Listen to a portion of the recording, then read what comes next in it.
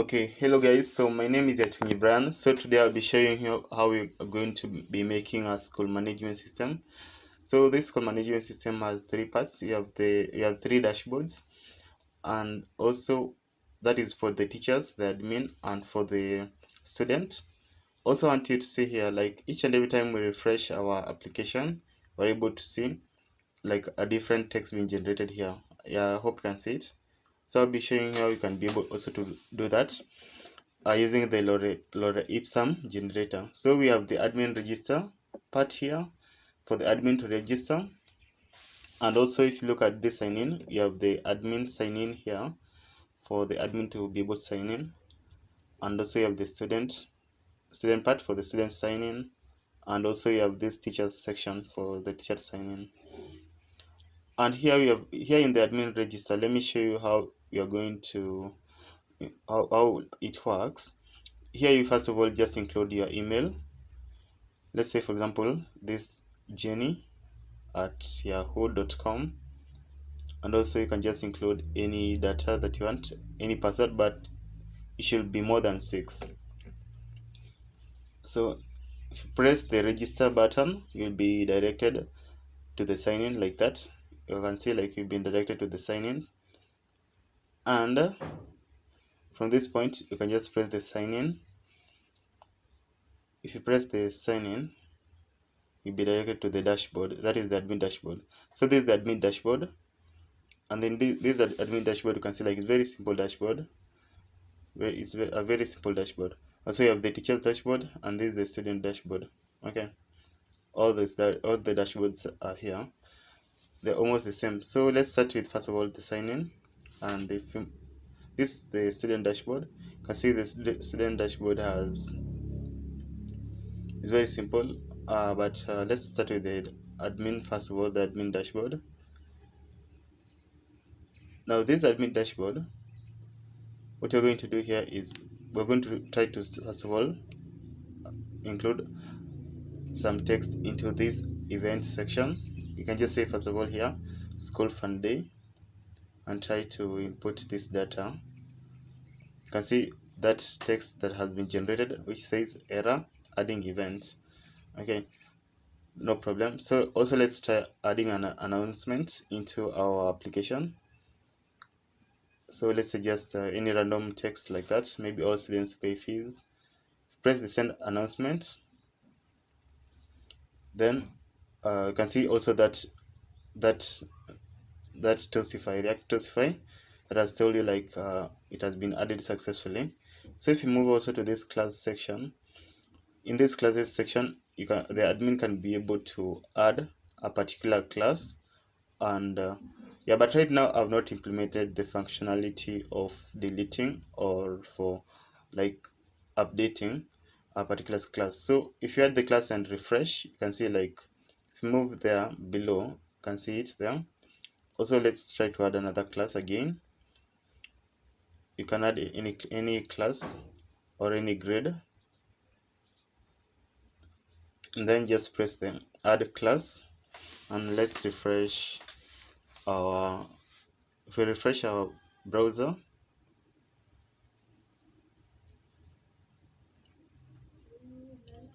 then we can get there. So also in this students section, we are able to add the student, and then you are able also to add the registration number and the grade, and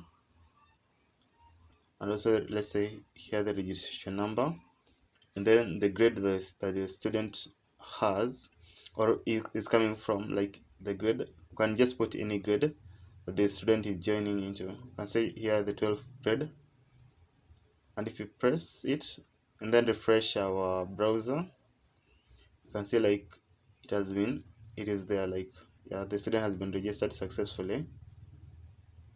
So let's put another demo data like that, and then press the add student. Okay, and let's refresh our browser.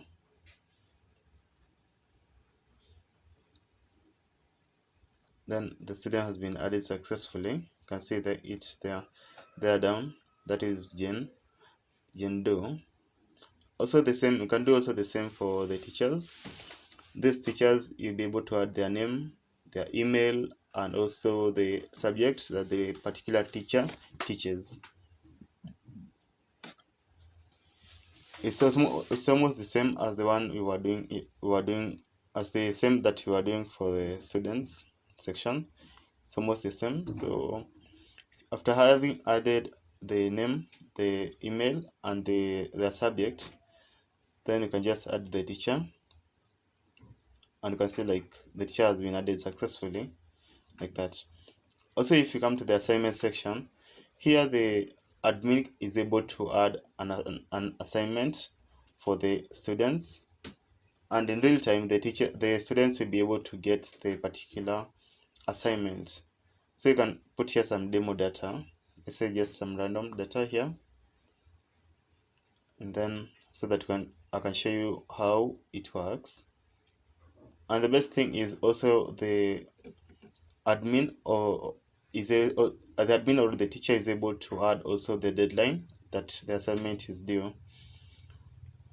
So can add here, add the assignment. If you add the assignment like that and refresh the page, the browser. If you refresh the browser, then you can see it there below.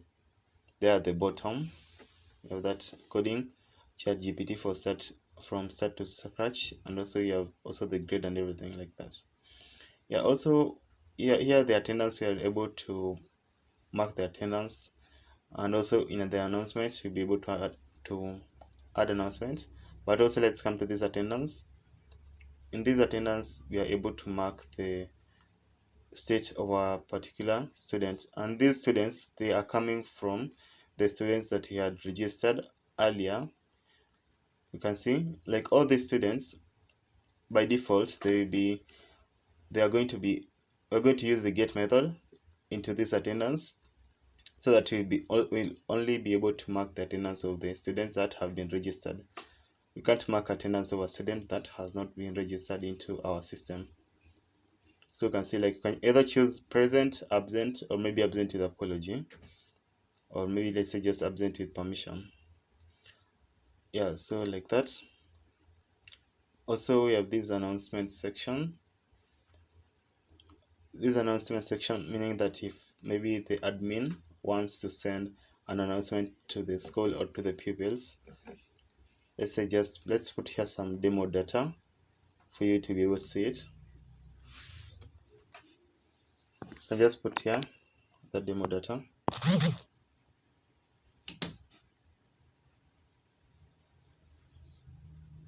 And I don't know if you can see that reactosify there, which means announcement is added successfully. Also, you have the edit profile section, but this part you have not done it. So also let's move to the students dashboard.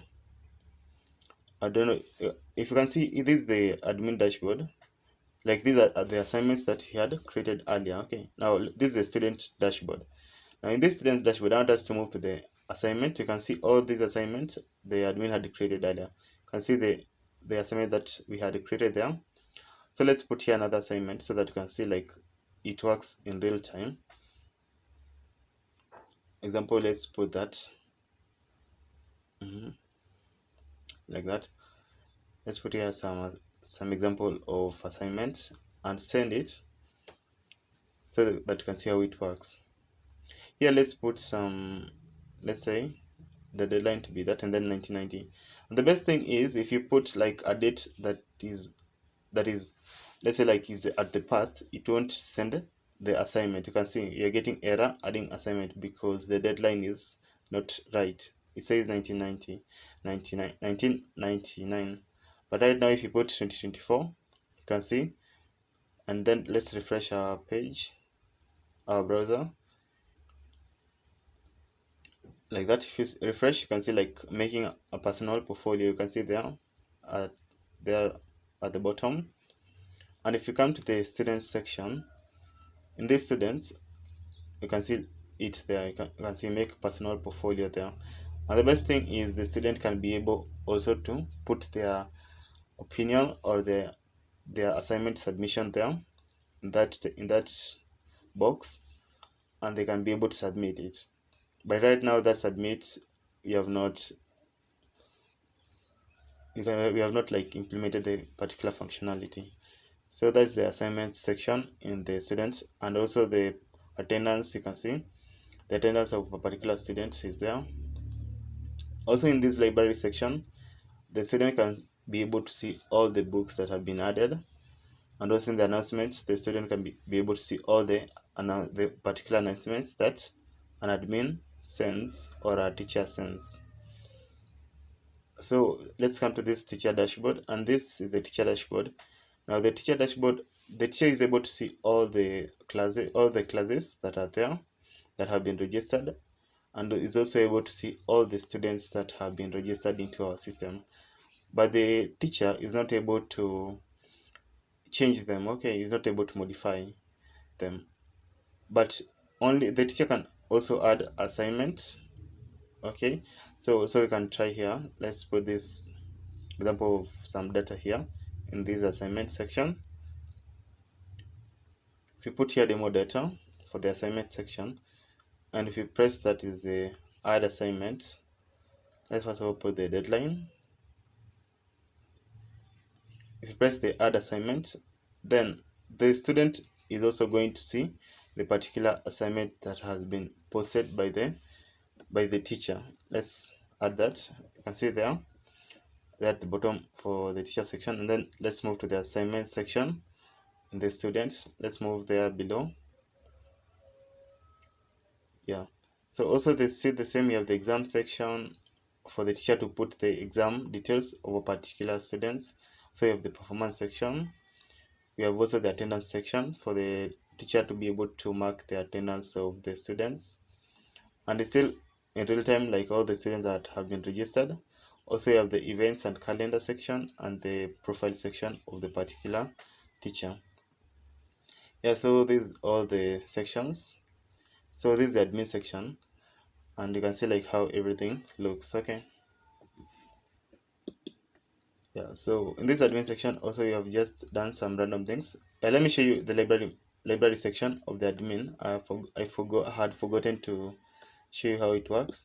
This library section, the teacher can add maybe, let's say, title of a book, let's say Rich Dad Poor Dad, and then the author.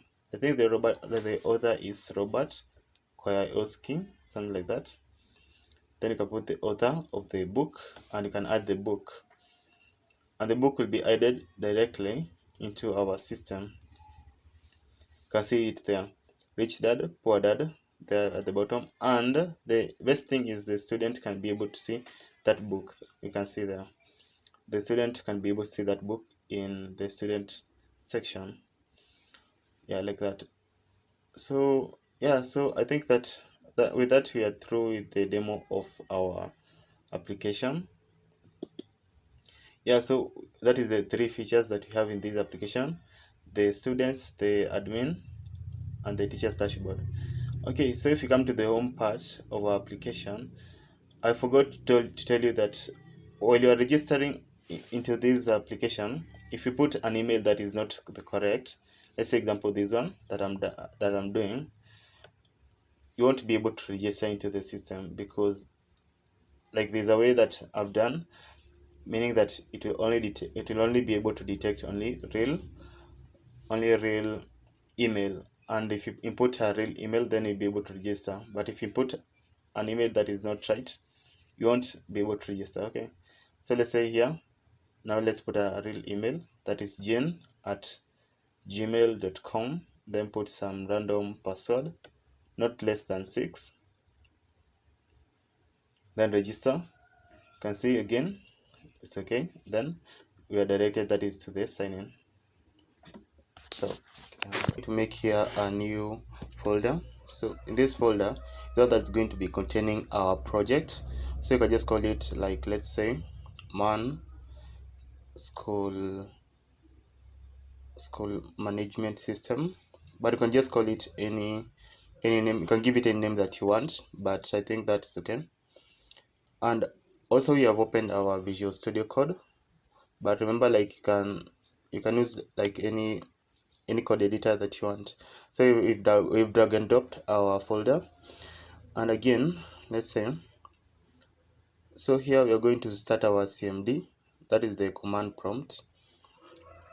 Like instead of using the CMD, the command prompt, you can opt to use the terminal, still okay. So here I'm going to do the CD, and I've done CD. That means to create directory. Yeah, and then I've moved to that directory, which is school management system, and also I'm making here a new directory known as the front end, and you're moving to the CD front end. Let me see. So okay, so I've done start in the CMD. Start usually starts a new CMD so that you can have multiple command prompts, one for the front end, another one for the back end. Okay, so here is for this one is for CD backend.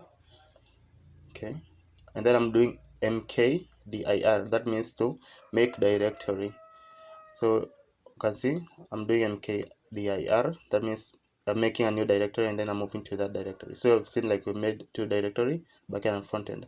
So again, let's move here to our browser and move to Vite. We're going to start a new project, that is vite.js. You're going to find it, the link in the description below the site for the Vite.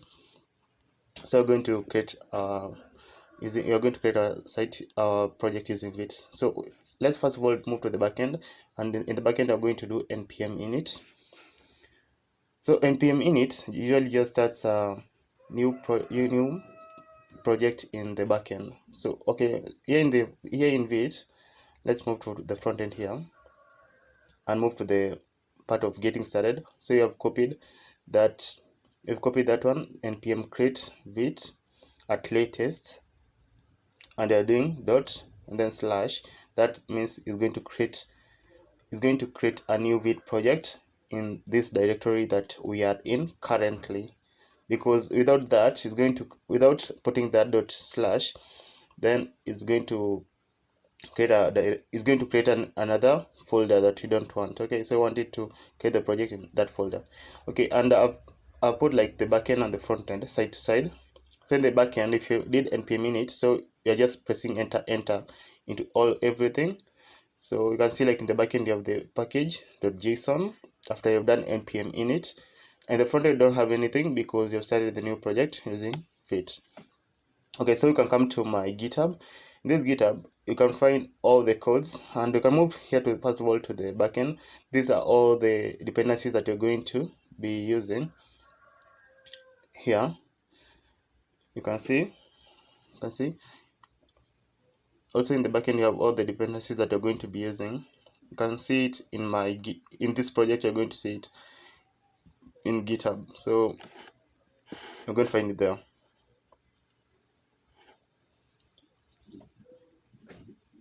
So these are all the dependencies that you're going to be using.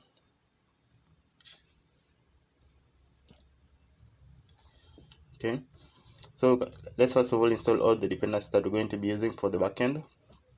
So you're starting here with npm init, that is bycrypt.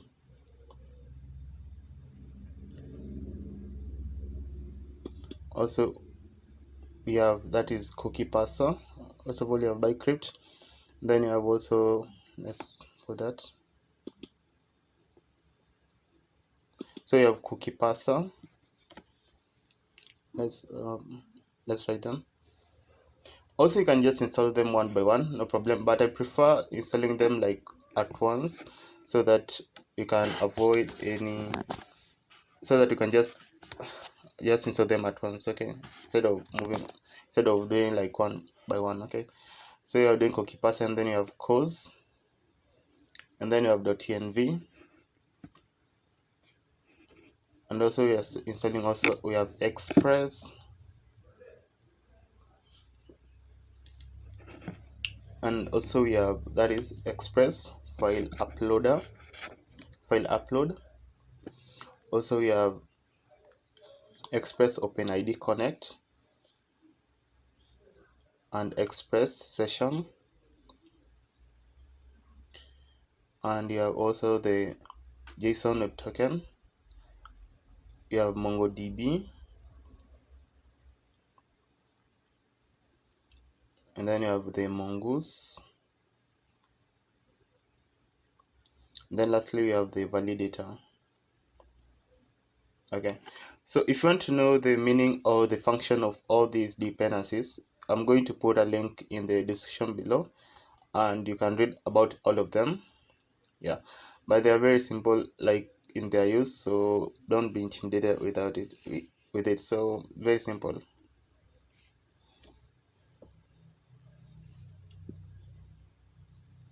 Yeah, so we have all of those. Can look at those. Mongoose, not born validator. Yeah, all those.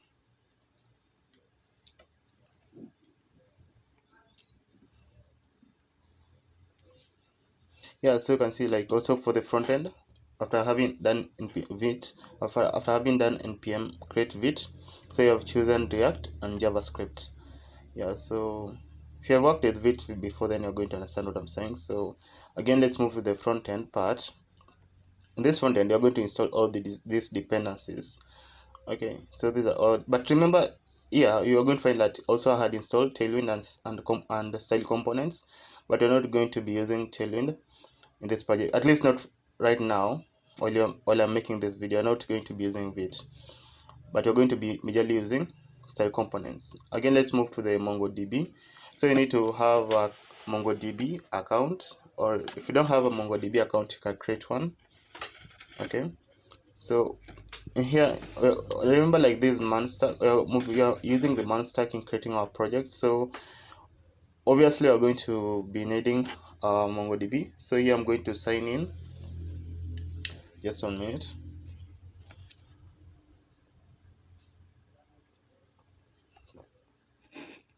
If you look at in our front end, you're going to find out that also you have some files that have been created. Done. So let's just wait for a minute for for us to sign in to our MongoDB.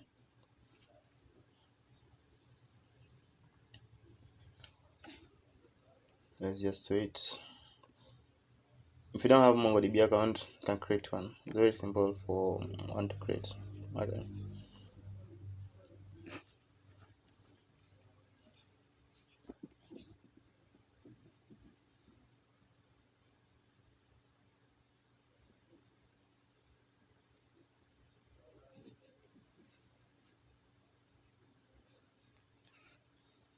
So you can see here. Let me show you. So here in the MongoDB, you can come here and you're going to create a new project. So press the new project.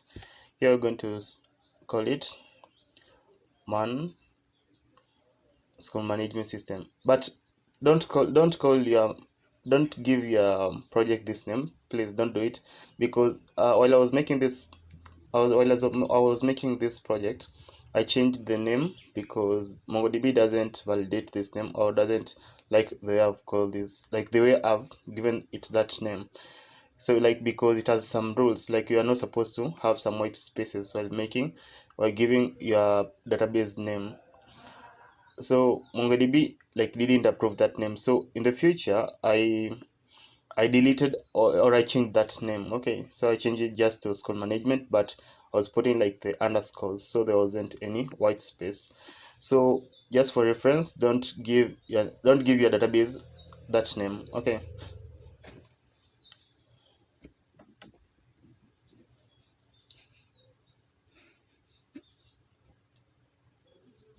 So I've seen like all those dependencies have been solved for the front end and for the back end. But instead, if you're going to be having any difficulties installing them, please you can look at my codes in the GitHub. No problem. So yeah, so in here in MongoDB, you have pressed the cluster, and here you're going to choose the free plan. And here let's create the project. Let's create the deployment. You can choose the free plan because right now we are just trying to test our project. So remember, like I told you, like this project, I'm going to be expanding it further. For I'm going to use it further, and I'm going to also create some new features because I'm going to be using it for the local community in my area. So yeah, so maybe later I may move to the next plan, to the paid plan. But right now you can just go to the You can just use the free plan, no problem.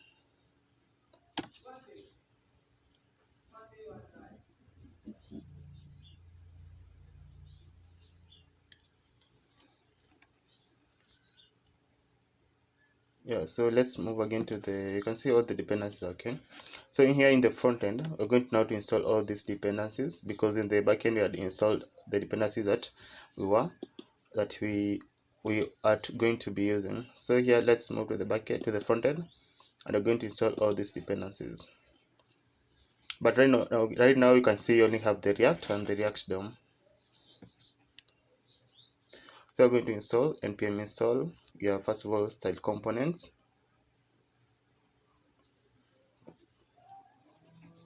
But remember this, if you're not that good in using style components, you can use Tailwind if you want. Okay, so let's install that React Testify, and then you have React Router DOM. So components, remember, it's just like CSS, adding some CSS. React Testify is really just like React Testify is really just to help you in it usually just helps the user to be able to see how he or she is interacting with the UI of the particular model, okay, but with the particular application, okay. Yeah, it really just helps in that. So you have your React Tostify, React Router DOM, you have the, that is lorem ipsum, you have Axios, and then you have at MUI material, and then you have at emotion style and at emotion React. But remember, in future, like I was having in future, like we won't need that at emotion React and at emotion style and at MUI material in this project. But I've just installed it because, like I told you, like this project I'm going to continue working on it even after this video. So but we won't need it right now. You can even just, you can even not just, you can even like not install them, no problem.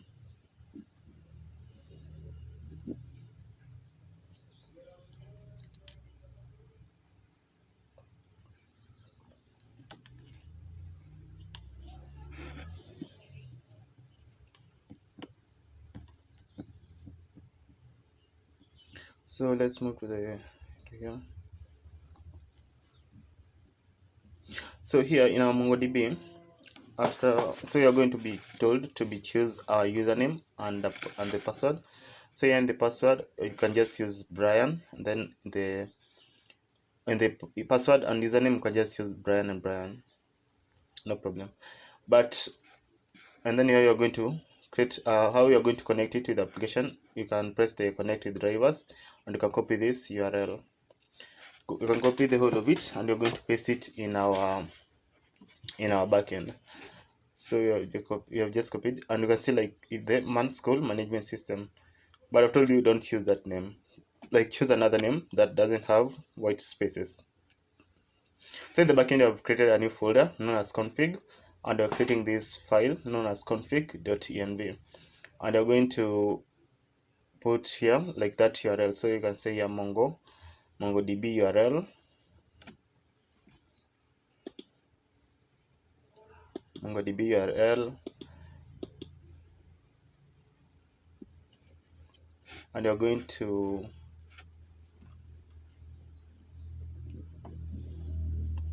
paste it like that. So you just paste it. Okay.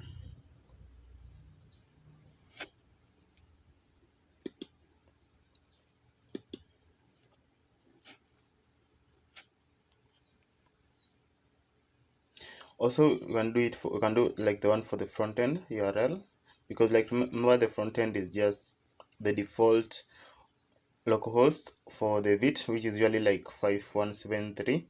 So we will also created like, we're going to also need for the one for the front end URL, and also the one for the port.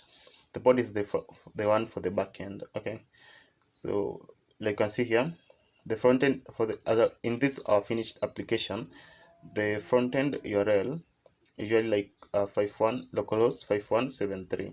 So you can just paste it like that. That is usually by default in vit. And also you have created the one for the port 4000. Okay. Also, for you to be able to create the logo, you can move to your browser, and just search for get free Lore Ipsum logos, and you can just move throughout these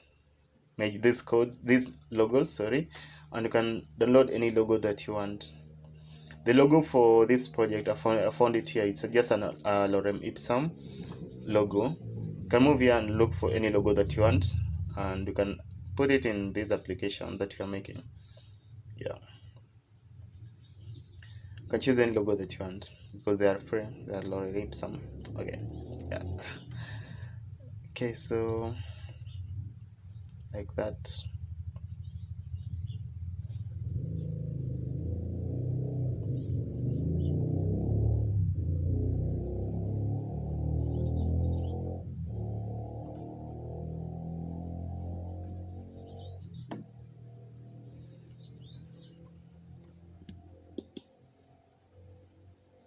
Yeah, so like that.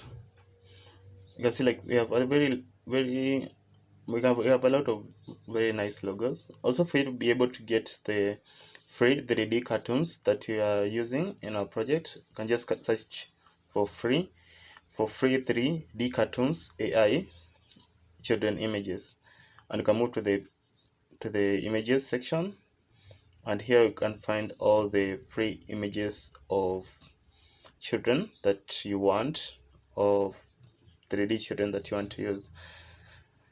You can just search for any that you want. Yeah, so like the one for this project, I found it here. You can just move through and search for the one that you prefer or the one that you like.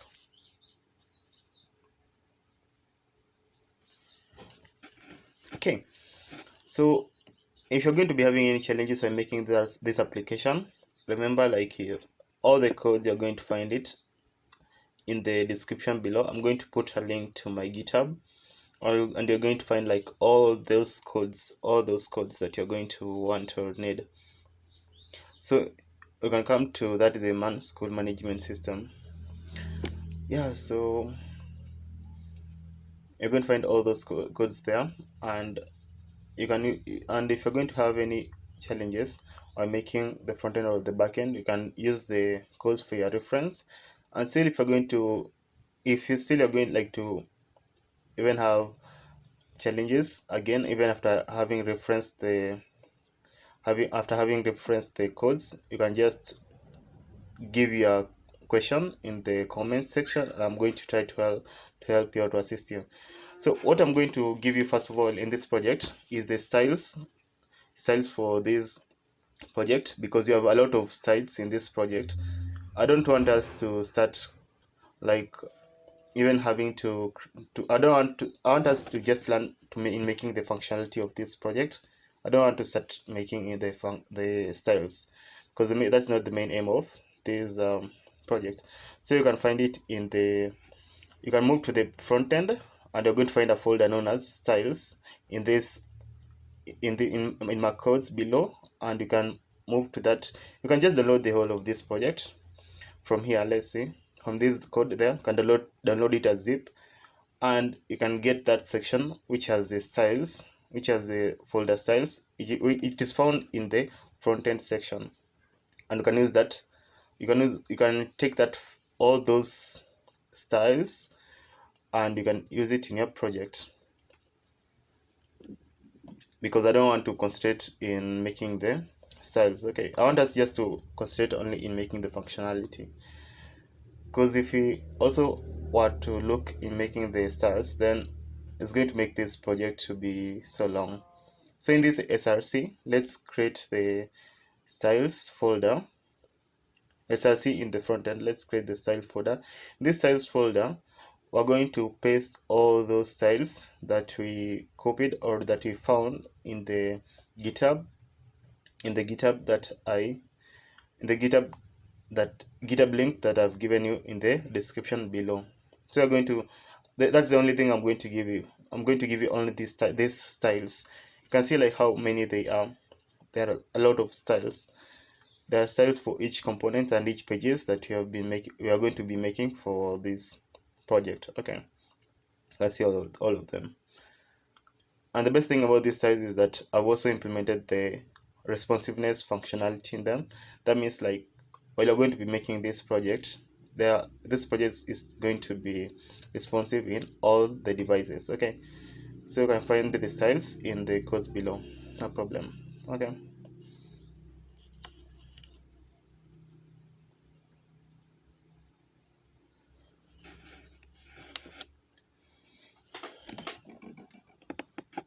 so you can just move to the index.css and remove, and also the app.css, and remove all those styles because you won't need them. So you can move to the assets and delete all the assets. I'm also going to give you some assets that you're going to need, but let's first create this folder known as components. Also create another folder which is known as pages. Pages is going to contain, that's the admin, the student, and the teacher's dashboard. In these pages you're going to create some files. So the first one, let's say we're going to have another folder in the pages known as admin.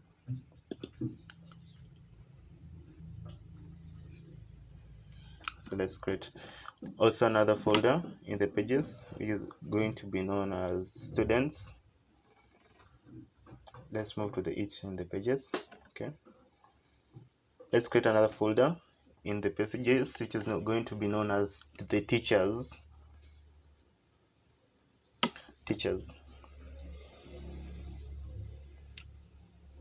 Okay,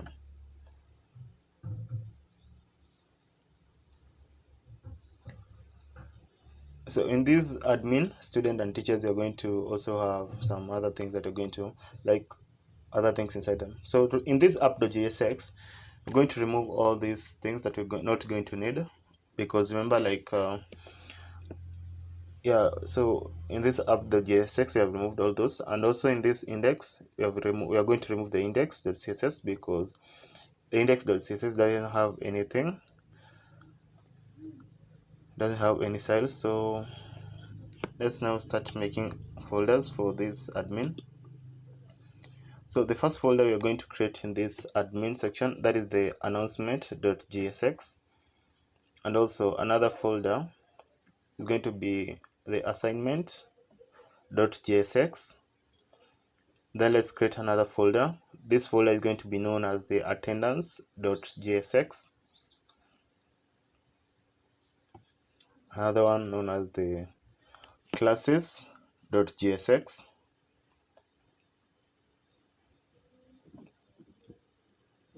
And then we have dashboard.jsx.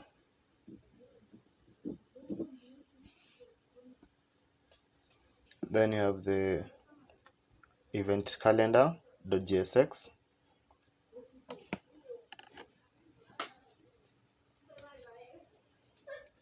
Then we have the events exam.jsx, then library.jsx,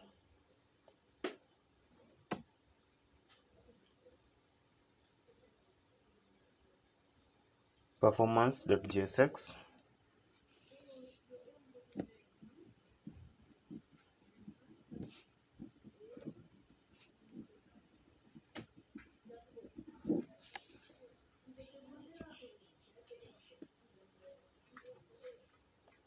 then sidebar.jsx. Okay. Then students.jsx. Then lastly, we're going to have the teachers.jsx. Teachers.jsx. Okay. Yeah, I think those are the ones we're going to need.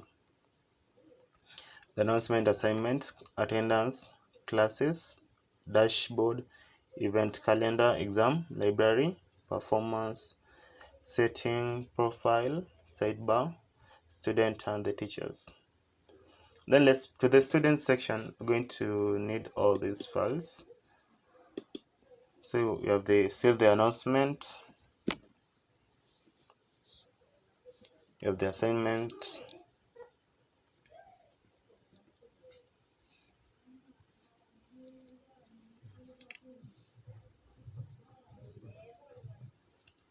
assignments.jsx, and then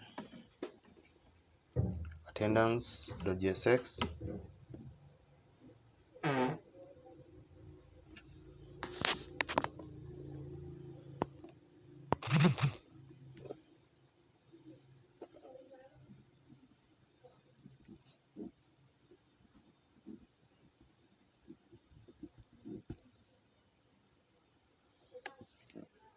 library.jsx, then performance.jsx,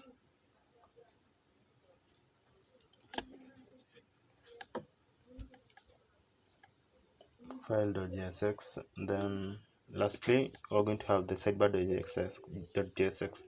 So we have inputted the sidebar twice, because remember, like, the functionality or things that the admin is going to see are not the same things that the student is going to see. Okay, they're going to be different things.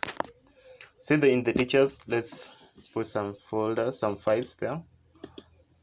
So you've started the announcement and the assignment, and then you have the attendance, then another one which is the classes.jsx, and then you have the dashboard.jsx. There are a lot, don't worry. Yeah, so we have even events.jsx, exams.jsx, performance.jsx, then you have the profile.jsx, and then the sidebar.jsx, then you have the student.jsx,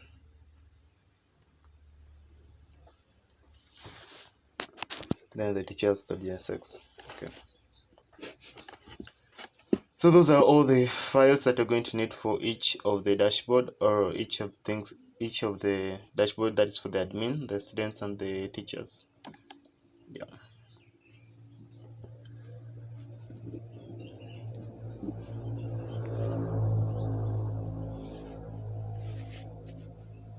Now, in these components, you're going to need some things. So we have started with the admin register, and we have the admin sign in. Also, you have the choose user.jsx. You have also the home.jsx.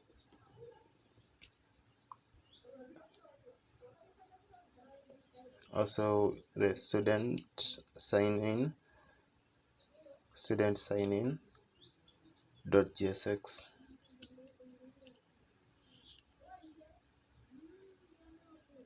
Okay, while I was making this, like, input like in this part of the components, I didn't want to include these files that I'm including right now in the components section, because I believe components are things that we're going to be reusing or needing them again in the project. So I wouldn't advise you to include them in the component section, but yeah, I did that. I don't think it's cool, but it's okay. So the first one that you're going to be making or be starting with is the home section. So the home section that is in the, so remember, if you have the React installed, that's the React Redux dependency extension installed. You can just do RAFCE, and you can get all the skeleton codes. But since I don't have them, then I didn't get them while I did RAFCE. So in this home, all the styles for this home part, or for this home section, are found in this the styles.jsx, in the styles folder. So you can just come and you can move to all these styles, and you can just move through these styles, and you can change your styles as per what you think will be appropriate. Okay, so here in the home.jsx, it's not a must for you to import React from React, because like remember, like in the current version of React you can function without that. Okay, but I've just done it because yeah, I'm able to do it. Okay, so also we are importing also the navbar, the logo, the navigation link, the nav link, the buttons container. Then we are also importing, that is the login button. That's the login button. And remember, like all of these are coming from the styles/styles.jsx in that file, in that folder that I gave you. That is, you can find it in the description below. Okay, so we have also here the login button. Let's see, login button, or the guest button, or the home container,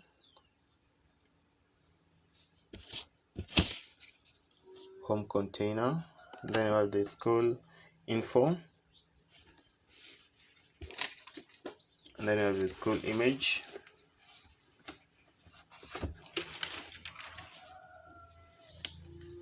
title, lorem text container, and then admin register link.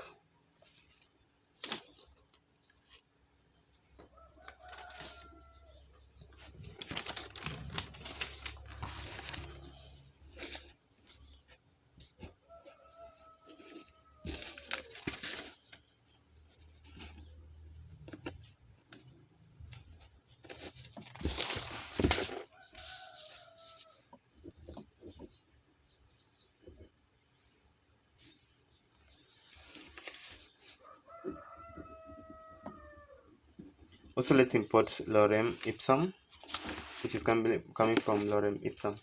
So you might be asking yourself, like, why are we importing lorem ipsum? Because remember, like, you're going to be using the lorem ipsum generator, and what we wanted is that this generator is going to help us in getting different text when someone loads that's the application. Because if you have noticed, that application, when we are loading it every time, like each and every time we are loading, we are getting different lorem ipsum text. Okay, but it's not a must for you to use the lorem ipsum generator. You can just even hard code it into your project. It's okay. So here again, you are still importing assets, and these assets, that is the bg and the bg1, and they're all coming from the assets. So I'm also going to give you the assets that you're going to be using for these projects. I think there are only two assets, or only two images that you're going to be using in this section. Okay, also still let's import the link and the use navigate, which are coming from the React router DOM.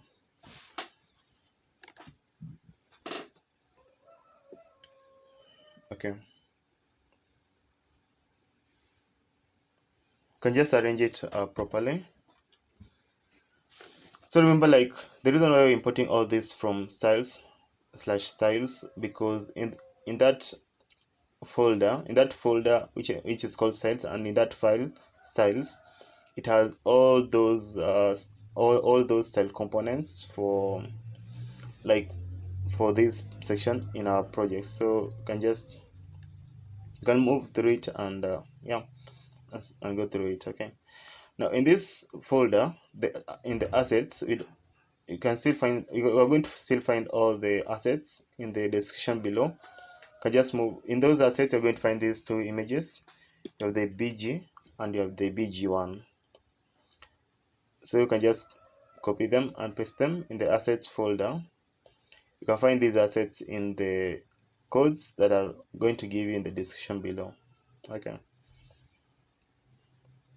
so there are only two images, the bg and the bg1. So one is for the logo, then another one is for, like, is the one that which is found in the home section.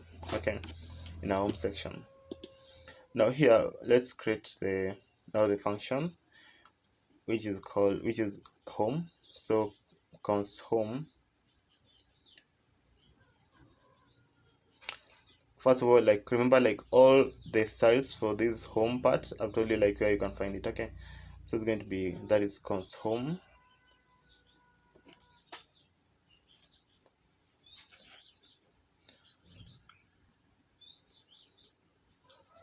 So you're going to say that is const navigate to be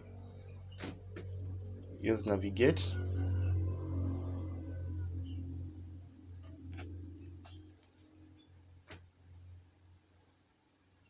and then const lorem text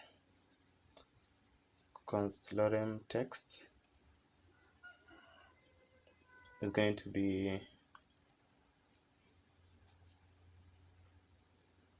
lorem dot generate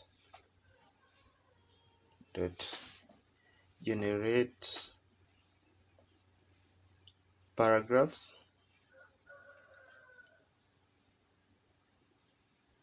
First of all, like remember, like we need to first of all do to do like the lorem const lorem ipsum to be new, to be equal to new lorem ipsum. Okay, for the lorem ipsum generator to work properly or function properly.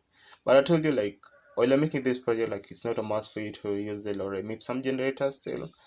But yeah, for your project to look cool, you can still go ahead and use it, but it's not a must for you to use it. Okay, yeah. So and then you have the const handle login click, because remember, like in our project you have two buttons, the one for the login and another one for the guest. So this is the one that's going to be handling that part, meaning when you're going to press the login, then it's going to handle that part of logging the user into the project. Okay, or showing him in the authentication page. So here you're done return, and this return here in the return you're going to first of all, so you've started with empty braces, and inside it you have created the navbar. You've created the navbar here, and they're all coming from the styles file, which is found in the styles folder. Okay, don't forget that. So first of all, you're going to try and render our logo here inside the navbar, which is just logo. Then src, that refers to the source. So you're going to say here src to be bg1, and then alt to be just logo. Okay, and then for the navigation link, I'm going to do the navigation links, and then here we're going to do that's going to be the nav link. The first one that you're going to be using, the first navigation, is the about us, and then we're going to have an href. Right now we just wanted to navigate to nothing, so you can just put just only hash. You can copy it and then paste it twice. Okay, then you can change this to be the products. Then this next going to be contact us. Okay, and then let's see. So below this navigation link, you're going to again create the buttons container. This container is going to contain the two logins. So it's going to have login button. The first one is the sign in. You're going to have the text sign in inside it. You can copy it and then paste it.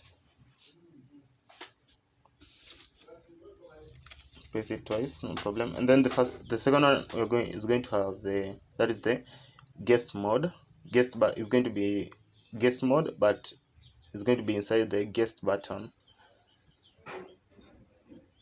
Okay, so we need to export it. So we're going to do that is export default home. Yeah, like that. Export default home. And then let's try to save it and see how it's going to be.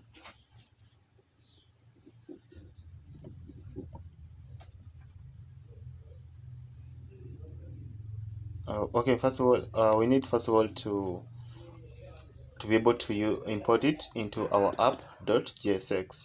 Okay, remember, like it's very important for you to import them into the app.jsx.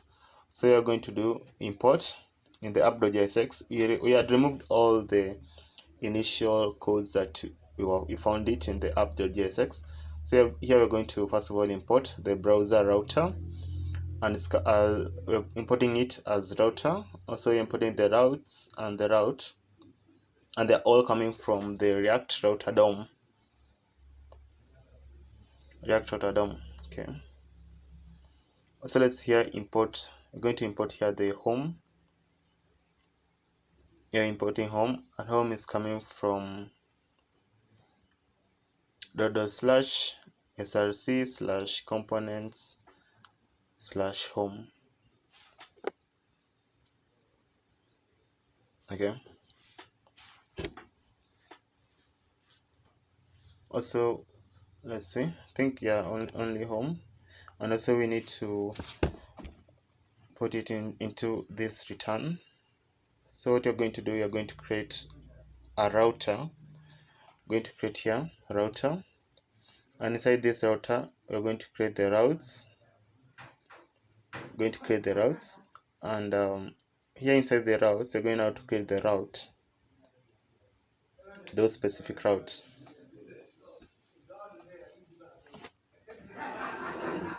Okay, so that is the route, and then now this route is going to have, remember, like it's a self-closing tag. Okay, so it's going to have a path. Now the path is just going to be slash, because it's not moving anywhere. Okay, so and then elements to be, so let's see, elements is going to be rendering only, that is the home. Just going to be rendering only the home. See here. Okay, yeah, only home. It's going to just be rendering only that.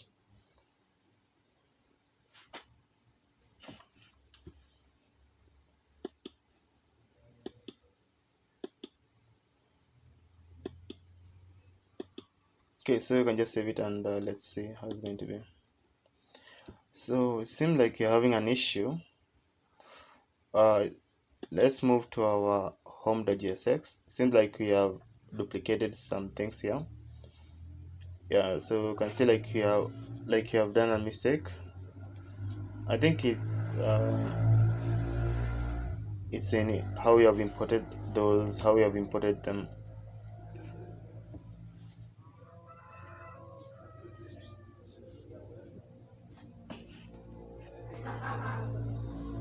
Yeah, it's in how you have imported them. So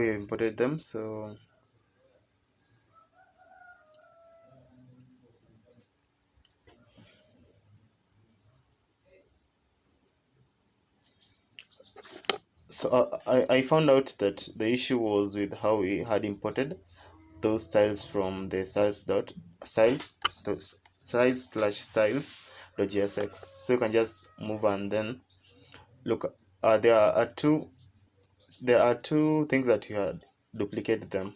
Yeah, or you had imported them twice. Okay. So below the navbar, you have created another home container, and inside it you have created the home info, the school info. Sorry, the school info. And inside you have the title. This title is which is going to have the school management system, the one that has our title. Okay, now we have the lorem text container. This one is going to contain the lorem ipsum generator that is going to be rendering each and every new text when you refresh the page. Okay, so that's the function of the lorem text generator.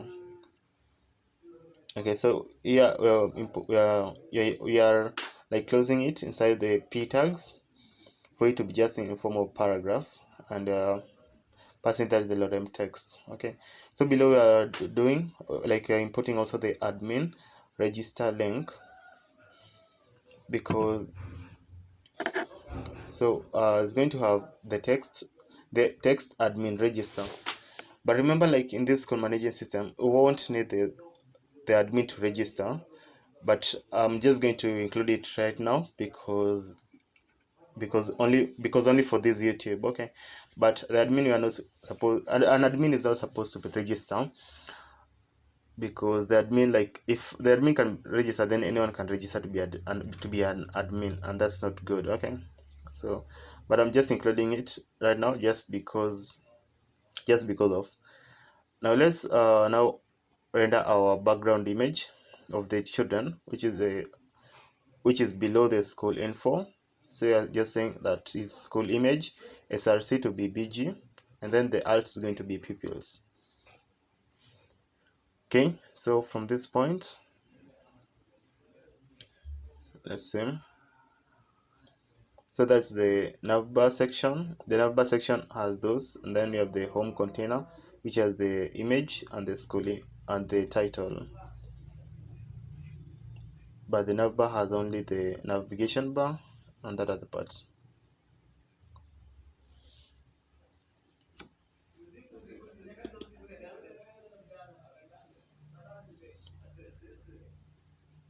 Yeah, let me show you.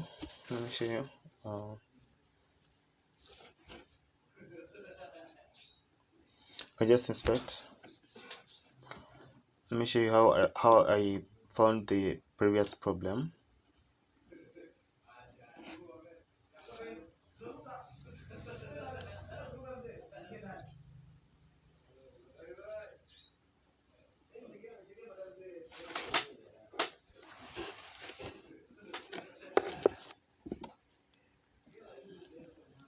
Okay. Okay.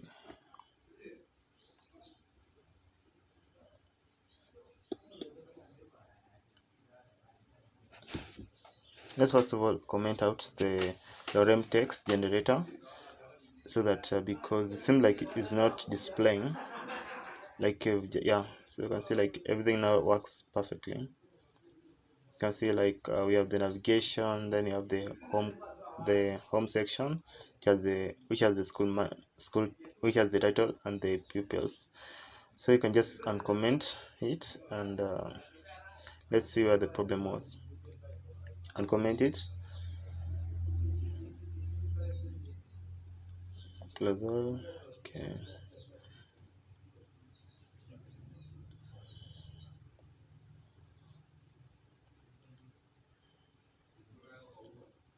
Yeah, you can see like 1 minute.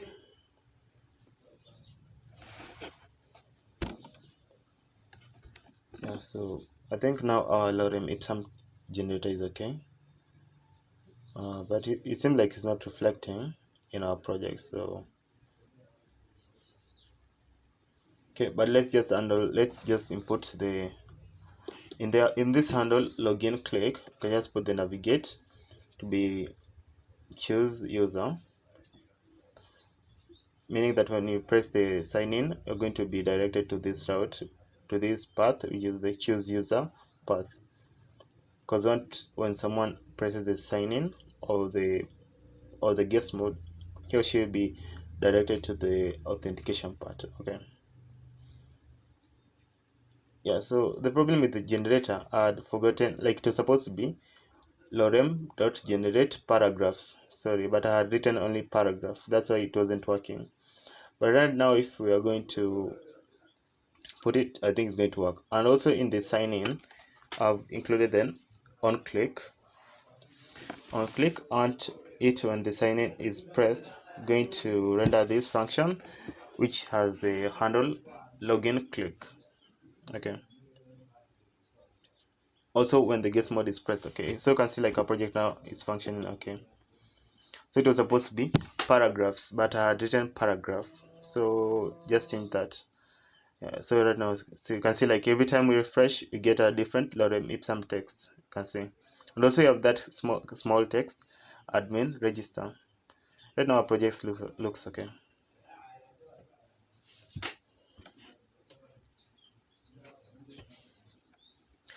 And again, if you press the sign in, you can see we are directed to this path, which is the choose user path. And yeah, so because we have included the on click into it. Also still the same for the guest mode. Yeah, so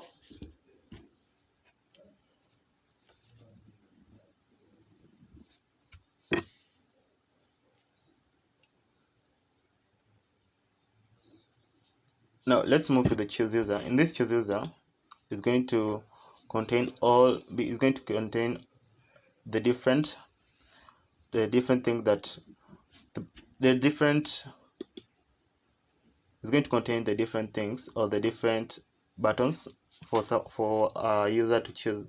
If example you are an admin, or if you are a student, or if you are a teacher, you're going to choose the particular part as per your role. Okay, as per your role in using the system. So again, you're going to be importing, that is the choose user container, the user section, the title, and the button. They're all coming from the /styles / choose user styles. So remember, still again, like these styles are coming, these are styles.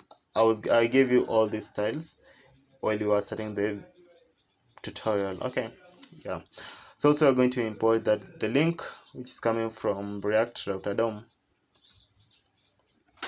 is coming from React Router DOM, but it's not a must for you to import it right now, because I don't think you're going to need it into this section.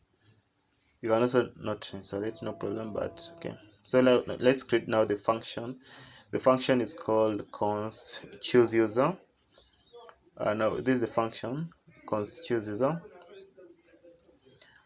and let's see here. So const choose user.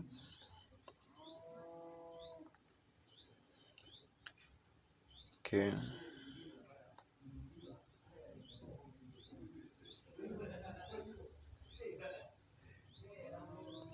And now in this const choose user, you're going now to, like, first of all, you're going to use here the choose user container, and inside it you're going to have, that is the user section,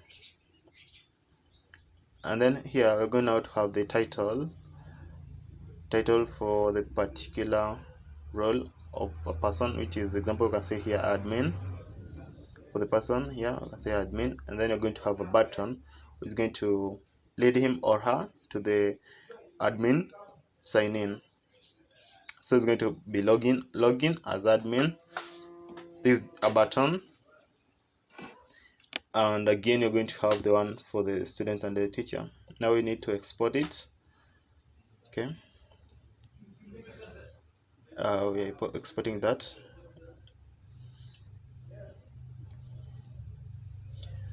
Again, from this point you're going to need to also import it and render it into our app.jsx.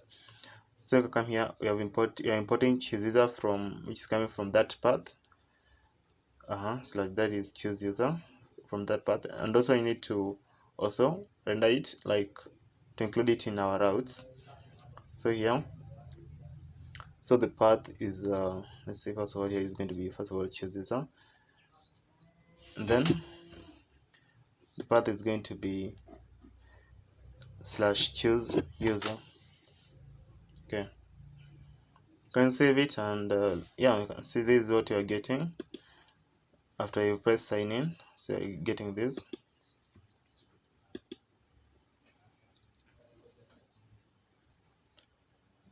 Yeah, so from this point you can just copy it, because, and then I'm going to paste it twice, like that. Okay, so you can see what you're getting, and then this one you can change it to student, then that one can be teacher. Okay, so here login as student, and then this can be login as teacher. And again, we'll need to, like, also change the routes or the path. So here, the admin, this admin is going to the button. When you're going to press the button, it's going to lead you to this path, or this path, which is the /admin sign in. Okay, see the same for the student is going to lead you to, that is going to be /students sign in, and for the teacher is going to lead you to that the teachers /teachers /teachers sign in. Okay,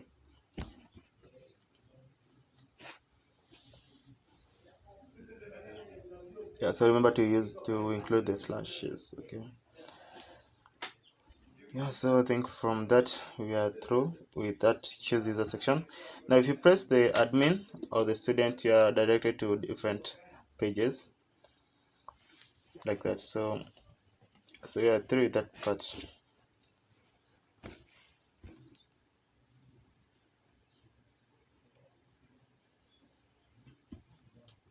Now let's move to the admin register. This admin register, still you're going to start by importing the things you're going to need. First of all, you're going to import first of all the, let's say, the admin register container.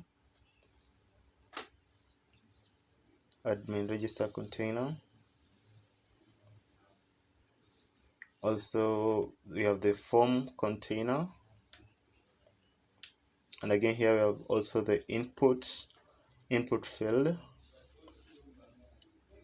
and also we have the submit button, and all of these, they're coming from, that's going to be /styles/admin register styles. Okay, so you're going to here to create this function, which is going to be const admin register.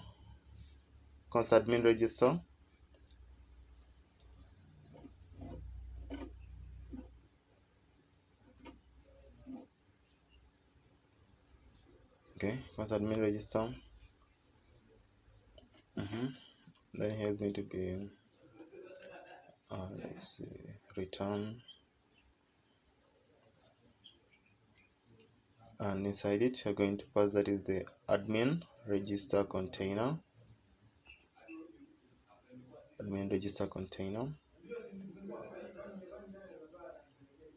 And then here inside you're going to have h2 text, so it's going to be admin register.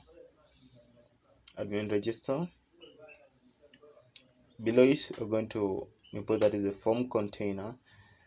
In this form container you're going to have the input field.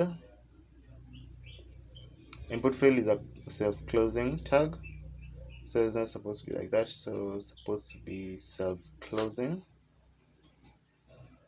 Let's see, like that, yeah, self-closing. So here we're going to have the type is going to be email. Then placeholder is going to be email.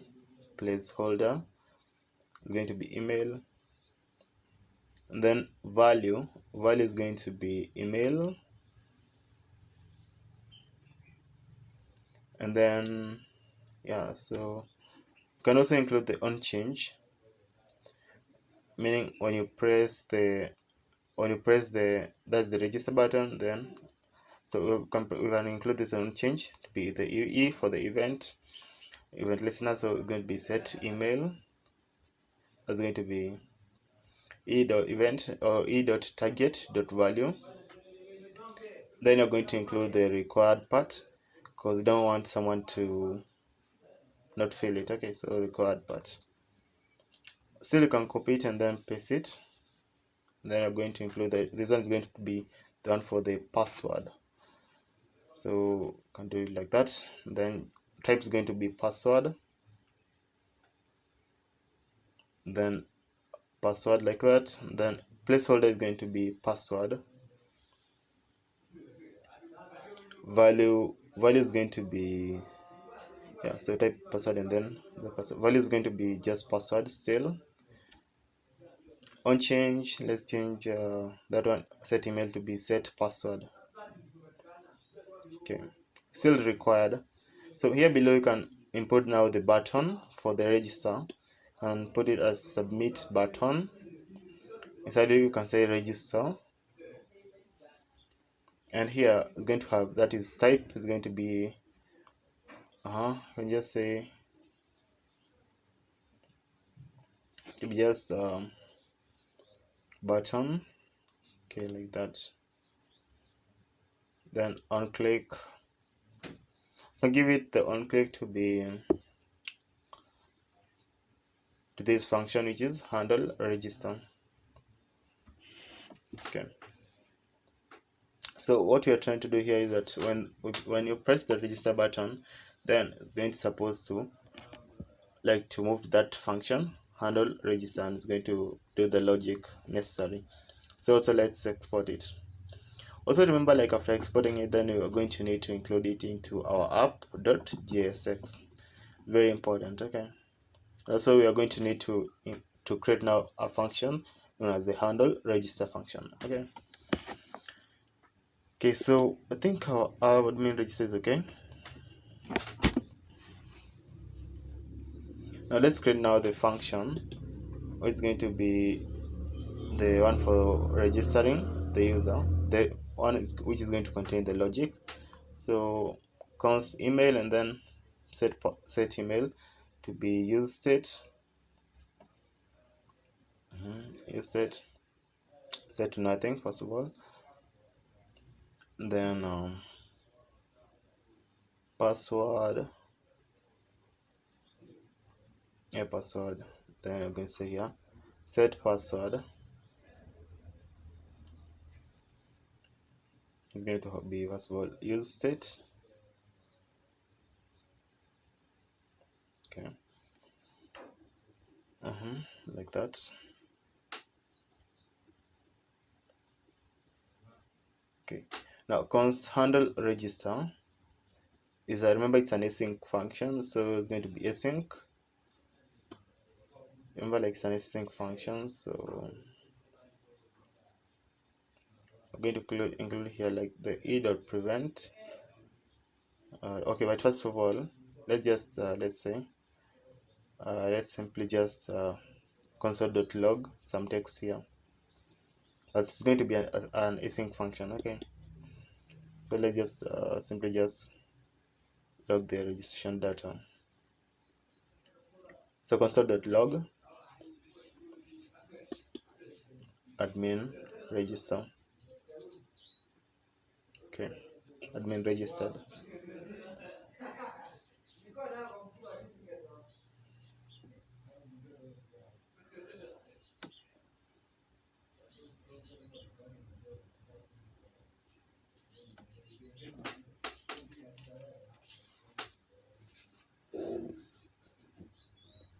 So just going to console.log the email and the password.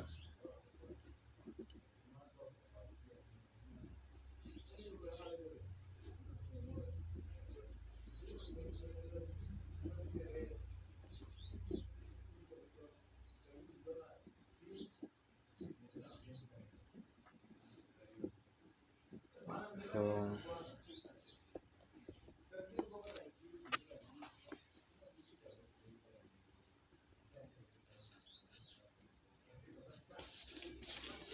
now everything now looks okay.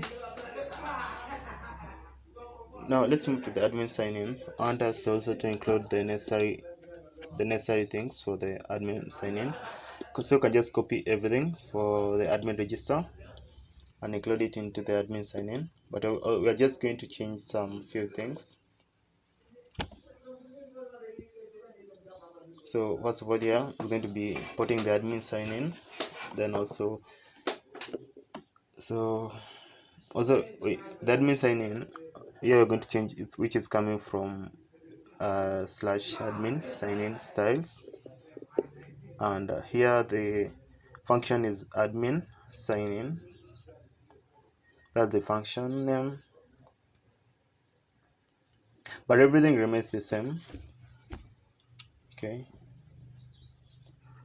but let's change this name from handle register. You can just change it to, first of all, change this to admin sign in.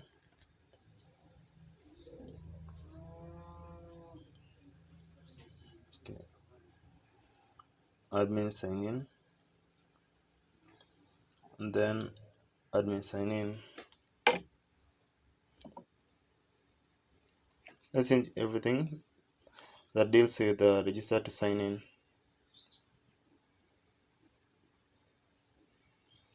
Sign in. Okay,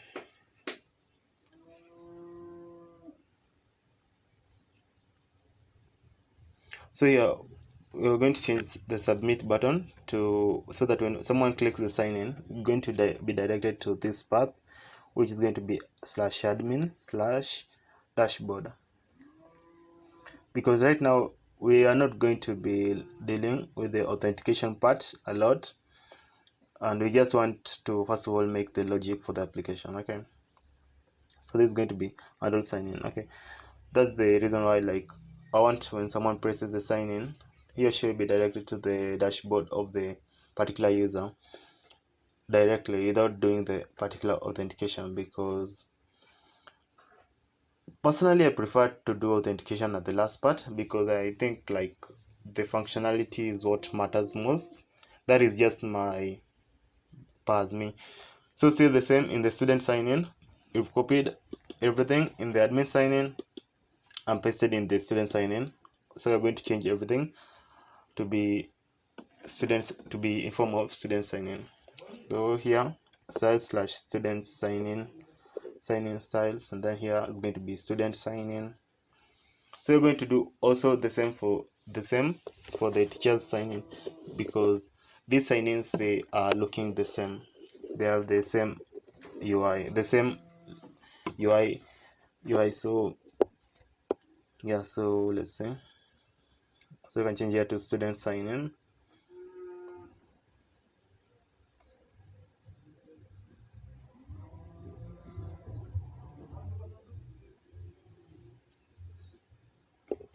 Student sign in. Okay,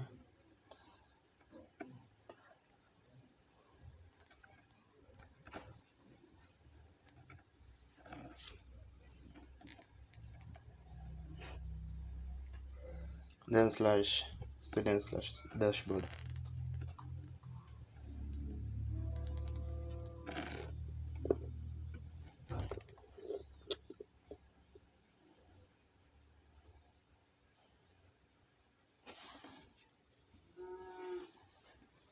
Okay,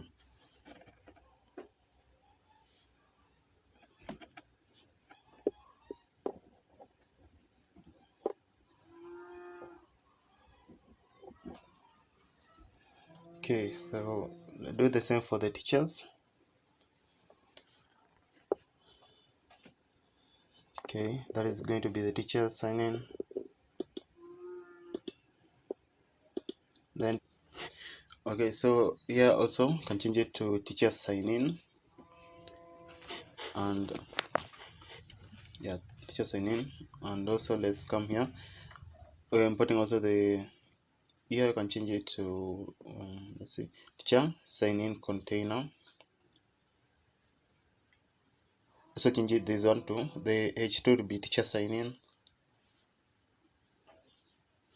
Also the path is going to be to teachers/dashboard. Then just save the whole of it and see how it's going to be.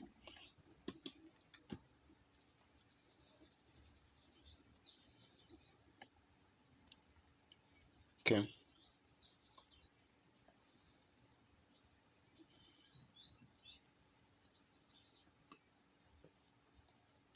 but the problem now that you're facing is that it's leading to the correct path, but you can't see like all those, the UI for the all those sign in. Okay, the problem is just one, we need like to import all of those into the app.jsx. Okay, but let's inspect and see like maybe if there is an issue that might be causing the problem.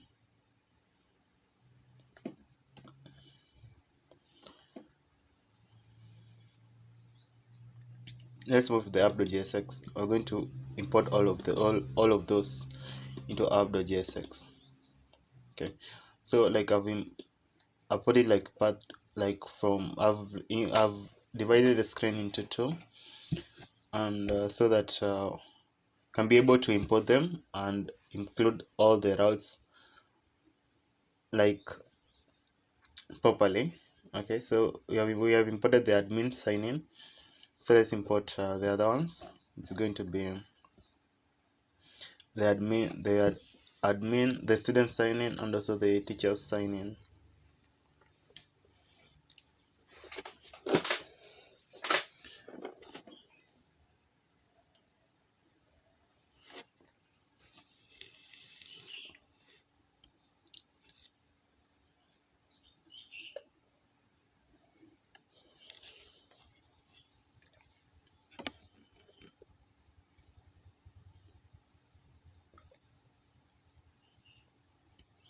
Remember, like after I created a particular component, like you need to first of all, or any file, then you need like to import it into the app.jsx. Okay, if you want to like to render it, okay, it's very important for you to import it into the app.jsx.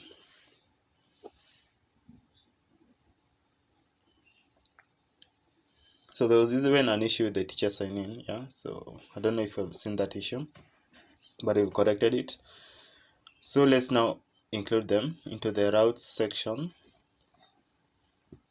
So here what you're going to do is you can just copy that, and then you can just paste it. So you can include the exact path, be admin, then sign in,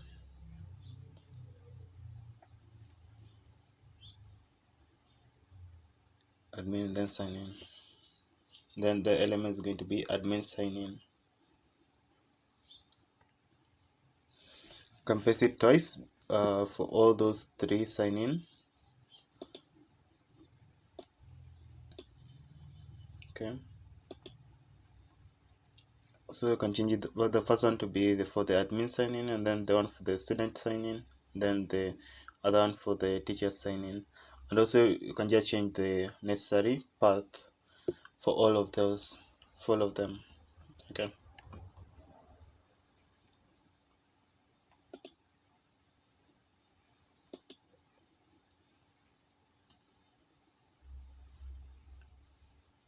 yeah, so yeah, I think everything now is okay, but you can just include here. So let me just include here some, okay, it's not a must for you to include, let me just include, just for easy reference, some comments. All the sign-in pages routes are here. All the sign-in pages routes. Okay, so yeah, so we've included all of them into the app.js. Now let's see how if everything is going to function okay perfectly.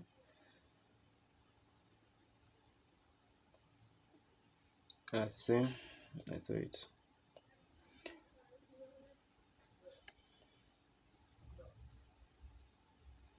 Seems like there's an issue.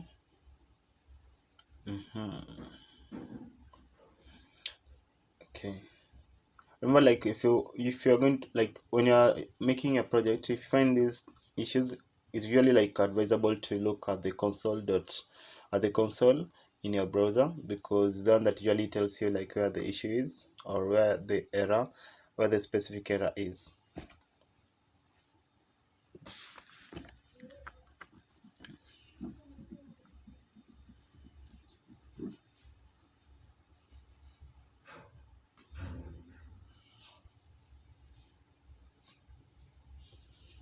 So there's an issue here.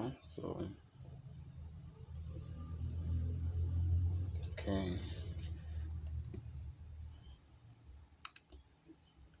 methane container. Okay.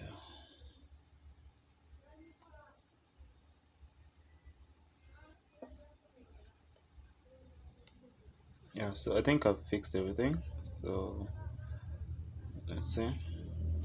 if you just save all of it, can even just press Ctrl S and it will save. So, and let's refresh our page, see if everything right now is okay.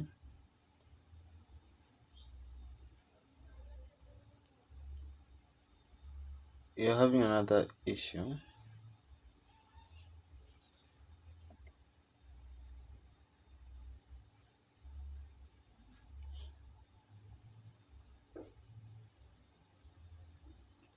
The student sign-in container. Okay.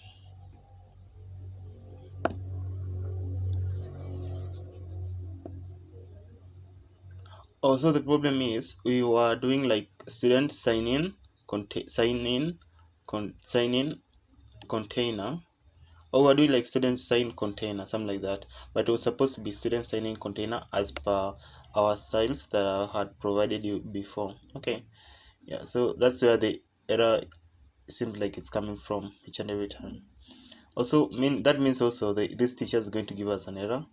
So you can just move also to the teachers sign-in container, okay, and then copy this teacher sign-in container, and you can paste it into this teacher sign-in.jsx, because that error. I did like that problem or that error in the students, the teachers, and also for the admin part. Okay, so I've corrected in all of them, and I believe right now it needs to be working okay, working perfectly. Let's see. Now the reason why I've included this error, uh, the reason why I'm including this error is just so that you can be able to know how you can go about in changing, or how you can go about in facing them. Okay, so that's why I'm including these errors. Also in these teachers, how we were importing, it's how we were importing the styles is the one that is giving us all the errors. Okay, so I think, yeah, right now it's okay. Everything now functions perfectly. So I don't know if you have seen like how we've gone about in handling the error that we were getting. Okay, yeah, so that's the reason why like I've not deleted this part of us getting these errors, because I want you to see how we are getting the errors and how we were able to get all how we were able to fix them. Okay, yeah, because when you're programming or coding, you're going to find errors most of the time, so it's just normal. Yeah, so let's try it and test our sign in, but it's not functioning perfectly. But we can just input some random data, and it's supposed to display or show it into the browser. So move to the inspector, and at this part of the console, want to see if it's going to display it. So press the sign in, and I don't know if you can see it there. Yeah, you can see it. Yeah, so everything's okay. So let's remove all the opened files. Want to move now to the admin section. Now let's move now to the admin part. This admin section, you're going to now make all these. We're going to make all these files, or all these. We're going to try and import all these files into the app.jsx first of all. Okay, I'm going to first of all import them into the app.jsx. But let's start first of all with the dashboard. This dashboard is in the admin section, and you can just input some. You can just do RAFCE if you have the React Redux, like the extension installed, because it seems like I don't have it because I'm using a new computer. So okay, not a new, like I'm using someone's computer and it doesn't have those extension installed, but you can do RAFCE if you have the extension installed. Okay,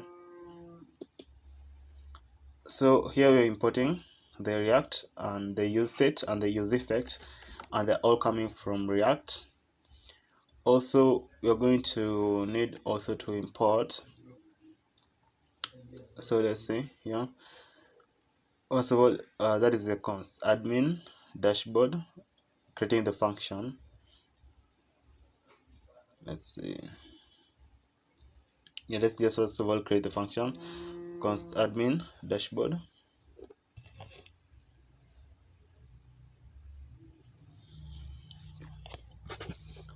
Okay, but first of all here what we're going to do is we're going to create just a skeleton code, and we're going to paste this code into all our files in this admin so that we can be able to import it into the app, so that we can just concentrate in making the specific components. Okay, so yeah, so here you can just pass anything. You can just say like admin.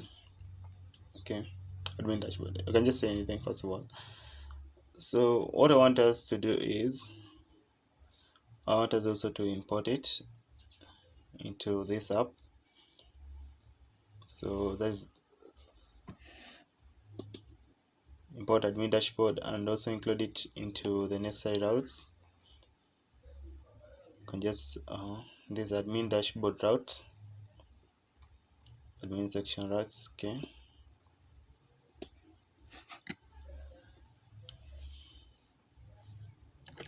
just copy that and paste it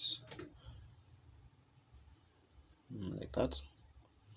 Then change the path to /admin /dashboard.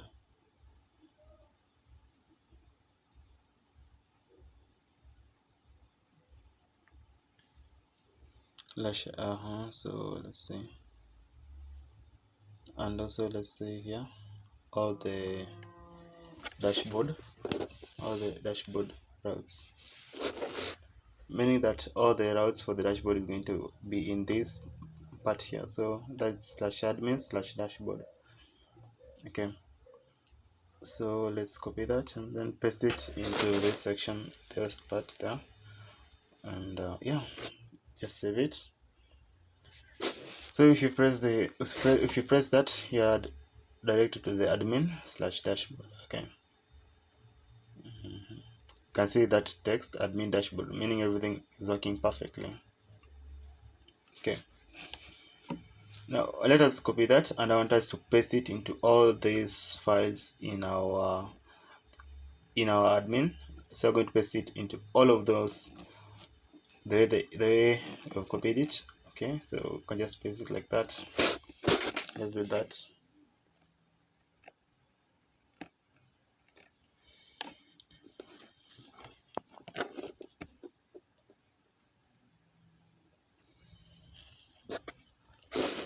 The only thing you're going to change is the function name.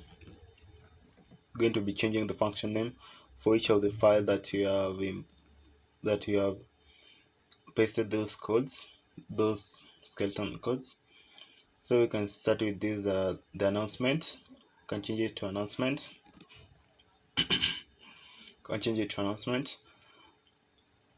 Like that.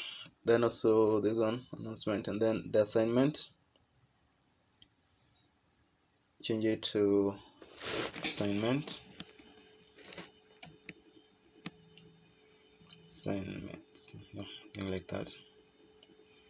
Copy it and then paste it. Then you have the attendance. Let's do the same.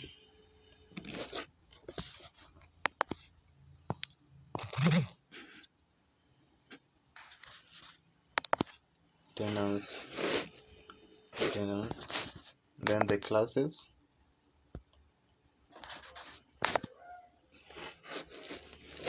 Okay.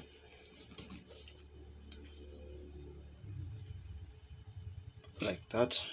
Then dashboard is okay. Now exam, event calendar. Change it to event calendar. Event calendar.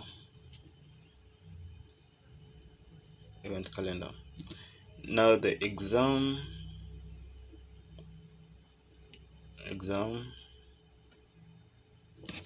Then library.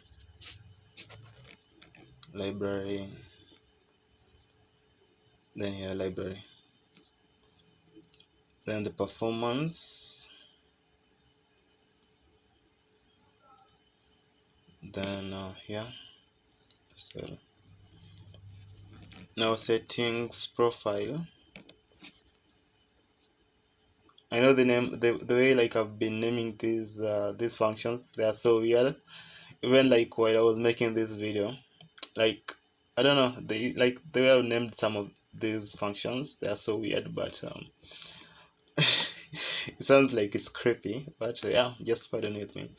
Yeah, so yeah, that's how it is. So also you can change this the one for the sidebar to be sidebar, just changing the function names. Okay, and then the student, like you might be wondering like why are we doing all of this. Like I want us to do all of this because you might also just do them. We might like put all of them like the functions one by one, but I just want us to do all of this so that you can import them directly into the app.jsx, so that you can concentrate in just making those particular files or those particular components to be working, instead of concentrating in also importing them into the app.jsx. Okay, yeah, so I want us just to import all of them once, so that you can finish in importing and just concentrate in only making them work. Okay, and forget about importing again. So let's just import them into the app.jsx. Okay,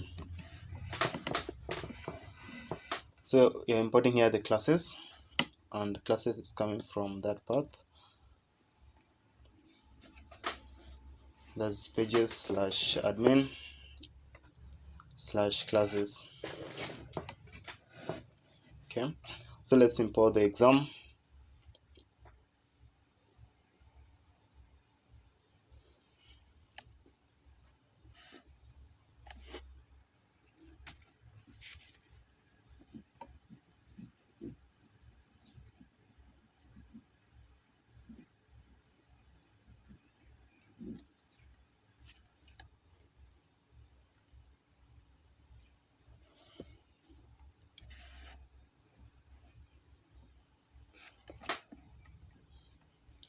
The attendance, and also let's import the performance.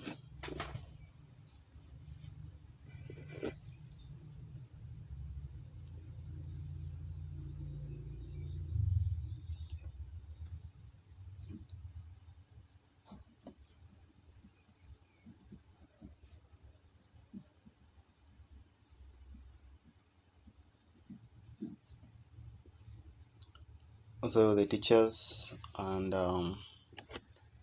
so the students, teachers, so the students,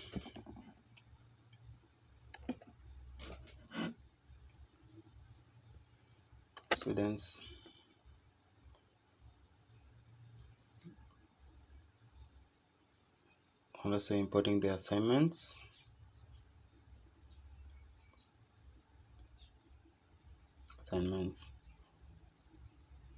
Okay,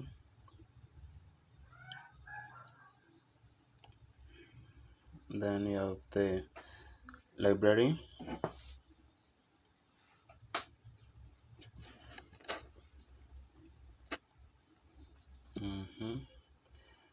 And then we have the let's see, first of all library, and then we have the event calendar.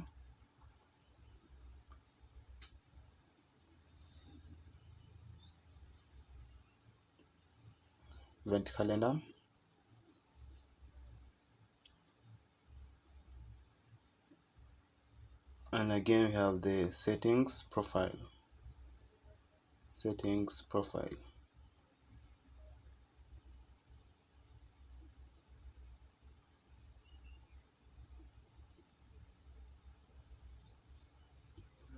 Lastly, let's import the announcement.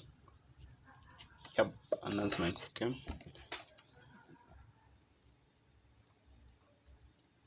like that. So also let's include the necessary routes. Like the necessary routes for all of them into this app, into this inside the function. Yeah,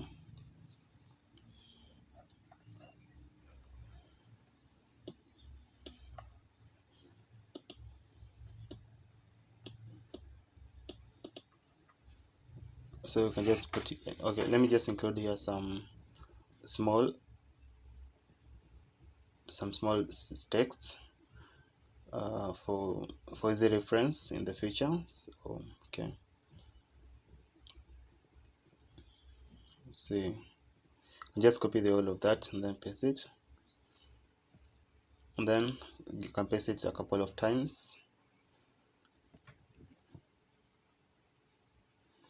Okay, now let's start first of all in changing the different path.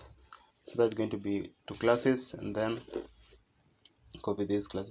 Okay, let's put them side to side so that you can be able to see like what you are doing, and so that you can be able to make the changes much quicker. Okay, so you've included the classes, so let's copy this import of the class, paste it like that, then change the path. It is going to be exam, copy that and then paste it.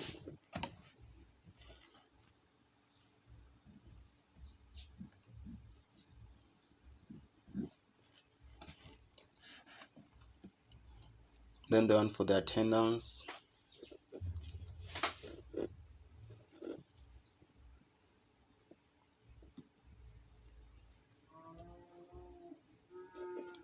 then the performance.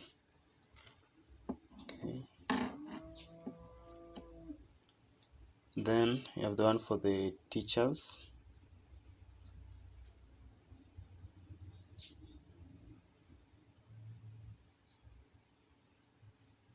then you have the one for the students.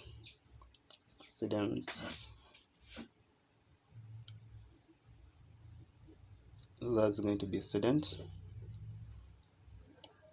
Also you have the let's say assignments.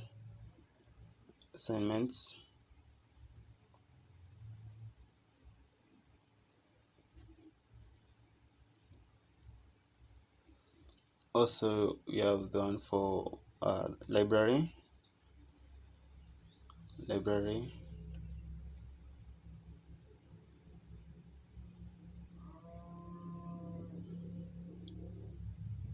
So you have the one for the communication.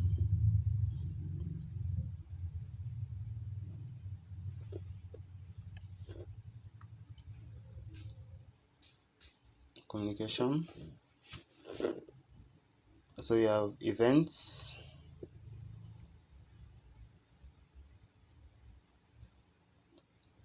That lastly you have the one for the settings or the profile settings. You can just copy that and then you can paste it down here. So you can just change that to be settings and then copy that and then paste it like that inside there. Okay, so yeah, everything is done right now. You can close all and then you can just save the whole of it. Okay, the reason why I keep on looking at the CMD is because if we're going to get any error, then the CMD is going to be the one that's going to show us. Okay, now let's start with the dashboard. I think everything is okay right now. So let's start with this dashboard. Let's start including the necessary things here into this the dashboard. So let's import first of all the sidebar. Sidebar is coming from /sidebar. Also let's import the event calendar, which is coming from event calendar. So let's import the announcement, it's coming from announcement. So let's import the performance, coming from that path. So let's import Axios. So it's not a must for you to import Axios right now, but we're importing Axios because remember, like, you're going to need to connect this front end with our backend. Okay, so that's the importance of this Axios. But you can also not import it right now. Okay, you can see also you have it like in our dependencies part. So it's important for you to have Axios because we'll need to connect it with our backend. Okay, so but it's not a must for you to import it right now. So now let's import now the necessary styles. which are coming from dash dash dot dot slash dot dot slash styles slash dashboard styles. So those styles that are importing is, first of all, you have the admin dashboard container, then you have the content, then you have the top content, we have the bottom content, you have the section, then you have here the section title, and then let's include the card container, card, and then now the card content, then lastly card title. Okay, like that.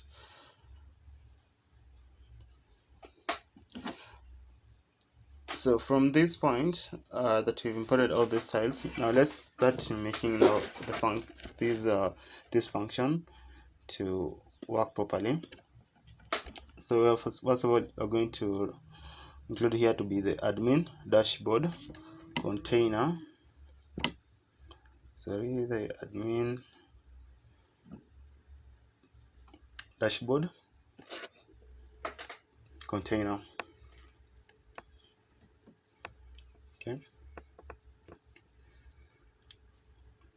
like that. Then inside you're going to have the sidebar. Going to be showing the sidebar there. Because remember, like, we're importing the sidebar, so it's going to show the sidebar there, like that. Let's see, side. Okay, so let's just first of all import the content, because the sidebar, remember, like, it doesn't have anything inside, so we have just included the content and the top content. Okay, then inside the top content we have the section. This section is going to have, first of all, a section title, and you can just say like an overview of everything of the dashboard. Okay, so below it you can include now the card container. Okay, the card container, and then now let's include the necessary cards. So this is the first card. We're going to have a card title to be, let's say, just total students.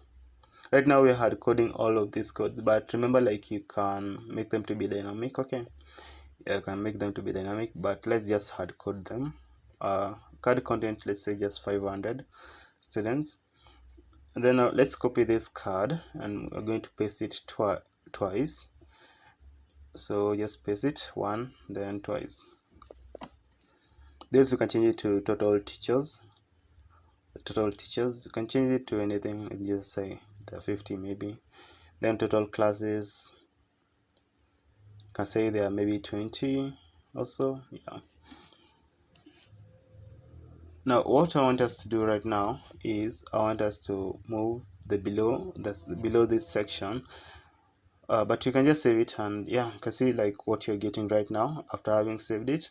Those are the cards that you're getting. Okay, so from this point, what I want us to do is, let's move to, okay, you can get all these styles from the side folder that I given you before. Okay, because you might be wondering like where we're getting all of them, so you can get them there. You can get all of them there. So from this one, let's move below the section, and we're going to our section title. We're going to create another section, and this section is going to have section title. Okay, let's first of all say event calendar. Okay, event calendar, be just events.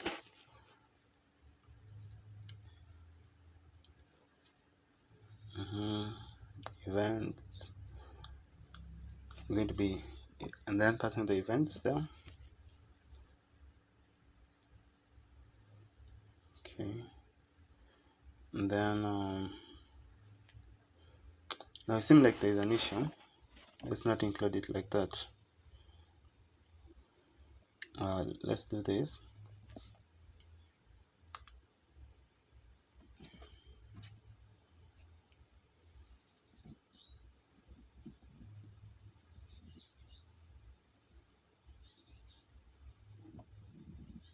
So there's an issue with how we are importing this event calendar, but I think we can do this. Let me. This event calendar is bringing some trouble. So what you can do is, like, it seems like there's an issue with how it's supposed to be event calendar, not event. Okay, calendar with an A at the end, not E. So let's see, event calendar. But let's just uncomment it. Let's just comment it. Yeah, I can see everything now. It's okay. We're going to include it later. So what you can do is, let's just include the other necessary parts, so that, yeah, so I can just remove this. Then let's try it again. Can remove that.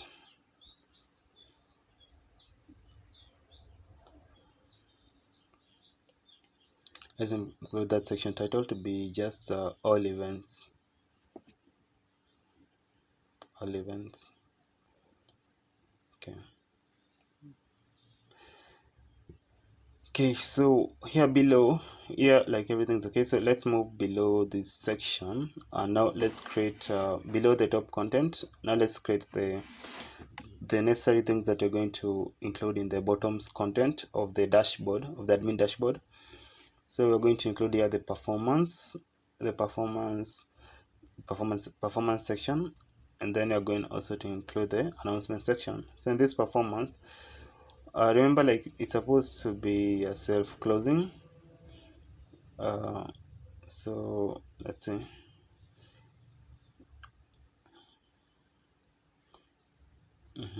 So here you can say something like, maybe let's just try to say student performance. Let's just include it like that and see how it's going to be. You can paste it twice, but it's not supposed to be like this. But we just want to say, like, if everything is functioning okay. Yeah, so you can see, like, everything is okay. You're getting that text there. So what you can do here is, yeah, you can see everything is okay.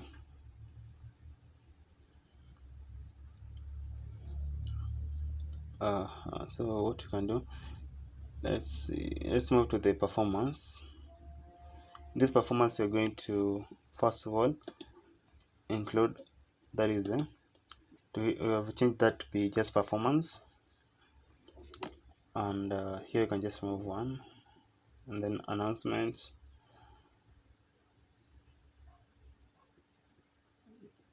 You're wrapping it inside the announcement, because remember, like I told you, like, supposed to be self-closing. It's not supposed to be, yeah, it's supposed to be a self-closing tag. Announcement just changed to maybe announcement.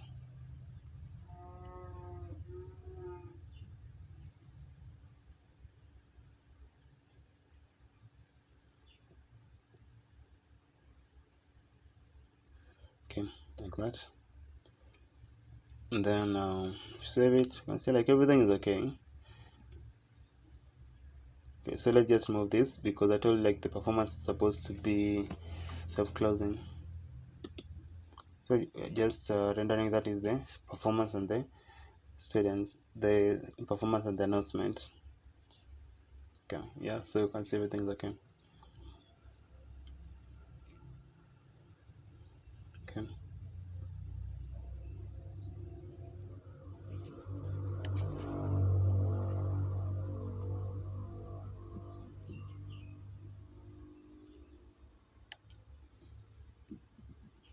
So now let's move to the sidebar.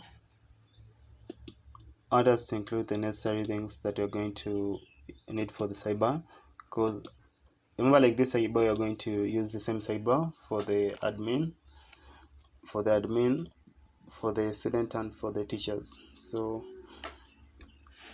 yeah, so let's see. So, like, here in the sidebar, like, I've included these styles. You can still find it in the description below. I've included these styles. You can see all of them. Like, they're very simple styles. You have the toggle icon. You have, like, the logo style. You have, like, the sidebar container style. I've included like these styles. Okay, yeah. So but also you're going to import the necessary things that you're going to need here. First of all, you're going to import the style. It's coming from style components. Also, let's import the link, and link is coming from, that is, React Router DOM.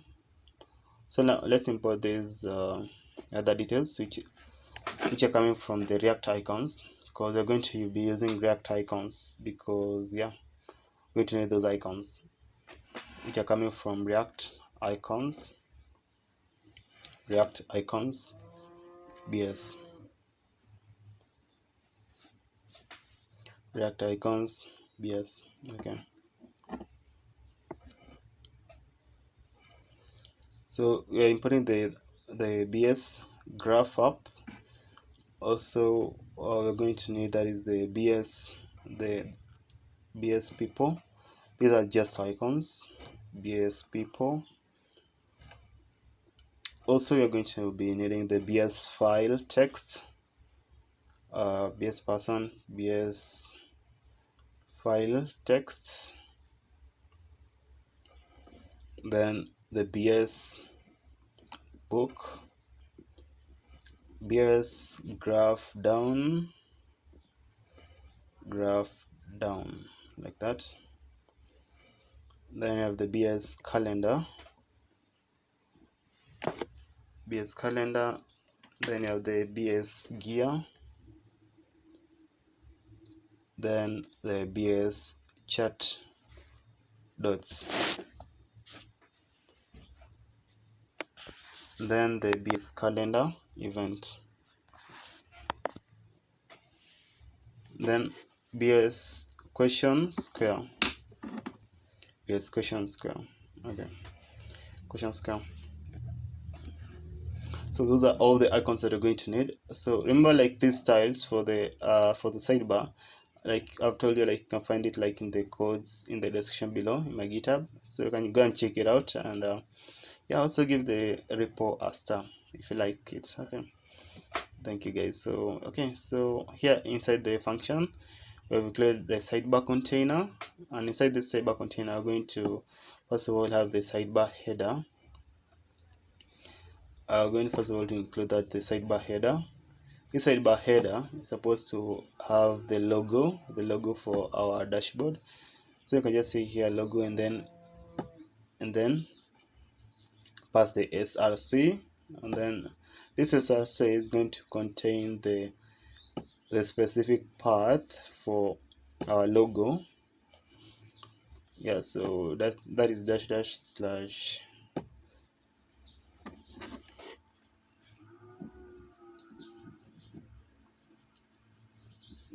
like that, and then alt to be logo. So trying to like use this logo here. You're trying to import this logo here. Okay, yeah, so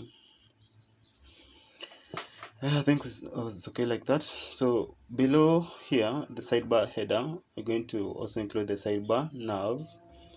This sidebar nav is going to have the navigation content, or the navigation content for the sidebar. So we're going to have here the sidebar nav item for the individual items. Sidebar nav item. So okay, like that. Here we're going to have again, that is the sidebar icon. This sidebar icon, the icon that's going to be shown in this first one, we're going to say is, let's say, just the first one to be this BS graph up. Let's just put them side by side so that you can be able to to include it like easily. So copy that and then paste like that. So BS graph up, and then like that here, and again below it you're going to include that the styled link. This style link is going to have a text of dashboard. But it's going to, when you press it, it's supposed to lead you to the link which has this route or this path, which is the /admin/dashboard as the one that we had included into our app.jsx. Okay, I just copy that path and paste it there. Okay, so also just copy the whole of this sidebar nav item, then we are going to paste it a couple of times, because remember, like, the sidebar navigation part has a lot of content for the navigation. Okay, so let's change them. So this is going to be classes, also the path going to be, so we'll change the icon to be bsg people, like that. Here you can come and then copy this path and then just paste it there. This next one is going to be students.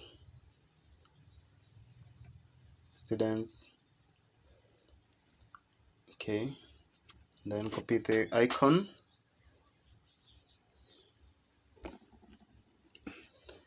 then in the app.jsx let's copy the path for the students,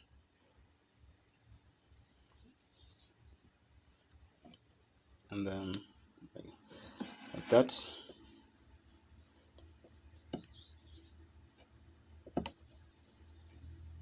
Then this one, let's change it to teachers. Also change the icon.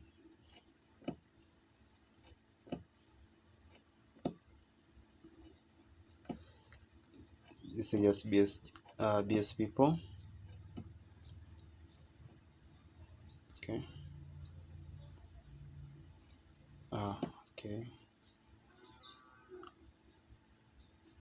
Or BS person. Okay, for the teachers. And then copy the path again. Just do that, the same trail.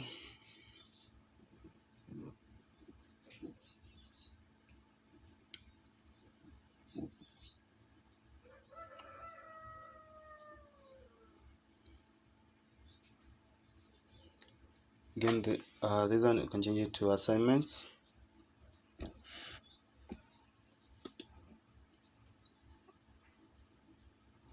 Then copy the path.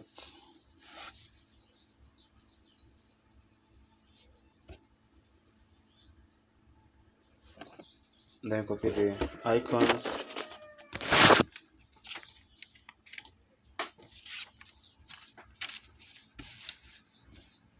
Like that.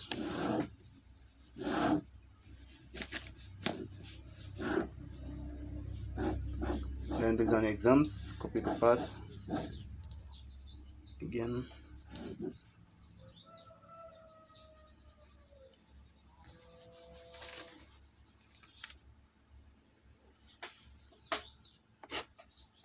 Then BSG book.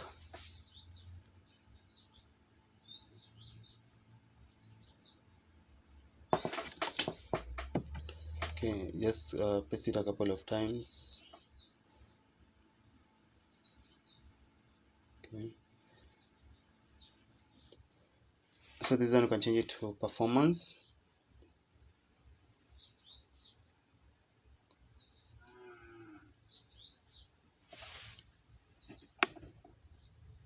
And then the path, okay. And then BSG graph down.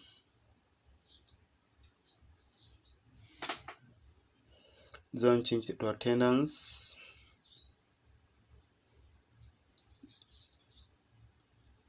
Then BSG calendar.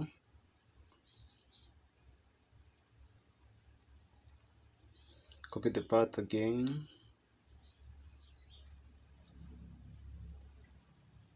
Or is it yeah, there it is.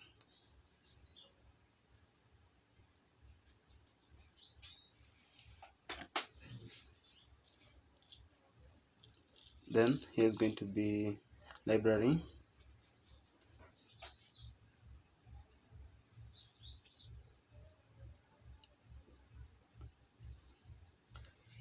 BSG book. Then copy the path.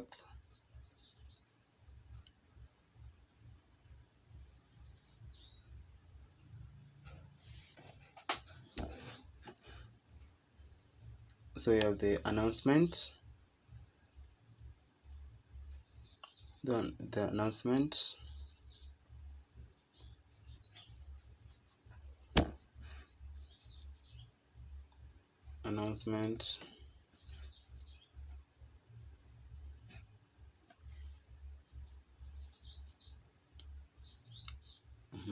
like that.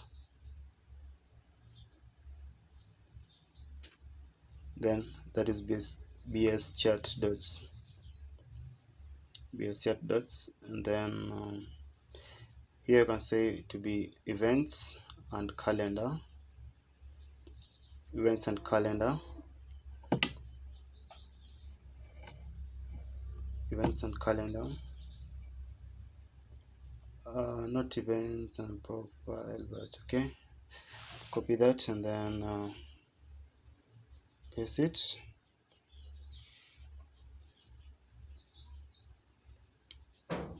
Basic gear. Okay. Oh,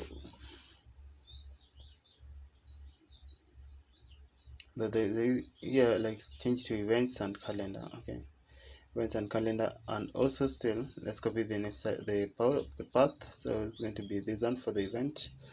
Now that, so we'll change it like that.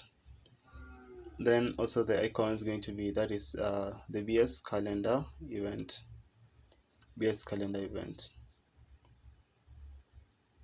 okay.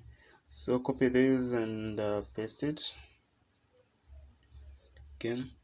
So this one is going to be the settings and profile, settings and profile.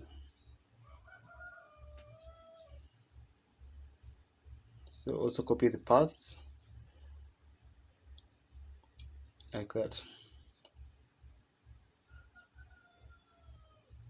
Okay, also change the icon, the React icon, to be that the bs gear like that. Yeah, so I think the sidebar right now, we are through with the sidebar. Yeah, so we are through with that part. So let's first of all let's import it. Now we have imported it, now let's use it into our dashboard. We have included it like that, sidebar, and then now save all of it and see how it's going to be. But it's not displaying. Let's see why.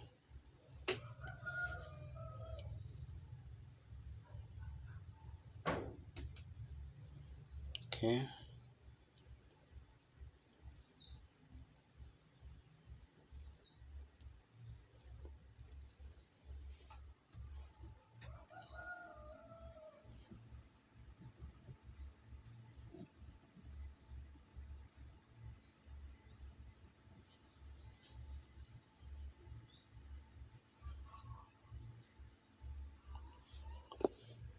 So VS calendar like that. Yeah, there's an issue here, like those are syntax issue. Yeah, so you can see like everything now is working okay. You have the sidebar imported, and yeah, also you can see like all the necessary paths are functioning perfectly.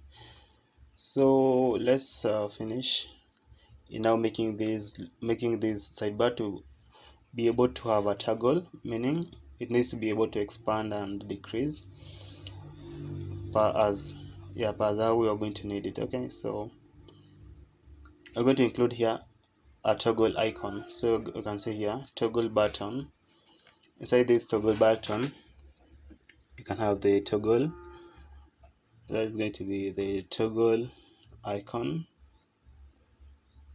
You're going to have this toggle icon like that.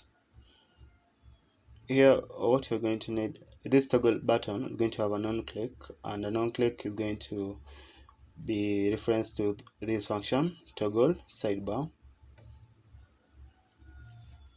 meaning that so here meaning that we're going to include here an icon, and when this icon is pressed, we're going to do that necessary.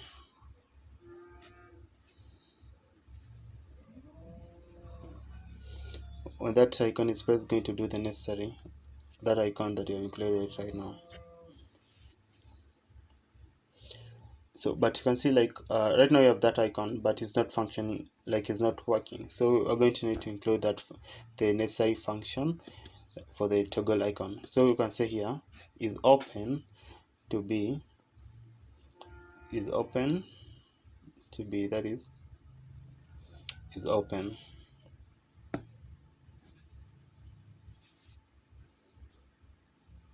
Okay,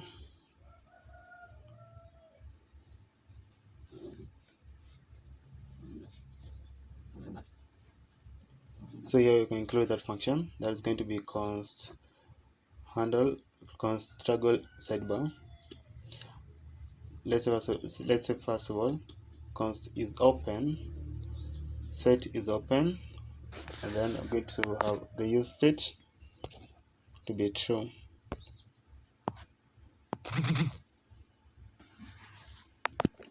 Instead to be true, then we're going to create that function. The function is called const toggle sidebar.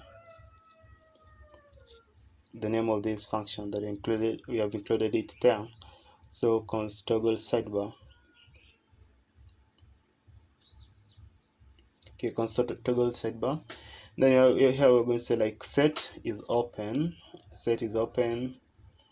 to be equal to not is open. Not is open, that means because I've included the exclamation mark. Okay, so also here inside the sidebar content you can include this style to be, here you can include these styles, this style width to be width. If width is open, if the width is open, then it needs to apply this style of to 50 pixels when it's pressed, when that icon is pressed, else it needs to apply, that is to be the 80 pixels. Okay, that means like when is open is like, let's say false. When it's open is false, it needs like to be 80 pixels, but if it's true, then it needs like to be to 50 pixels, right? Yeah, I think it's okay. I don't know if you understood. Okay, meaning that when it's not open, then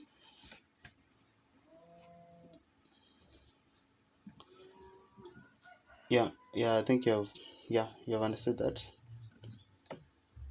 Now you can see like everything is functioning okay. So let's move to the next one, which is the classes section.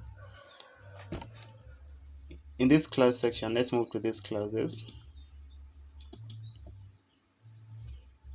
In this class, first of all, we are going to import the necessary, import the sidebar as usual, and import also Axios. Axios is for connecting the backend and the front end. It's not a must for you to include it right now, but I'll advise you to include it, because remember, like at the end of the day, like you're going to connect the both of them. So yeah, still there's no still okay for you if you can include it. It's still okay. So let's include these styles. The first one, like let's include this class container. Also you have the content, and here you have the classes content. Here you have the class header, you have the class lists, class item,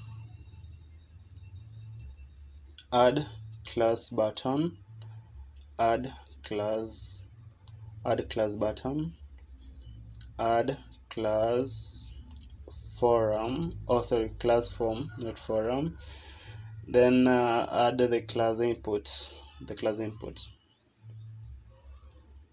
and they're all coming from the styles folder, and specifically in this file in the folder styles, and this file classes styles.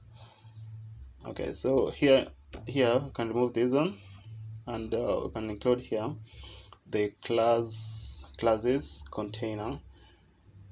This classes container, inside this class container, we're going to include, first of all, we're going to include the sidebar that we have imported up there. So here we're going also to include the content. Also here we have the classes content,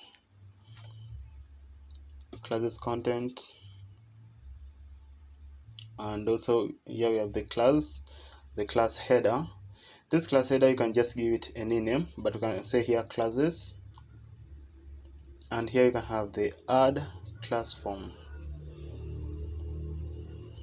This add class form is the one that is going to be handling the on submit, meaning that when you press that button of submitting or adding a class, then it's the one that is going to be handling that that part. Okay, so that's add class form, and you can add here also here the add class input. This add class input, remember, it's a self-closing tag, and it's going to have first of all a type. So the type is going to be text. Type is going to be text.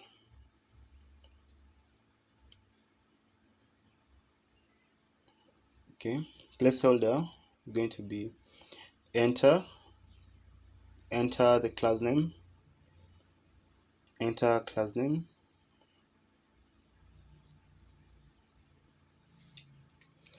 value, going to give it to new class name,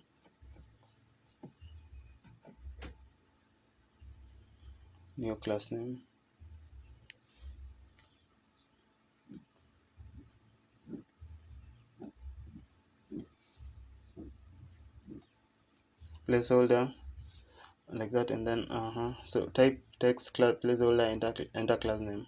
So the value and the unchange are going to include it later. Okay, so below here we have also included the button with the text add class. Type is going to be just submit.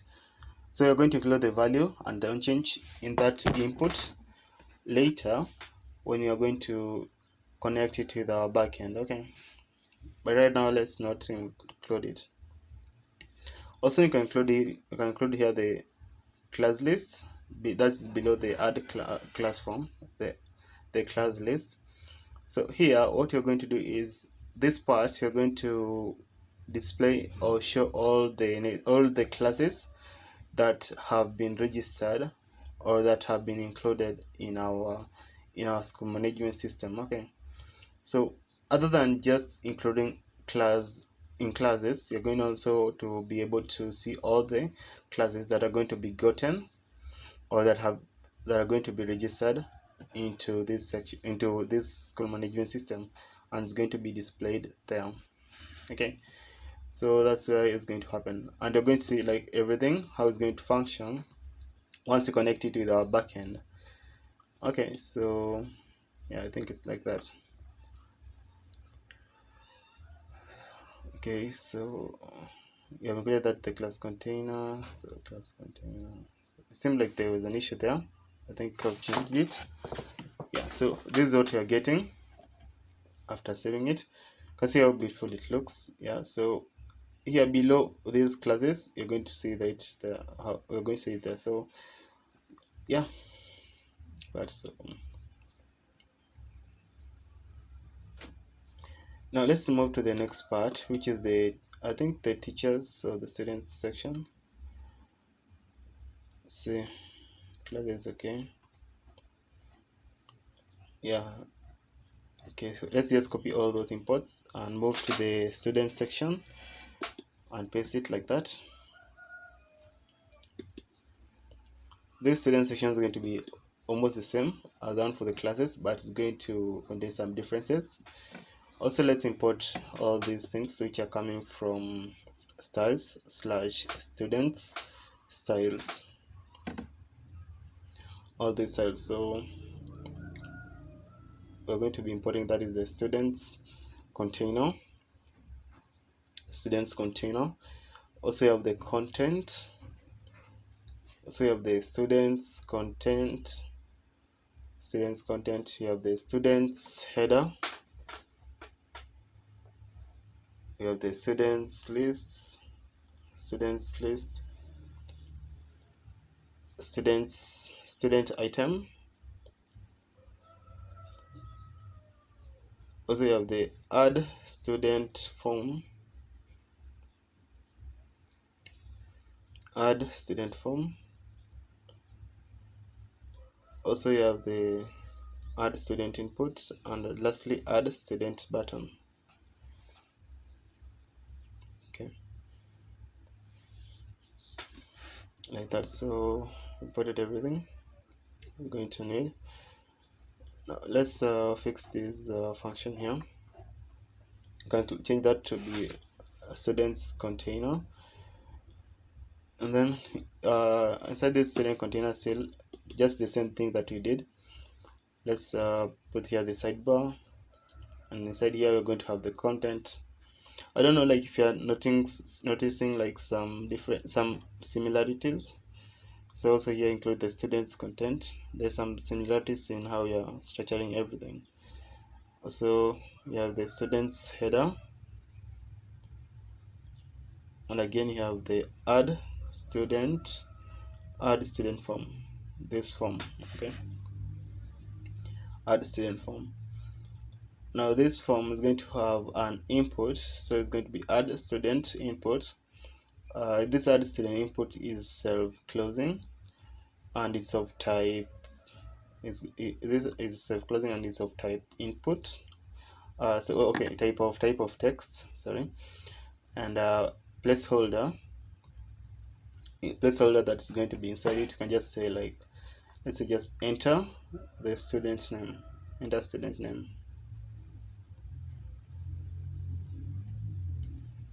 enter student name. Okay, still also the same. We can have another one here, that is the add. Okay, but let's just copy this instead of putting another one. Copy this input and then paste it a couple of times, twice, like that. Okay, so let's see. Still this one is going to be still text. Placeholder can be enter, let's say just enter registration number, enter registration number, and then this one can be just enter the grade. That means like when you're registering a new student into this using this management, you're going to be told to enter their name, their registration number, and also the grade that they are entering into. So let's include also here a button. This button is going to have the text add student inside it, and is of type submit. Okay, type of submit,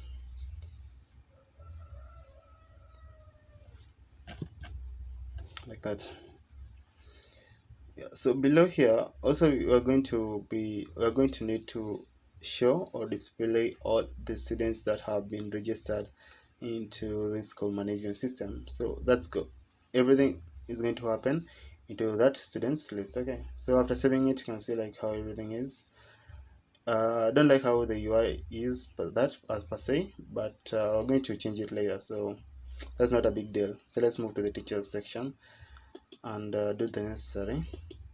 Copy that and paste it into the teachers section. Just the same thing that we've been doing before.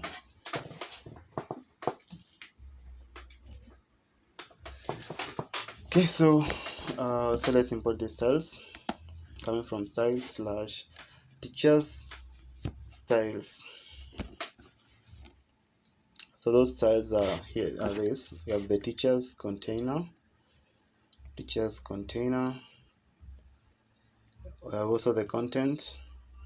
We have also the teachers content, and you have the teachers header. You have the teacher lists. So you have the teacher item, and you have here the add teacher form, add teacher inputs. Lastly, the add teacher button, add teacher button, and the all coming from that is the teacher's styles. Okay.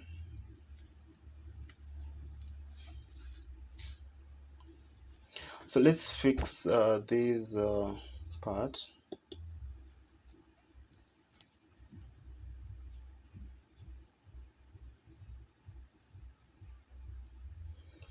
So we are using here the teachers container.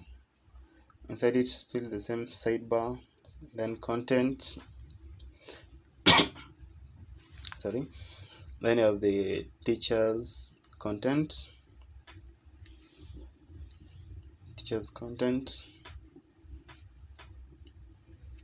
then here you have the teacher's header,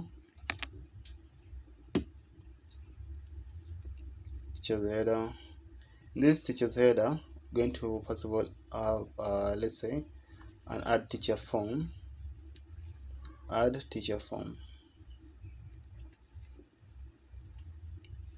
This add teacher form is going to have an input known as the add teacher input.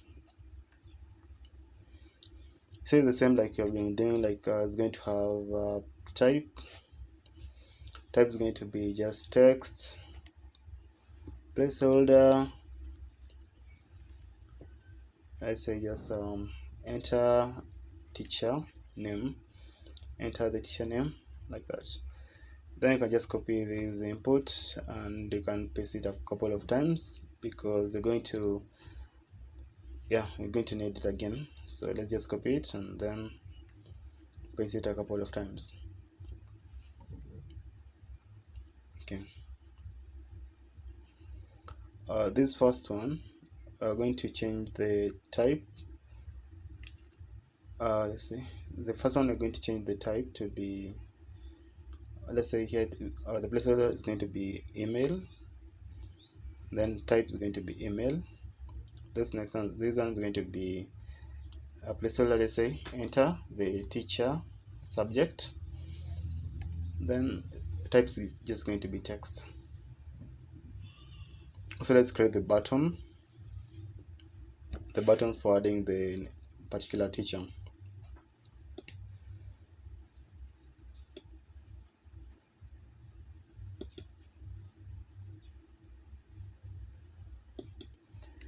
Button for adding the particular teacher.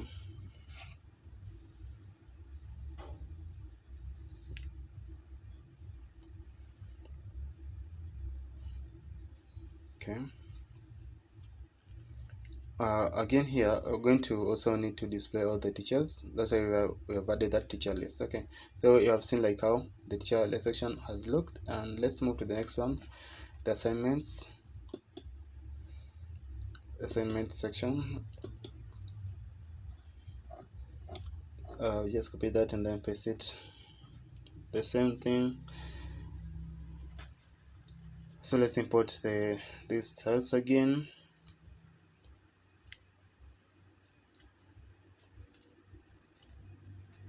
Okay.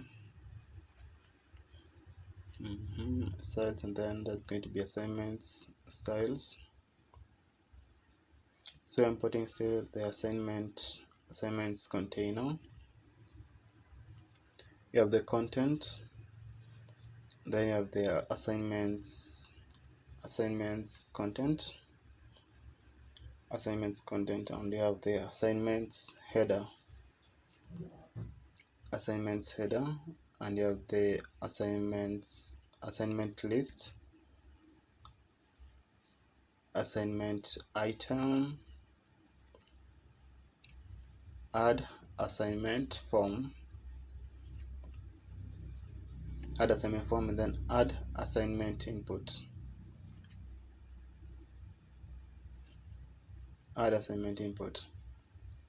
Then here you have the add assignment text area, add assignment, lastly the add assignment button. Okay, so the same. Let's modify this function here inside the return. So you're going to put here the assignment container, this tag assignment container, and inside this assignment container still render the sidebar like that, and then let's include the content as obvious, and again assignments container, sorry, assignments content.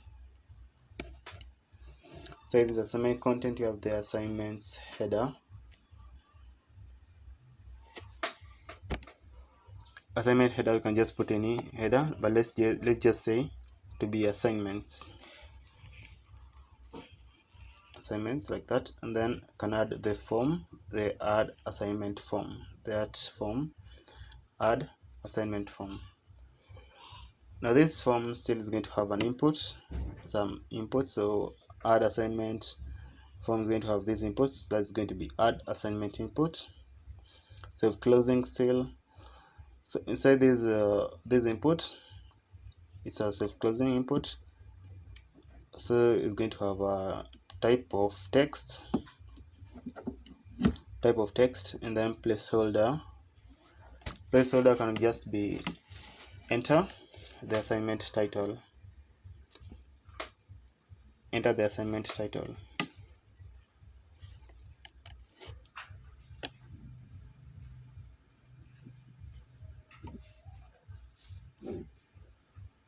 Enter the assignment title.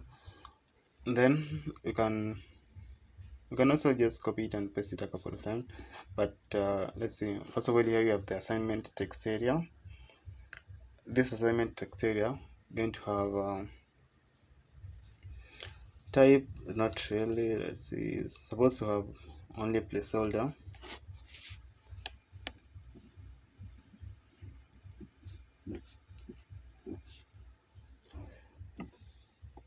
So let's just type not text.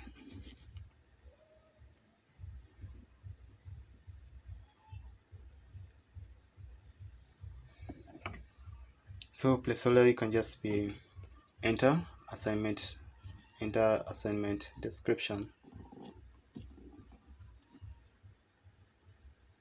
enter assignment description.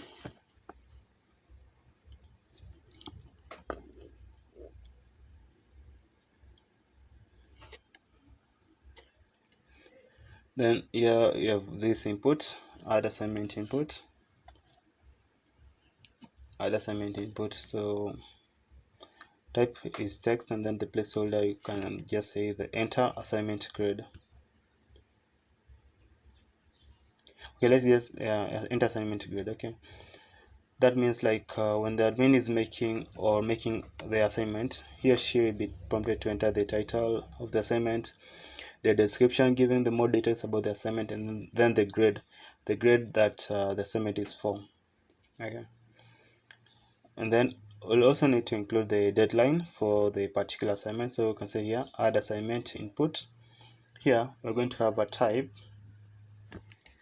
is going to be of text,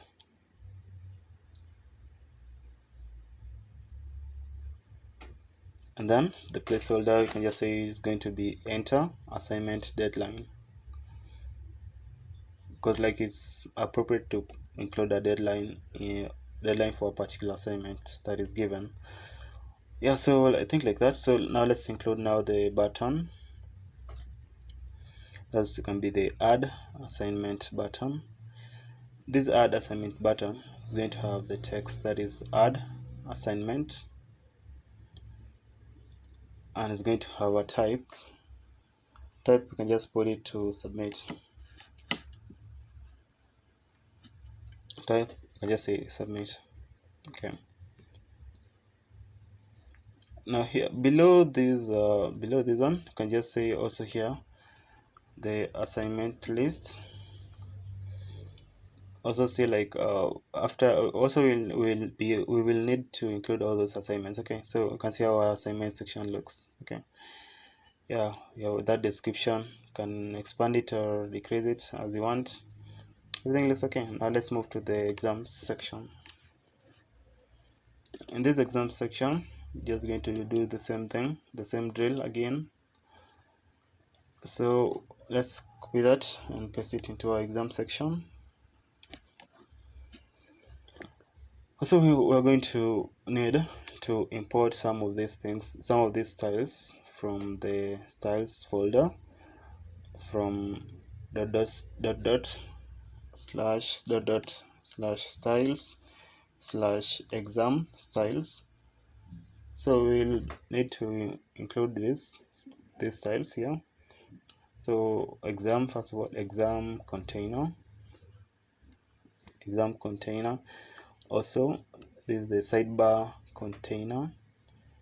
Also, the content. So you have the exam header. And then again here, exam form. You have here again the form label, form input, and then the add button.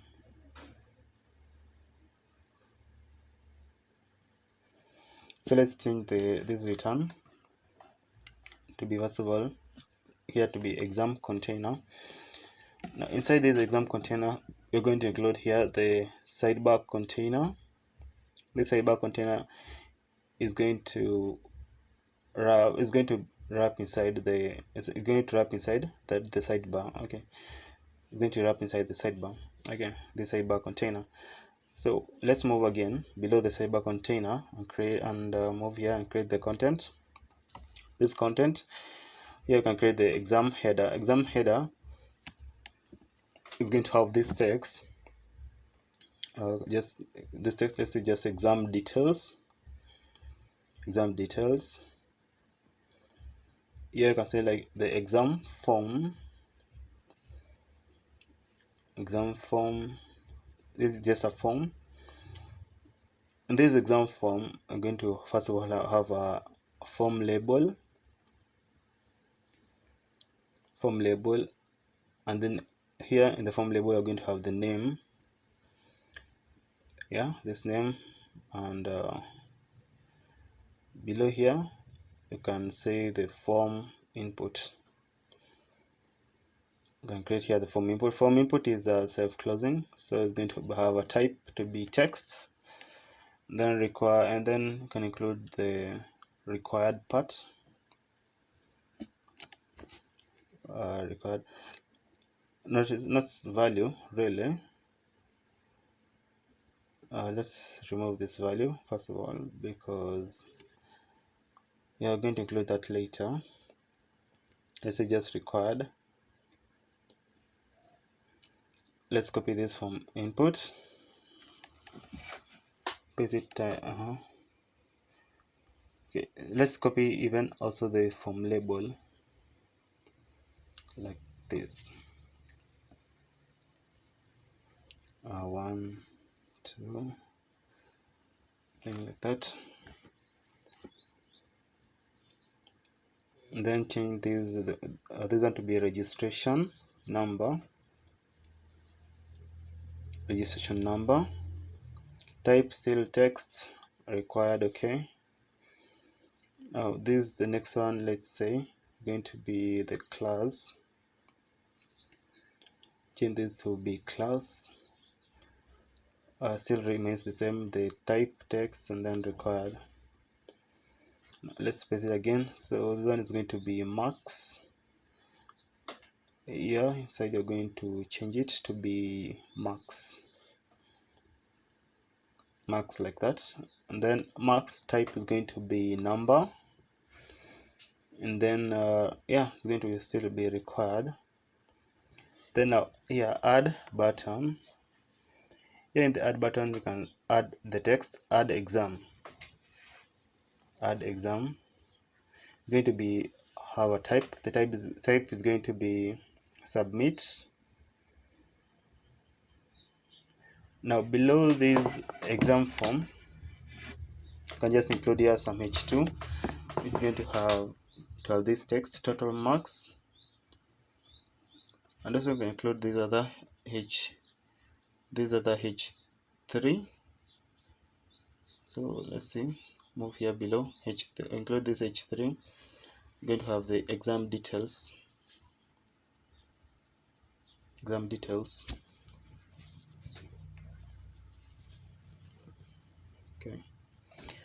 think like that.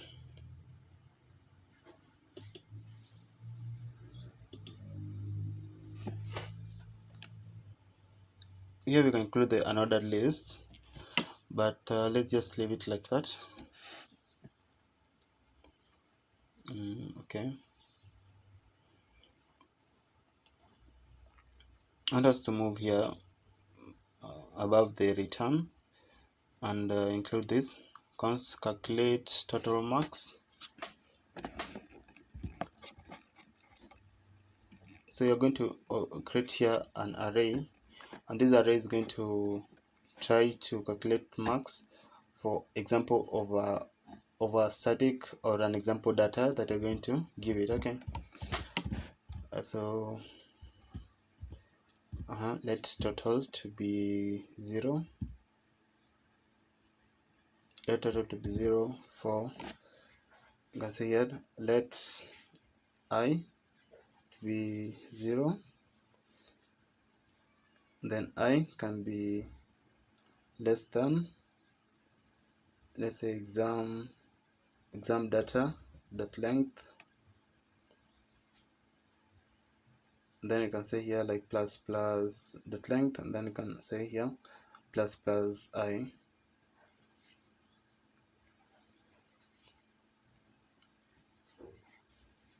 Okay. Now here again you can say here to be, let's say the total, let's say just first of all return the total. First of all here let's include here total to be exam data, total to be equal to exam data, starting with the I in the we're starting with the array I, so dot marks. Okay. So okay, so let's just include this, checking for any errors in the loop. We're going to check it later. So okay, I've just included that small text. So you can just try to pass it into this total marks. That's the calculate total marks, but it seems like you're getting an error. So you're getting a lot of errors. Okay, so what you can do is that let's just comment it, and maybe you're going to look at it later. So let's just comment it. If we try and save it right now after having done that,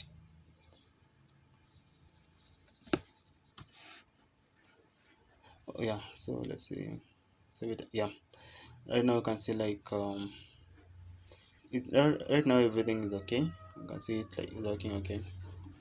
This is the exam details part.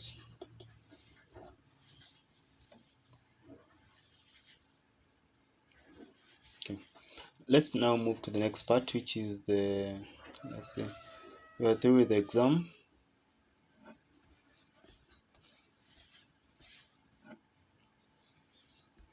The next part is the performance section, or performance part. Yeah, so let's just move to the performance and paste those things, those imports that you've copied from the exam. Still, let's do the same. Import from dot styles slash performance styles. We're importing this again from this styles folder again. That is the performance container content. Then you have the performance content, then the performance header, school performance, and then individual performance. So the same. Let's change this. Then that's performance container. Inside this performance container, we're going to be rendering first of all the sidebar, rendering the sidebar. Then here you can include here the content. So the content, you have the performance content. Here again you have the performance header. Here in the performance header you can just say like something like school performance. So in this performance section, we're just going to include some static data. Okay, you're not going to be rendering like real data here. In this video we're just going to include some static data.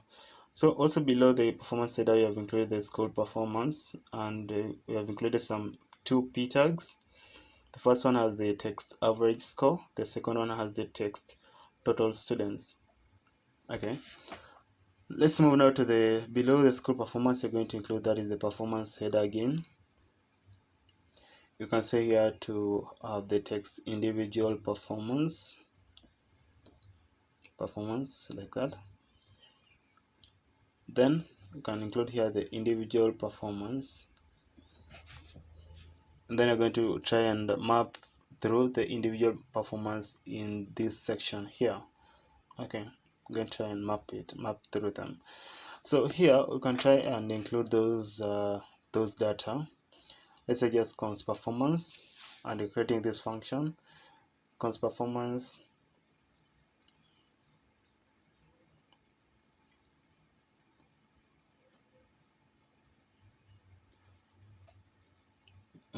Performance to be, let's say let's put a sample data for the school performance reference.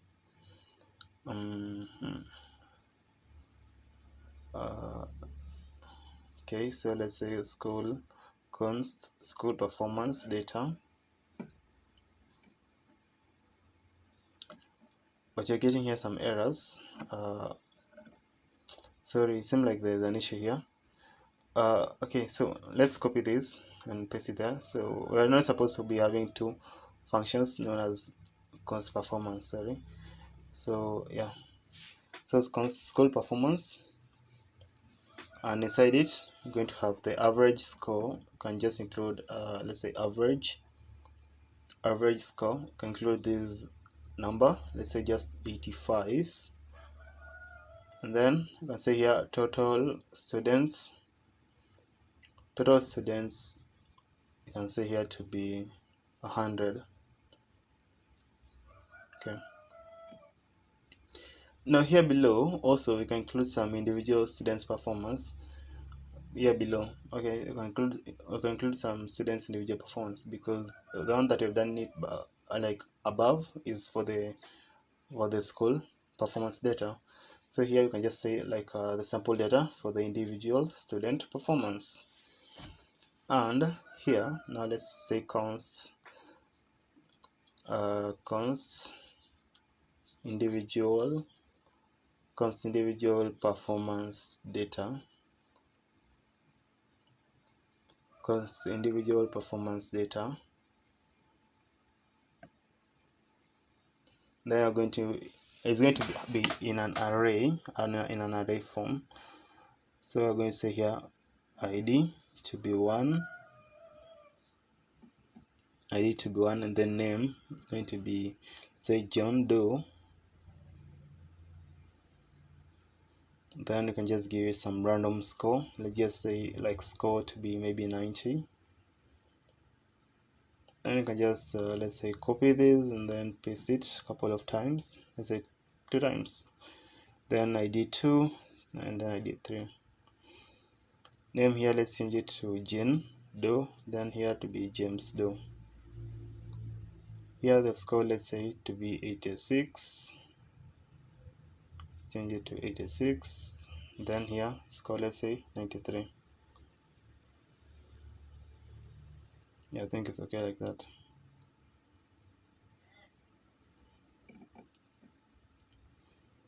Now here in the average score, we're going to include it here in this average score. we're going to include the school performance data dot average score, and also in this total students we're going to include here the school performance data dot total students. Yeah, okay, think like that's okay. Total students.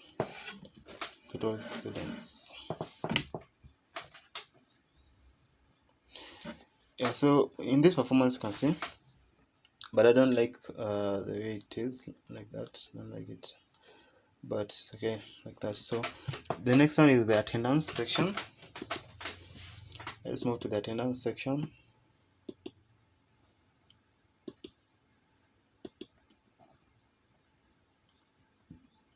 But before that, let's do the map in the performance. Like you want to map through all of them. Let's try and map through all the students and their name. So here you have say like individual performance data dot map, and you're passing the student, and here you're going to create here below you're going to create a p tag. This p tag, first of all, is going to first of all have a key, and this key is going to be student. It's going to be student dot id. Okay, it's going to be student dot id. Then passing here the student dot name, then student dot score.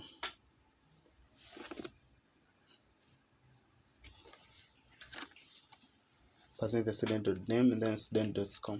Yeah, so you can see like everything is okay right now. Now let's move now to the attendance section.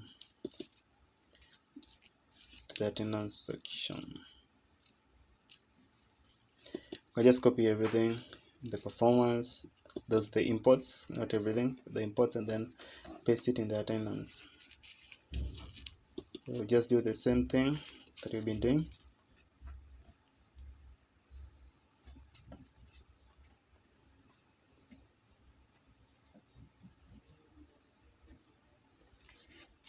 Okay, so let's import these things, which are these styles which are coming from the attendance styles.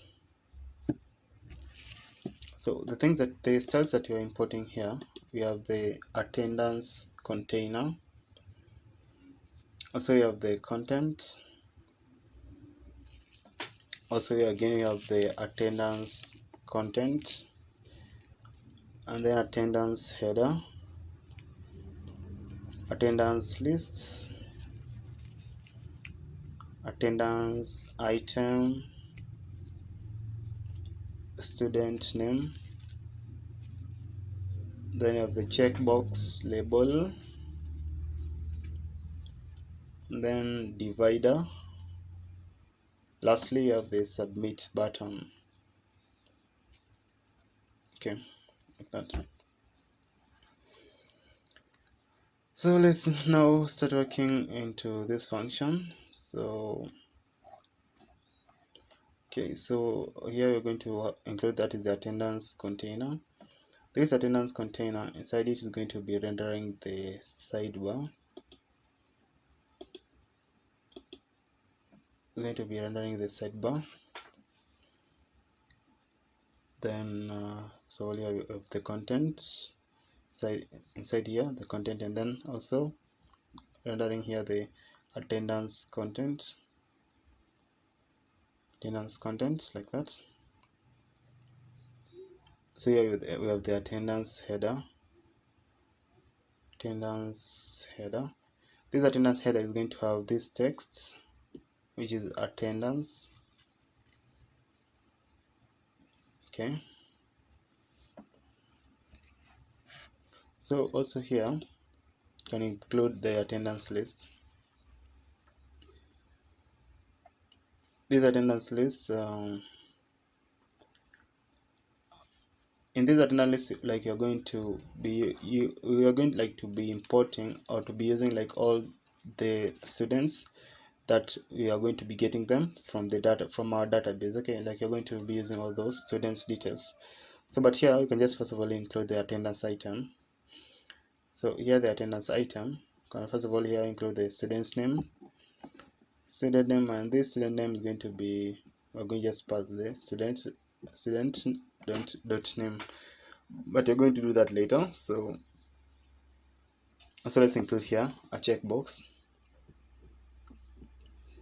This checkbox is going to have three states, can either be present, absent, or absent with apology, or absent with permission. Yeah, I think it should be absent with permission. So in this checkbox label, you can have some input. So this first input is going to be to have a type. So the type is going to be of checkbox like that, okay. You can also include here the text that is going to be next to it to be present. Also below it you can include also another checkbox label, or you can just copy this one, then you can paste it a couple of times, twice. Change this text from present to absent, and then you can change this to absent with apology. Okay, absent with apology. Also what we can do is, let's say, move below the attendance list,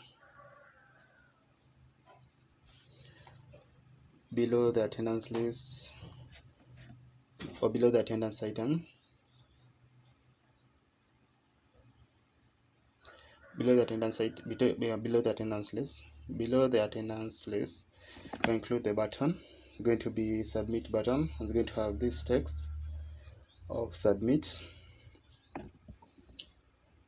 So this text is going to have an on click, and this on click is going to have to be put to, like, it's going to be in a it's going to be reference to a function. Okay, but we're going to include that later. If you save this, what you are getting on your screen. Now let's move now to the next part, which is the library section. Okay, library section. Just close all the things that you're not going to need.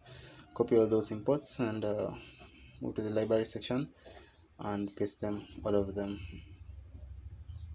Now from this also you're going to be importing like all those styles that you're going to be requiring in this part, and yeah, so all those styles, they're coming from, say, the same folder, but in this file, library styles. So I'm going to import this. That is the library container. You have the content, then you have the title, then you have the add book form, then the form group, then you have the label, and then you have the input, then button, book list, and then the book item, book list, and then book item. Then you have the book title,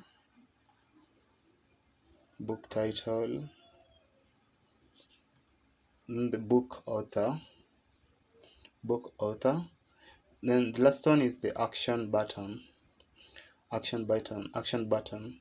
So now let's move to this inside this return in our function and make the necessary changes. So we're going to remove this, and we're going to include here the library container.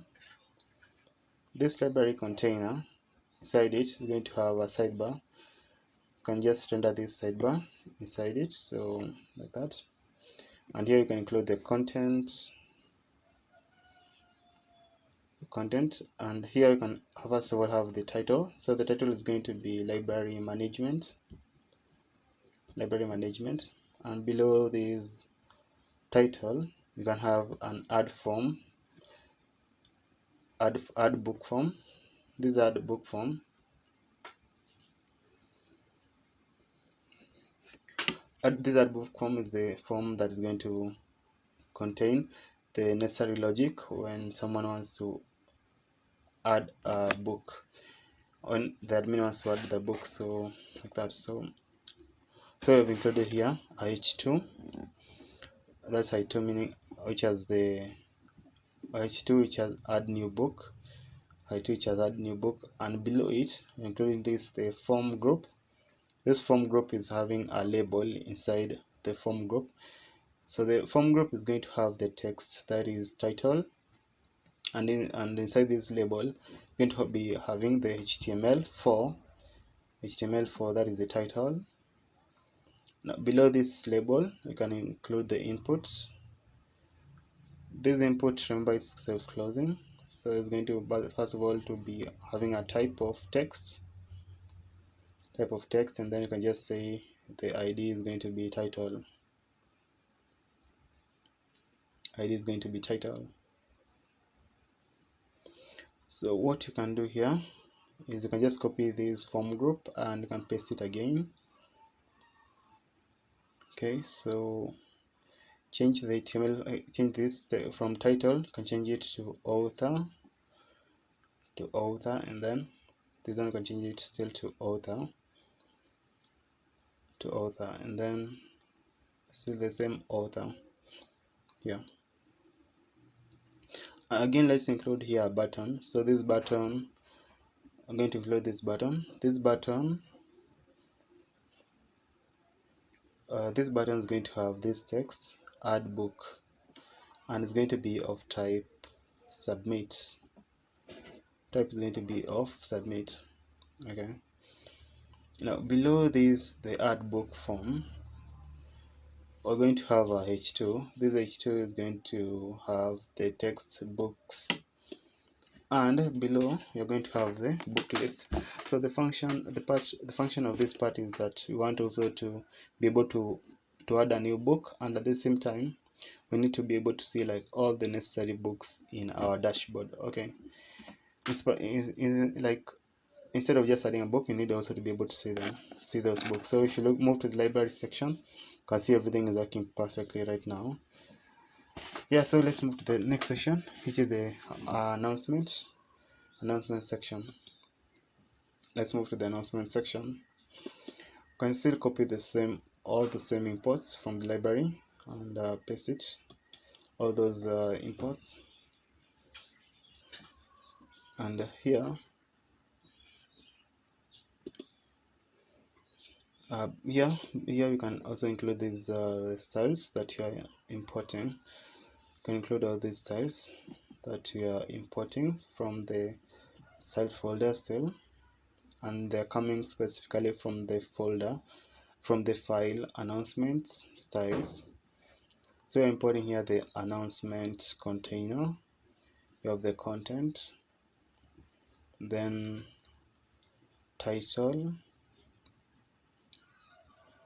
Also below here we have the announcement form. Again you have here the form group, also the label, then the text area, then the button, and then you have the announcement lists, and then announcement item, like that. Lastly, we have the announcement content, and they're all coming from that path that you can see it. So let's still move to this return of the announcement and do the necessary.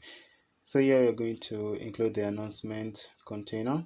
This announcement container, inside it you're going to first of all render the sidebar.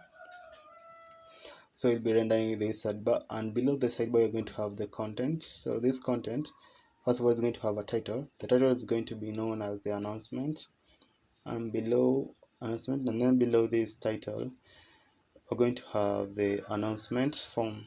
Okay, we're going to have this announcement form. This announcement form is the one that's going to contain the all those inputs that you're going to all those inputs. Okay, so and inside it you have the form group, and here you have the label. This label has the text announcement inside it,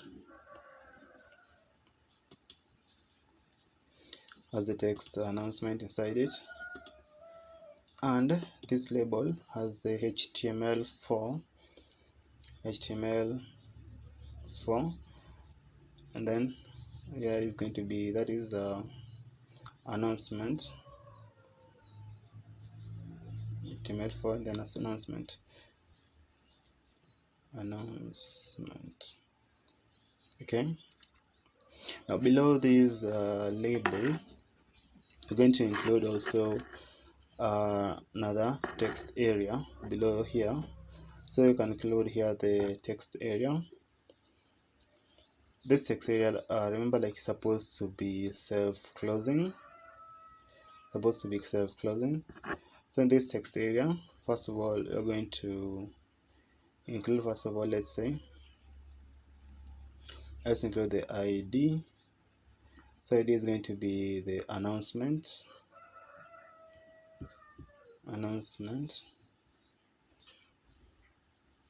Okay, so let's include the, let's say, the required, and the rows, let's say the rows is going to be just form, and then you have the calls just first the columns. So the column, let's say just 50, like that. I don't know why you are still getting this error with the ID, but I think you can just remove it, so that yeah, you can maybe add it later, but let's just remove it. Also, let's include the button. So the button is going to be below this form group, so it's going to have this button. This button is going to have the text send announcement, and this button is going to first of all be of type submit. Okay, now if we come and move, that is below the announcement form, below this announcement form, we're going to be required also, let's see, type submit. I don't know why you are still getting these errors. Let's see. Yeah, but you can see like everything is okay as per UI, but let's see how you can change it.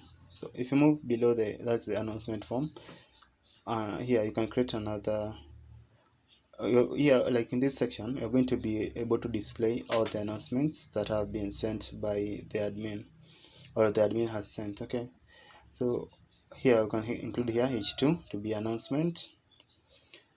Now below here, below this announcement, you're going to be rendering all those announcements. You're going to be mapping through all of them. So we have created here the announcement list. This announcement list is going to be doing the logic for mapping through all the announcements and getting them from the database. Yeah, from the database. But we're going to do that later. We are going to connect it with our backend. So the next part is the events calendar. So copy those imports and paste it into the events calendar. Still in this events calendar, you're going to be doing the same thing that you have been doing from the start.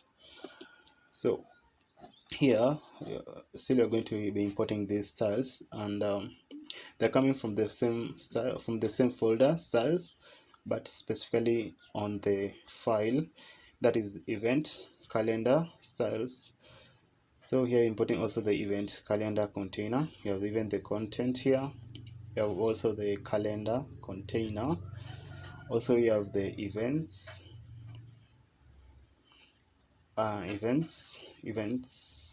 like that. Okay, so you have here the event, and also let's include here the add event form. Also let's have here the event input,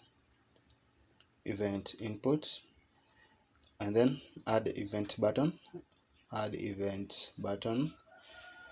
and lastly let's include this the error text. We are including lastly the error text. Now this let's now modify this function inside. So here you're passing that is the event calendar container. This event calendar container, first of all you are passing or rendering inside, that is the sidebar, and then you have first of all also you have the content here. The content, and inside this content you're going to have first of all a h1 in a div. First of all, this h1 is going to have the text events and calendar, and if you move below this h1 you can create here a div. This div can be just current time. So the function of this current time is just to be able to tell you the current time as per your desktop, or as per your desktop time. Okay, as per your desktop or your device time. So here you can say just current time. Then you can create here a calendar container. Inside this calendar container you can just render some simple text like calendar. So in this part calendar container, if we would have gone deeper in this part, you could have also have rendered the calendar here. Okay, this calendar container, if you wanted to display a real calendar in this application, then we will implement the logic here inside.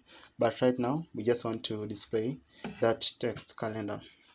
Also below this calendar container you can add the add event form. This add event form is going to first of all have a h2, and this h2 is going to have the text add new event like that, and inside it you're going to have an input. So you can say this input is going to be event input. This event input, remember it's self-closing, and this event input is going to have first of all a type. So the type is going to be text, and then let's just give it type of text right now, and then the placeholder is going just to be event, and let's say just enter event. Okay, enter event. So that's where you're going to be entering the particular event. Also, let's include the button. So this button is going to be add event button. This add event button is going to have the text add event.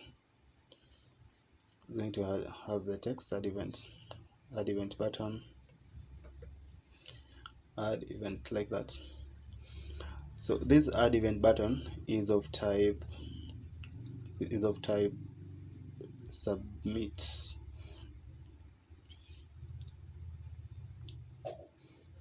Okay, like that. So again, we will also need like to display all the necessary events that have been created into our application. Okay, like instead of only just adding an event, you'll also need to display all the events. So what you can do here, you can just move below the add event form, and you can create here the events. Now these events is the one that's going to be mapping throughout all the events in the backend and displaying them. So it's going to first of all have a h2 of events. Okay, so you're going to do the mapping later when you're going to connect them. So but you can see like this events part looks okay. Let's move now to the thing. Okay, so we are importing that is all those into our settings profile, So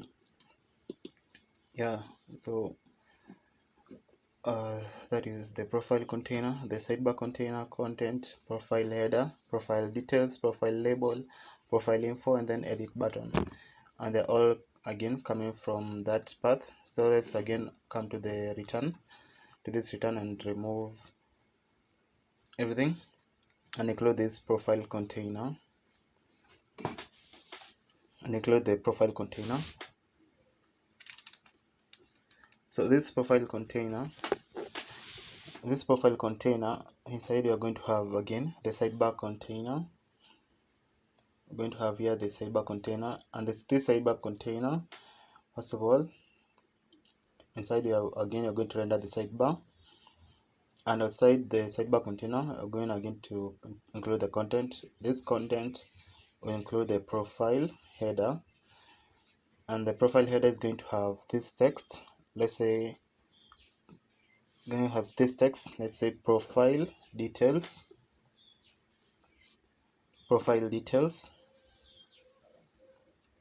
Okay, and before this profile header you can include the profile details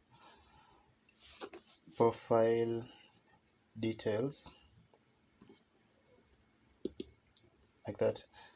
Now these profile details are going to first of all to be rendering. First of all, you have the profile label. First one is the name, and here again we're going to also include that is the profile info. This profile info we're going to also to include it. So let's just copy it, and I'm going to paste it a couple of times.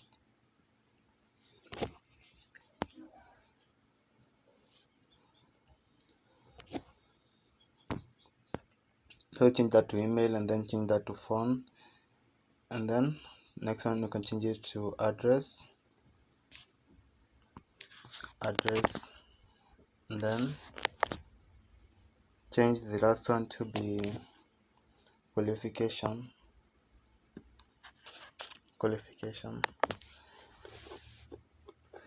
Yeah, qualification like that.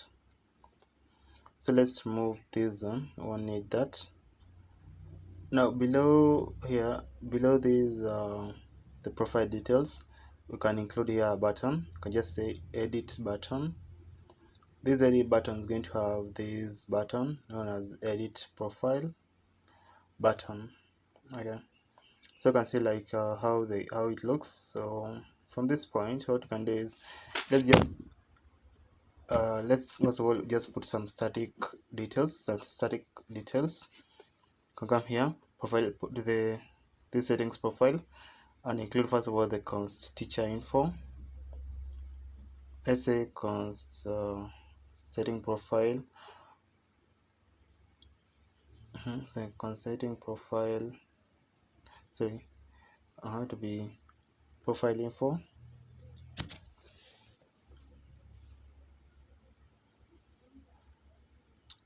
No, let's remove this setting profile. We're not supposed to be having two functions. Okay, so let's see first const. So const teacher info. So name, we're going to give it to, let's say, John Doe.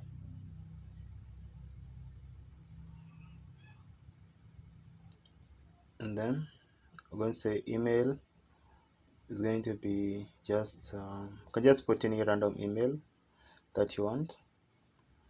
Just put any random email. So just do@email.com. Then the phone number, you can just include anything. Let me just include, that is this 111. Yeah, just include any phone number. Then the address, address, you can just say, let's say Nairobi. Example, let's say maybe John Doe is coming from Nairobi Street, that is in Kenya. Okay, and also let's include the qualification. Qualification, you can just say something random, like let's say just bachelor in education.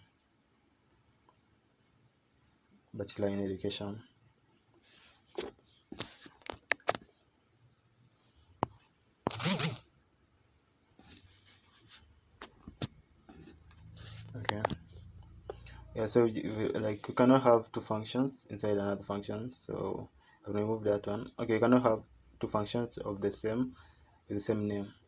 inside another function. So I've removed that, and let's include these details in our profile info. So here you can add the teacher sorry, you can add the, let's say, the teacher info dot name. Also here let's include the teacher info dot email, teacher info dot email. So here let's include, that is going to be the teacher info dot phone, then teacher info dot address, then here lastly the teacher info dot qualification. After I saved it, let's see. Yeah, you can see everything now looks perfectly. Yeah, so you can see even our dashboard is okay. Yeah, so the next thing, let's move now to the student section, because I want us to move to the student and then finish also with the teacher section.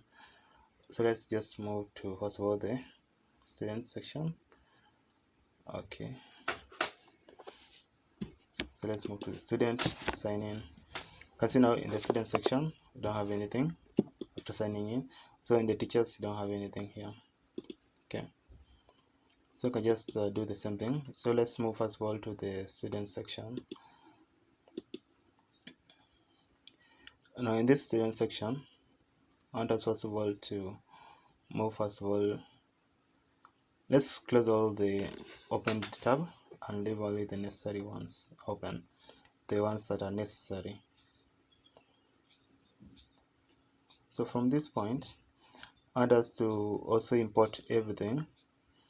I want us to also import and include all the routes into the app.jsx. Okay, so you can just come to the student section. We've copied this, and we're going to remove these. We've copied this, the all codes from the events calendar. We're going to remove all the things that we're not going to need here. And yeah, so you're just removing everything. So this is going to be just students. So the function is going to be known as students dashboard.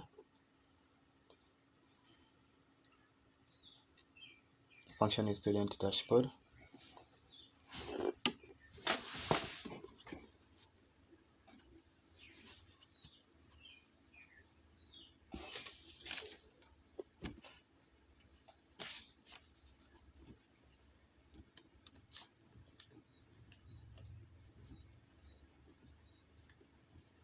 Yeah, so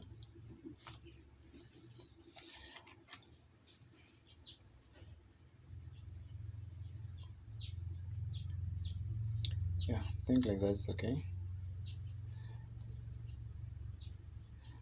Here in the student dashboard, you can just it's going to have almost everything. Like all the dashboard are looking almost the same, but they have some small changes. So we've copied all the codes from the admin dashboard, and we're going just to remove some things here.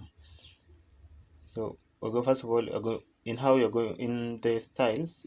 We're going to import the same styles which are coming from dashboard styles, but here we're going first of all to import, that is the student dashboard container. So importing the content, also the section. So you have here the section title, and then you have the card container, and then the card, and then the card title,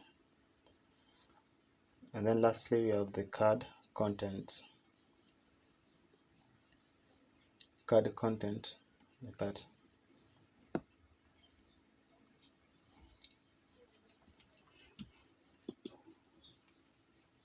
So let's just change that is the outer div, and we're changing it from student, or changing it to student dashboard container. Also let's see, so let's change which part again. Let's remove the top content and the bottom content part, because we won't require it in this section, in this dashboard section, in this students dashboard section.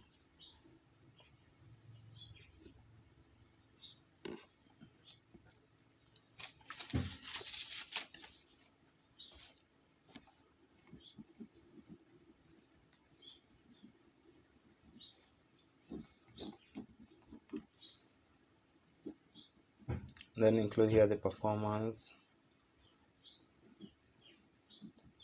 then include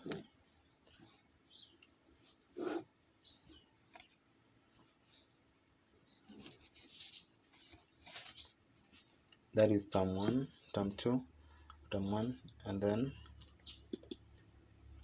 we can also just add some things here. So we can just do this. We can include here another section. This section is going to have, see, the same section title. You can copy that, and you can include a text here which can be recent activity,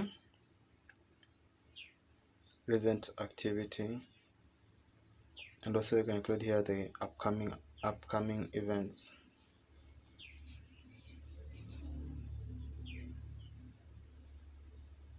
Recent activity and upcoming events.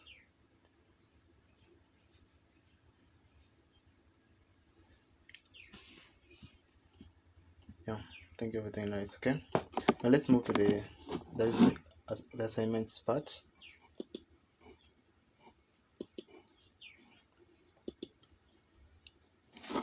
I'll just copy everything and then paste it into the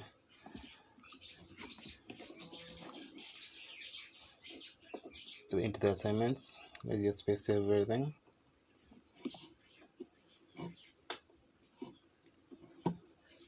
Yeah, like that. So let's remove all the content inside the return, and also let's also change the name of the function. But first of all, here we're going to change the name of the function to be assignment form, student assignment form, student assignments. Let's say student assignment. Yeah, just student assignment, like that.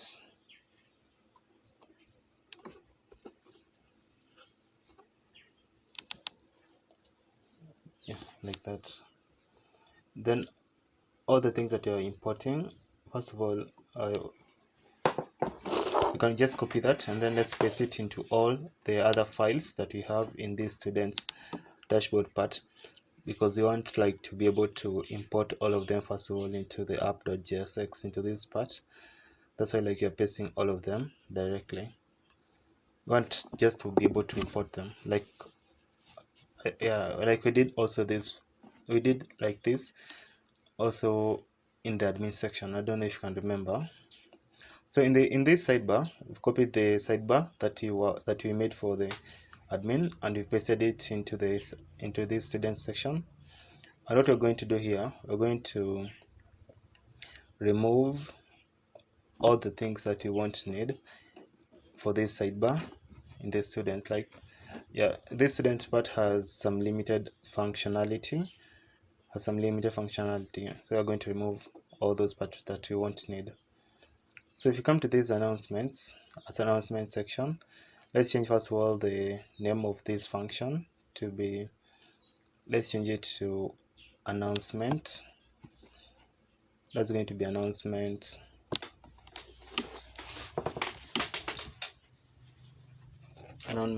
section. See the same announcement section.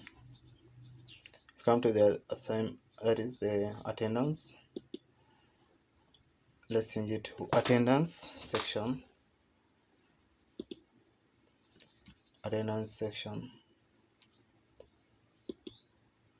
Then to the dashboard, it's okay. Then to this exam part, we're going to change it to exam section.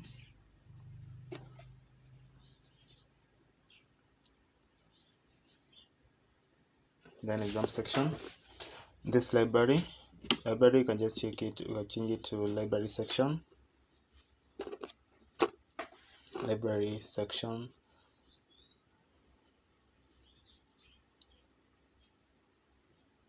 Like that. Then performance, still the same. We'll just call it performance section.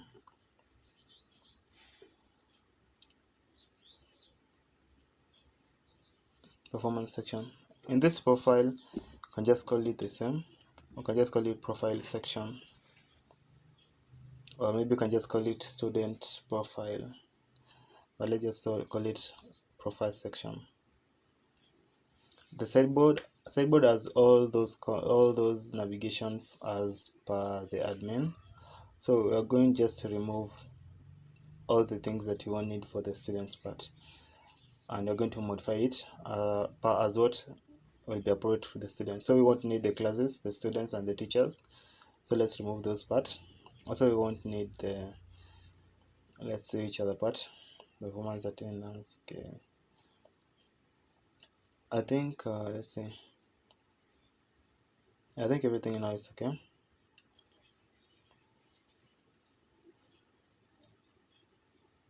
I'll just save all and close all the tabs that you won't need. Now what we want to do is we want to import all of them into our app.jsx. Okay, now in this section, first of all, I'm going to start importing them. I'll just move here below.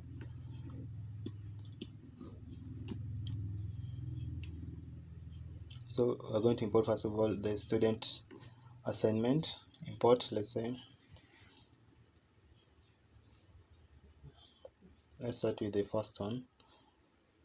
It's going to be import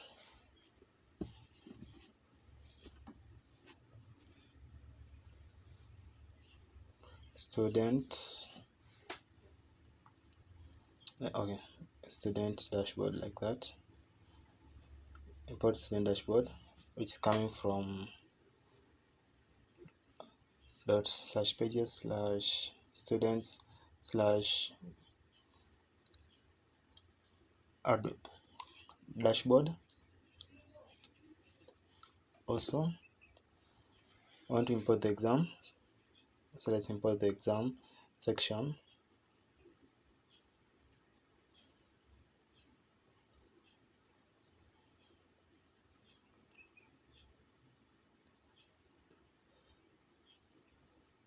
Okay, so students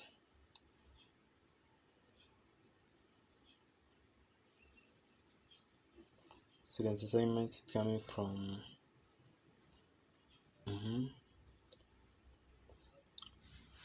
okay, slash, okay,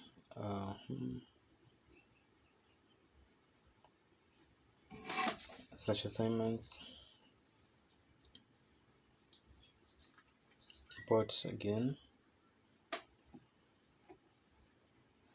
the exam section. Exam section is coming from that path. Also, let's import again the performance section.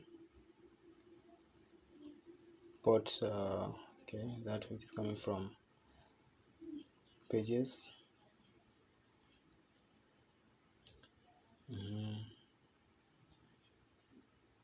But is it supposed really to be coming from the admin? No. I think you have been making here some errors. Supposed to be coming from the students, all those files that you are importing. So what you can do here, you're importing here the performance section.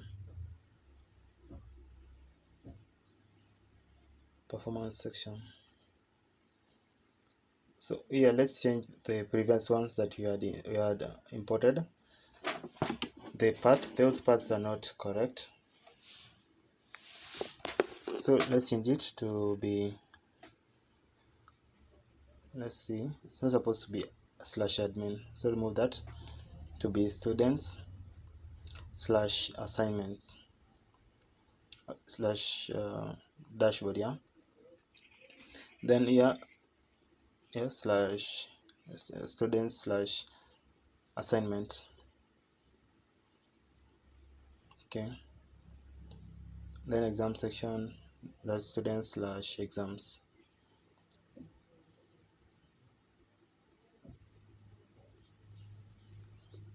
Also, let's import the attendance section. Attendance, it comes from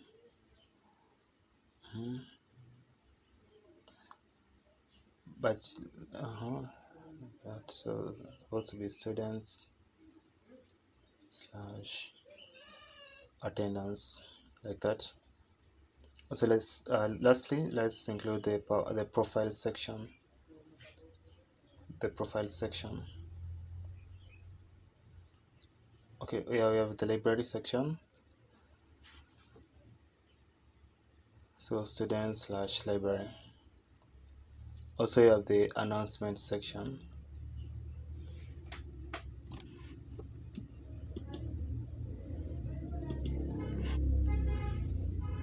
We have the attendance events, the events.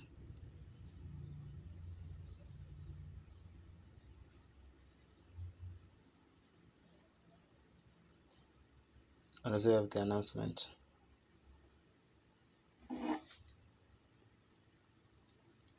Okay.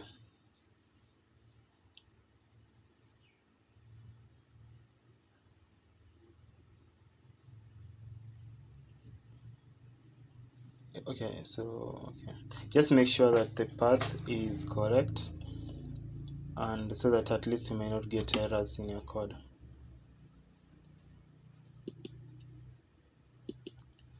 Then lastly, there is the profile section. Coming from that path, student slash, that is the profile. Now let's include the routes here. Let's now include the routes.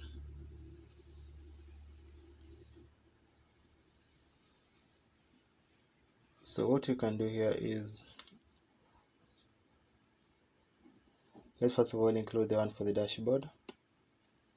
Okay, you can see everything now is okay. So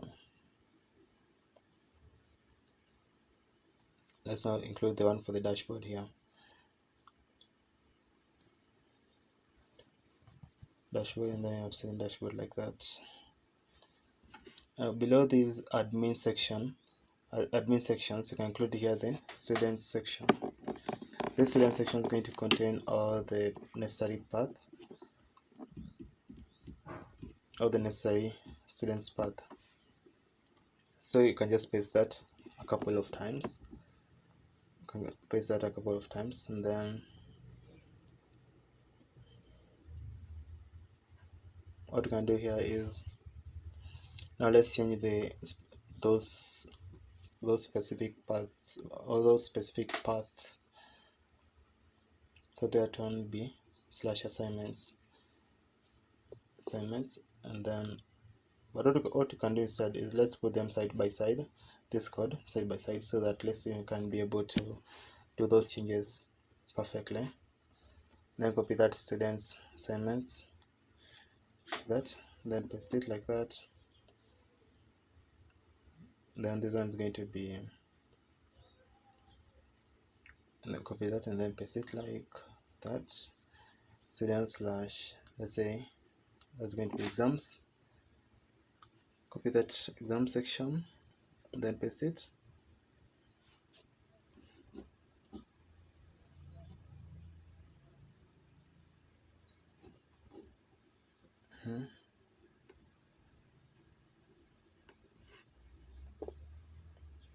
That one section, then okay. Then for the attendance,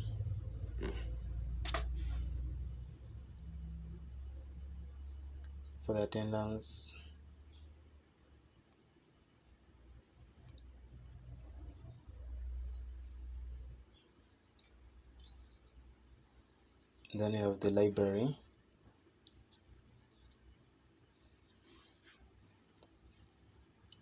and then you have the library section. Just copy that and then paste it again. Then you have the communications, or we can call it again the announcement. Communication. So you can just copy that and then paste it.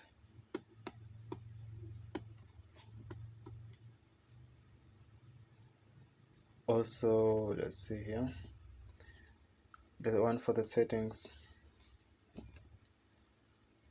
Yeah, so you can just delete this and then that, so you can just include that. Yeah, so this one is the student section. Everything is functioning okay. Everything is functioning okay, but let's see. The problem is, let's see here. Let's move now to the sidebar. We need to change the specific path of the sidebar in the student section. Okay, we need to change it from the previous ones, which are the that change this path, which are having the path to the admin dashboard. So you need like to change it to be specific as per the student's dashboard. Okay, so you can see like you're copying or changing the path that we had previously included into our sidebar, and we're including it as per the path that is in the app.jsx. Yeah, I don't know if you are understanding. Yeah, but I think yeah. So, but you can just look at it how you're doing here. We need like to include the specific right path.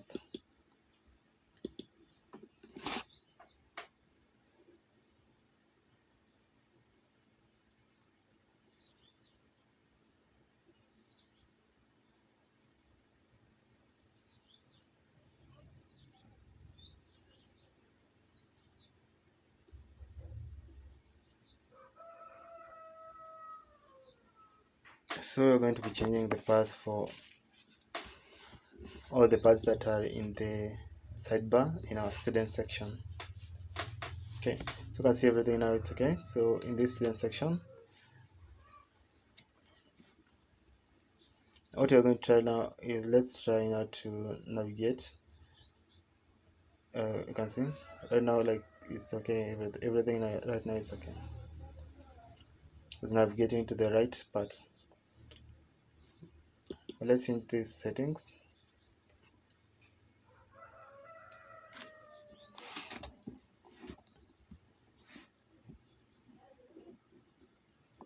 Yeah, there's this part of the settings here, events and calendar.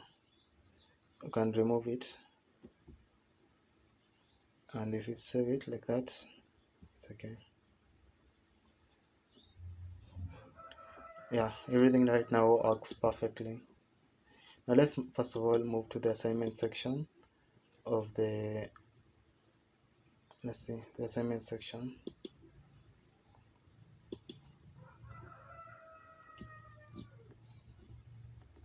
In this assignment section of the students part, what we want is for the student to be able to see all the assignments that the teacher has posted, and for the student to be able to do the particular assignment and return it to the and send it. Okay, yeah, it's not going to be the same as the one for the admin. It's going to be different because it's going to have a section whereby the student can do the particular assignment.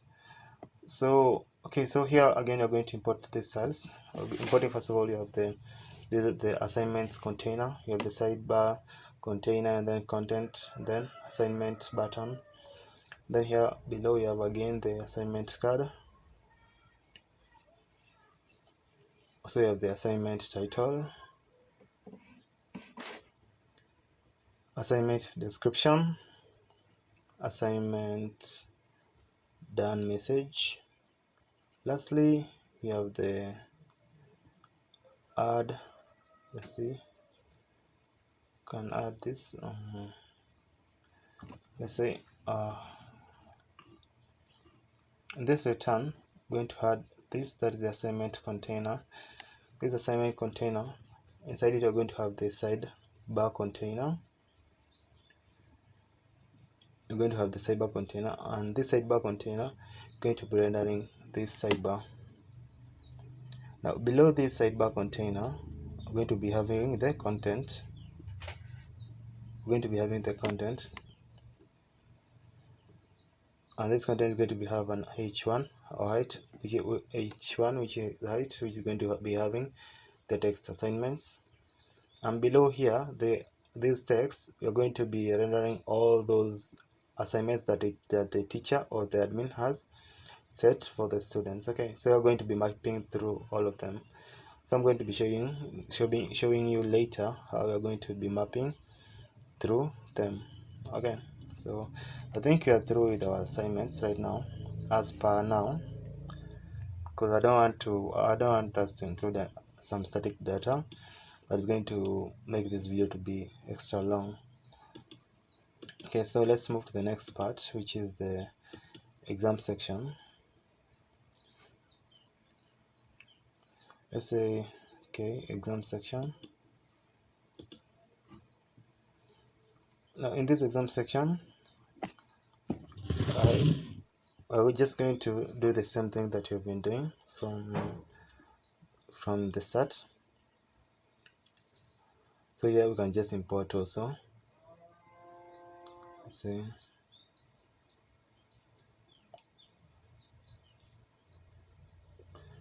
We're trying to import, like, that is also from React Chat JS. From also we are trying to import the bar from React Chat JS. To make sure to install this dependency. That is, you can just do in your terminal or in your command prompt cmd. You can just do npm install React Chat JS2, like that.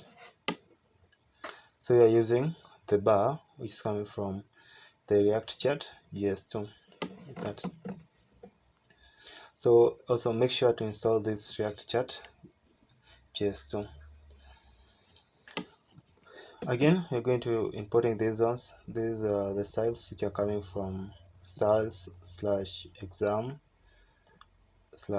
that is exam styles. So I'm going to be importing this. Let's see. I'm going to be importing, that is the exam container. So you have the sidebar container, and then content, then exam header, then we have the exam results container, and then the exam subject, and then exam results. Lastly, we're going to importing, that is the exam chat container. So remember, like in this exam section, we're just going to be including some static data.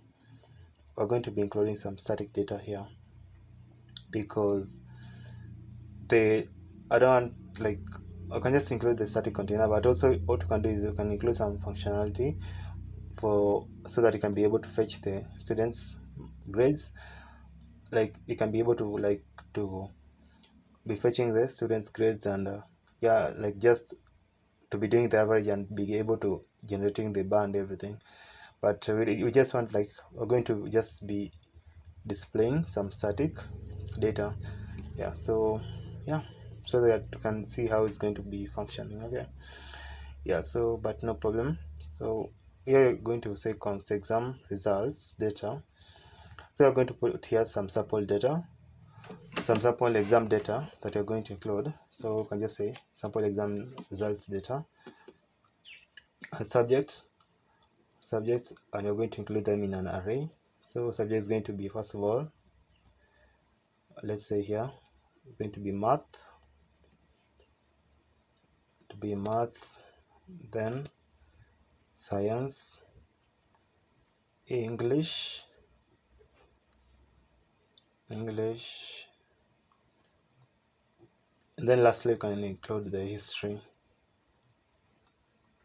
Include history. Below here you can include the results. Sorry. So the results here is going to be 80, then you have 75, 90, and then 86,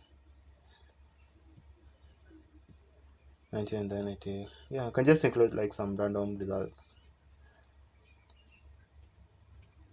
Okay, so let's move here below.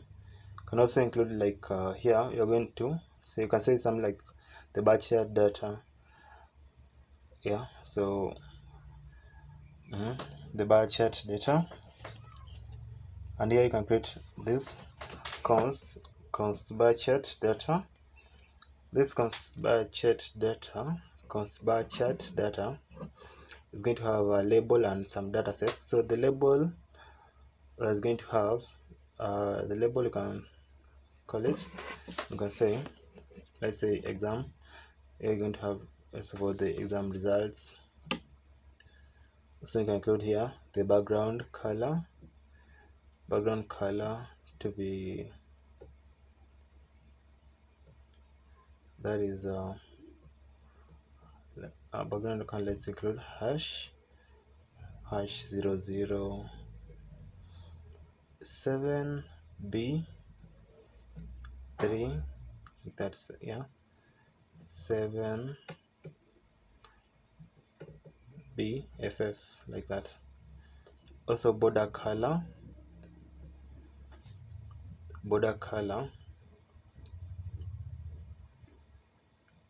you can include, is going to have the same color as the background color. You can copy it, or you can just write that is H007BFF. Then here below we're going to include the border width. So the border width is going to be 1, the border width, and then below we're going to have the hover background color.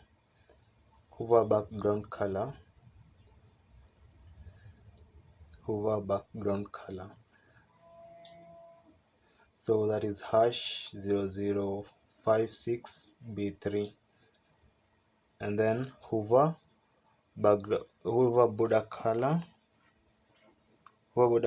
is going to be, or we're just going to include the hash 0056B3, and then let's include the data. It's going to be the exam results data dot results.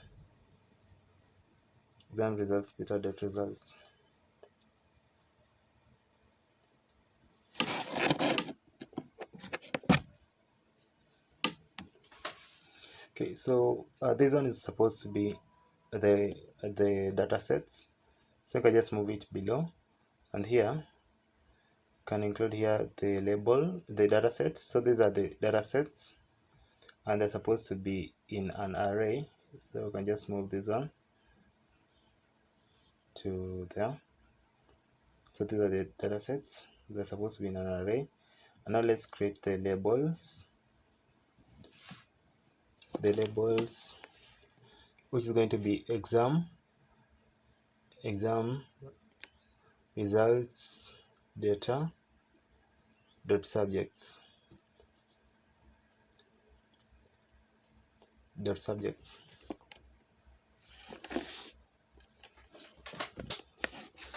Yes, like that. Now below here, let's see.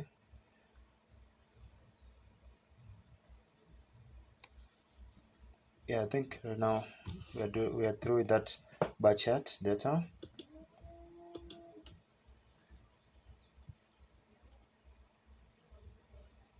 You can just arrange it perfectly.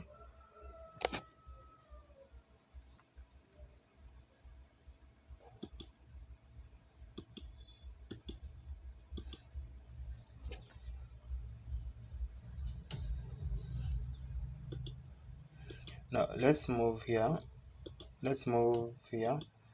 that is below, and we're going to create a const. So we're going to create here const chart options,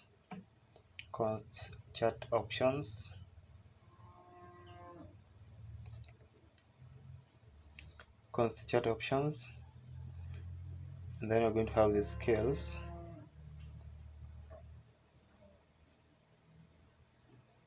So the y is going to have type, is going to be linear, and then begin at 0 is going to be true, then max 100. max is going to be 100 there. Okay.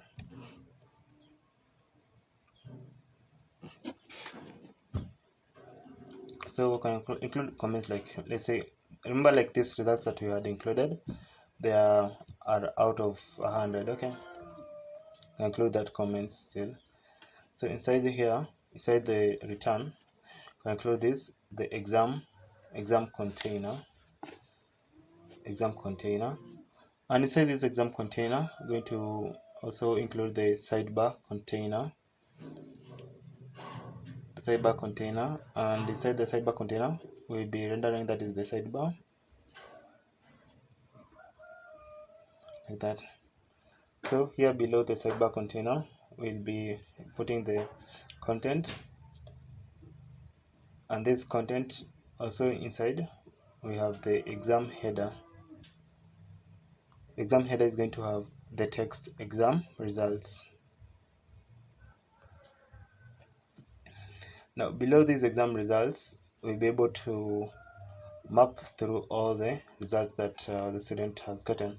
So here below you can see we have exam results container. Now here inside the exam result container, we'll be mapping through this the results of the particular students. Okay, we'll be mapping through them. So here you can say exam results data dot subject dot map, and you're trying to map, that is, you're passing the subject and the index. You're passing the subject and the index here. And now here below we're going to create a div, and this div that we're going to create is going to have a key. This div, let's create it. This div is going to have a key. Now this key is going to be passing the index. And inside this div we're going to have the exam subject, and it's going to be passing the, here is going to be passing the subject.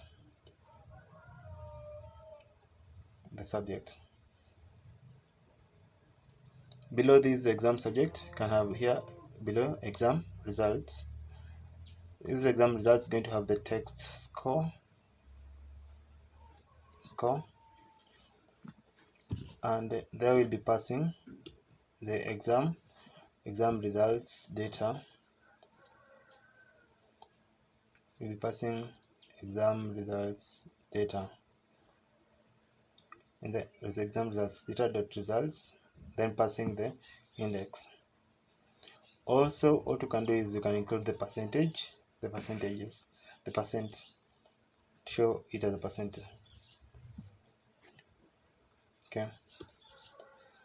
Now here below, here again, now inside the exam chat container, we're going to include now the bar. So this bar is going to be have a reference, that is ref. Ref is going to be, let's say ref is going to be, that is chat ref,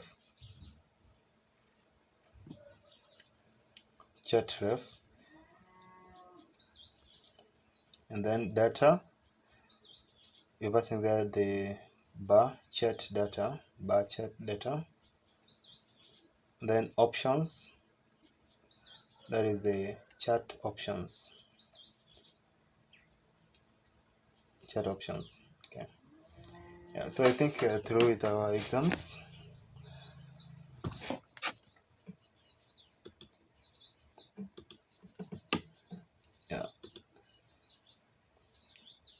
Yeah, so I think our exam is done. So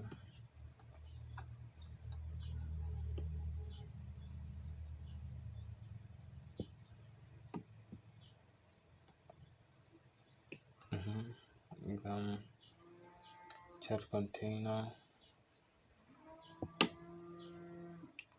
Okay.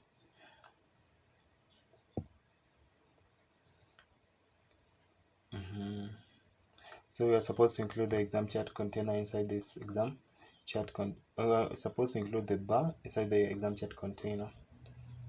Yeah, like that. So like that. So right now everything is okay how we have done it. Yeah, now let's move to the performance section. This performance section, still also here we are going to be just rendering some static data inside. So you can just also let's import these things which are coming from the performance styles. So you're importing first of all the performance container, the sidebar container, the content performance header, performance info, performance graphic container, then lastly we're importing also total marks. They're all coming from the same style, that is the styles folder, and the file is performance styles.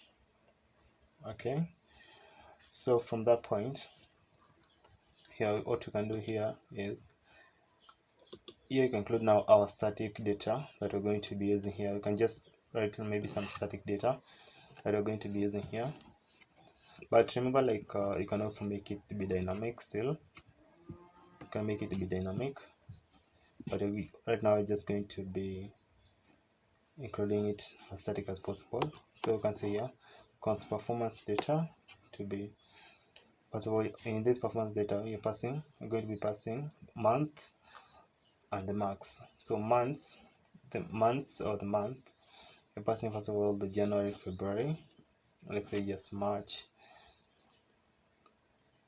and then April, May, and then June, like that. Then June. Below here you can also pass the marks, just pass some random marks that are there that that you can think of. Let's say 90, maybe 85, maybe 87, maybe 92, maybe 85, and 89. Can even pass 2, still okay, that's still max. But okay, let's say 89 to be the last one, like that. So yeah, these are the samples for each of the month. These samples are each for each of the months. So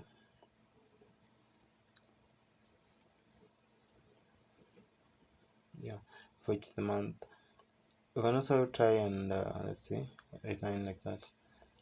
You can also count them and so as to be sure that they are per specific as per the specific months. Also you're including here the total marks.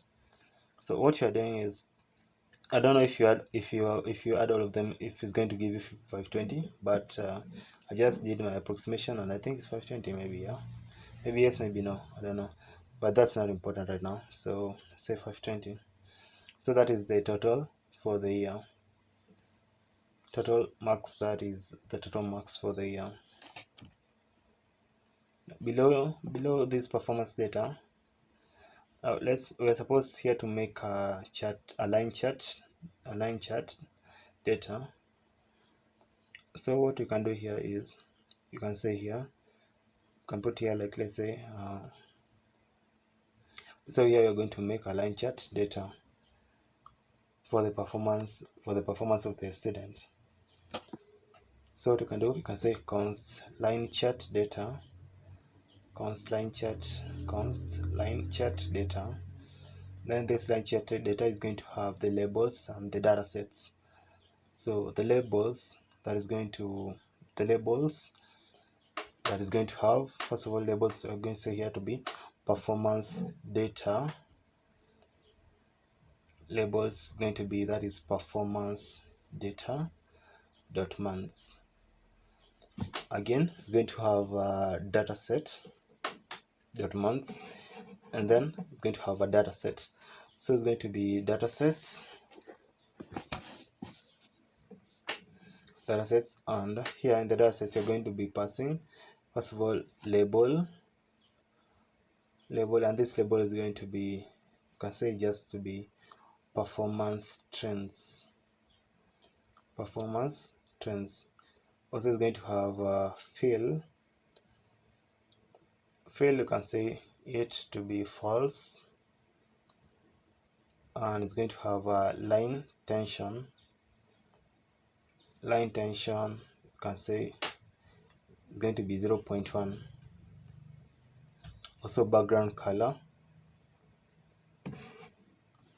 Background color, you can say for the background color is going to be, that is hash 007B FF. Then the border color is going to be, that is the hash 007B FF. The same is going to have the same color, and then you can add here the data. So the data is going to be here performance data dot max. Performance data dot max. Yeah, like that. Now here below, now inside this return, I'm going to include, that is the performance container. This performance container is going to also include to have inside it the sidebar container. And remember, like, this sidebar container is the one that will be having the sidebar, and also below the sidebar container we'll also need to include the content. We'll also need to include the content, and below this content we're going to have the performance header. The performance header is going to have the text performance, and below the performance header we'll have the performance info. Performance info or information. Now below this performance info, let's also include the performance graph container.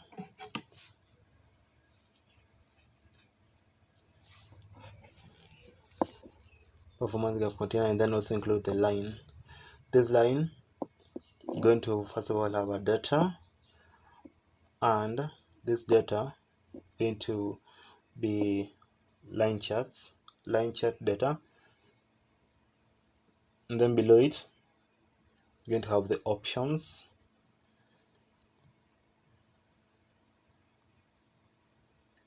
Also you're going to include that will be the scales, then the y-axis. This y-axis passing it like inside an array. So also we're going to have the ticks. Then you can say like begin at 0 to be true. Begin at 0 to be true, like that. Also we'll need like to be able to see like the total marks, so we'll move here below, and we're going to include, that is the total marks to be total marks, and then we're passing the text total marks inside this text total. Okay, in this total marks you're going to be passing, that is the performance data dot total marks. Okay, because you'll also need to see the particular marks visually of the student. Okay, I think everything is okay. Now let's move to the attendance section. You can save all of them, no problem. And yeah, so let's move to this attendance section. We're going to do the same thing, putting the necessary things that you're going to require in this section. So here we're going to import, that is the attendance container. Then you have the sidebar container, you have the content, and then the attendance header. We have the attendance list, attendance item, attendance data, Then lastly we have the attendance status, and they're all coming from, let's say, attendance status. Okay, they're all coming from the attendance styles. So say, let's see here, we're going to also include some static data in this attendance section. So I say const attendance and passing some data here. So here you're going to be id to be 1, and then date is going to be, you can just put some random date that you think will be okay as per you. Let's say maybe 2023, or maybe let's say 2025, maybe, yeah. Then 04, the month, then the date is 01, the day. So also you can include the present to be true,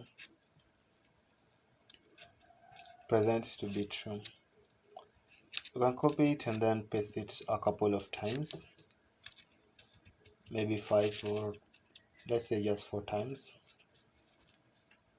Paste it 4 times, and then you can change the id, first one to be 2, then 3, 4, and then let's say 5, 4, and then 5. Can remove this last one. Let's say let's make them to be 5, which represents just in a week. So you can include all of them to be true except maybe one of them. Let's say just the second one to be maybe false, like that. And then what you can do here, you can move to the return section. In this return section you're going to include, that is the attendance. I'm going to remove that, and then we're going to include here the attendance container.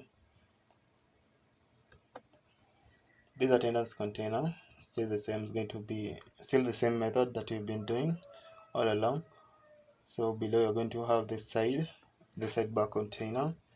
Inside the sidebar container, we're going to be rendering that the sidebar, and below this sidebar container, going to be putting the content, and this content is going to be inside the attendance header.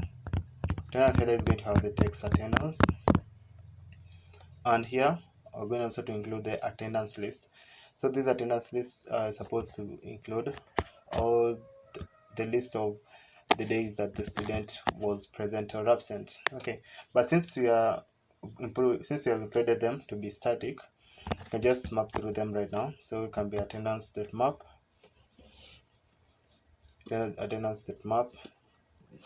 passing the id, date, and the present. id, date, and the present, like that.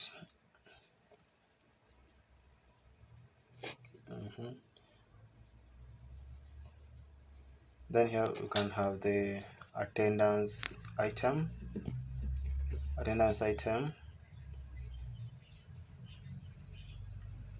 So you can include here, let's say the attendance item, let's say is going to have a key passing, which is passing the id.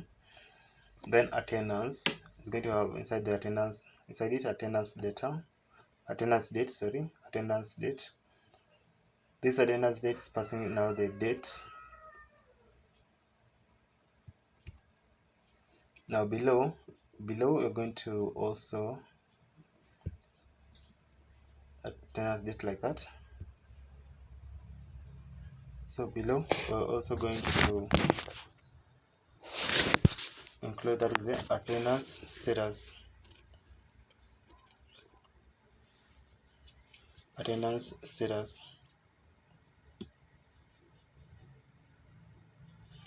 So this attendance status is passing present to be present, because remember, like in default, so present to be present, and then let's say present to be present, else absent, meaning that if the student is not present, then is absent. Okay, present to be present, else absent. Okay, like that. So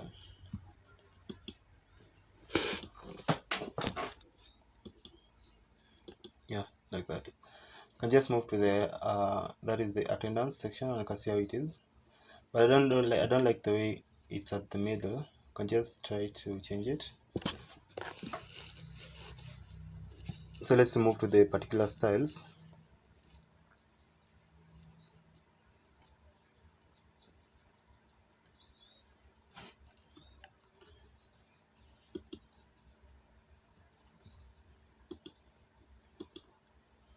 Okay.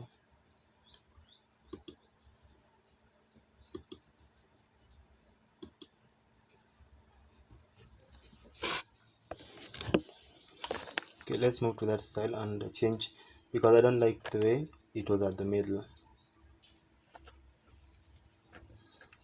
So let's remove this padding to be just like that. Let's see. Yeah, maybe now it looks okay. Let's just be like that. Yeah. So let's now move to the next part.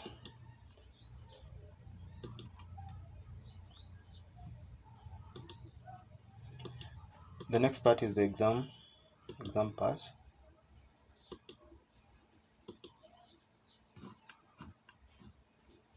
Now in this exam section, okay, let's say first of all the library section.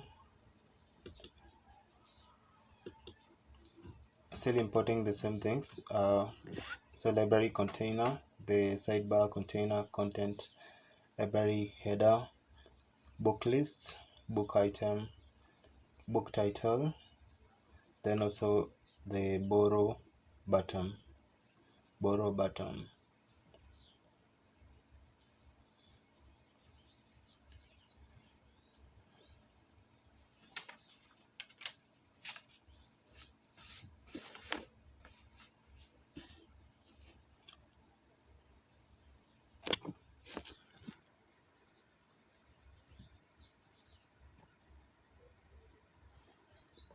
So here in the return, we're going to be passing the library container, and inside this library container, we're going to be having that is the sidebar container. This sidebar container is going to contain the sidebar. Okay, and below the sidebar container, as we've been doing, we're going to have a content. This content is going to have the library header. This library header, you can just give it a text of library. Now here below we are going to be mapping through all the books that we are going to have. So we can just create the book list. Now here inside is the part that we're going to be mapping through all the books that we have, and it's going to be getting or fetching them from the database. So that part is going to be happening in this section inside this book list here. So yeah. So here you can just say, maybe let me just put some comments here. Here below we will need to map through the books coming from the database. Yeah, something like that.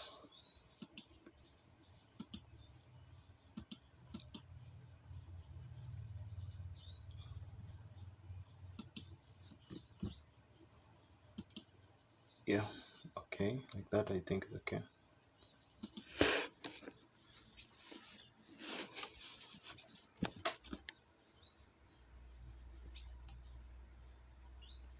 Now I think we're through with library. Now let's move to the announcements section.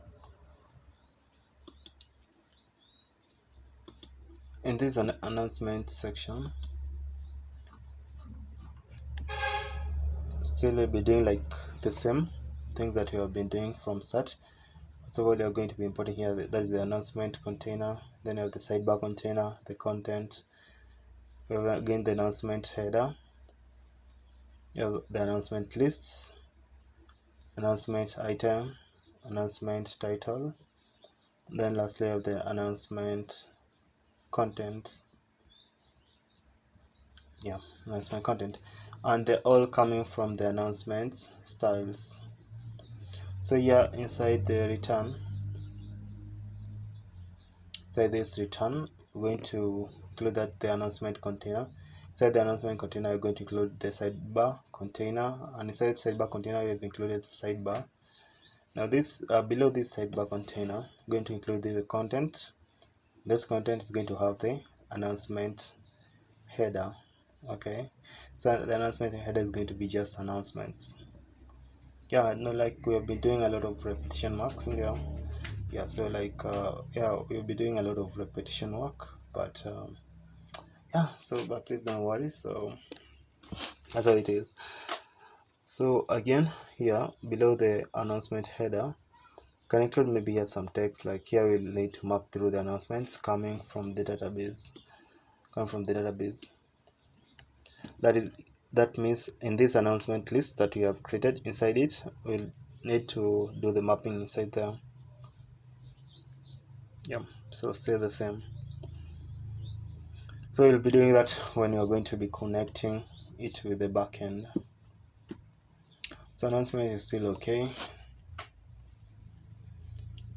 We can move to the announcement.jsx and let's remove that padding. Yeah, I can see everything now, it's okay. I don't like it if it's at the center. And then in the assignments, let's move that padding again. Save it, and yeah. The last one we are looking for is that the profile. So this profile, what you can do is you can just copy the same profile as the one for the admin, or you can just also create ours, but let's just create ours, but still going to be static. It's going to be static still. Okay, so here again, still we're going to be importing this these styles, which are coming again from the styles slash settings profile styles.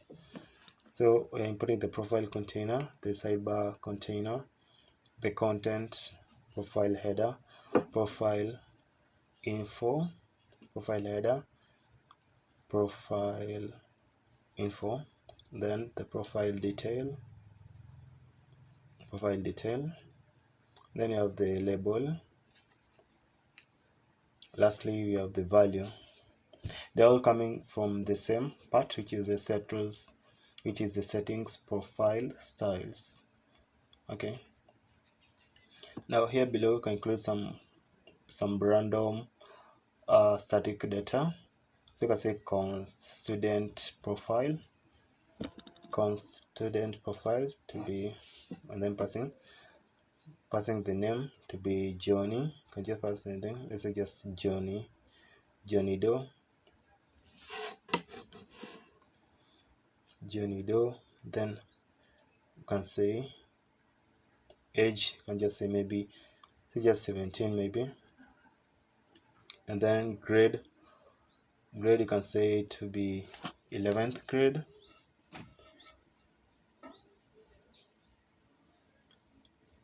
And then school, you can maybe say something like maybe those high school. You can just put some random data.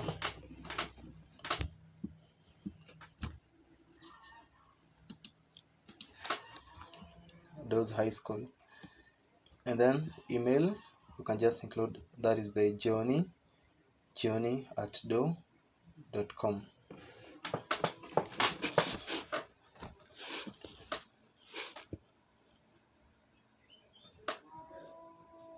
Now here inside the return, going to be passing that is the profile container.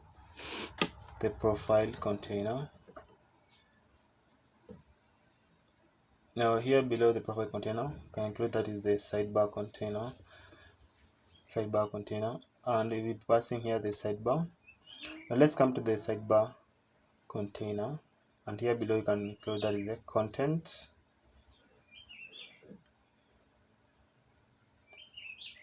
and below and inside this content you can include that is the profile header, then to be profile. Below this profile header you can include that is the profile info,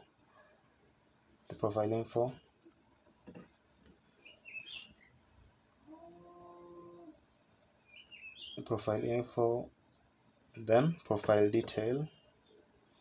This profile detail, we are going to have two things inside. We're going to have the label and the value. So label is going to be name, and we're going to also include the value. So the value, we're going to include it. Let's say we're going to pass inside it the student.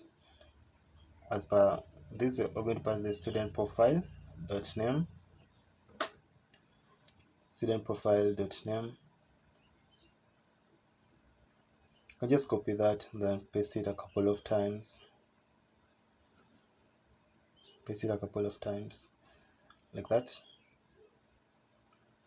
Change the second to be age, then change that to profile, student profile dot age. Then this grade, then change it to grade. Then school to school. Okay. And then you can copy it again, then paste it. Then change that to email, then email. Like that. Okay. Yeah, you can see everything right now. It's okay. So I think we are through with our students part. Yeah, so now let's move to the teachers.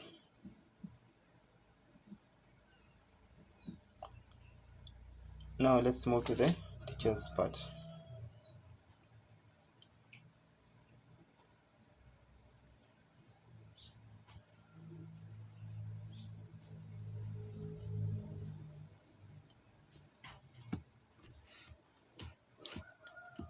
So in these teachers, let's see, first of all,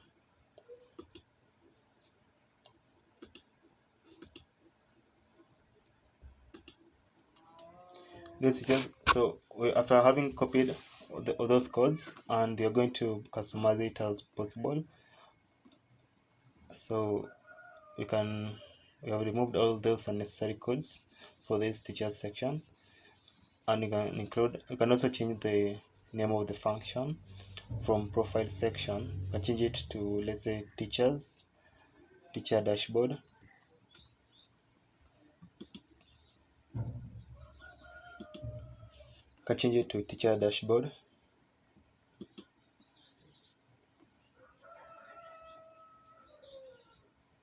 Yeah, like that. So let's move to all those other files, and you're going to be pasting all of them so that you can be able to import them into the app.jsx, just like the way we did for the student section and for the admin section. So we're going to be following the same things. Okay, so after having imported all of them, now we're going to be changing now the functions name inside all of them, those function name. So the class, we're going to change that one to be class section in the teachers, that is in the teachers section. Then in this student section, you can change that function that function is going to be, let's say, just student section, like that. Also, let's move to the teachers. I'm going to change the function to be teacher section.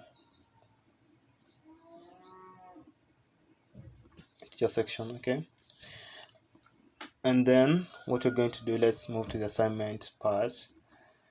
In this assignment, you can change it to be assignment section,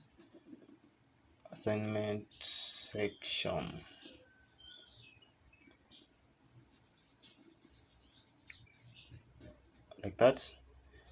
Then let's move to the exam. Exam is going to be, that is the check, let's say, just to be check exam section,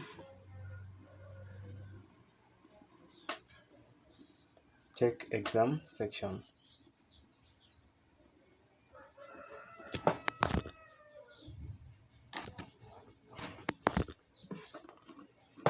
then performance, that is going to be just check performance section.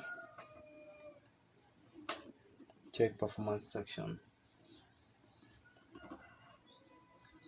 Then the next one is the attendance. Going to be check attendance section.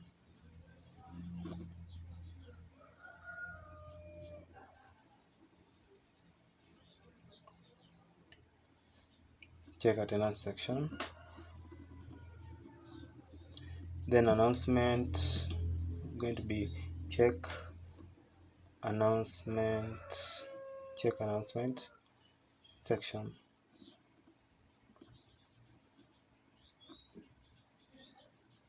Yeah, like that.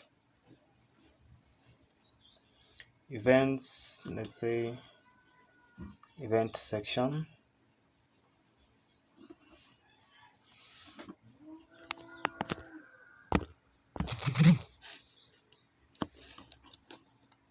Profile,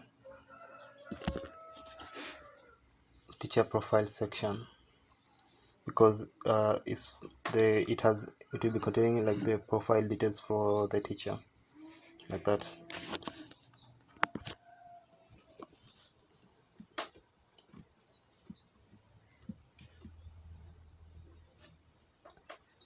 Now, after having done all of that, I think what we need to do next is just to import them into the app.jsx and use them appropriately.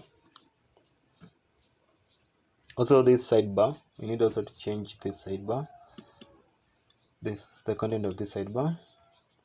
So let's just come to the app, to the admin, the sidebar that for the admin, copy it, then come to the teacher sidebar, then paste all of it there. So okay, it's going to have the same name, which is just sidebar. So let's remove all those opened tabs that we won't need.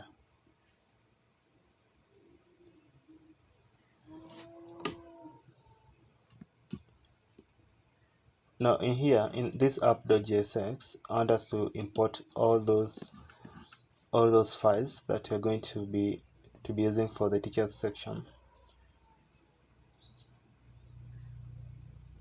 So let's first of all let's separate the admin register, the admin sign in, and the admin dashboard. So the admin dashboard, the teachers dashboard, the teachers section, student section, and the admin section. Okay, so here that's the import teacher dashboard,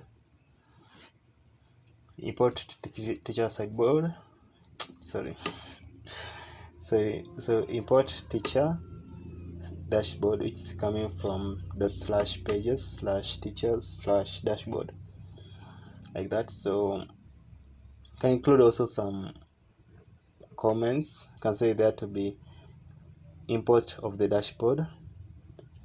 Also you can include also into these other ones. You can say import of the admin section. Okay, like that. So here you can say just import of the student section.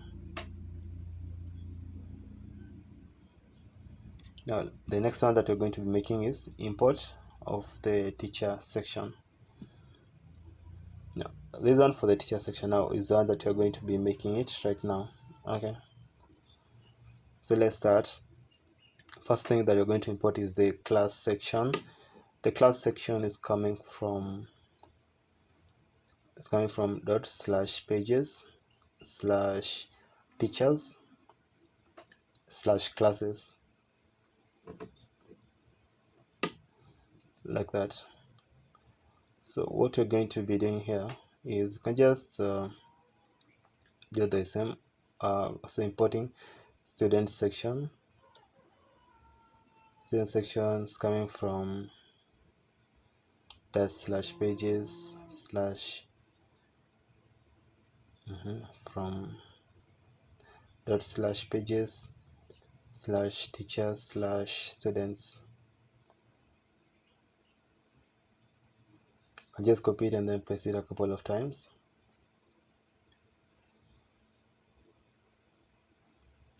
So change this one to be student to be teacher section. So change the path to be teachers like that. So change this one to be check performance section.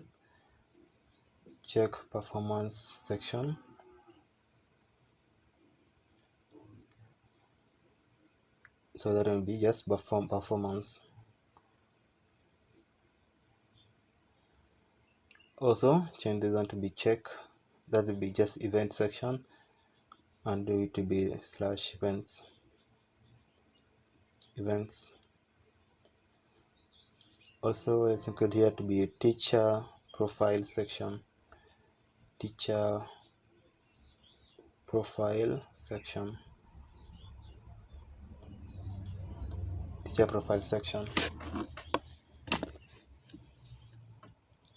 then /profile. Check announcement section.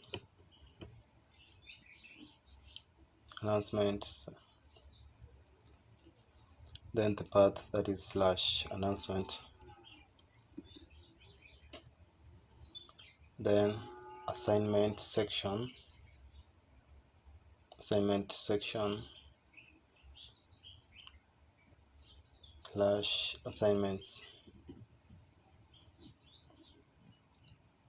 Then check attendance section /attendance. Then check exam section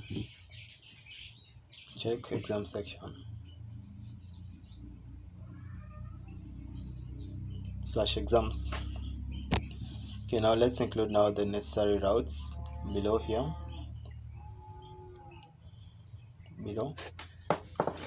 So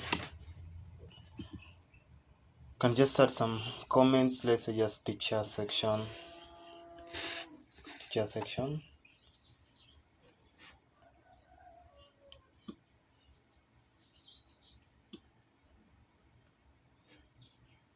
So you can just copy that and then paste it a couple of times.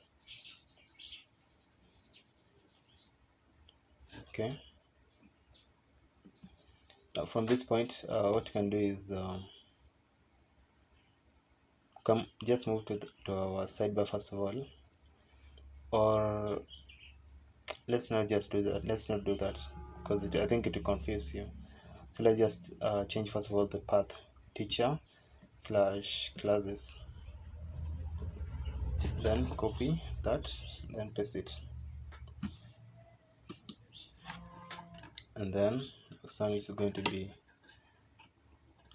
teacher /students. Do the same, then paste it, and then teacher /teachers. Copy and then paste it like that, and then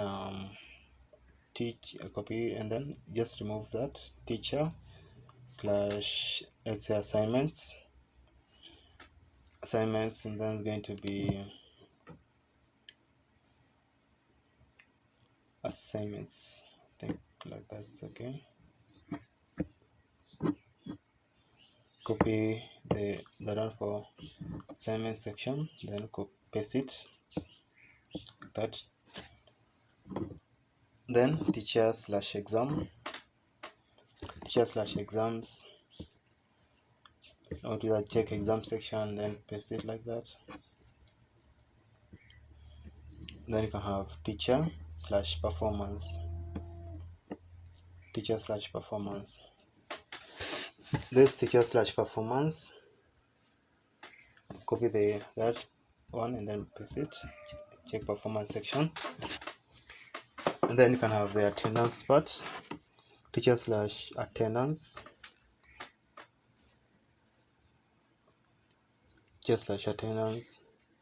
copy that and then paste it like that, and then you can have the teacher slash the communication. Communication will be the one for the announcement, so check announcement section and then paste it.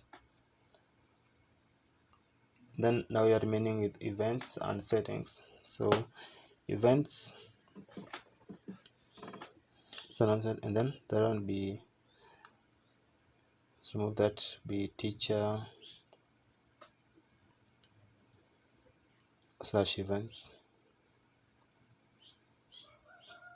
and then copy this event section and then paste it like that. So what you can do here now, the last one that you are remaining with is the one for the teacher slash settings, for the settings part. You can just remove this one. Okay, copy that, then paste it.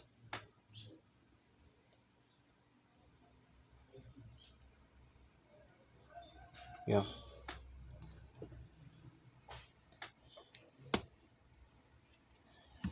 so I think everything is okay. Now what we need now to do is, in this sidebar we need like to change now the specific path, because as you can see, like these paths, they are leading to the admin dashboard, the admin dashboard paths to the admin dashboard path. So like you need to change this path and also remove the unnecessary things that we won't want the teacher to do. Okay, so let's remove those unnecessary things, and at the same time let's also modify the path.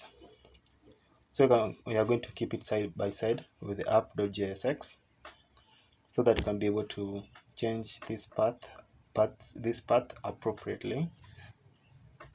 Because yeah, so let's open our app.jsx.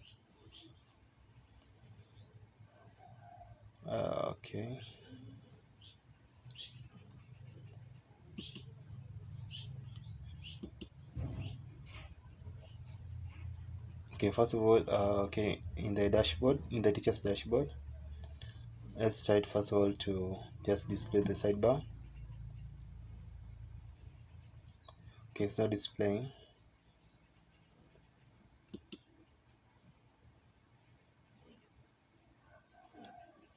No worries, but let's just first of all change the specific path in the sidebar of the teachers section.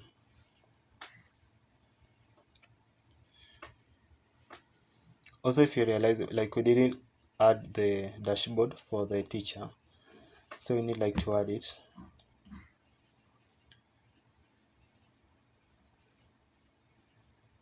Yeah, so we need to add it like that. Then teacher dashboard.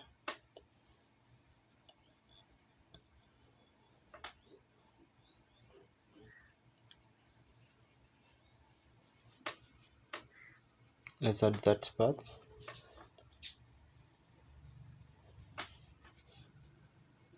Okay, and then save it. Okay, yeah, you can see now everything works. Okay, what we just need to do is now change those paths, because if you, as you can see, like those paths are not okay. If you press any of those, the navigation, the sidebar navigation, it leads you to the admin section, and it's not supposed to do that. So let's change them. So yeah, so what you are doing right now is you have put that the app.jsx and the sidebar and the teacher sidebar, you have like included, you have put those codes side by side, because what you want to do is you want like to change we are changing the path, or the specific row, the specific path from the dashboard, from the admin dashboard. Now we want it to move to the teacher's dashboard, or or to the teacher's part. Yeah, I think you're understanding me. Okay, so like that, just copying it and then pasting it. So let's just do it a little bit first.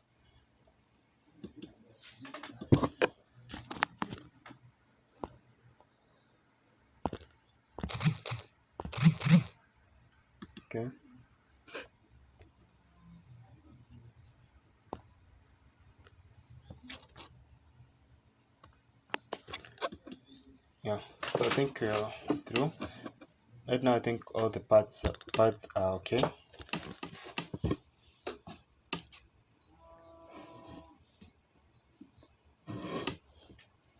Now let's move to the first one, which is the dashboard, the teacher's dashboard.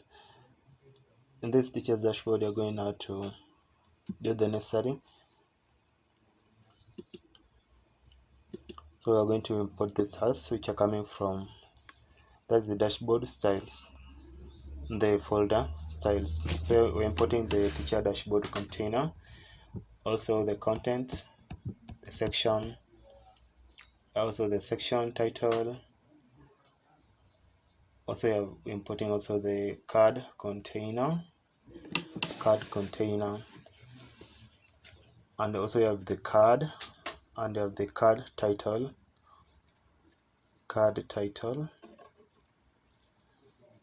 and also you have the card content.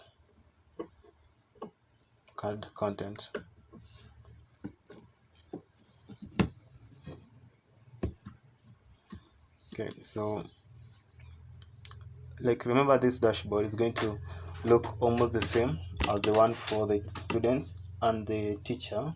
Okay, for the student and the admin, it's going to look almost, so it's going to have almost the same design or the same look, but it's going to be a little bit different here.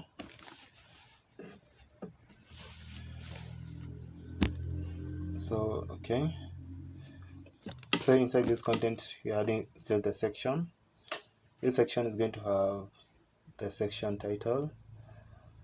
This section title is going to be the same, having the text overview, and then below it. But instead of doing this, I think what you can do is, let's just do this first of all. Okay, that's the card container. This card container is going to have card. This card is going to have the card title. Card title is going to have the, let's say maybe total students. Below it you're going to have, that is the, or what you can do, let's come to the dashboard of the students and just copy the whole of the codes that are in the content section. Yeah, all these ones that are in this from this content part. So copy it because they are the same. Come to the teacher's dashboard, then paste it like that. So what you'll do is we will just change only those necessary parts. So like this is going to be just total students to be 500,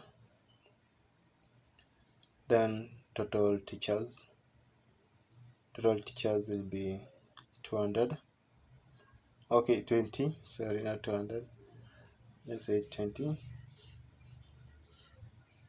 Then total classes, let's say maybe they have maybe 50.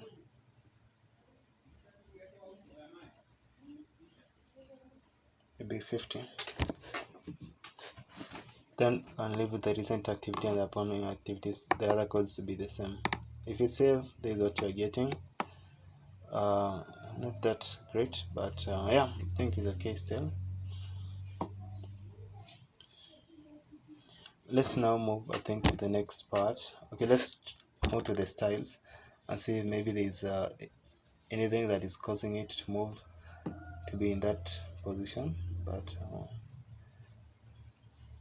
I don't think so.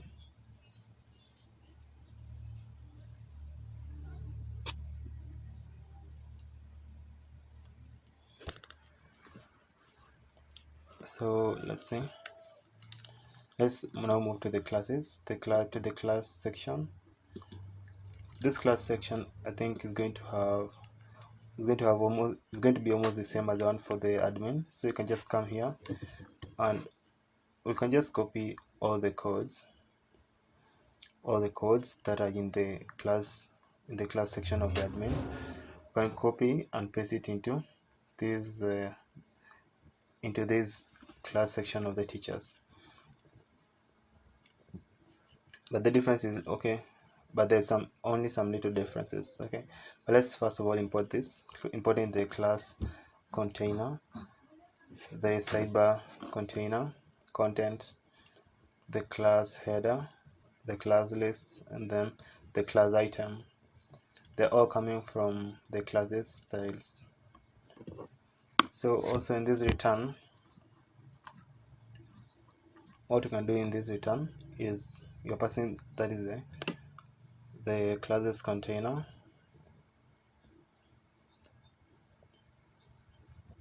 the classes container,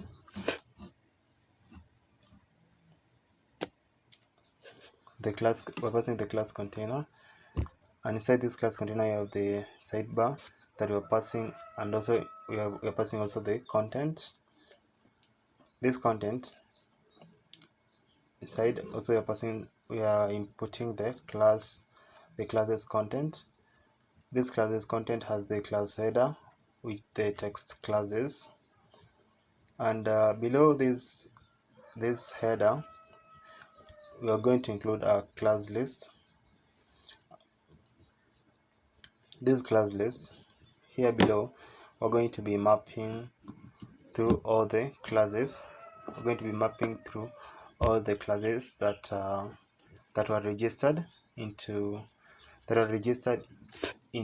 this school management system. Okay, because what you want is for the teacher to be able just to see the classes, but the teacher should not be able to add any class, but just see all the classes, just only to see the classes. Okay, so the next one that you are looking for, we are looking at is the students section. Now in this student, we're importing still the students container, content, students content, students header, student lists,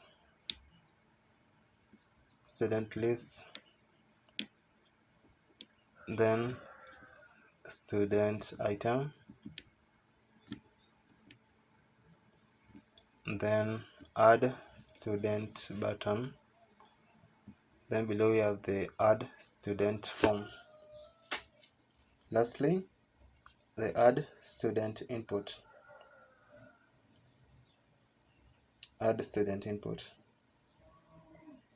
They're all coming from the students styles.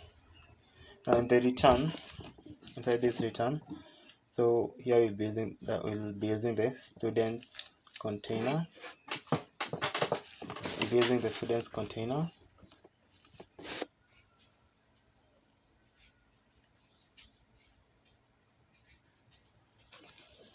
and passing first of all the sidebar. Now below the sidebar you can include now the content. Now below this content, now we're going to include the students content. Below it, let's include the students header.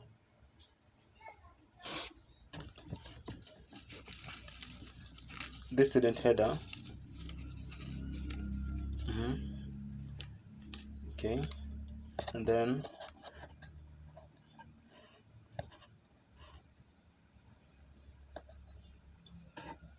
like that. Here we'll input like all, we'll be mapping through all the students in the this school management system, okay, think like that.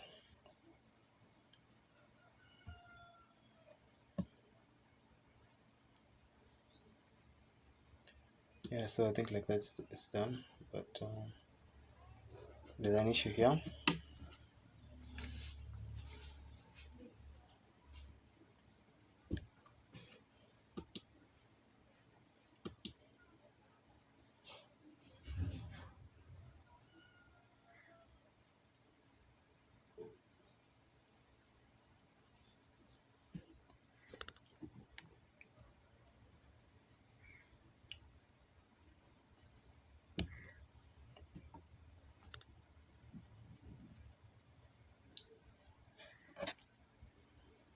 So okay, let's look at it and see where the problem is.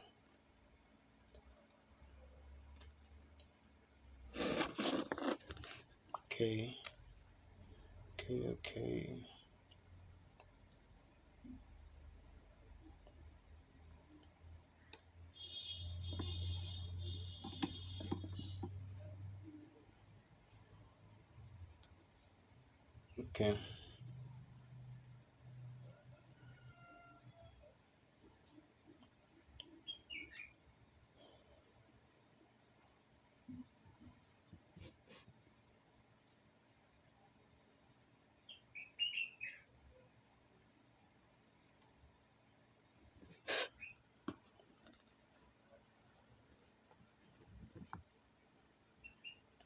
Okay, so now let's move to the teacher section.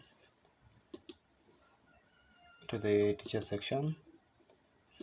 this teacher section, I'm still going to import, that is the teacher's container, and then the content, the teacher's content, then the teacher's header, then of the teacher list, teacher item, lastly you have the add teacher button.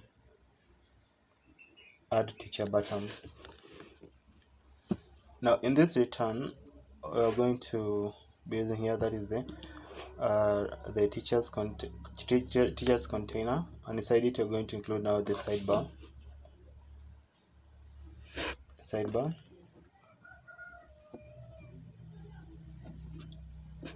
then passing the content inside it, okay, then passing the teacher's content, then you have the teacher's header, passing out the teacher's header. Yeah, you can just include some like this. Yeah, and then maybe the teacher's list. So here below we are supposed to include, we'll be mapping through all the teachers that have been that the admin has included or imported into our system. That's what we'll be doing here below. So okay, so the teachers part is okay. Now let's move to the next part, which is the assignments. Now in these assignments, what we are going to need is, we'll be just doing the same thing again. Here we are going to be importing again the assignments container. We have the content, assignments content,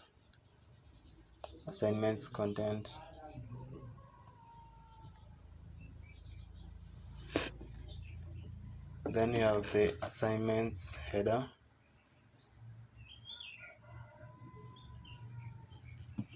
assignments content, then assignments header, then assignment list, then assignment title, then you have the add assignment button,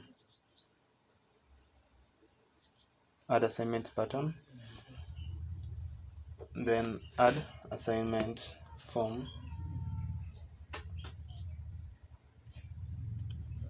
add assignment input, and then add assignment text area.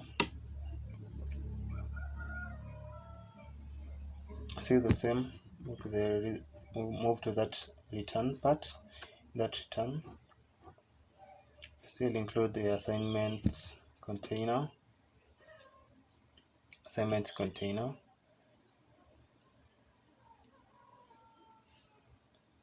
Now below inside this assignment container, you can have the sidebar.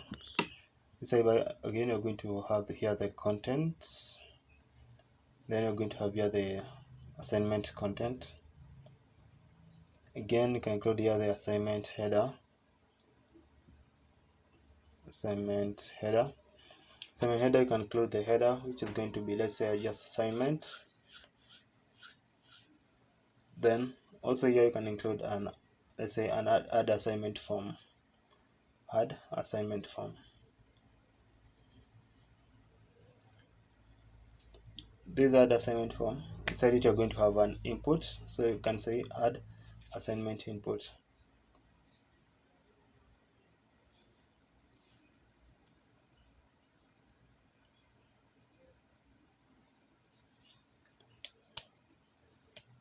So add assignment input, and then this input is going to have a type. This type is going to be text, and then placeholder. You can just say maybe something like enter assignment title, think like that. Okay, then let's just copy this part. Okay, let's not copy, let's just add assignment text area below it. The add assignment text area, remember it's self-closing. So this assignment text area is going to have a placeholder. So it's going to have a placeholder with the text enter assignment description, like that. Also, we will need to include another assignment input. So below it you can say add assignment input.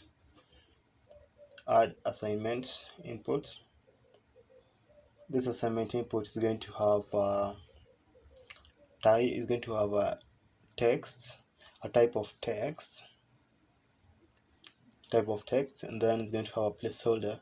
So the placeholder is going to be, let's say, enter assignment grade. Okay, now below this assignment input, you're going to have also another input, so with the same name, add assignment input. This assignment input now is going to still have a type is still going to be as text, then placeholder. The placeholder is going to be, let's say, enter assignment deadline.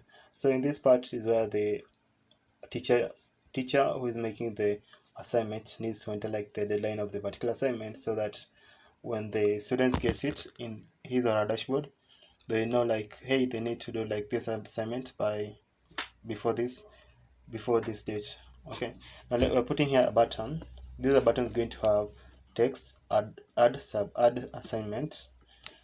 The type is still going to be just submit. Type for the button, just add submit, submit, going to be submit. Now below this, the add assignment form, we are going to include here an assignment list. You can say here assignment,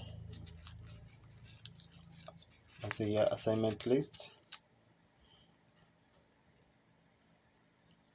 Now in this assignment list, we'll need to map through all the assignments in here. Okay, in this assignment list, so we will need to map through all the assignments in there. So we need to display all the assignments there.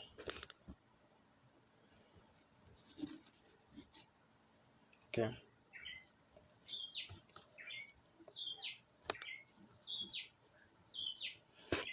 so there is an issue here. It seems like we had more, like I duplicated some imports there, so I've removed one, and yeah, everything now works okay.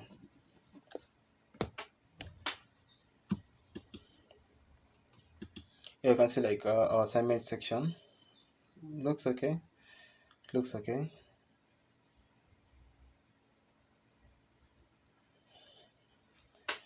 Yeah, so let's see.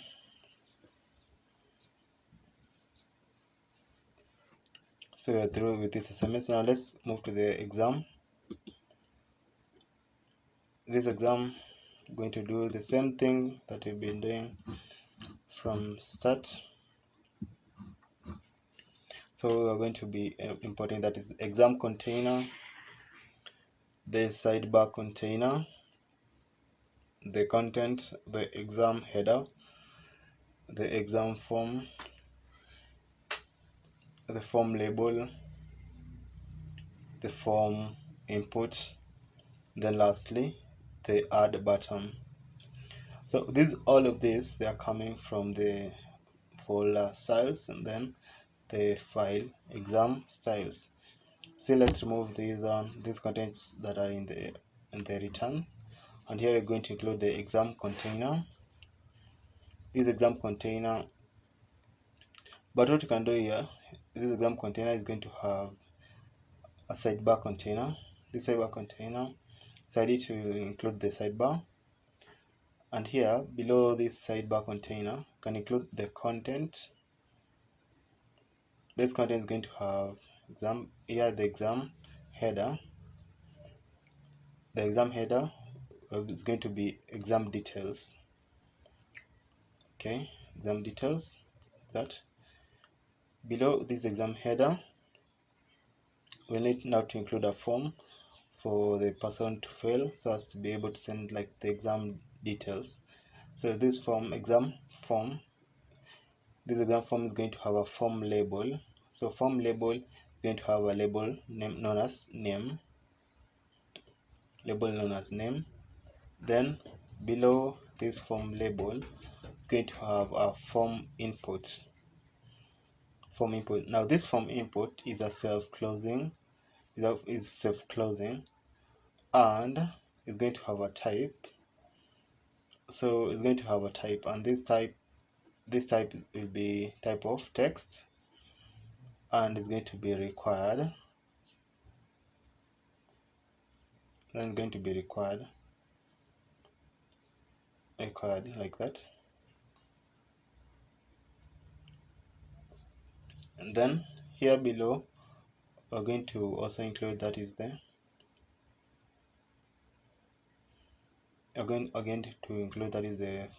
yeah, we have just copied and pasted it. So here below again we're going to include, that is the registration number. Remove that name to be registration number.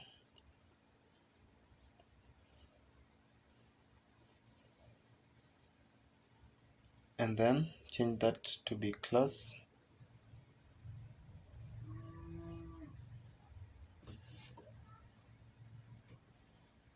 Then paste it again. Also I'm going to change this one to be, change this one to be max. Change that one to be max like that. And then type is going to be number. Let's remove that part. Let's move that. Okay. Then we're going to add now a button. Add button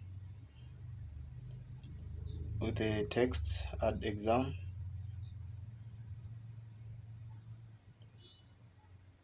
It's just going to be the same as the one for the exam part in the exam section, like for the admin part in the exam section. It's just going to be the same, okay? Because we want the teacher also to have the ability to add an exam for the students. Okay, so after saving it, you can see like how it looks. It looks the same as that of the admin. Now let's move now to the performance. Since performance is going to be almost the same as the one for the admin, so I can just copy it because I think like it's going to be the same. You can just copy the whole of it, then you can just paste it here, the whole of that return method, and you've pasted it like that. But you can just make some few changes if there are any, which I doubt.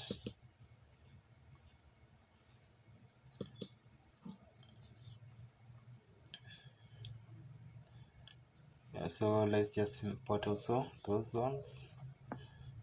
Yeah, so I think that's okay. with the performance. Now in the attendance, let's move to the attendance.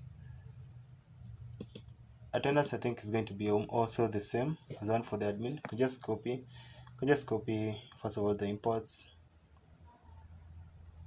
Copy the imports. Then let's now copy now this return, the one from the return here. Let's just copy all of it.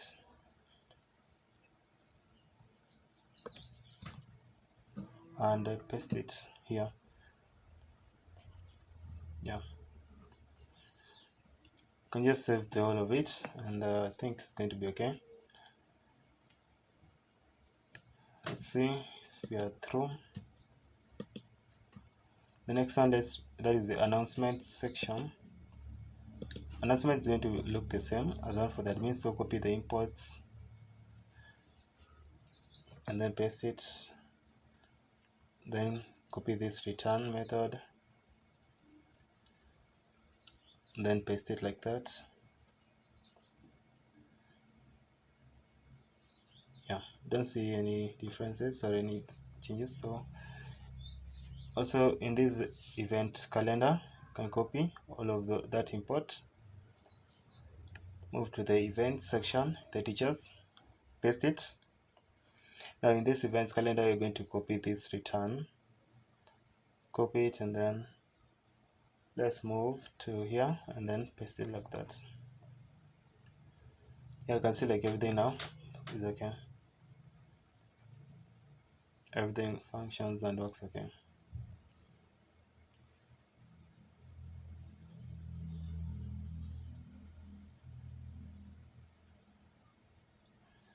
Yeah, so yeah, everything is okay.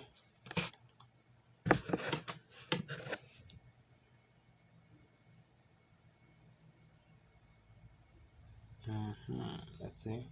Also the one for the profile, you can just copy the profile from the admin section. You can copy that profile section.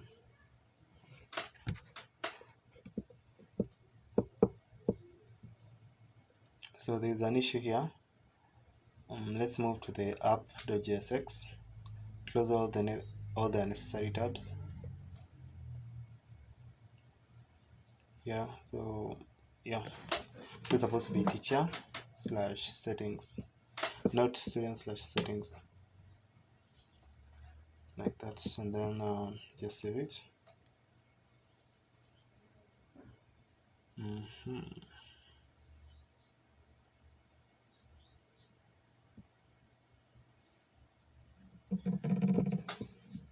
Now let's look at our cyber.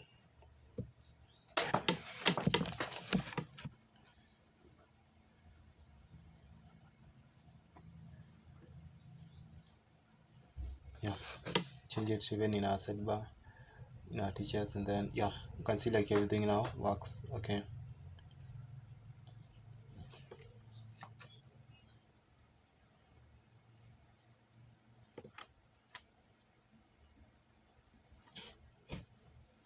Now I think we are through with the teachers part.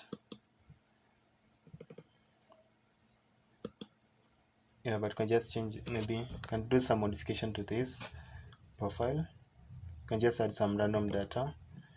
Example, can change the address to be, let's say, Mumbai, India. Also can just say here, maybe change it maybe to masters in education. Yeah, so but I think everything now is okay.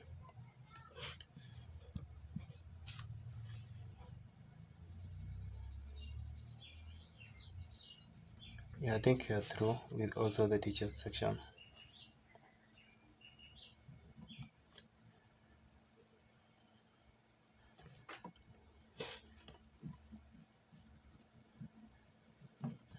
Yeah, now let's move now to our backend.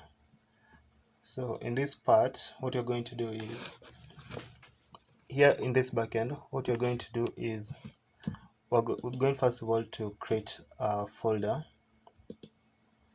and this folder is going to be known as controllers, and we're going to create another folder which is also going to be known as the database. Another one is going to be known as the middleware, and models.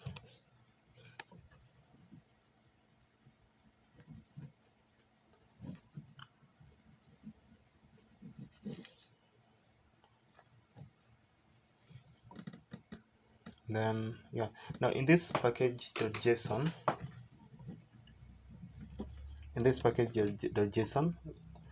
we're going to first of all include type to be module. Type is going to be module.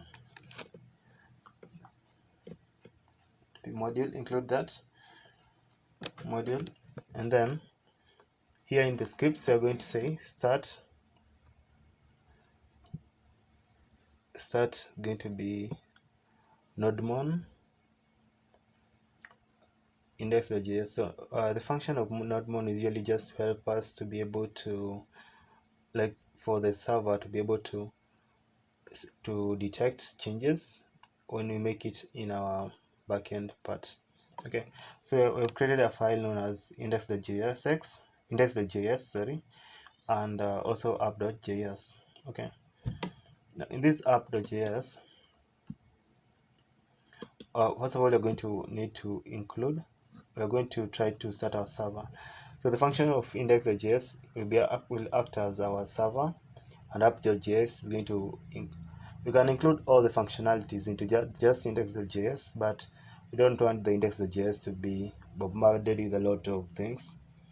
We want it just to handle in running only the port. Okay, but app.js is going to be handling all the other things. So we are importing express, which is coming from express, and also we are importing config, which is coming from .env.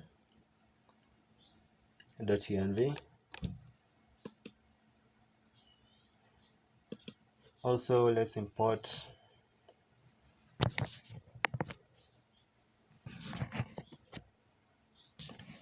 that is app. Let's say app const app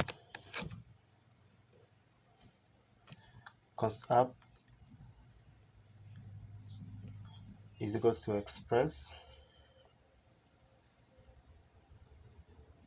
Const app is equals to express.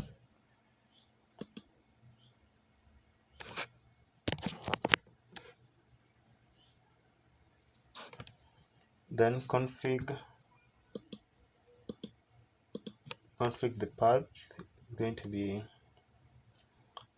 that's going to be the /config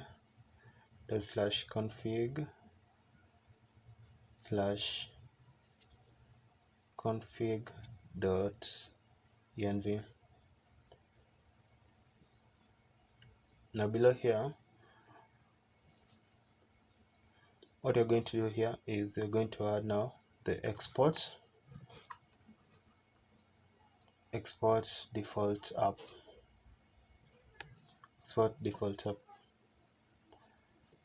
Okay,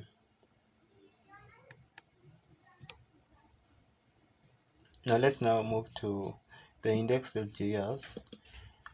In this index.js, we are going to try to start our server. So we're going first of all to import the app. The app is coming from ./app.js, then app.listen,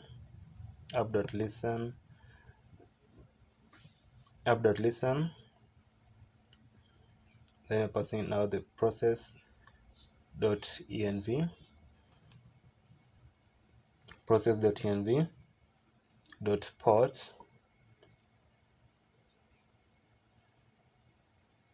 .port,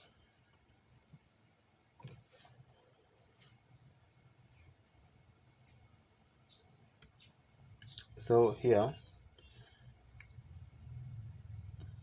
what you're going to do is you're going to console log. We're going to console.log, so you can include like some backticks. So you're going to say server is listening, server is listening on port. Server is listening on port, and then let's include now the port. That's going to be process. Can copy that. Then that's going to be the process.env.port. Okay. Yeah. From there, let's. So that port is coming from the config.env. Yeah, like as what we had done previously while we started making this application. Okay. So I think you can remember. So now let's start our backend. See the backend, and then let's start it. npm start.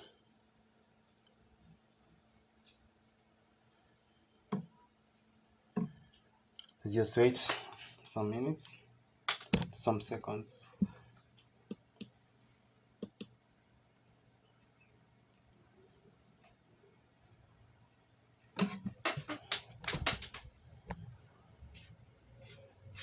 So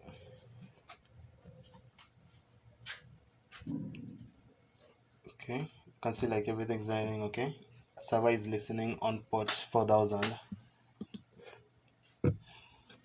Yes, okay. So now let's now move to our app.js.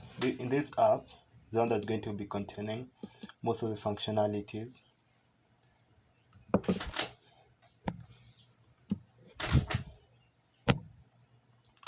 So okay.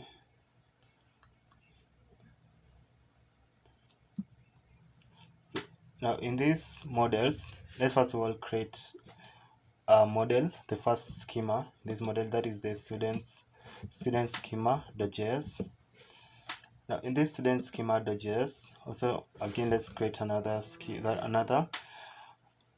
students controller.js in the controller folder. Then now again let's move to the routers. We're going to create the student router.js. So because we want now to be able to add or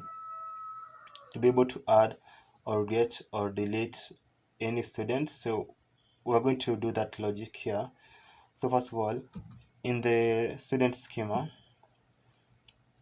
we are going first of all to import mongoose, and mongoose is coming from mongoose. Also we can import validator, which is coming from validator, but it's not important. So the function of validator is just to make sure that you just validate like someone has inputted the correct thing into the input. Okay, it's not a must for you to include it. Okay, but let's say just let's not put it first of all. Let's say student schema going to be equal going to be to new mongoose dot schema,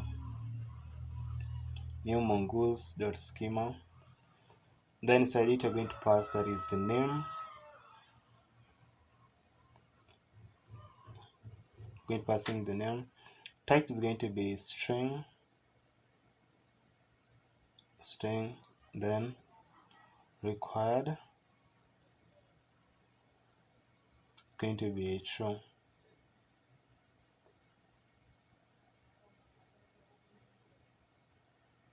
Then here is going to be again registration number, meaning that these are the things that when you are registering a new student, these are the things that you're going to require to include. Like first of all the name, then here you have the registration number. So this registration number type is going to be string, then required is going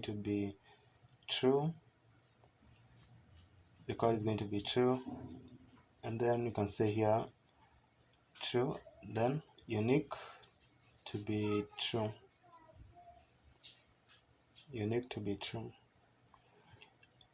Again below here, again you can add now the grade. In this grade you're going to first of all have type is going to be again string, required is going to be true.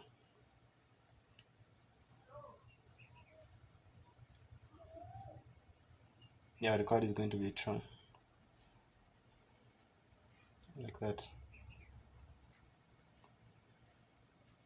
Also, what we're going to need is we're going to now need to export it. So we're going to say export const student, export const, let's say student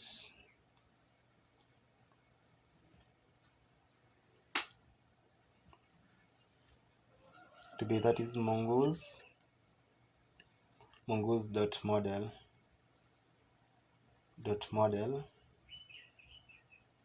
then you're passing, that is the student, then passing here the student schema.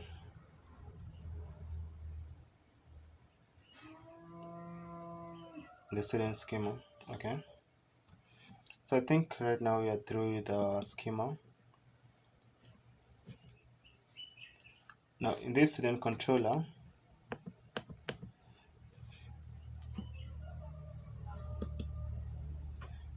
first of all we're going to need to import that student. So let's import the student, and also let's create, that is export const create student, export const create student to be async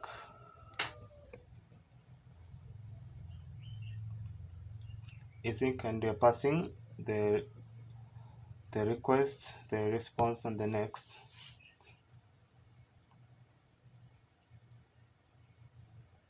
Like that. And then here inside we can do like a console.log, or let's say just first of all const, and we are going to be passing the name. We'll be passing the name, the, like as per our model, the name, the registration number, and also the grade.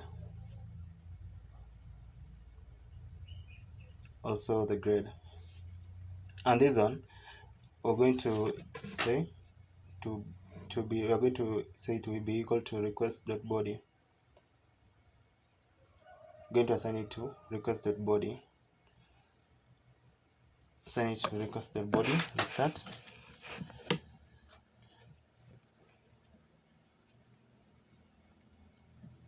So here again we're going to try to now validate if someone has inputted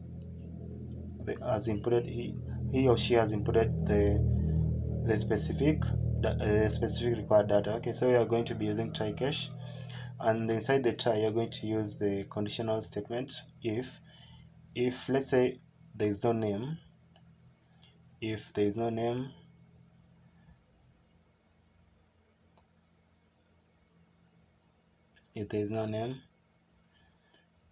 and let's say also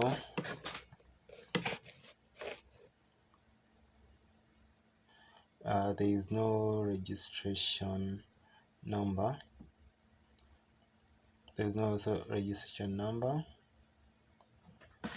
like that. Also there is no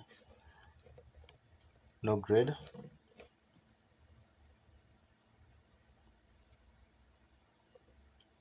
so there is no grade. Then it needs to do something, and it needs to first of all to return next and give you this error: please fill the full form. That means if you have left any of those data or any of those input, you have not included any data in them, then it's going to tell you like to fill the full form. So remember, it's an async function. Okay, so below that, if we're going to include now an await. So what we're going to say that is going to be await student.create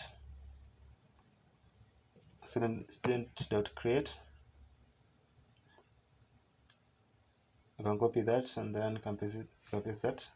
Each student create, that is the name, the registration, then the grade. So it needs to do this. That is going to be response or res.status 200 status 200.json, res.status 200.json .json. So message success is going to be true. Success is going to be true, and the message is going to be student is created. Student is created.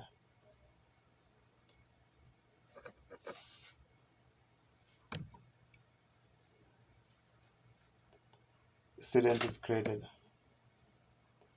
Okay. Now the cache now is going to have an X and error. Meaning in case of any error, then it's going to do this next and then error. Going to display now the error.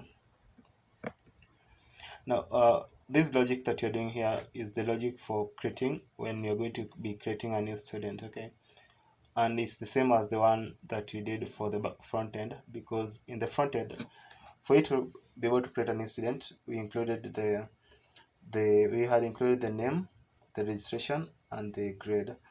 If you look at it very perfectly, if you followed the front end parts, okay, we included those sections. So yeah, those sections are required for you to be able to create a new student. If you don't fill any of those parts, then you're going to have an error. Now let's create now another logic for, let's say, getting all the students. Now remember, like here in this here, now what we're going to do, because I don't want like this tutorial to be so long, what you're going to be using in this CRUD statement, in this CRUD, you're going only to be using, in the CRUD part, you're going only to be using the create and the read part. You're not going to be using the delete and the edit part. Yeah, so read, that is create, that means just to post, and read just means just only to get, but we won't implement the delete and the edit part. Yeah, so let me just tell you that beforehand. Okay, so that's what you're going to be doing it here. Now here we're creating another logic here for getting all the students. We are still passing the request, the response, and then the next. We are still using the try cache, and inside this try you're passing const students. So what you're saying here is const students is equals to await student dot find await student dot find. Then here you can say res dot status, that will be 200, res dot status 200 dot json, res dot status dot json. So it's going to give you a success, it's going to be true, and then passing there the students. But in case of any error, then it will move to the cache part. Sorry, going to move to the cache part. Okay. Yeah. So you've implemented the specific functionality for creating a new student and for getting the students. Okay. So I think like that's okay. So we are through with that. Now let's move to our router. Let's now move to our students router.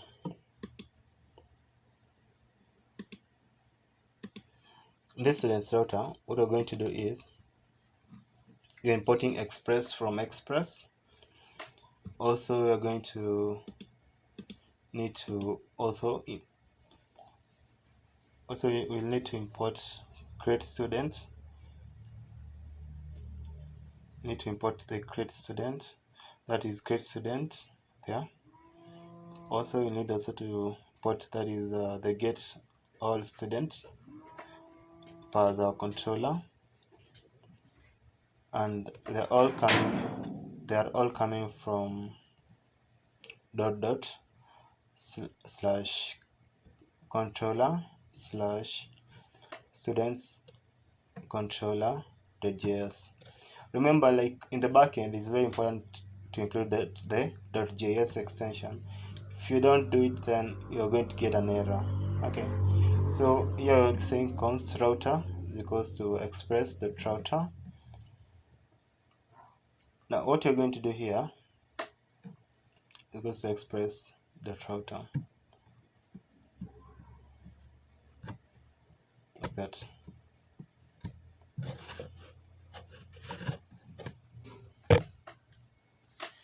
Now here what you can do is router.get, and then we'll pass this slash get all. Then you are going to pass the logic for get all the students, meaning that for you to be able to get all the messages, you need to move to the specific path of get all. So yeah, like that. So get all students, and then router.posts when you're posting or creating a new student details. So here you're just going to include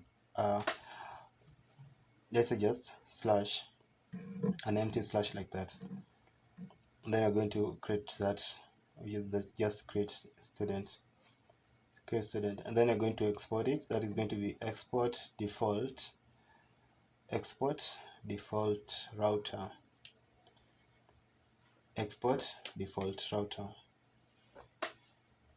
like that.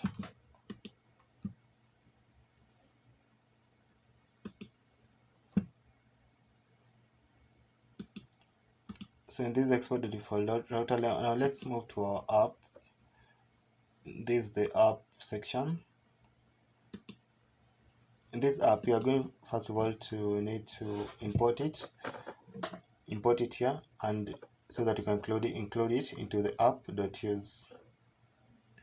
So first of all, you're going to import cause is coming from cause. So the reason why you're importing cause, remember, like cause is for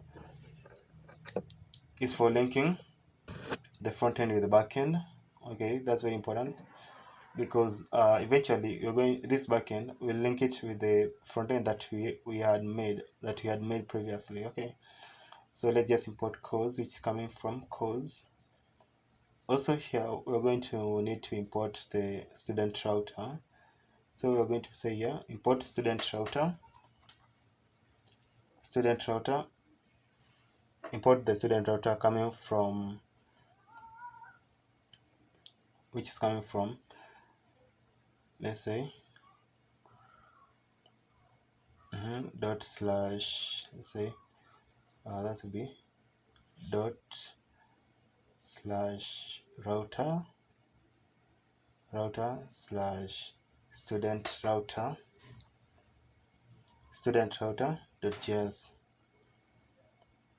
.js, like that. Yeah, like that.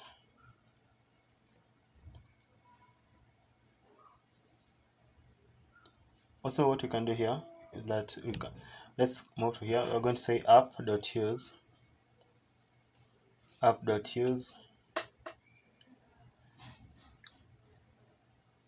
So here inside you can say that's going to be API slash v1 slash students. It's not a must for you to use the v1, but you can just also say API slash students. Okay, but I think using v1 then it's okay. So yeah, and we've included that the student router there. So that's what we needed just to do. You can save it and you can move to your Postman. You can test it in your Postman. So if you save it, then you're getting this error. Do you know why you're getting this error? Okay, let me show you why. Now this error, the reason why you're getting this error is because you need to include the express.json and the express.url encoded. but we're going to do that later. So let's first of all to move to the middlewares. This middleware, we're going to create an error handler, error handler.js. Want it as you had seen previously. When we get an error in our server, then the server crashes. We don't want it to do that. Okay, so this error handler is going to help us in doing that. So it's going to be helping us in validation. So we are doing export const handle validation error, and then we are passing that is the message and the status code error. We're passing the message and the status code.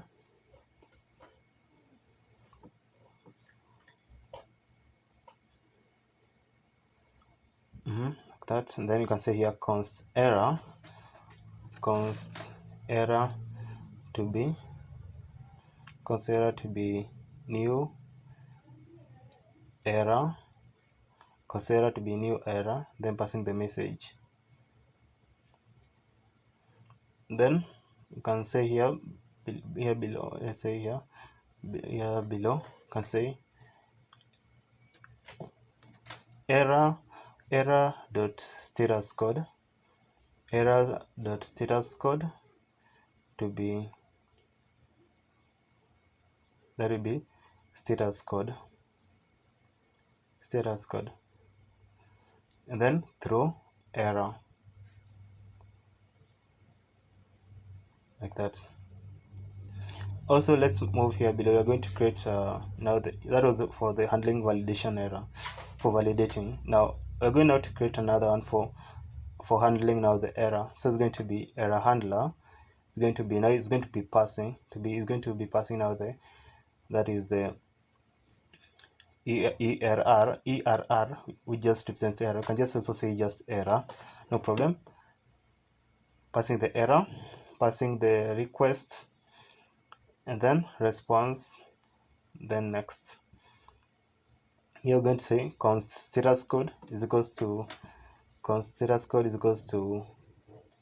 that is the error. Const status code is going to be error dot status code, then 500. Again, now we need also to do it for the message. So const message is going to be error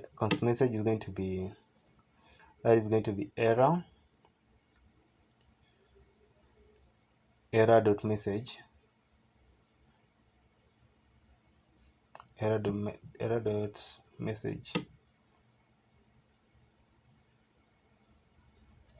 and here what we will pass in this message, internal server error. First of all, we'll be giving like the error dot the specific message, and also we'll be giving this, or also we'll also be giving this error between those two. Okay,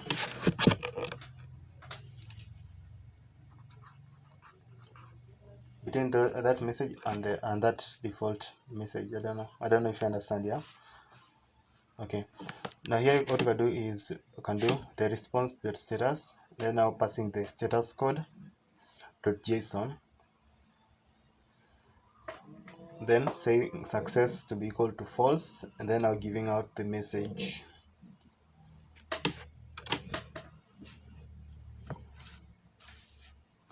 Success to be false, and then now giving out the message, like that.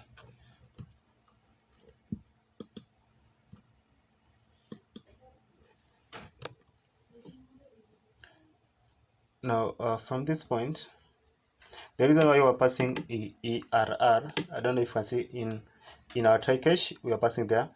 In the cache, we are passing the ERR. We're not passing error. Okay, but if we are passing error, then we will be passing the error in our error handler. Okay, now let's now import the error handler into our student controller, into our controller. So that will be importing handle validation error.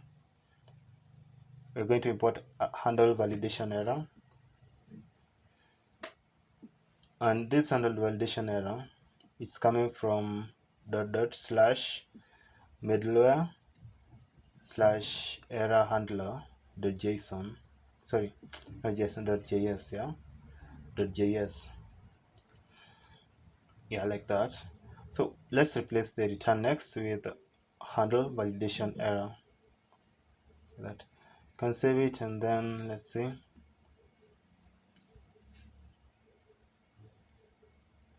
We're still getting some error, but let's try and debug it.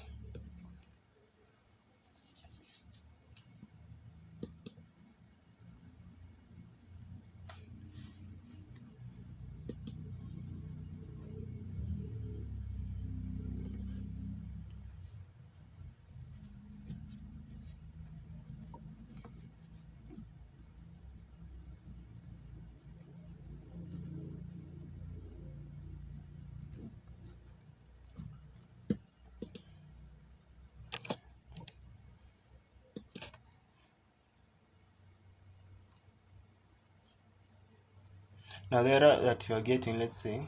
Okay, I think we had forgotten to include .js in that student, while we were importing the student schema.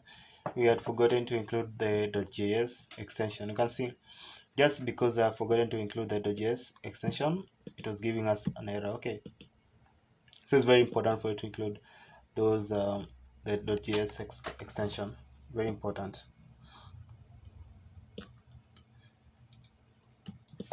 Now, we're including now the console.log, the requested body, because what you want is, let me tell you one thing. If you're coding or making, or if you're coding the backend or making the backend, and maybe if you don't have data to be able to see, if you don't have the data, or maybe you don't have any postman or anything like for you to be able to test it, then you can do the console.log so that you can see the results on your terminal or on your CMD. Because if everything is being if like everything is being transferred or being sent successfully, then you're going to see the results on your terminal or your CMD. If you did the console.log, the request.body. Okay, so this is a postman. Now let's try to see if everything is going to function properly. So you can use postman. You can use the postman extension that is in the VS Code, or you can even download it in your you can download the postman app as a standalone. Still okay.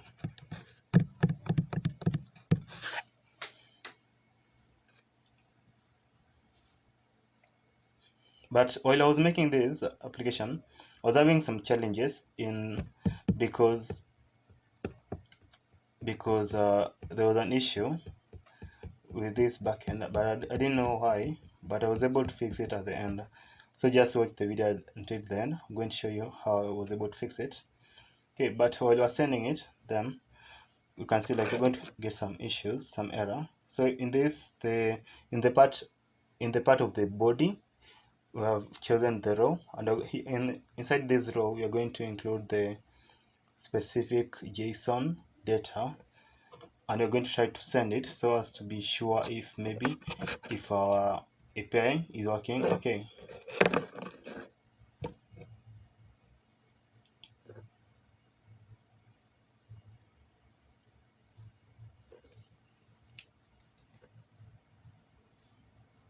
So let's see. I'm just adding some random data. So name, let's say just gendo. Let's say just gendo child.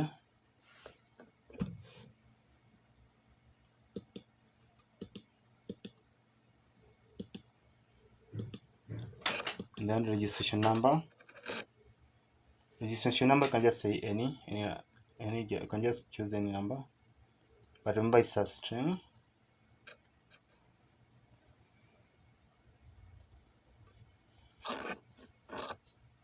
You can just use it randomly.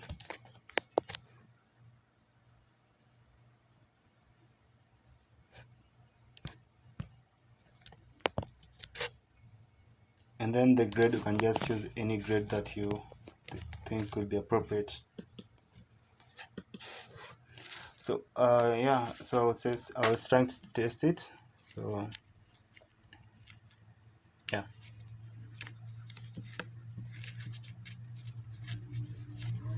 we're getting this error. So the reason why we're getting this error, I don't know if I told you why. So let's see.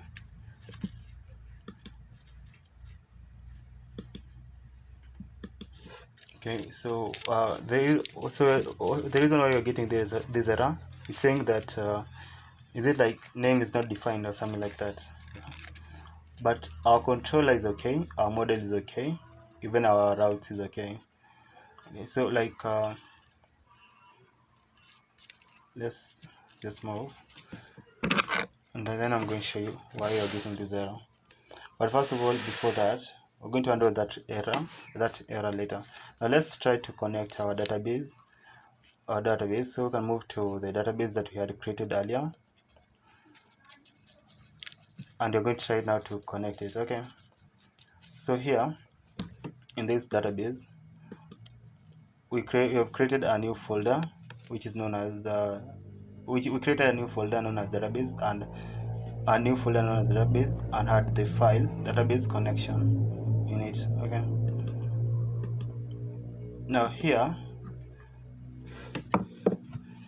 let's see here in the database connection, you're saying we have imported the mongoose coming from mongoose, and we've done export const database.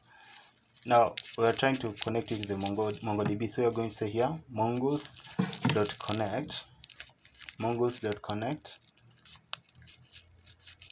and then .connect, and then here you're going to pass that is the process. That's going to be process.env, but not port. Okay, yeah, process.env dot. Now let's move to the config.env. Now copy that MongoDB URL. Mongo is going to be Mongo URL. So process.env dot Mongo URL, and then here we are saying the DB name to be is going to be, that is the as per what we are written in the, as per what is here. You can see the Mern school management system, or as per what we had written in the config.env based on here. But I told you, like before we started this project, I told you that this name is not appropriate because MongoDB does not approve of this kind of name. Okay, it doesn't like when you create a database name and you include white spaces. Like, it's not appropriate. Yeah, so I changed this name. I had to change this name like at the end of the video because there was an issue with it. Okay, so here we say .10, then we're passing console.log connected to database. If the connection is successful, then it's going to console.log this text, which is going to be connected to the database.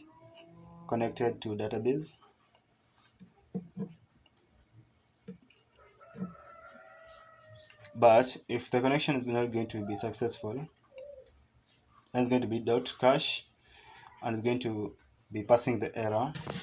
So the error is going to be console.log. So it's going to be error while connecting to the database.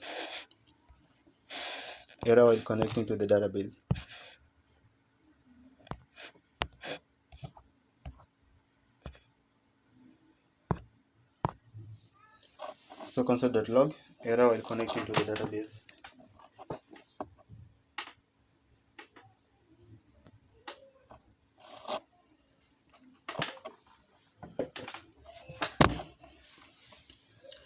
Error occurred while connecting to the database, like that.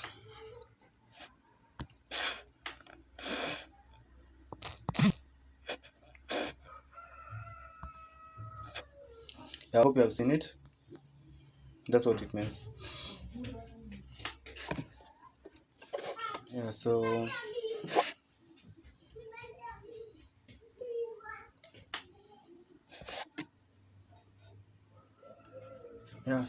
yeah.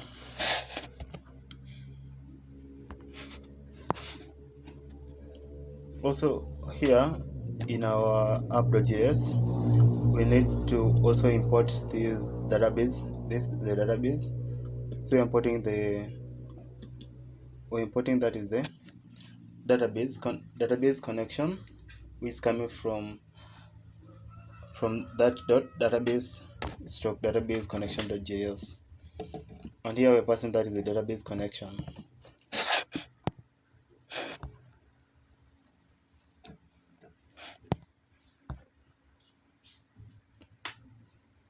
Yeah, you can see like yeah, we're saving that, and then everything looks okay. Now it's connected to the database. You can see it there, it's connected. But if you look at yeah,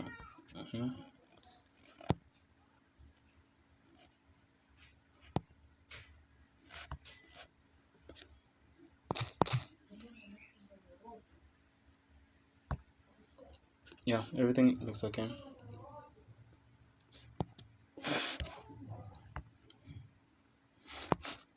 Now what I want us to do right now is let's move again to the okay.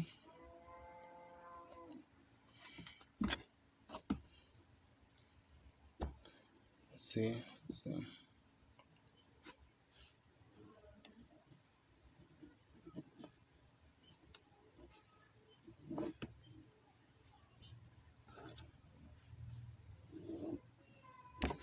yeah, so you can see here.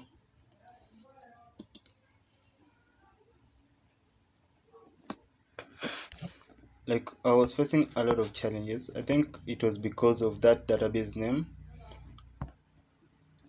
I think it's because of that database name. You can see like I don't know if you can see there. Like that database name is not appropriate.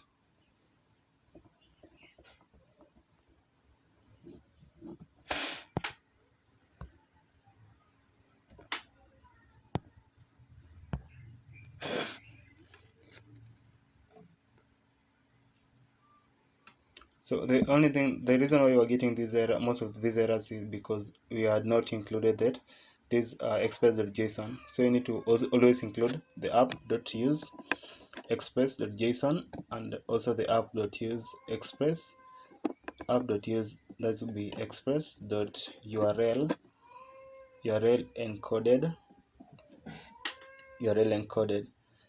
and here we will be passing the extended to be true.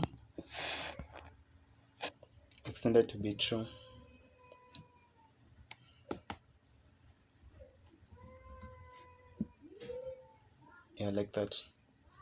So that's the reason why we're getting like a lot of this error. But also another reason is because of that database name. Okay, so because of that reason, like we'll just continue in making, like I won't continue showing you how we're going to I don't know, look at this. You're being told please fill the full form here. This shows that first of all the database connection is okay.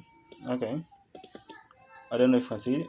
Yeah, database connection is okay, but the problem is it's refusing to send the connection. Because also you can see like in the body, the request the body, you are sending the details which has the name, the students and everything. Okay, but it's still telling us no, that it's empty. Like that's not correct. Okay, so what we are going to do is we are going to just opt in continue creating our backend without testing the APIs. Okay, yeah. So like right now, like what we're going to do right now is let's try now to connect now our front end with our backend. But first of all, let's include the error handler here. So it's going to be error handler, then passing the error, that is error as err request, and then response, and then next.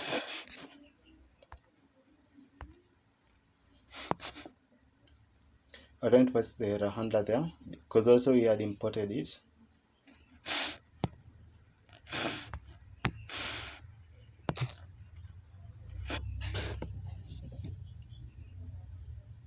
Okay, so the next thing that we're going to do is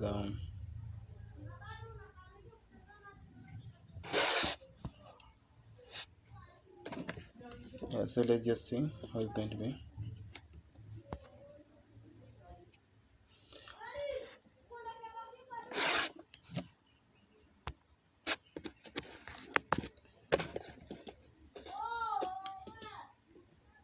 Okay. Yeah, I think our error handler is okay.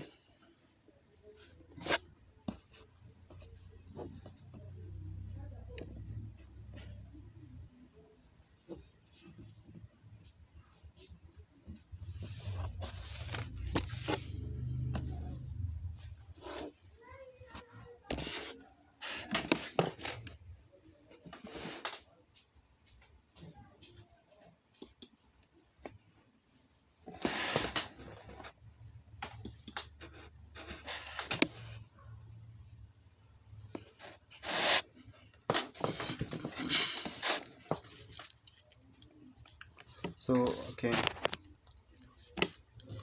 so this error really persisted. Okay, so but eventually it worked, it was able to work successfully. So let's see.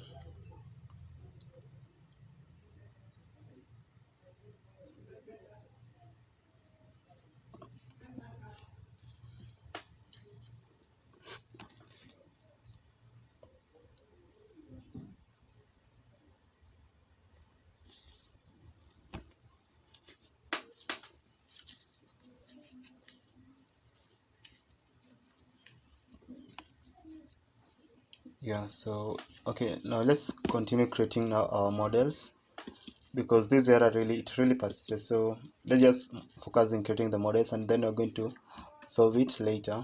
Okay, so let's now move again. Let's create another model for event schema. Then after creating the event schema, we create again the event controller, and again we'll need to create also the event router.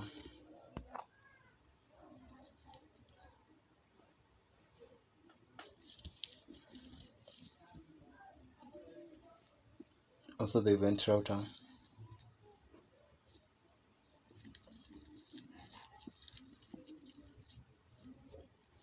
Okay, so from this point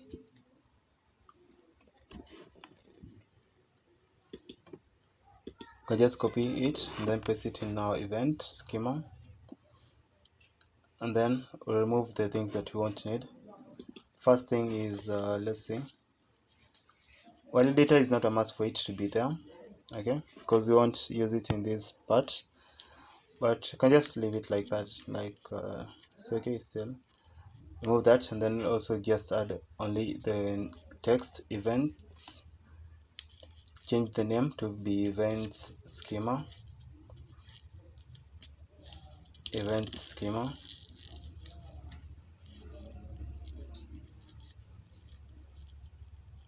and then that will be event.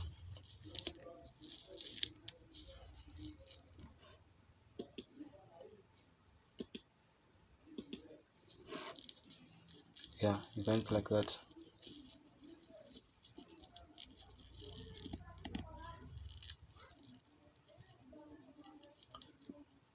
Okay, now in the event controller you can just copy still the same thing that we did for the student and copy it into our controller, and we're going to modify it appropriately. So the first thing you're going to change is we'll be importing the event and not the, you can see there, we're importing the event, not student.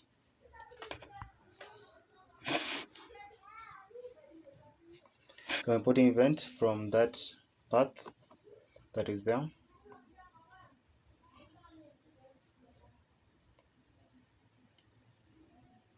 Yeah, like that. So also let's remove that one to be just events, to only be left by events. Yeah, and that's events, to be just events like that. Okay, then here here you can remove that. It will just not, if maybe you have not included any events, then you're not supposed to send anything. Okay, and then change that to be events.create.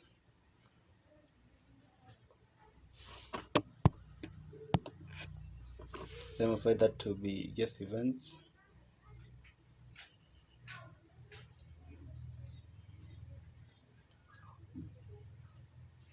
Then that will be just event is created. Event is created.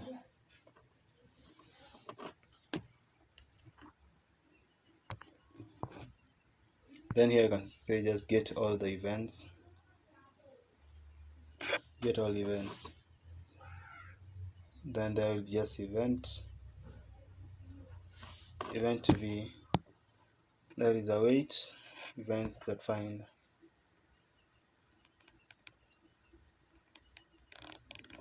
Await events that find.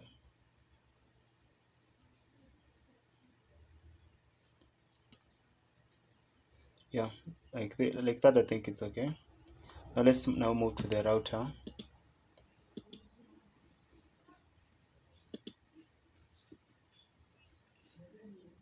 This router is going to be almost the same. You can just copy it and then paste it as the one from the student. You can copy it and then paste it.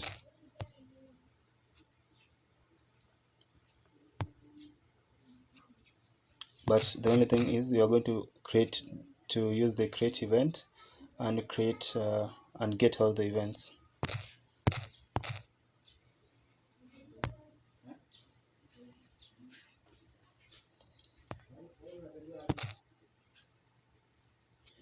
Yeah, like that. And then also let's change the path.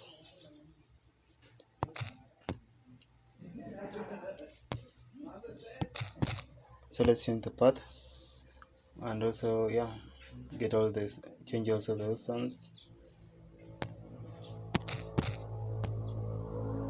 So I think that one's okay. Now the only thing, again, let's also import it into the app.js. Let's just import it there, which is importing the event router. Importing event router is coming from that path.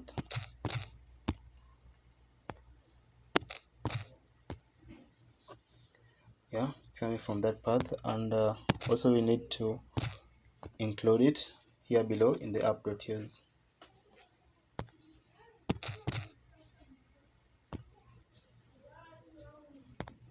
Let's just include it.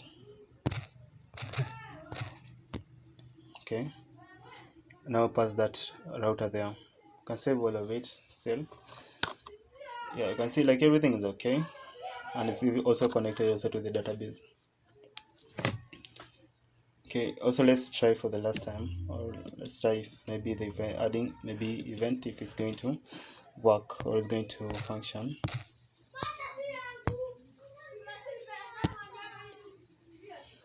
Now let's put that path be events slash that is that events.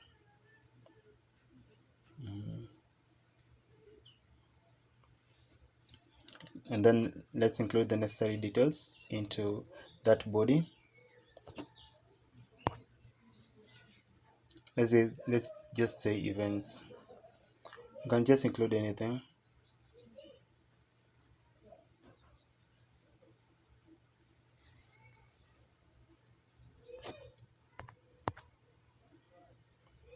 Yeah, so let's try to send, because remember it's a post method, but still we're getting the same error. Okay, this error is because of our database name, like that database name is not appropriate.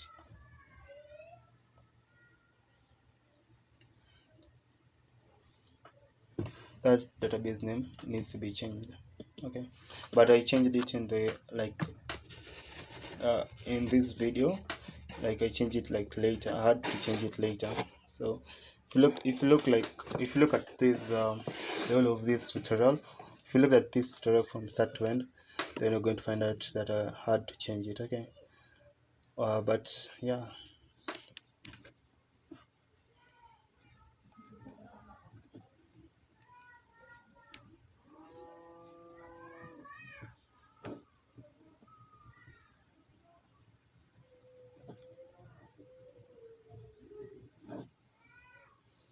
So let's see.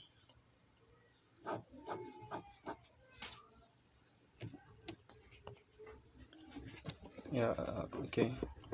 So what you're seeing now is like I tried to do different things so as to be able to solve that problem, but yeah, I wasn't able to find the correct solution, but just change the database name.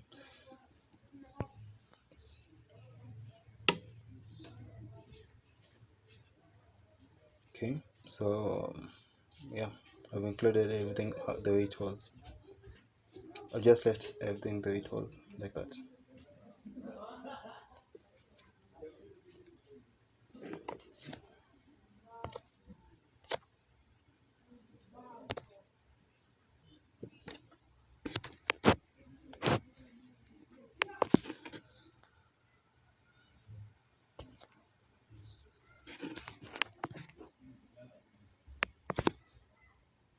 Okay,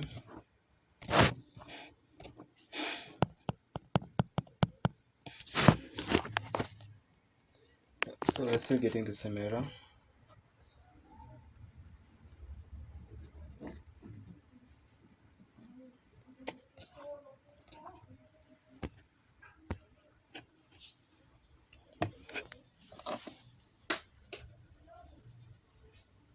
So okay,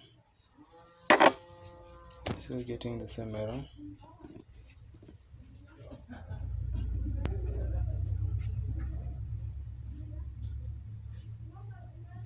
Okay, so let's again create another model. So we're going to create here another model. This is the model you're going to create, is going to be known as the library schema. This library schema is going to contain two things. That is the book name and the author. Also, let's create the library controller.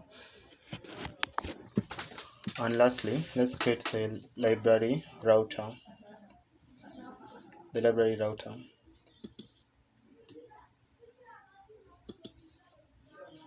Okay.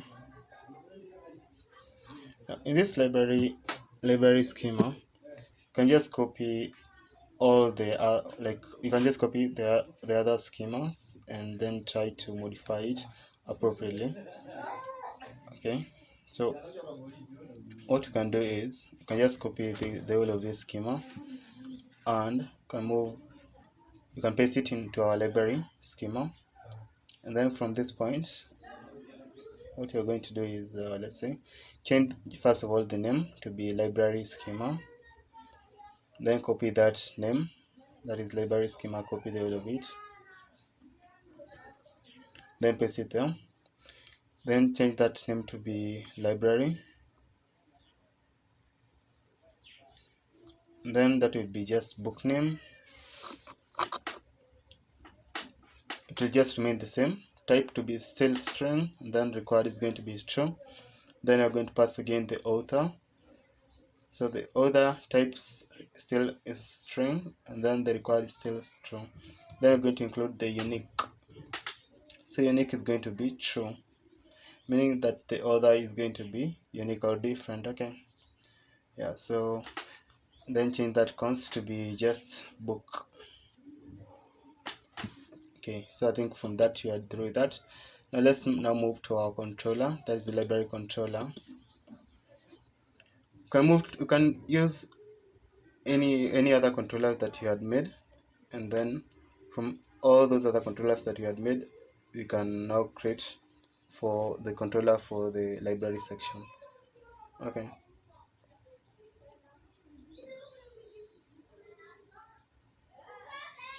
so at this point let's use the event controller. You can just copy that controller, paste it,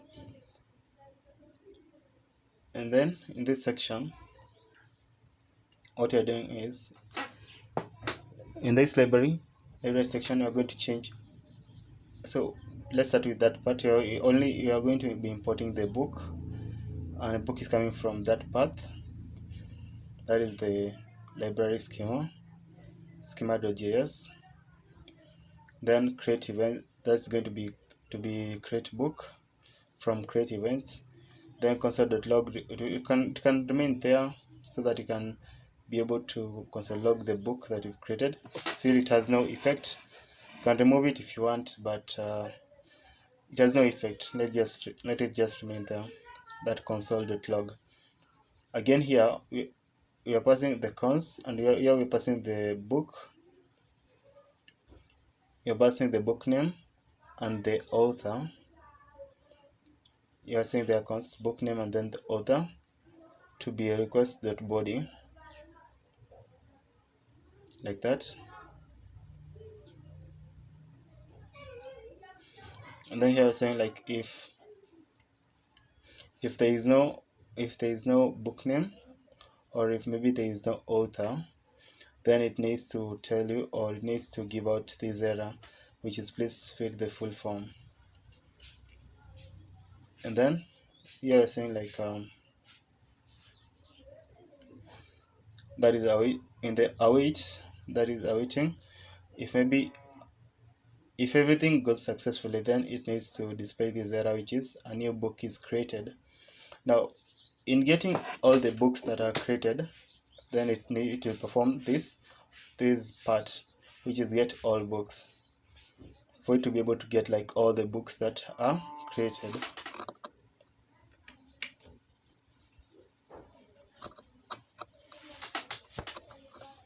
So they are passing now the book like that. Yeah, I think that's now is done. Now let's move now to our router. That is the library router. It's going to be the same. I just copy it and then paste it, but just change that to be just create book, and then that to be get all book. Change it like that. Also change the path.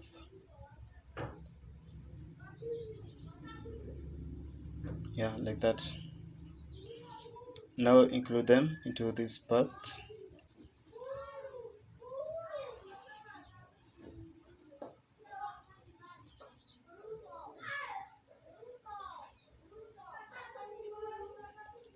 Yeah, so include them into those path.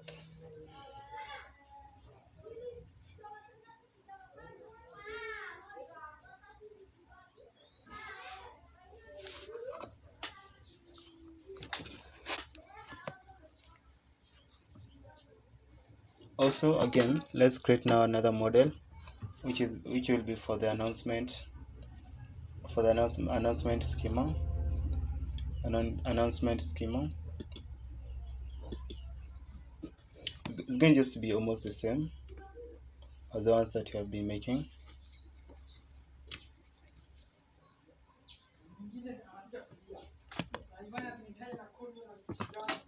So let's create the controller. That will be the announcement controller.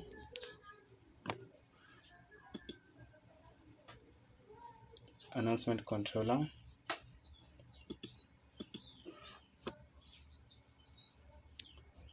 Again, let's create the announcement routers. The announcement routers.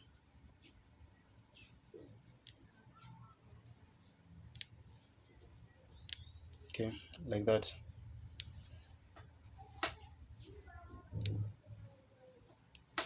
The first one is the announcement schema. This announcement schema, we can just it's just going to be the same as the other ones. You can just copy the schema as the one that you. Let's start.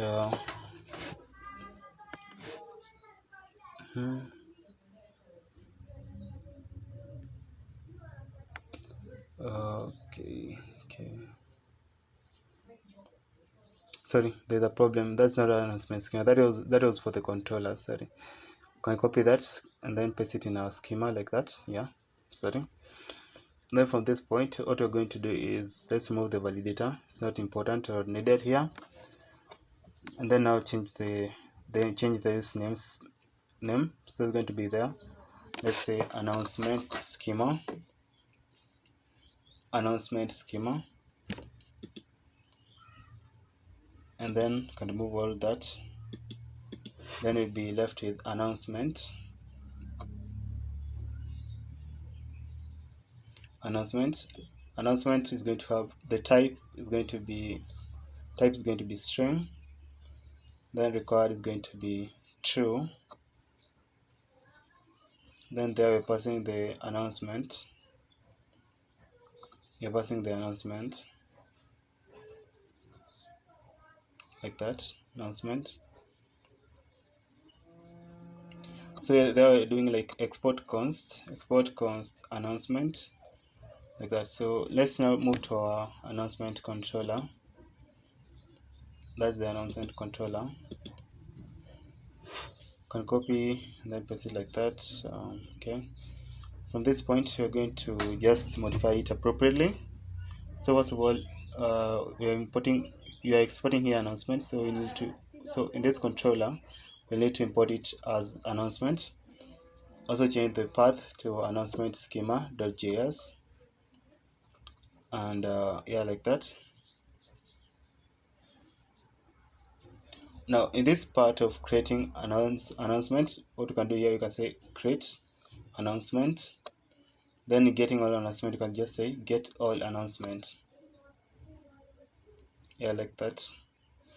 And then change that one to be just announcement. Like this thing that you're doing is just redundant. Okay, so you're going to be doing like the same thing for all the models that you're going to be creating. Okay, yeah, so the same thing again. There the text will be just please fill the full form, fill the form, and then announcement dot create. There just passing the announcement like that. There, if everything is successful, it needs to say like the announcement is created.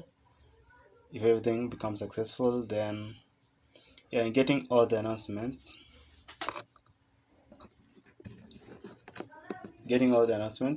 what we need to do is we need to await, that is the announcement dot find. Then there ought to be announcement like that. Okay.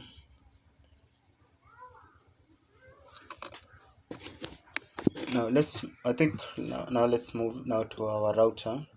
That will be the announcement router. The announcement router.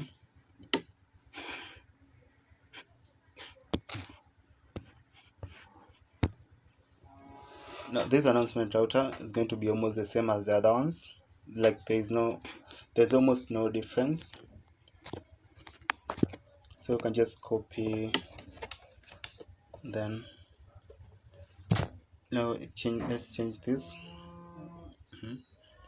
Let's change it appropriately to be create announcement, and then change also the path.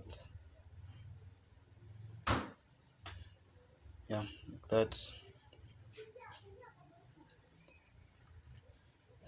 Now let's create now another model.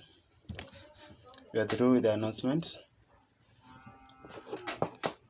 So the model we are going to create next is the assignment schema.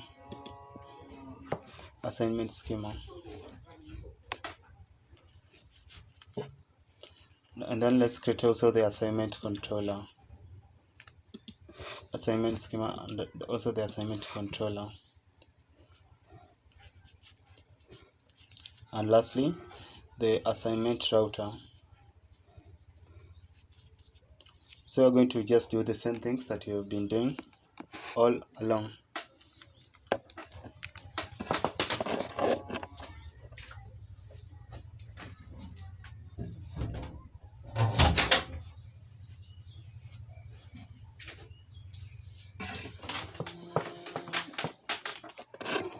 So the first thing, let's move to the assignment. To this, also it's supposed to be assignment. assignment router like that. So let's move to this assignment schema. Okay, we'll visit that, and then let's modify this as per the assignment schema. Okay, let's close that one for the students. Now, this one's for the assignment. Then in student controller, we just pasted it and then copied and then pasted it to the assignment controller, and the one even the same for the router. So I'm just going to change them one by one.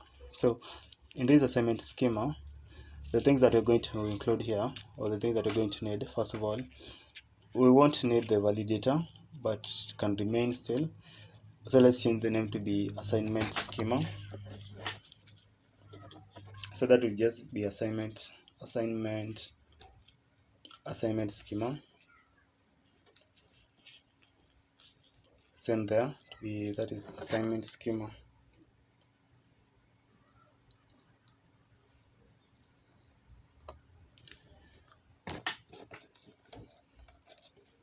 Okay, change also that text to be just assignment. So the way we are exporting it, let's say you can copy that and then change the student to be assignment like that. Now the things here inside, first of all, you're going to be require, that is the title for the assignment, and then the description, the particular description for the assignment. You can include that to be description. You can remove that unique because a description doesn't have to be unique. Again, we'll need require the grade. Then now let's include now the deadline for the particular assignment. The deadline. So type is going to be update. Yeah, deadline, because deadline is supposed to be update. Okay. Yeah. So type is going to be update. Then required is going to be true. Required is going to be true.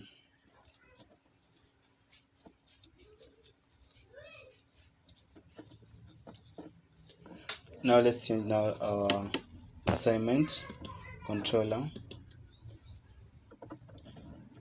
Now our assignment controller, first of all, we are importing the assignment, and it's coming from that path that we modified it to, and also here we'll be creating assignment. So we are create assignment to be that one. So change that to be title, description, title like that, description. Can copy that description, then paste it like that, description.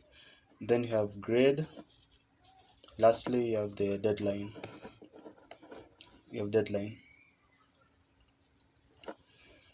So what you're going to do here is, you can say like, you can also pass it into this if maybe there is no title, if maybe there is no description, if there is no description.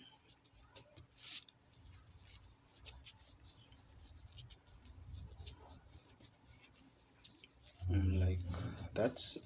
And then if maybe there is no grade, like that. Now lastly, if maybe they haven't included the deadline,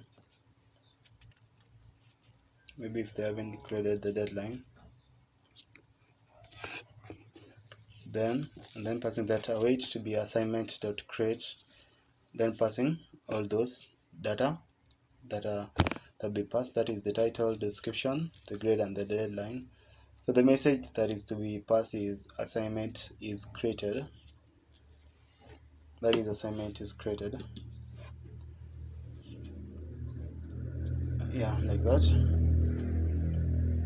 Now I think in creating the assignment is okay. Now let's move in getting all the assignments. Get all assignments. So const assignments to be await assignment.find, then response. So we're passing that to be assignments like that. Okay, I think everything is okay with that controller. Now let's move to the assignment router. I think it's okay like that. Now in this router, we're importing, that is the get all assignments and the create assignment, and it's coming from that path that you have modified it to, that is assignment controller. So let's also modify it into this get and the posts. Now get all assignment and then create assignment like that. Yeah, everything is okay. Now let's move to the next part. Yeah, I think now let's move to the next part and create now the next model, next schema. So in this model, you're going to create another schema, which is going to be the attendance schema.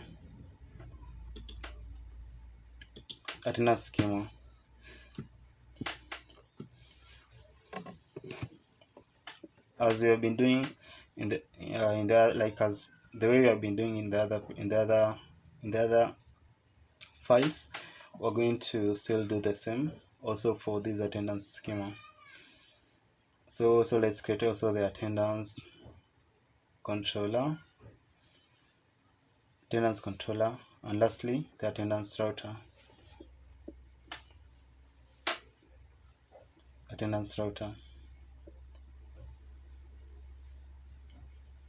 Like that. Can just copy it and then paste it in our attendance schema like that. Then let's modify it appropriately.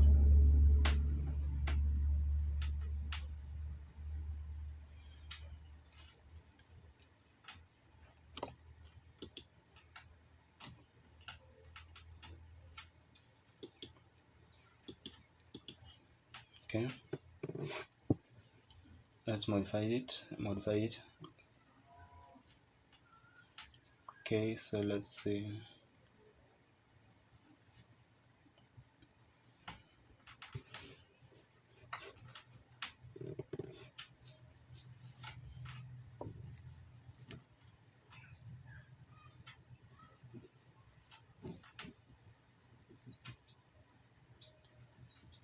So here you can see that will be attendance schema. Type, let's say first of all, let's modify it to that attendance schema. Change that to be attendance with a capital A, and then the way we are exporting it can just be attendance like that. Okay, now the content here inside here is going to be student, passing the student. Type is going to be just mongoose dot schema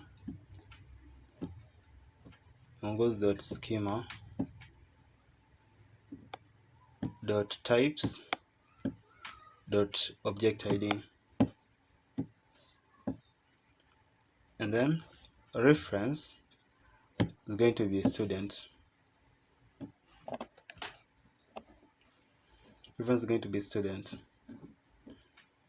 Also required just remains to be just true like that. Now below it we won't need the grade, so remove grade. Then here we can change it to status, and then the request, the type is going to be string. The enum, that is first, so the enumeration, so is going to be, first of all we're going to have, that is the present, and we're going to include them here, so it's going to be present, and then comma, let's also include the absent, comma, that, and then absent. Also let's include lastly absent with apology. Absent with apology, like that.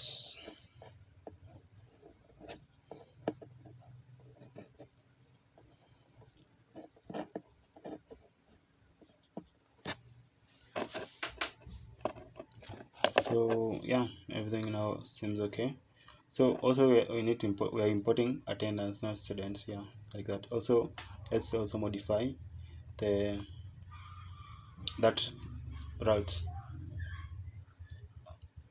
So let's that will be attendance. Let's create attendance or mark attendance, okay, in this key in the controller.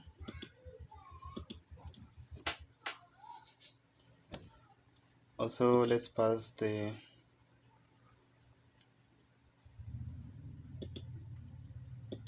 required data, which is just attendance data, to be request.body,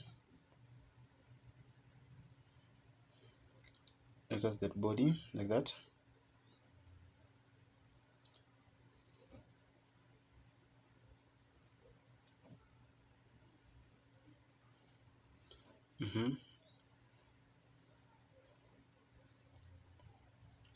Okay. Attendance data dot length, attendance data dot length, attendance data dot length is equals to 0.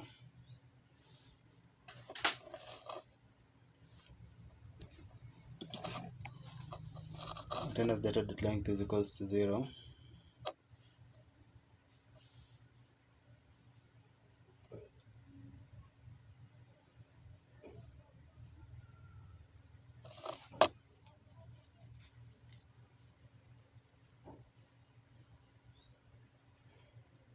Now this what we have included here, like is the one that we needed to include now in our inside this try cache in these if statements. Okay, so here is the const attendance data to be equal to the request dot body.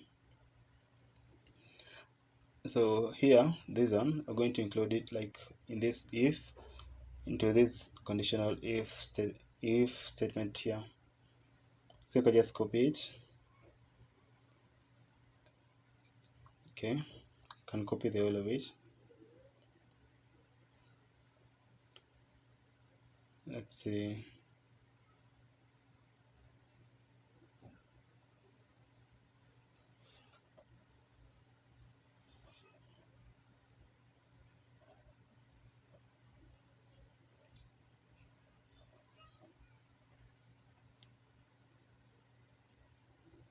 Yeah, you just copied it and then dropped it into our if structure. Okay, like that. Then still the same place, but say like there, if maybe this condition, if maybe you have not filled any of those part, and tell you like attendance data is missing or is invalid,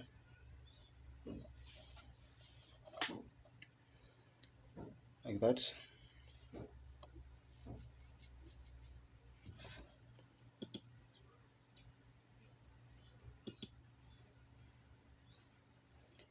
Okay, so below this below here you can say the const attendance records, const attendance records,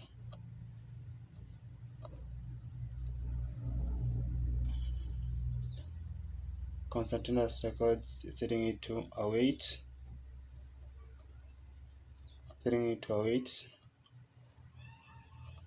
await promise, await promise that all,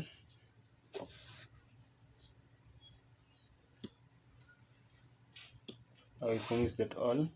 Then we are we are mapping the attendance, that will be attendance data dot map, and remember it's an async function. So also we are passing the record, you're passing now the record there.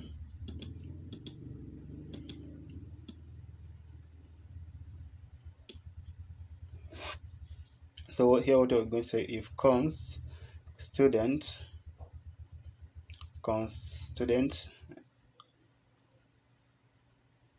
then status, const student and then status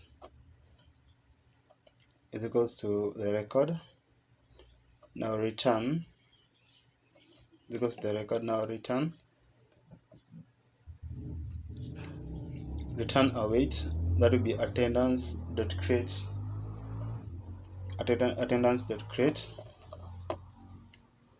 return await attendance dot create the student and then status.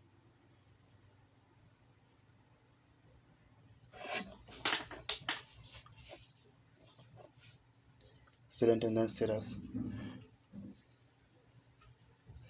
Now if everything goes successful, if everything becomes successfully, so what we need to do is we need to do the response dot status 200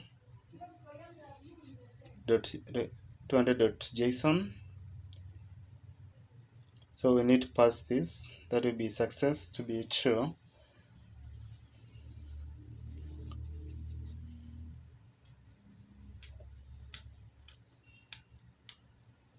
Success will be true, and then it will pass now the attendance records. Success will be true, then it will pass the attendance records.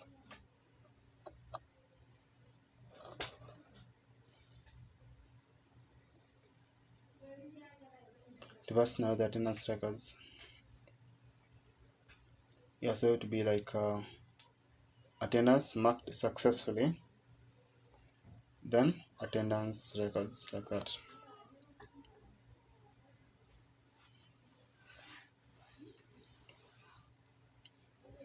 Yeah, so everything like that is okay.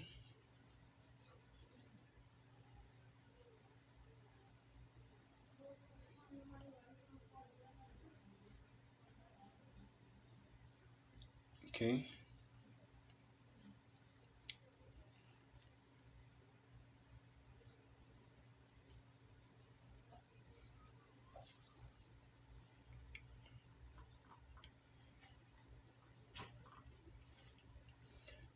Yeah, I think everything now it's okay.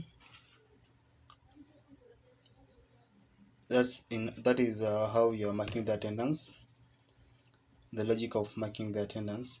Now I think what you can do again, now let's, in getting all the attendance of those students, so what you can do is you'll need to get attendance of all the students.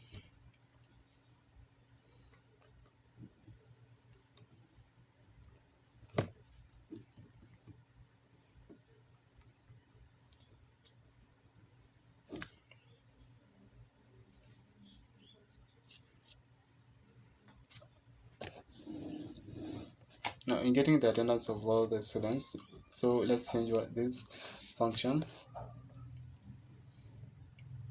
Let's think first of all this function is going to be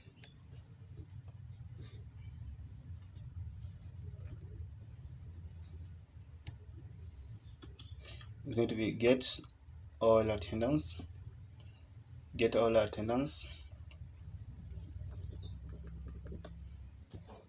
So it's going to be get all attendance, like that.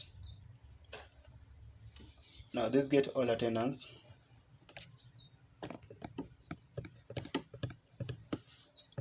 what it's doing is that, so it has a const attendance records, const attendance records to be await, const attendance records to be await, that is attendance dot find, await attendance dot find dot populate dot populate, and then passing the student, and then that is again the name student, and then name, then registration number,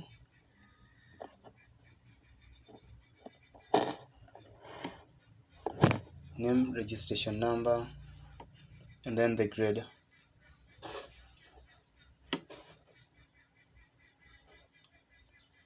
name, registration number, and then the grade. Yeah, so I think from there everything now looks okay. So we'll be passing like name, registration number as per the how you will be creating the student. Okay, so that's where we are getting it like that. You can look at it like that. Okay, so from this point, yes, I think everything is okay like that. So yeah, so if success is true, then it needs to pass the, like, it needs now to pass the attendance records of all the attendance records of all the students. I just save it, and then let's move now to the next part, which is the attendance controller. Sorry, attendance router. Sorry, attendance router. This attendance router is going to be almost the same, but what we are going to do here in this attendance router is the same. We're going to now include here, we are going to import, that is the mark attendance and the get all attendance. We're going to import it into the attendance router. Yeah, so we're going to import it like that. And also let's change the path to be, that is attendance controller.js.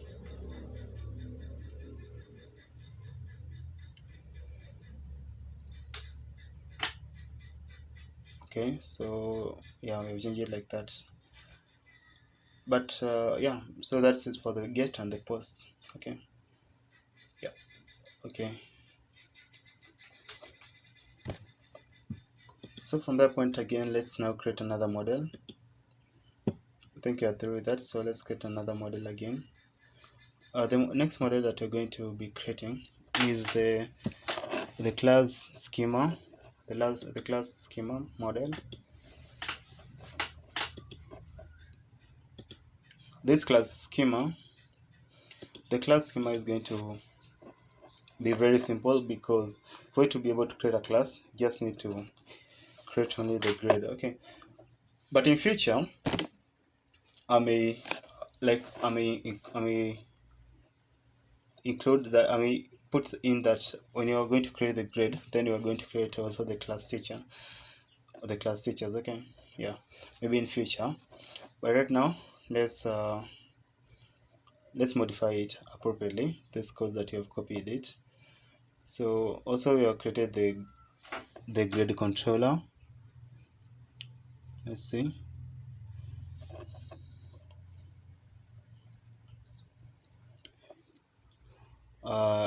And the class controller, and also have created the class router like that. So let's start with the first one, that is the class schema. The class schema, this class schema, let's change the name to be from student there to be class. So we've copied these codes from the student schema, so just trying to modify it, change that to be just classes, and then there is going to be just, that is going just to be grade, and then type is going to be string, type is going to be string, then record is going to be true. So there we're going to say export const class, export const class going to be mongoose.model. Okay, like that. Okay,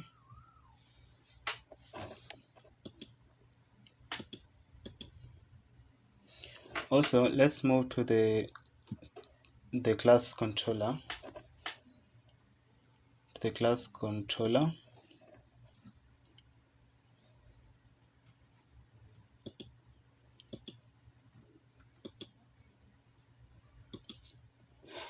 okay, like that.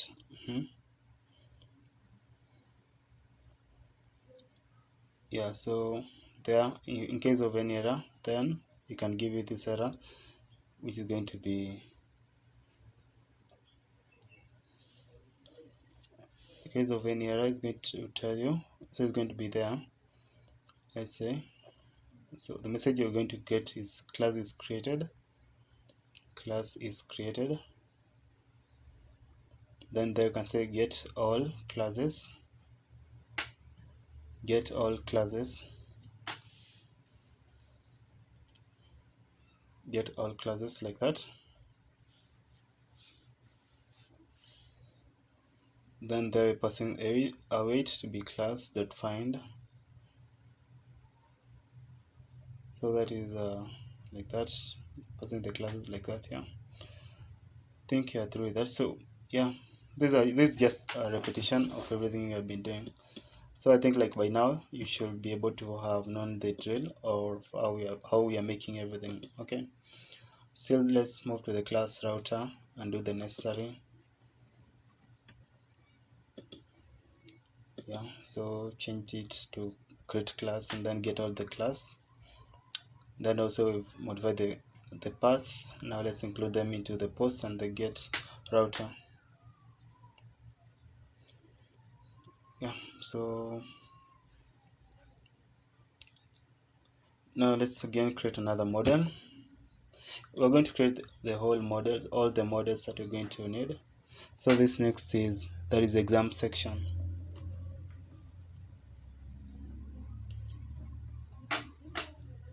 Exam section model. This exam section is only going to require the name, the registration number, the class name, and the marks. So we are creating also the controller and the router. So let's close all of them.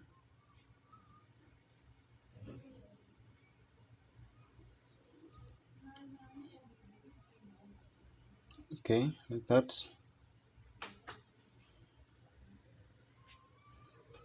So you can move here to, that is the student. You can copy this, the student schema, and paste it into our exam schema, like that. So what you're going to do is also the one for the controller. You can copy the student controller and paste it into the exam controller. We're going to modify it later, so still the same for the router. You can copy it and then paste it into the exam router. You can also save it, like, because we want to get any error right now. So from this point now, let's start with the exam schema. We can start first of all by changing the name from student to exam.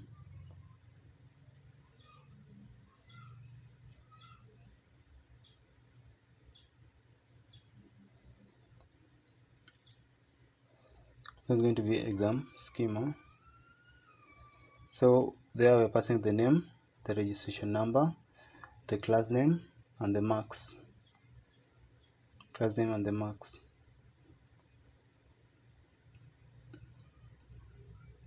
The marks, like that. So type is going to be number. Type is going to be number, and then required is going to be true.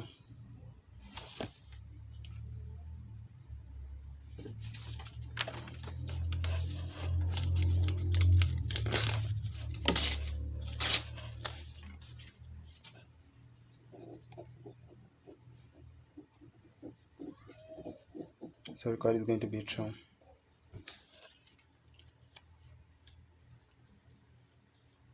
So they are passing the exam.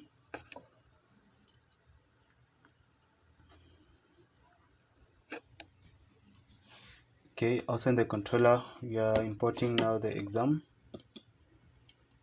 That is in the exam controller. We're importing exam. It's coming from that path. Now in the export const add exam. So first of all here you're doing const name, registration, then class name, marks. You're passing all of those to the request.body. So we're doing here like if so here in the try cache method, in the try cache block, what you're doing here, we have just added the marks, because as you can see the name is already there, registration is okay, class name, now the marks is the one that is missing. Yeah, so that's just okay. You can say please fill all the fields,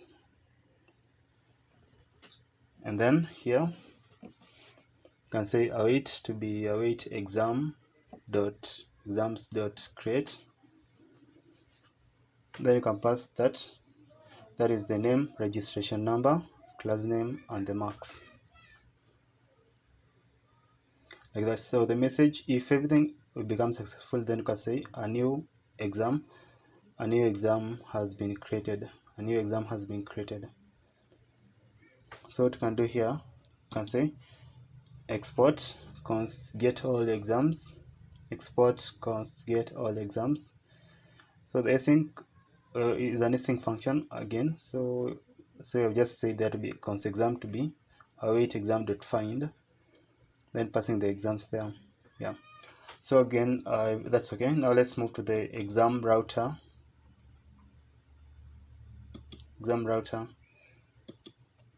The exam router will be passing, that is the add exam and the create and get all exam, the add exam and the get all exam, and also we'll be modifying that path to be exam controller.js.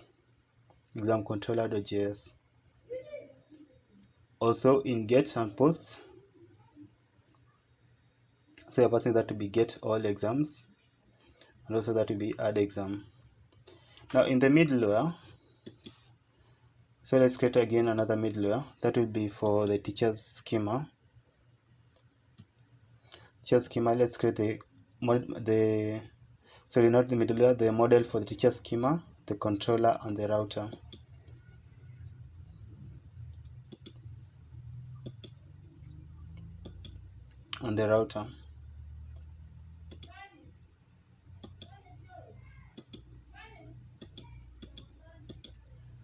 Okay, so you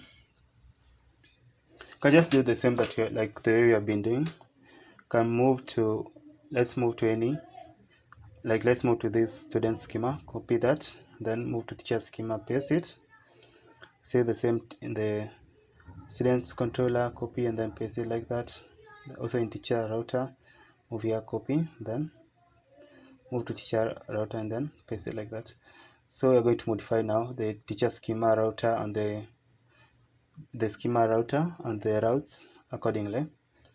So the first one is going to be teacher schema, so const teacher schema. You can copy that teacher schema, then paste it like that, then change the name. So let's change the content inside. So here will be email, required, okay, and then unique to be true, okay. Subject is going to be string, and then required is going to be true. Then the name there is going to be teachers. You can just copy that and then paste it like that.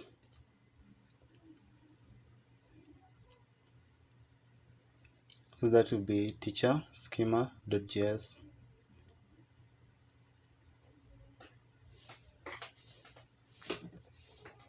Teacher schema.js like that.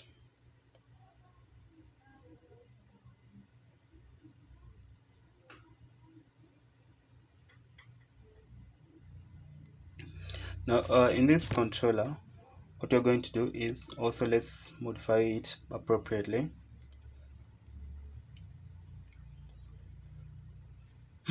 So still also include that is be the teachers, putting it, okay. So that will be just teacher.create, then you're passing the email, the name, email, and the subject.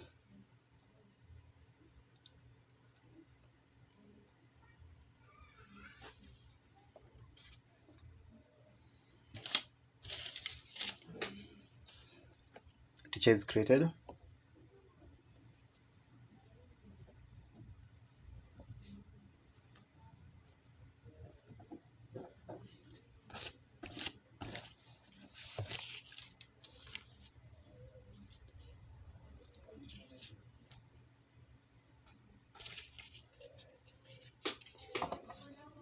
Okay, so that will be just teachers, passing the teachers like that, in getting all the teachers.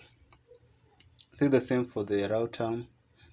You're just doing the same thing again and again.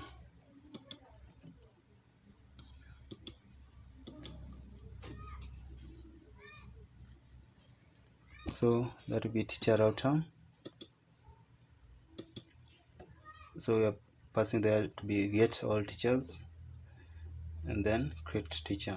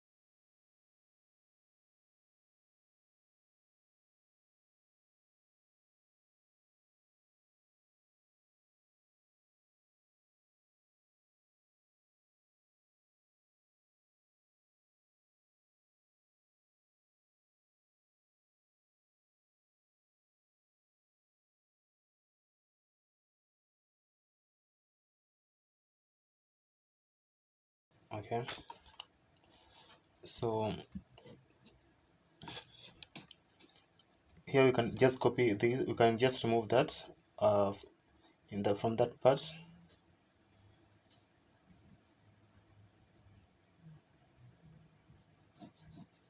Okay, so in this dashboard we're only just going to be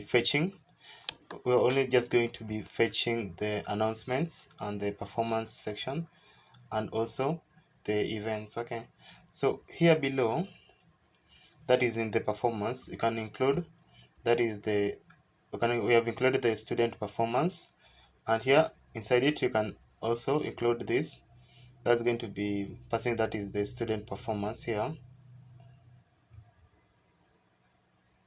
we're going to also to include this student performance here, like that, student performance. Okay, and we're going to do also the same thing for the announcement. So in this announcement you're just going to say that is going to be announcements, and then you're going to pass the announcements there. Okay, yeah, so like that, announcements.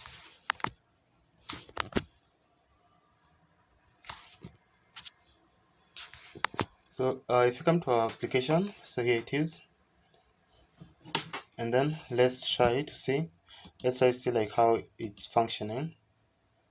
You can see right now we have, but there's a problem. Okay, I don't know if you can see, like, with, there's a problem with this sidebar. There are in multiples. That is okay, that problem is happening because remember we are importing the announcement, the performance and the event section, and these sections, what is happening is that they are coming in with their own sidebars. Okay, because remember, like, they initially had their own sidebars because they are different components. Okay, and they have their own sidebars. So when you're importing them, they are coming in with their on sidebar. Okay, so let's move to the class section. In this class section, you're going to do the same thing. So in these classes, in this class, we're going to do that is const new class name, and then putting there to be set new class name. Then you're going to give it a use state.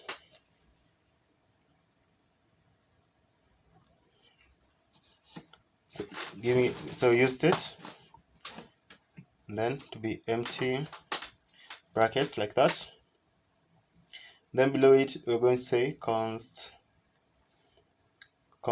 classes, and then set classes. Set classes is equals to use state, and then there we're going to be passing an empty array. Okay, so here again you're going to use the use effect. Use effect, okay, is one that is going to be helping us in maybe fetching the particular classes.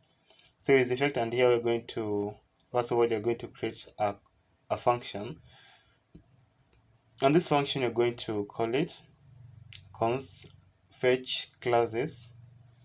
So that is const fetch classes to be, it's going to be an async function.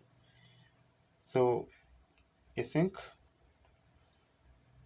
Now this fetch class is the one that you're going to pass inside. We're going to include it into the use effect inside it.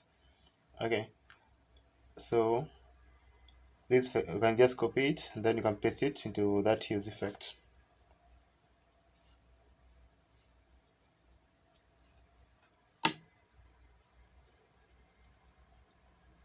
You can include it like that,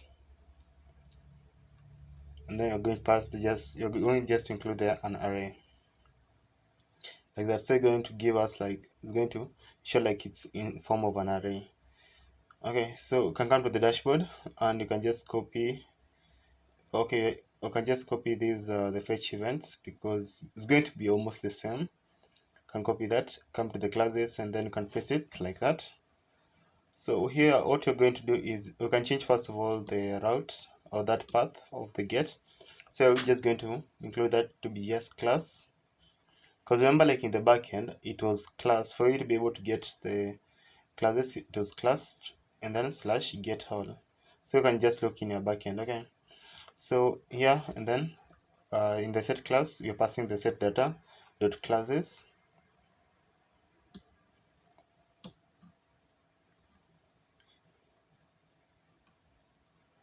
Okay, then you're going to include there an if. So you're going to say if response dot data, and if response dot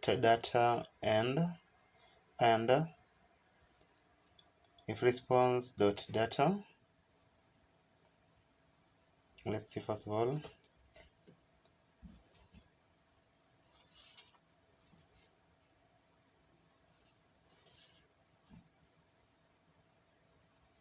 if response dot data and array dot is array. So we need to pass the response dot data dot class, response dot data dot classes. Okay, then that will be set classes. So here we'll be passing the response dot data dot classes, response dot data dot classes.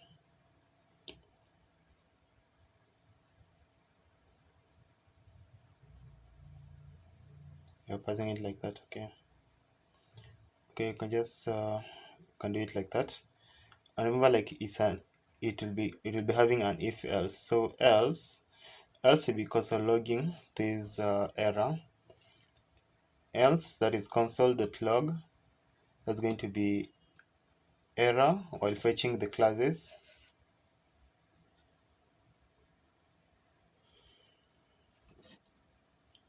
Error while fetching the classes, and then you can say there invalid data format.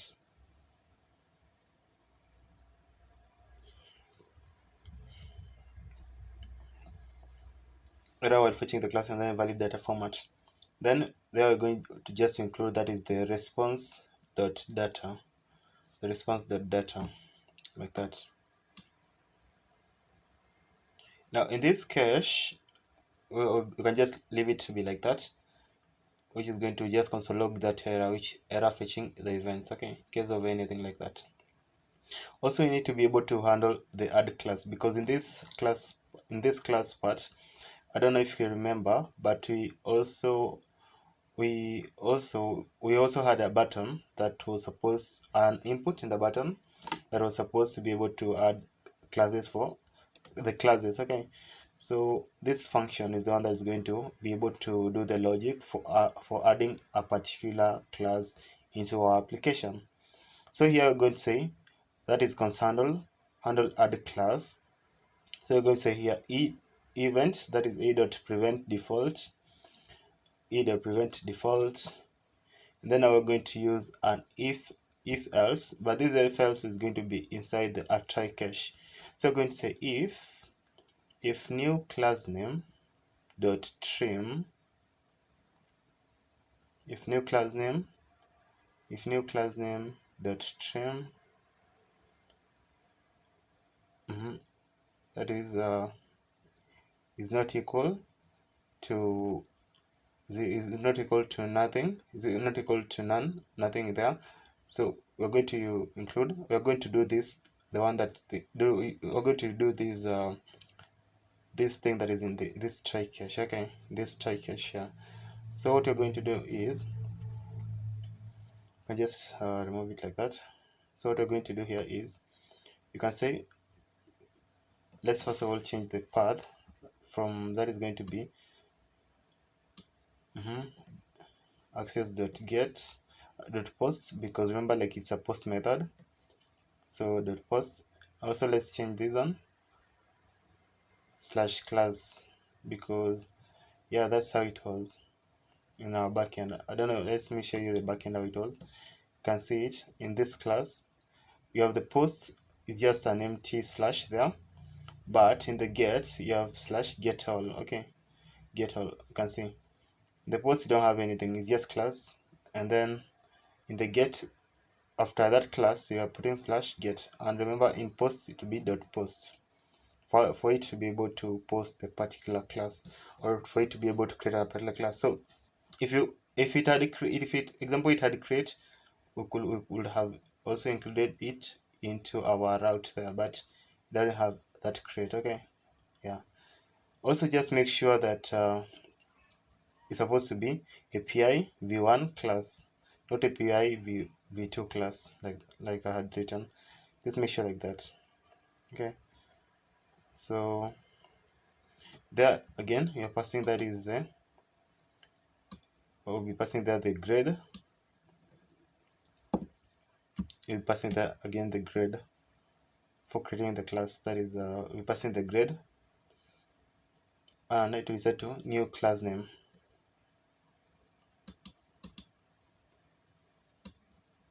set to that is new class name. Then you can do a console, you can do a console log, that will be a console log, that will be response data,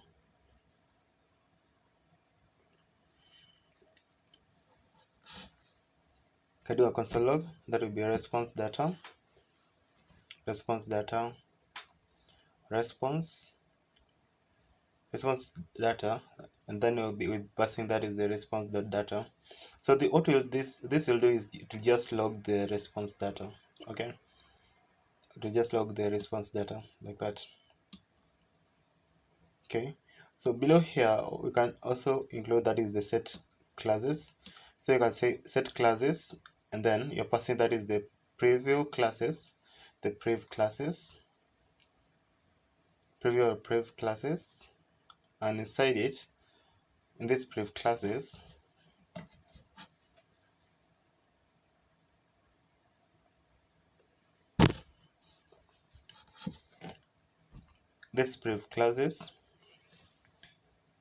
let's see, like that prev classes is going to have an if else statement. So we're going to say here if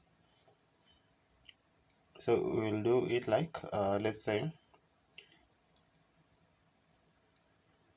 can just come here and then copy this if else the class, and then here we can pass that is the prev classes like that here. And another thing is also we're going to need to include that is the return with that array like that. Okay, now below this we're going to say here we're going to remove that set event. So instead of that set event, what you're going to do is, let's say here, so you're going to say set new class name. So you're going to come to that is below yeah, here. So we'll change the set event to set new class name, and let's remove everything that is inside those brackets because we won't need it. We won't need those things that are inside. So in that brackets we'll be passing just empty tags like that, empty quotes like that, and then in case of any error we'll be passing the error, that is error adding class, and it will throw that error, that specific error like that. So also now let's move to our return. Here below that input which has the enter class name, we are going to need also to first of all include an on submit onto that form. So that form is going to have an on submit, and we'll be passing the function that is the handle add class like that. Now below here, the placeholder, we are going to include also a value.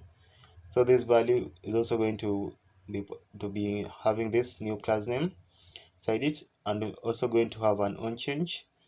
So this on change is going to be listening for an event, and in case of any so what it will do is, in case of an event, so it will be listening to an event, so it will be here set new class name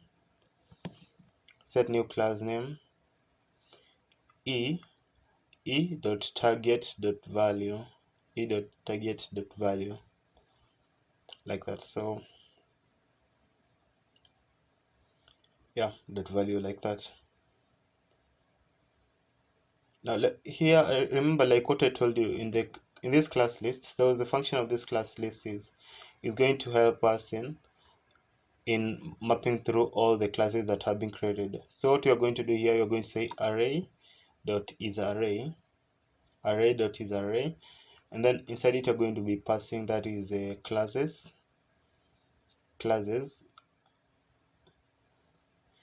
You're going to, and then so it will be that is classes and classes dot map class item. Let's say classes dot map, so it needs to map through that is the class item and the index,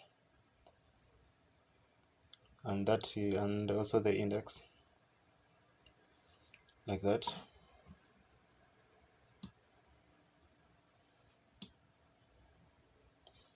Yeah, and the index like that.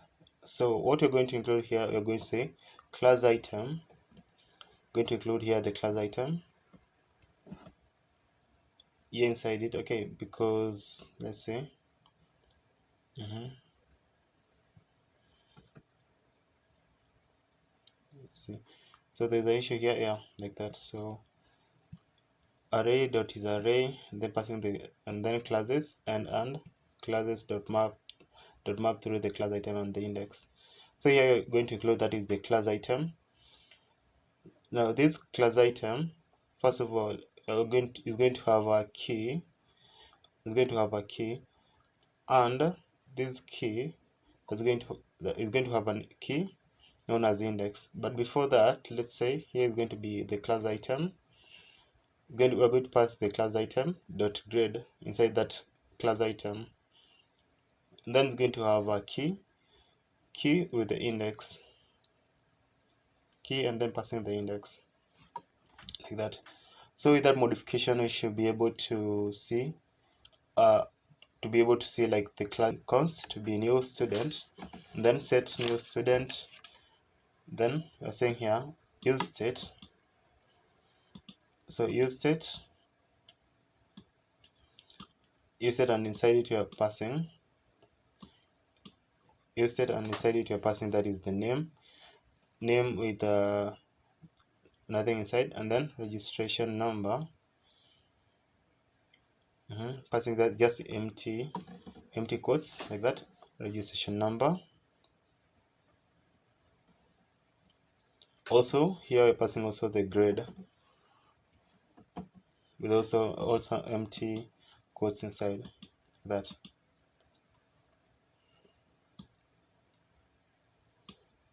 Also below here you can say const students, set students,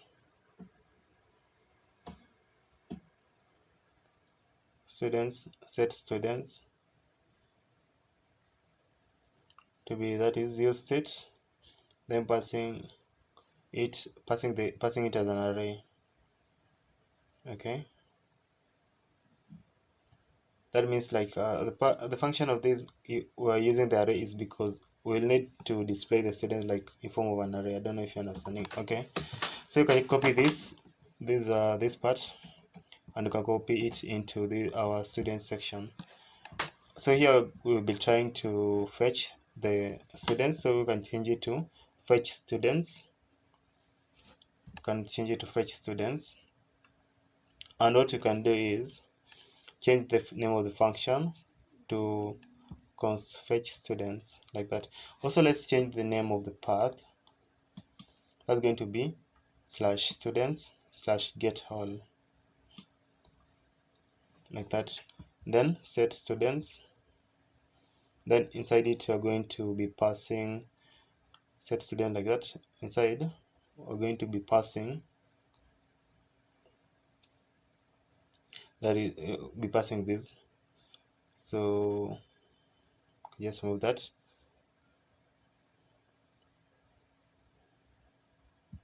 Okay, so that will be set students.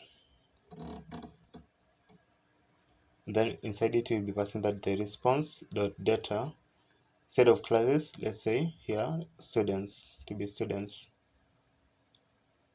Yeah, like that. So we won't need this if, so we can just delete it or remove it. We won't need it here. Now here in the cache part, so in case of any error, then we'll need it to be consoled, to move to this console.error. So it will be console.error, and the error that, in case of any error, then it will give us this error, which is going to be error fetching students.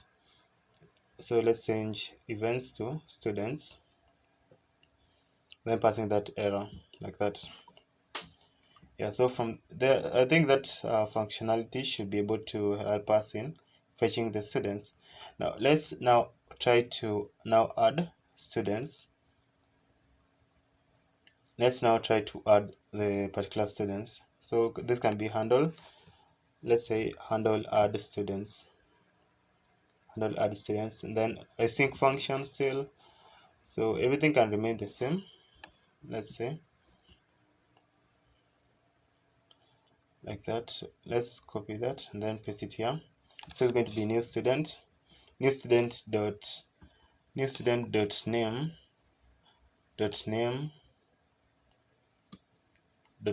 dot trim is not equal to nothing, or not equal to nothing, because like putting just empty quotes like that, not equal to nothing like that.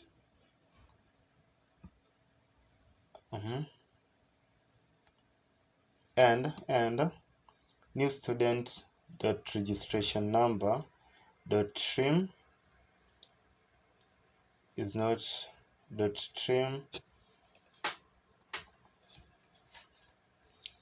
equal to nothing, the same. And So what you're trying to do in this functionality is you are trying to make sure that like someone doesn't skip this part of including these details. Okay, meaning that for you to be able to move or to be able to add a student, then you'll be required or prompted to include these functions or these parts. Okay, so you're doing also the same for even the grade.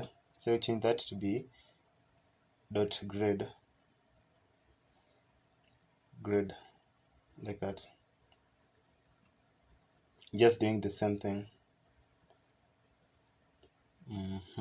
Just copy that and then paste it like that. So think like that is okay.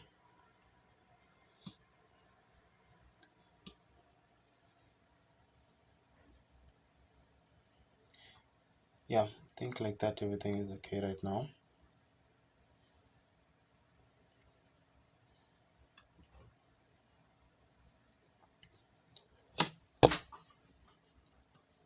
So we'll be making some errors. So remember I told you it was supposed to be v1. Don't put it as v2. So it's supposed to be v1. Okay, don't put it as v2. So just replace it with v1. I don't know if you can see like you're making errors here. So where there is v2, just replace it with v1.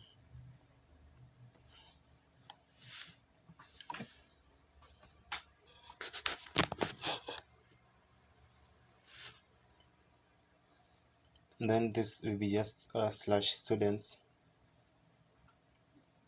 This and also slash students like that. And then we'll be passing that is the new student. Passing now this new student.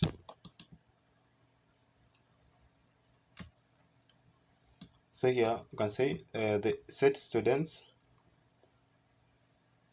and then we'll be using the spread operator.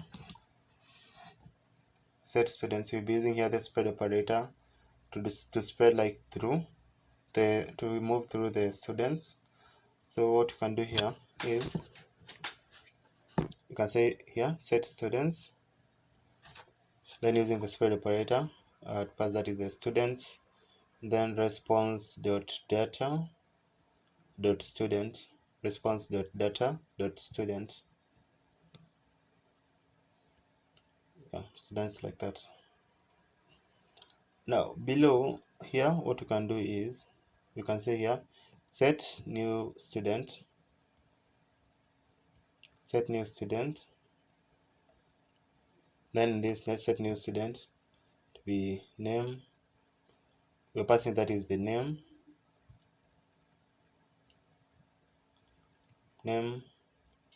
there inside it, which is the function handle add submit add student, sorry, handle add student.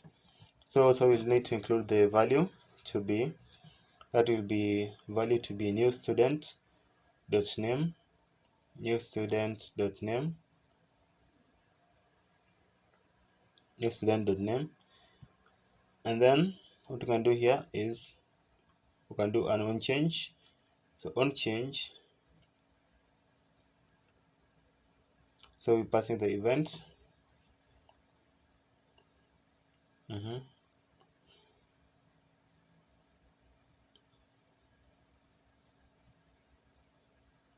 On change, so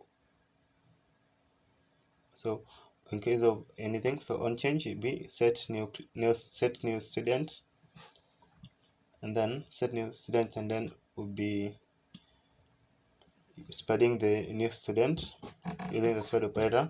So spreading the new student, and then name will be that e dot target dot value, e dot target dot value.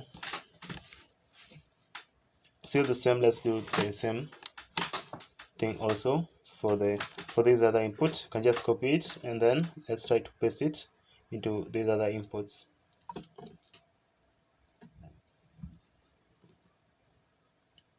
Let's just do this.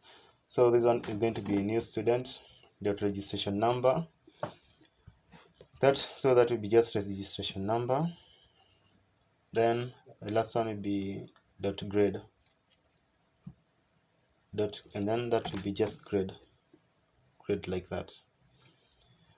Now this button You can just remain like that, no problem.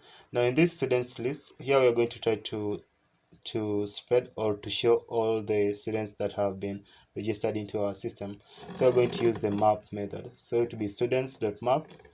Then we'll be passing now the student.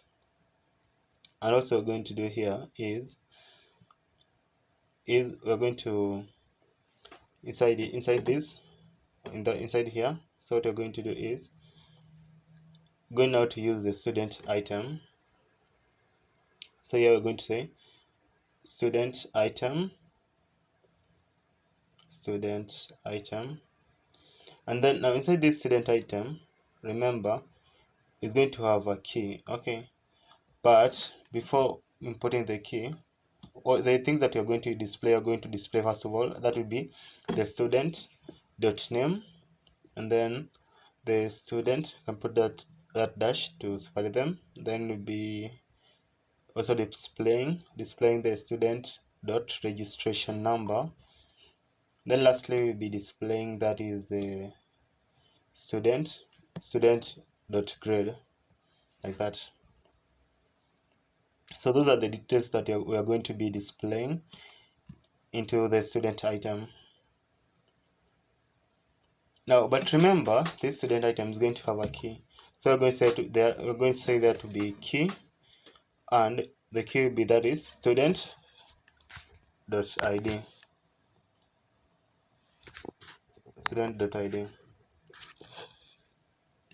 Yeah, so like that, I think we are through. Now let's move now to the teachers section. So that you can be able to add or maybe change the teachers appropriately. So we copied that, and then you can paste it like that. You copied like those functionality from the students and pasted it to now this teacher section. Now let's just change it to be new teacher, and then there'll be set new teacher. Okay, so the things that you're passing here, so we're going to change this registration to email, and then grade, let's change it to subject, like that. Now here again we're going to be changing here to be teachers. Let's say teachers. Then here next it's going to be set teachers to be used set, and then passing just an empty array like that. So here everything just remains the same except the function name, which is handling the fetching or the adding of the teacher. So we have changed it to fetch teachers, that function, and then also we need to change also the specific path.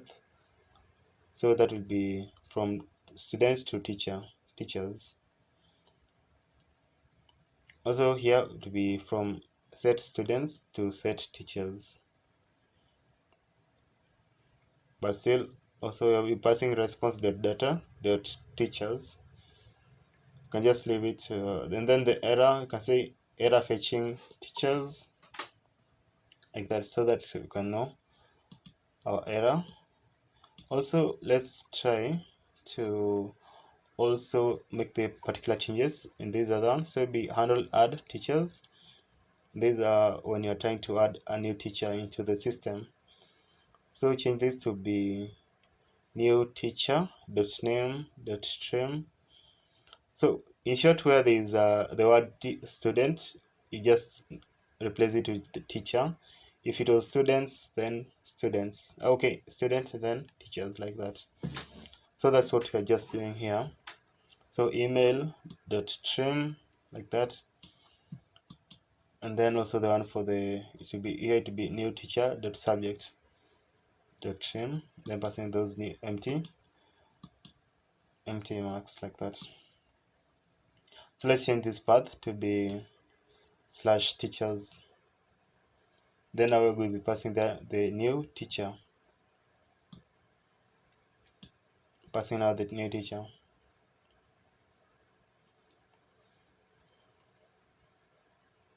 So here we'll be doing the console.log So before doing the console.log, what you can do is you can do like let's remove this console. So what you can do here, you can say const created teacher, const created teacher, const created teacher. You can just say, you can say it to be response.data.teacher, response.data.teacher, data.teacher. And here, so here what you can say again is, now in this set students, let's change it to set teachers, because it was students, so set teachers. Now we'll be spreading through the teachers like that. And then here what you can do is, instead of response.data.student, you can copy this created teacher and you can paste it there, because in short this created teacher just represents, that is response.data.teacher, just represent that. So here again we'll be saying the set new teacher. In this set new teacher, you're passing, that is the name, the email, and also the subject. The name, the email, and the subject. So console.error, error adding. Let's say in case of any error, so it will be error adding teacher. Then we'll be console logging that error. Again, this form, the add teacher form. So it will be, we'll be passing this the add teacher function, or add teacher function, like that. So also let's include the value and the on change into our inputs. So the value here is going to be new teacher for the first one, new teacher.name, because remember, like, it's an input which has the placeholder enter teacher name. So it's going to be value new teacher.name. On change is going to be e, that is event. Then will be set new teacher. Basically that is to be set new teacher.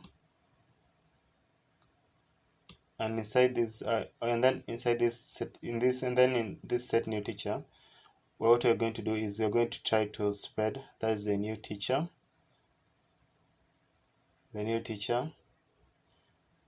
and then name to be, that is e.target.value.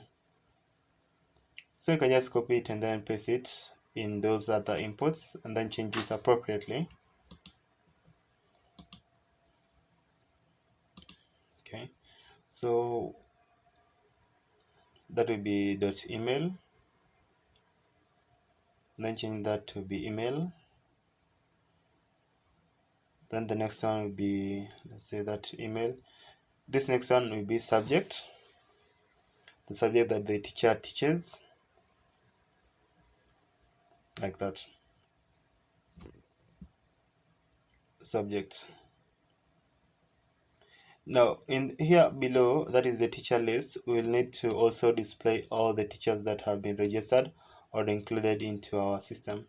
So what we're going to do is, we're going to include here, we're going to say here teachers.map. We're going to say here to be teachers.map, then passing, that is the teacher, passing now the teacher,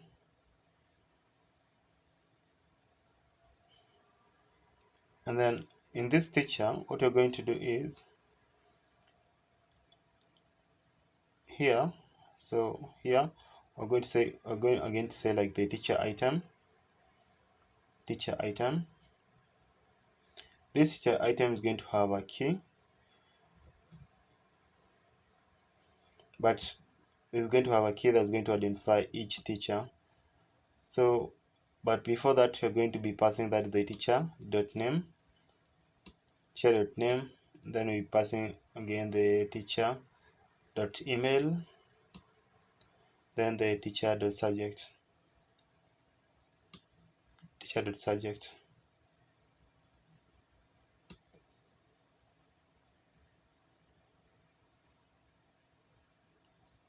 teachers the subject, like that. So and again, this teacher item is going to have a key. It's going to have a key, and this key, it will be like it will be teacher.id, like that. It will be teacher.id. Now let's move again to the assignment section. You can just copy the all of this logic from the teachers and paste it into the assignment part. Like they're almost the same thing. Okay.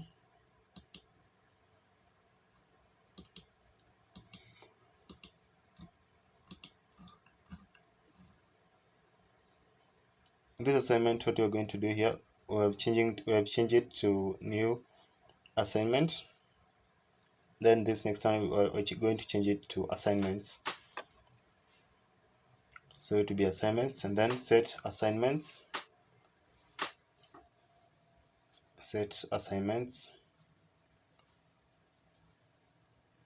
Now this is the first one, which was for new assignments. So you can change there the parameters that you're passing, which is the first one will be title. So, and then the second one is description. That one will be grade.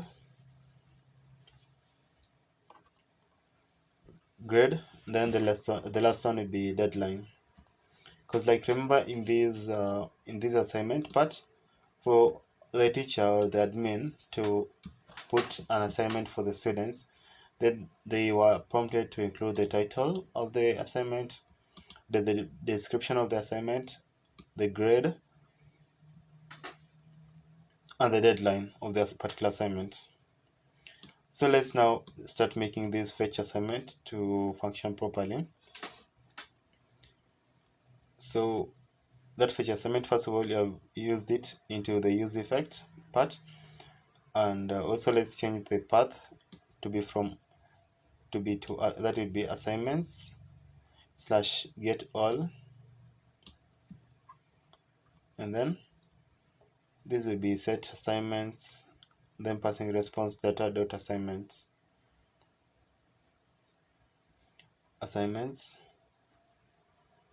like that. Okay.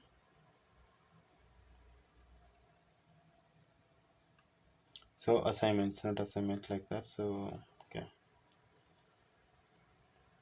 because like remember we are trying to fetch, so it will be we're fetching assignments, so not assignment. Okay, so like that.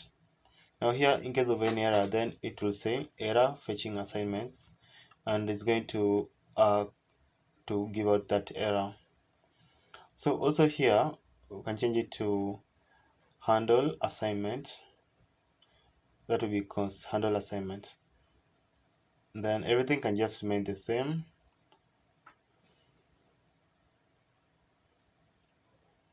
Okay, but let's just do some modifications, some small modification. You can say here new assignment dot name dot trim, new assignment dot title, new assignment dot title dot trim, and that will be new assignment. Let's say that will be new assignment dot description dot trim.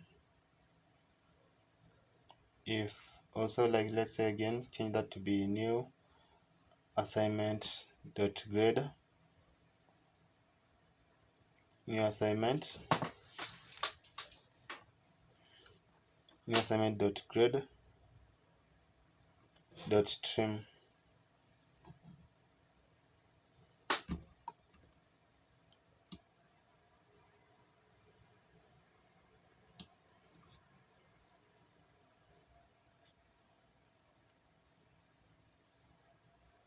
Also let's do the same, that will be like that. So new assignment dot deadline, new assignment dot deadline dot trim, like that.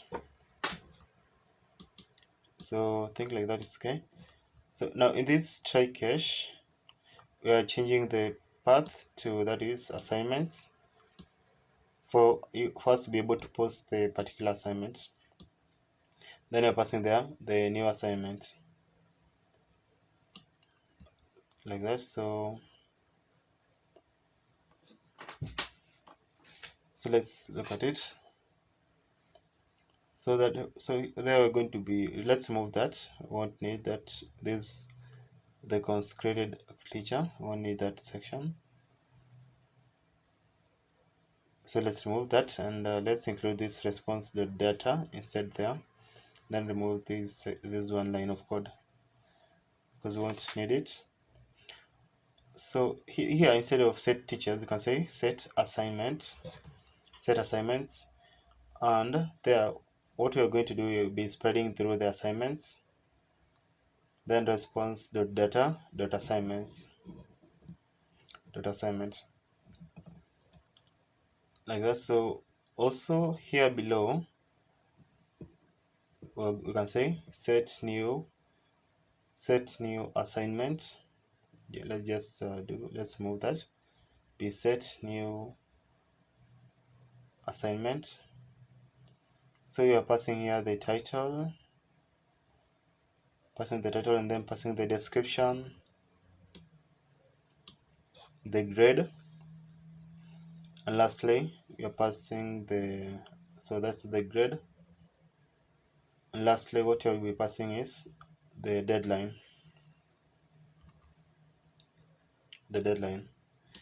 Also we are doing the console.error, so it will be error adding, let's say adding assignment in case of any errors, error adding assignment.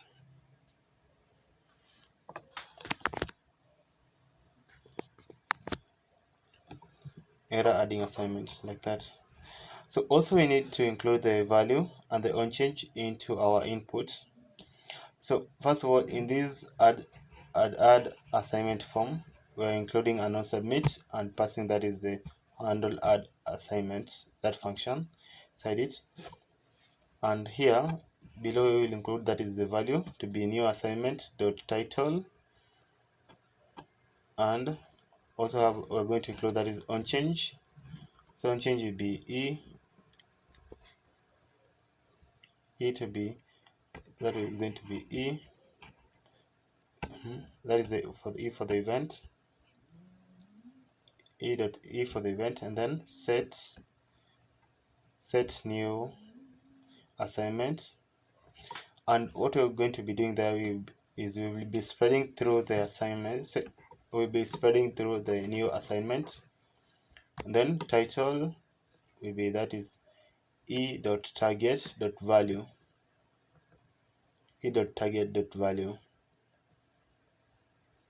So you can just copy it again, and then you can paste it like a couple of times into those other inputs that you're using. Paste it again, then now lastly like that. So what you're doing here is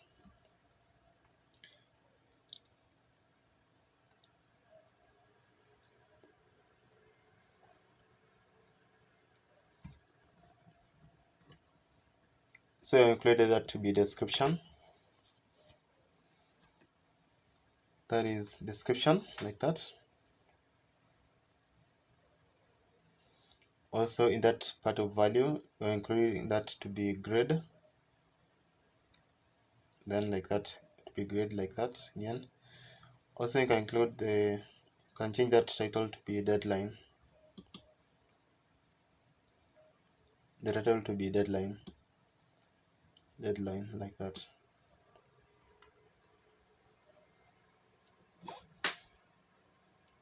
Now here in this button, the button I think is okay. Now here below in the assignment list, we will also need to be able to display or show all our assignments that have been created earlier or that we'll be creating. So we're going to be mapping through the assignments. So to be assignments.map, then we are passing the assignment. So here inside what we'll be doing is, let's see, like this. So here assignment, and then here we'll be passing, that is the assignment item. This assignment item is going to have a key. But before including that, but let's say it's going to have a key, and the key is going to be assignment.id. So first of all, you can include here a strong, meaning that the title that you are going to get is going to be bold. So it's going to be strong, and we'll be passing like here inside it assignment.title. Be passing assignment.title like that. Then below this strong, be passing, that is the assignment.description, assignment.description,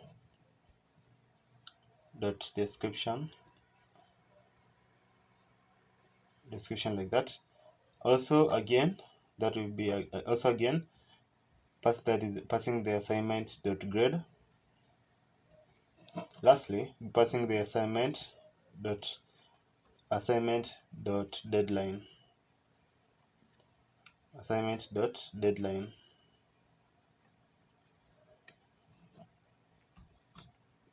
Like that. So like that, I think we are through with the assignment section. Don't think we are left with anything else. Yeah, but I hope you are seeing how the method that you are following, okay, like it's just very simple things that you are doing. You can also do the same things that you have been doing in this admin dashboard. You can do it also the same thing for the students and also for the teacher section. Okay, now let's move to the exam section here. In this exam, we're going to do almost the same thing. We're going to do also almost the same thing. So you can just copy all of this from the teachers and you can paste it here.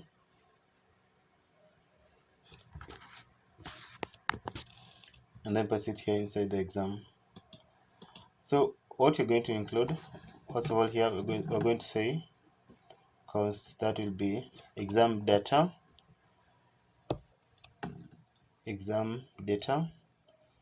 then set new exam data.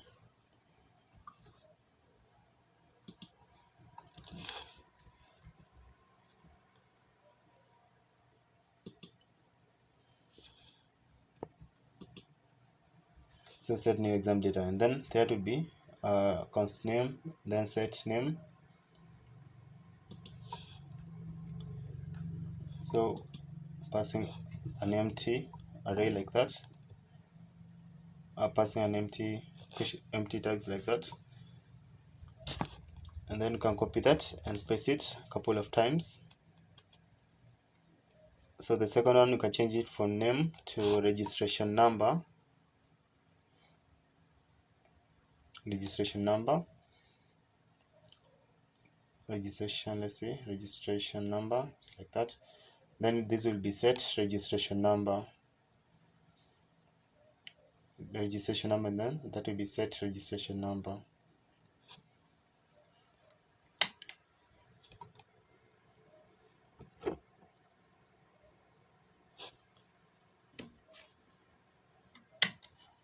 Set registration number like that.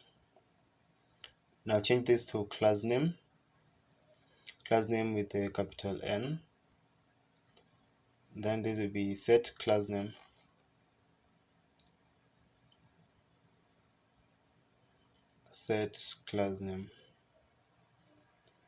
Like that. Now the last one will be max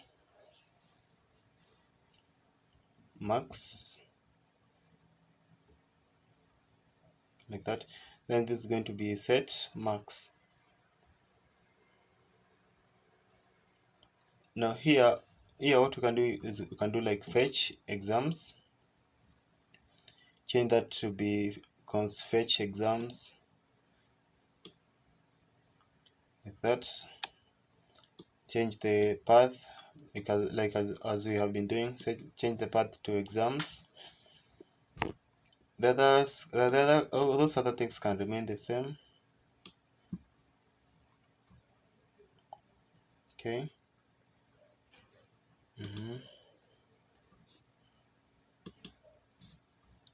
So let's change that to be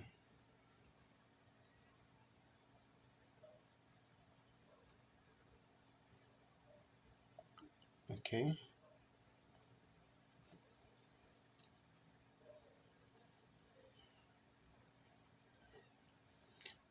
So that we can be exam. Let's say let's move that to be just data like that.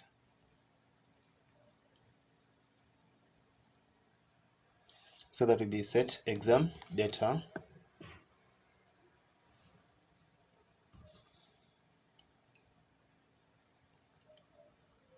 and then in case of any error, then it will console log this.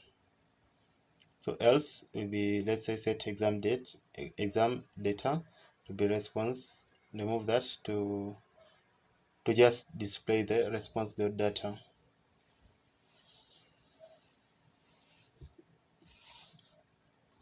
And then now the cache, in case of error, now the cache will give this error, which is error fetching the exam. Now in handling the exam, you can move here to be to handle add exam.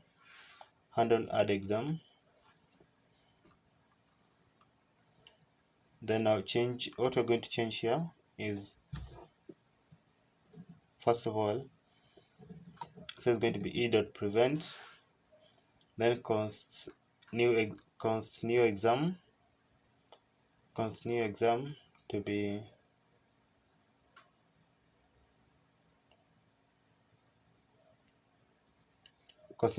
that is name. So you're passing the name, the registration number, the class name, and the marks. Now this, and then the marks. Now these marks, we're going to do a pass int marks. So to ensure that it's an integer, pass int marks. Okay, pass int marks like that. Let's remove that if, because we won't need it into our application. We won't need it, so remove the if, and we've already remained with the try cache. So change that path to exam. Then there will be displaying the new exam. Now below here,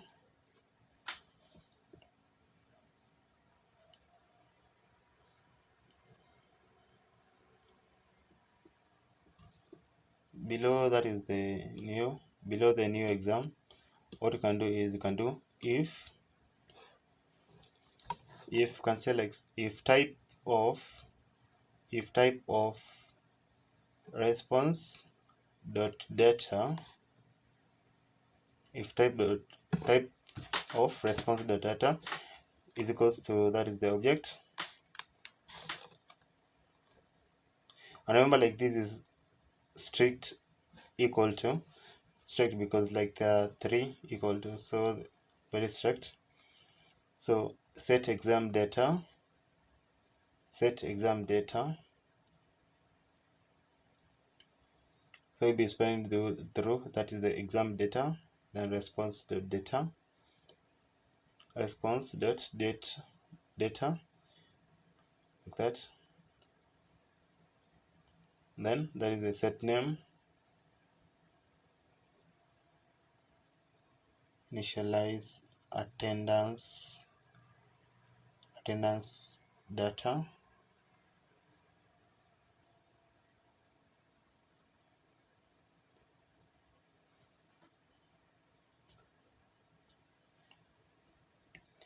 initialize attendance data. Then you're passing, that is the response dot data dot students.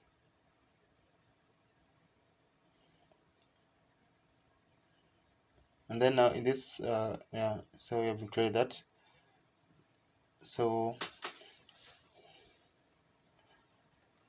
that will be that initialize attendance data like that. So here what you can do is you can modify this code, so you can just remove it. And here we are passing, first of all, the students, we are passing the students.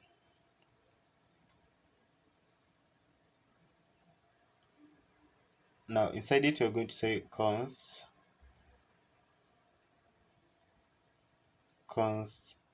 initialize attendance data,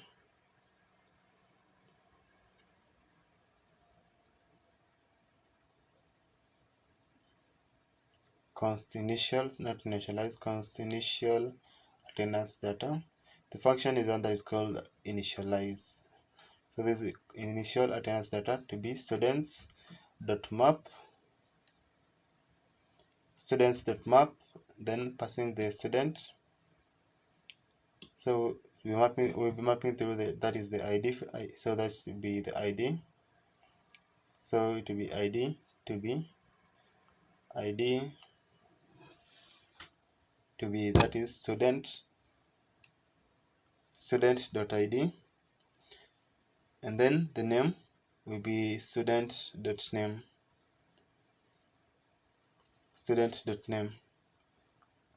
like that. And then status, it will be present, because remember, like the default status for a student will be present. Okay, that's just the default status for a student.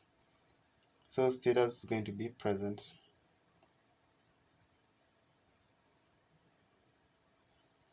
Now let's move. Yeah, default is present, like that.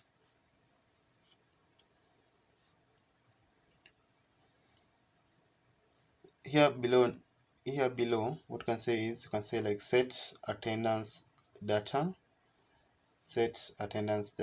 and inside it you'll be passing, that is the initial attendance data. We'll be passing the initial attendance data, like that. Okay, also remember we need to be able to handle the startup change, handle the status change, in case of if maybe the status changes from present to absent, or to absent with apology, then we'll need to be able to handle it. Okay, so what we'll do is we'll say const handle status change, and then inside you're going to be passing the ID and the status, then here we're going to say const update data, const update data, const update data,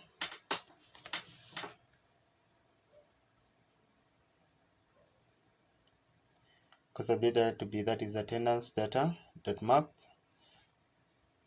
mapping still through the student,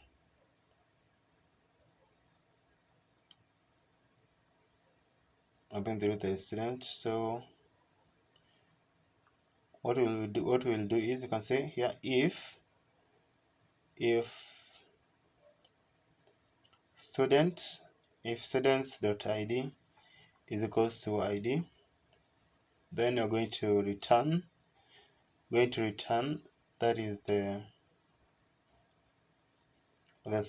spread operator, the spread of the student, and then the status of the particular student. Okay, so again we'll need also to return the student.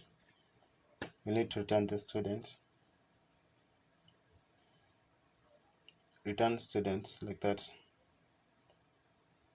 Now here below, what you can do is, you can say like something like set attendance data. You can say it to be there below. You can say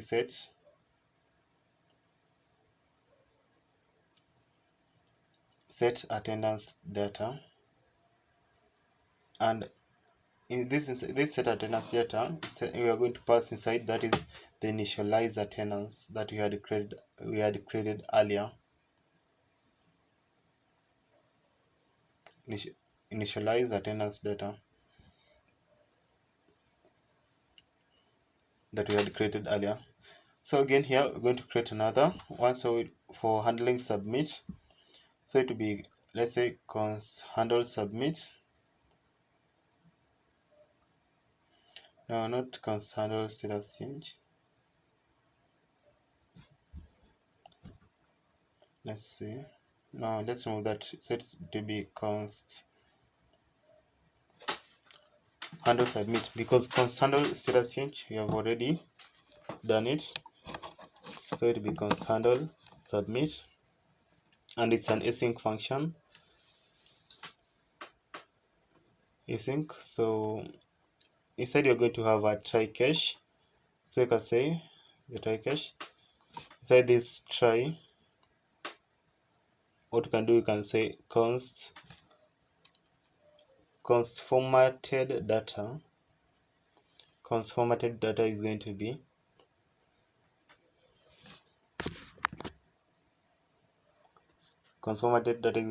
attendance data dot map, and you're passing inside that map, we'll be passing that is the ID, the name, and the status.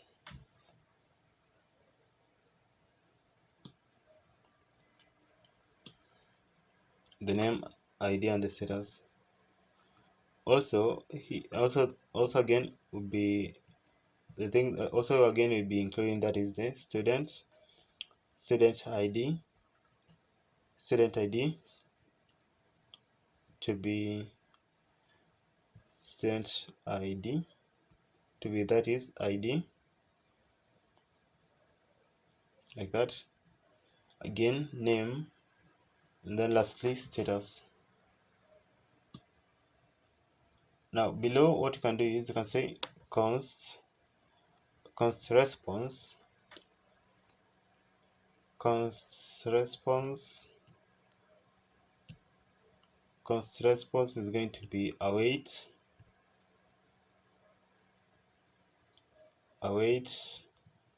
then we can say axios dot post. So it will post as per this URL, which is http localhost 4000 /API /v1 /attendance,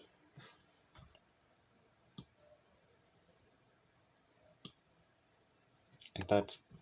So we're passing again that is the attendance data to be that is the formatted data, like that.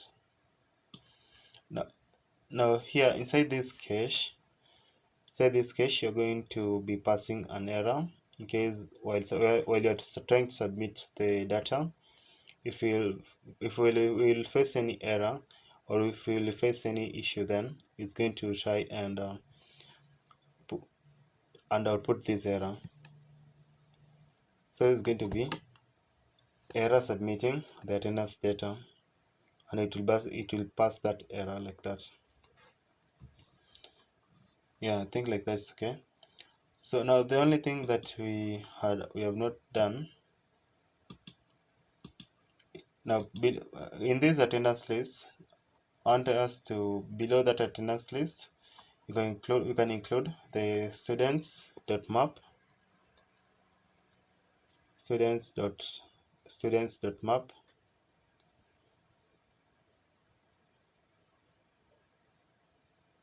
and we'll be passing that is the student, then again the index,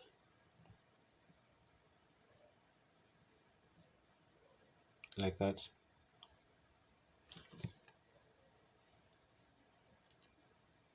Now inside here, we're going to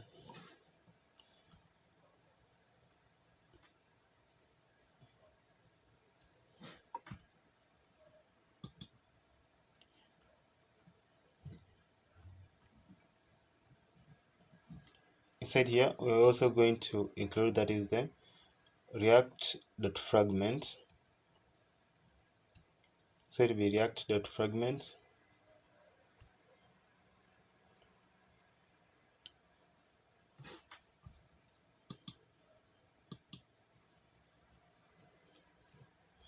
the react.fragment. Now this react.fragment is going to also have a key. So we're going to give it the key to be student.id. Student.id. Now inside it you're going to have the attendance item. Student.id, like that. Okay.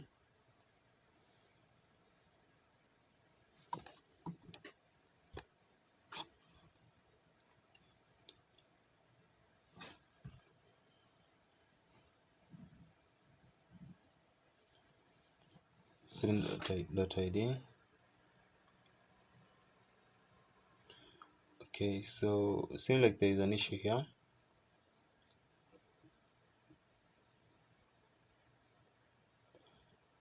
There's an issue in terms of what we're doing here. So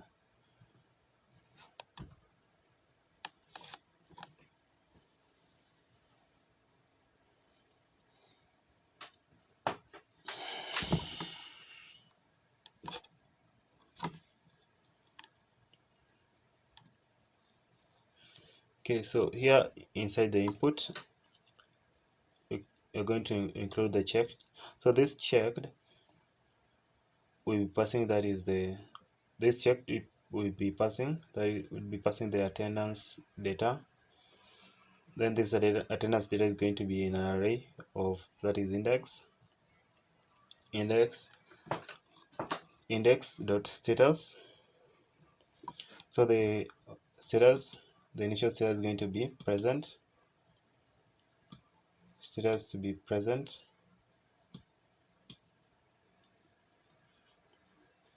like that. Then it's going to have an on change. You can say there to be on change,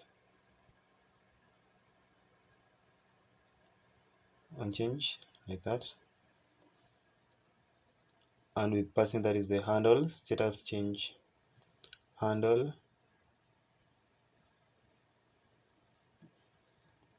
status change, like that, handle status change. Then inside it we'll be passing the student.id, and it's going to be present,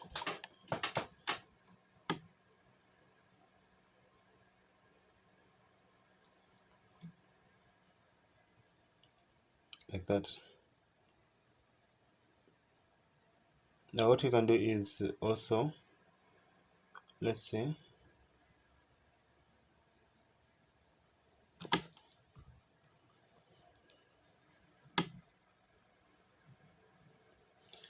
so after having done that, what you can do is you can try to copy it and then paste it into these other other inputs. You can copy that checked and on change and paste it into the first one, and also paste it into the second one. So change this one to be absent, the status to be absent, again also here absent, like that. Also change the one to be absent with apology, but I think it should be just absent with permission. I think absent with permission is okay, but let's just say absent with apology. So absent with apology, like that. Yeah, so from there I think we'll be through with that. Absent with apology. Can also include, you can see also this handle submit, we have included it into our button. This handle submit, we have included it into the on click in our button. Yeah, so I think like that everything now is okay. Now in this library section that you have moved to, you can copy all those ones from the teacher section and you can paste it again in our library.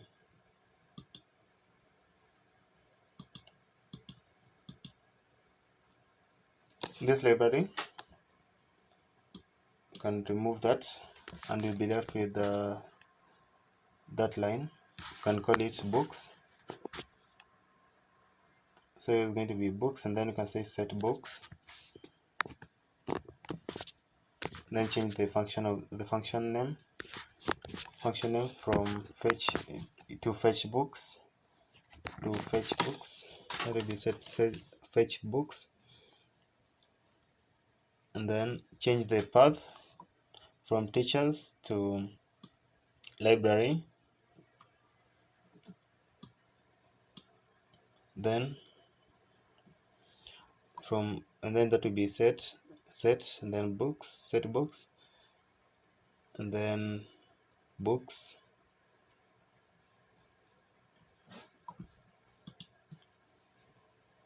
Now this console.error is going to be error fetching the books in case of any error. Then for adding the book, you can change the name of the function to be const add book. So let's remove this if, because we won't need this if, but include that will be book. Now let's remove this if, we won't need it. Also remove it like that. So remove this when someone picks a book, and remember it's going to be an async function, and it will be passing the book ID and the student ID. But these functions, we are not going to make them to be functional here, but yeah, we won't make them to be functional here, but we can make them to be functional. Okay, so here you can just include these statements, or maybe this comment. Here we'll be adding the logic when a student picks a book. Also, we are going to create another function which is going to be known as handle book return, so that when a student returns the book, then when you press the book is returned, it will do the necessary logic. So you can call it const handle book return. Still the same is an async, and still will be passing the book ID and the student ID. Book ID and the student ID. Also, still we are not going to make this function to work, but what we're going to do is we're going to just display text or some statements, some sentence which is going to say just here we can add the logic when student returns book. Okay, but you can expand it if you want. It's still okay. If you want to expand it, you can do that.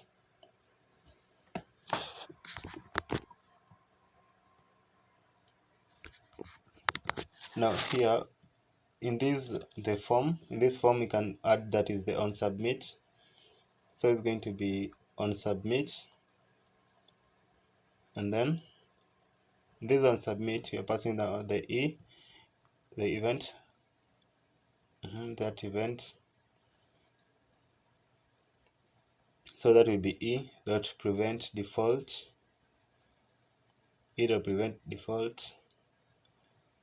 Now below there, what you can do is you can say const book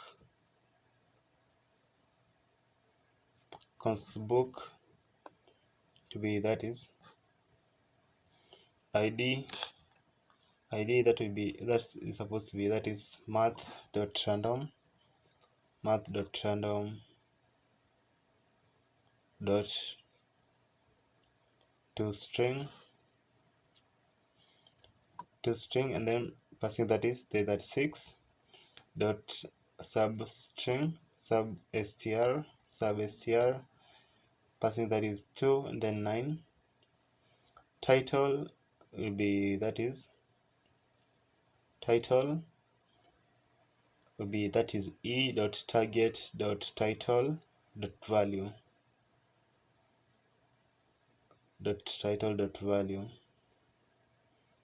Then below you can include that is the author to be, that is e dot target dot author dot value. Okay, like that. Yeah. Now here below, what you can do is you can now, in adding the book, when you press the add book function, add book, it will need to pass the book. So we're passing the book, and then to be e.target.reset, passing the e.target.reset there, e.target.reset.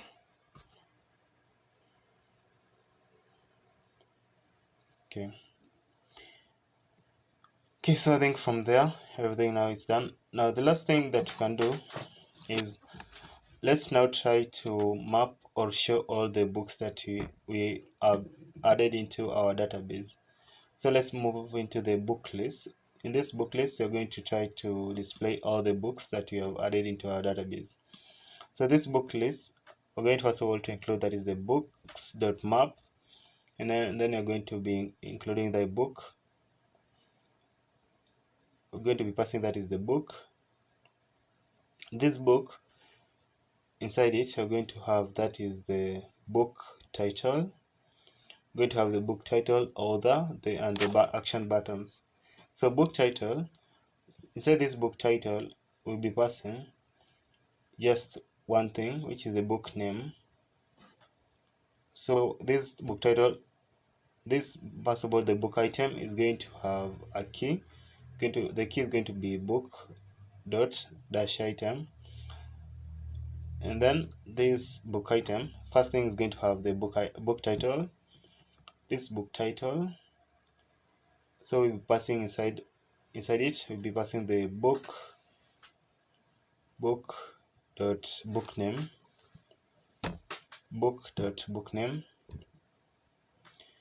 and then below is going to have, we're going to have that is the book author, and then we'll be passing here the book dot author, like that. Again, the action button,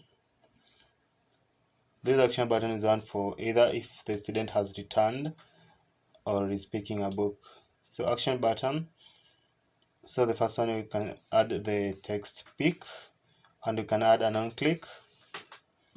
Now this on click, if you press this button, then it will move to this function, which is the handle book pick. I don't know if you can see it. There it is, handle book pick,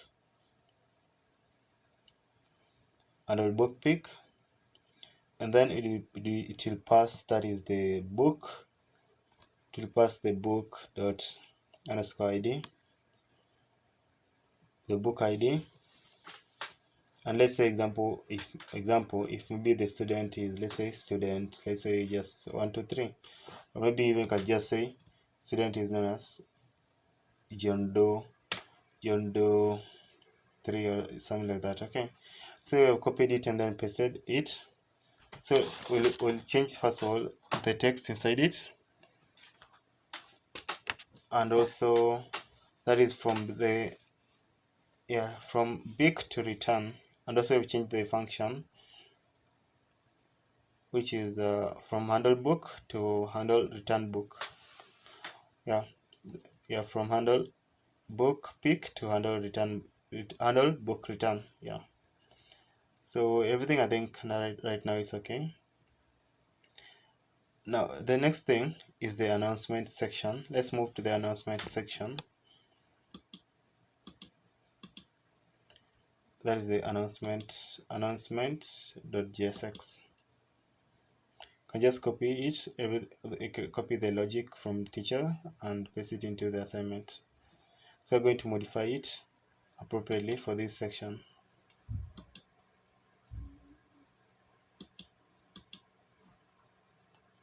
So let's see.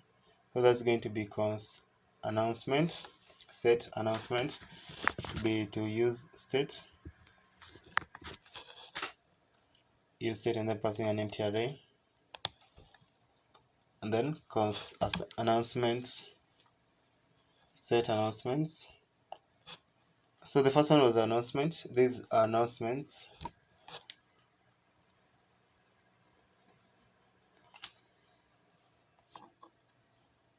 Okay, so also change the function name to fetch announcements to fetch announcements like that.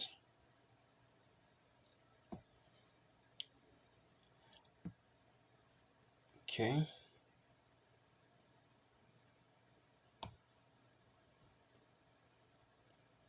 fetch announcements like that. Okay,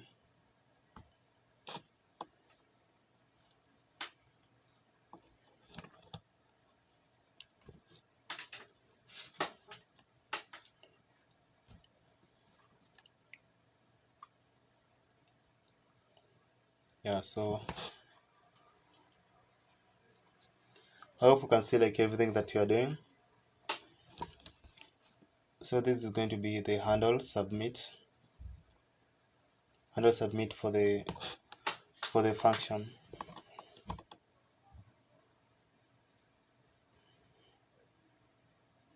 So let's remove the if. We won't require it. So from this point, let's remove that. Let's see. Let's come to our dashboard. I think we had done the logic for getting, for that is fetching or get in the dashboard. So you can just think you can copy it and then paste it. I think we had done that logic. So now, yeah, so I think we had done it. So from this point you can do the announcement to be announcement like that, and then I don't think these are the codes here below, we will need them. So what you can do is, let's see.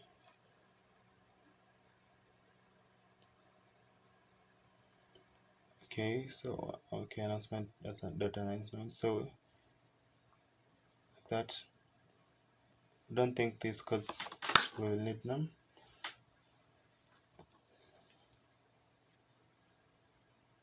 But what you can do is you can say console.log. If maybe the assignment is sent successfully, then we'll need a message. So you can say console.log announcement sent if the message is sent successfully. So announcement sent, and then response dot data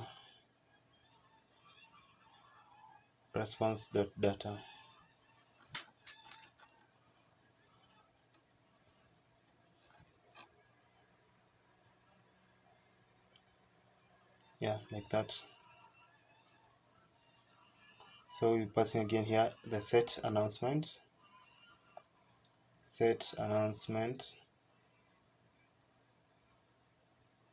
and again below it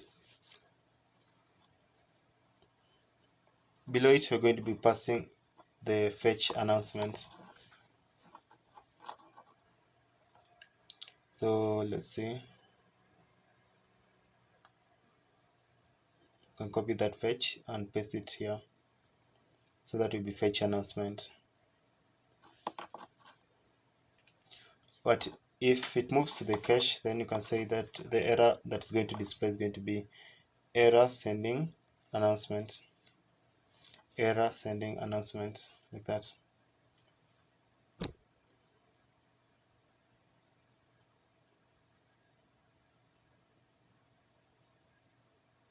Yeah, so I think from there we have done everything, but in this form we'll need to include it as on submit, and then include that form, which is the handle submit.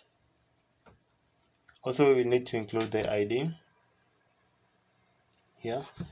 The ID that is the ID to be announcement,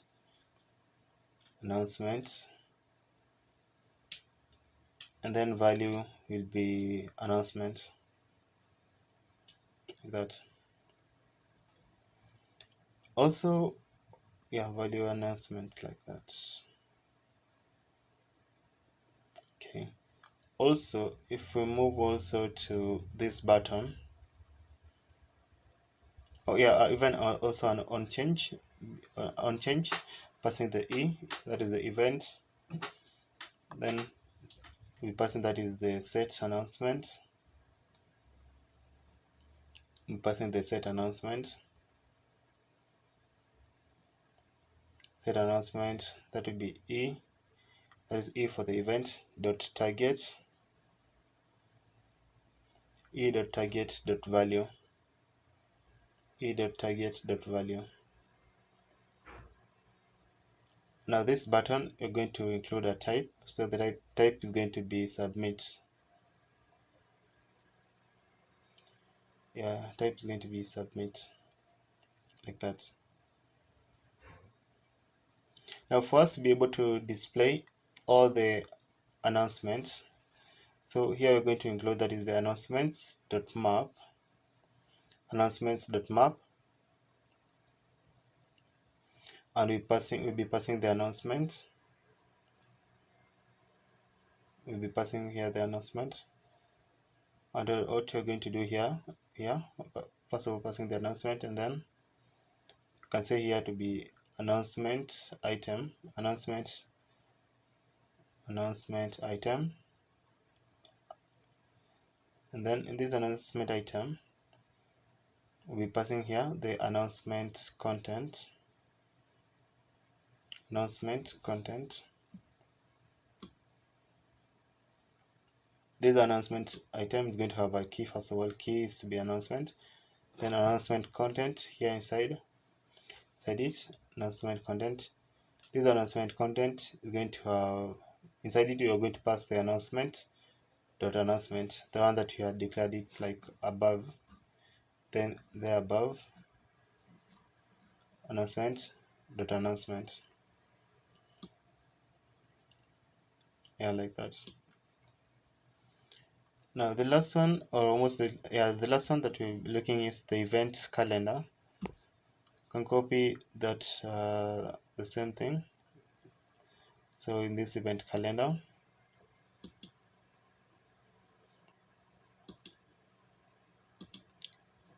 you have copied it and then pasted it. So let's just modify it appropriately as per these events calendar.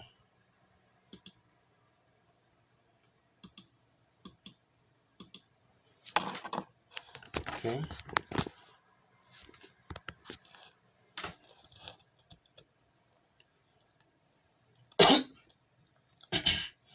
So this is going to be set events.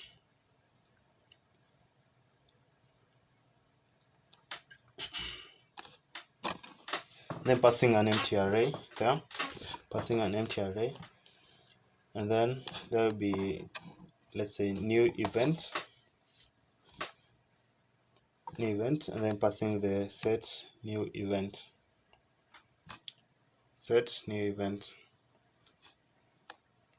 then new state to be just an empty array.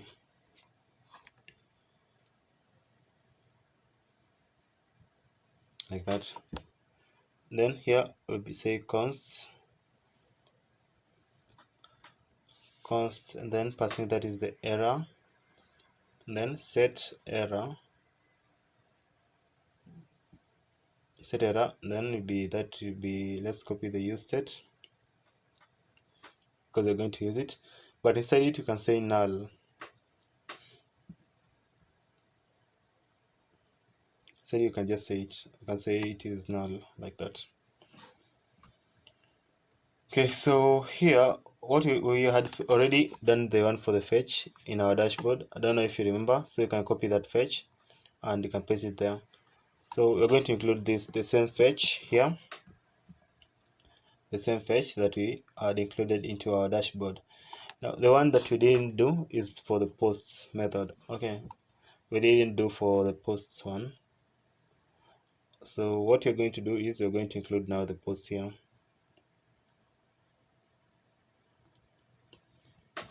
We're going to include the post here. So if you move here to our dashboard, if you look at it, we didn't include the posts. So let's try and handle this post. So change the function from handle add teacher to add event. So add event. You can remove that if, because I don't think you're going to require it. So you can remain with that, just the try catch. First of all, we have changed that path to /events. Then there we are passing, instead of new teachers, you are passing nothing.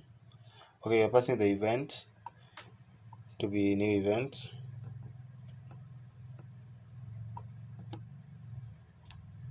Event should be new. Set error, and then we'll be passing, that is the error.response.data.error. Else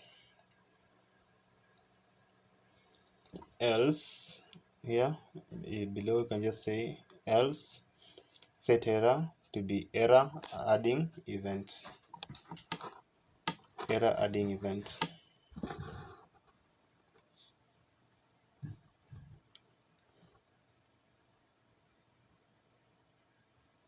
Yeah, error like that. Set error to be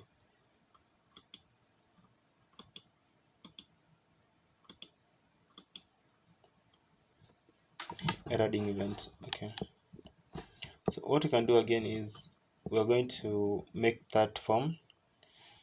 We're going to include an on submit on that form, so you can move to the add event. That is the add event form, and we're going to include an on submit. This on submit is going to be passing that the function add event, passing the function add event like that. So type is text, and then value we're passing, that is the new event which has the function value. Passing the new event. Then it's going to have an on change, so this on change is going to be the e, that's for the event. Let's see here, if we move below this event h2 here, so we can do events.map, and we're going to be passing, that is the events.map. We'll be passing, that is the event and the index. That's going to be event, passing the event and the index,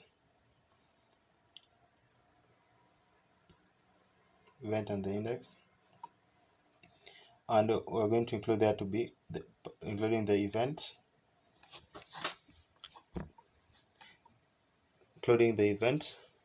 like that event. Now this event is going to have a key, including that event. This event is going to have a key, but what we can do is, before adding the key, you can say here to be passing, we are going to be passing the event, so key is going to be index, like that. Key is going to be index. Yeah, so I think right now we are through with everything. So remember, like the way we have done it, like for all of those, you can just also do it for these other ones, for the students and the teachers.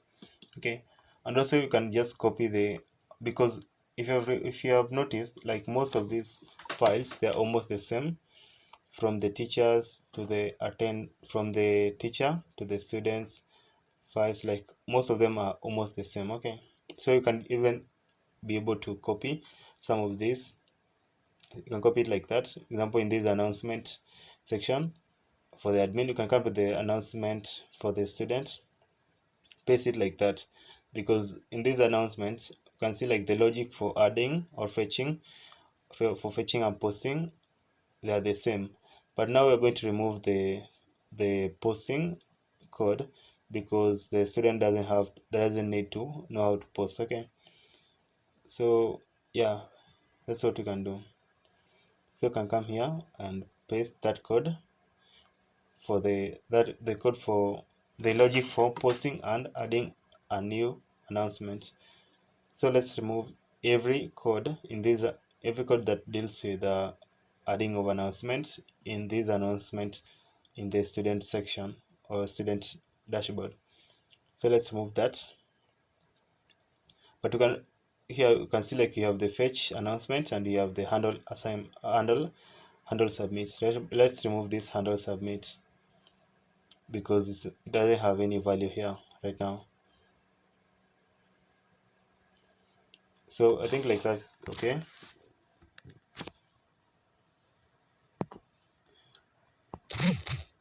Also, you can copy this, the one for this part for displaying all the announcements, and you can paste it. You can copy it like that, and then you can paste it into this announcement for the student.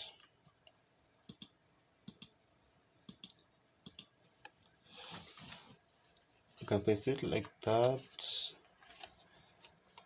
and just change it a little bit.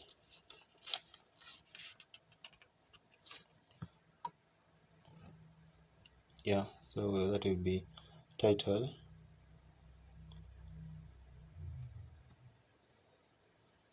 So you can copy that and then paste it like that. So that's okay. Yes. Okay.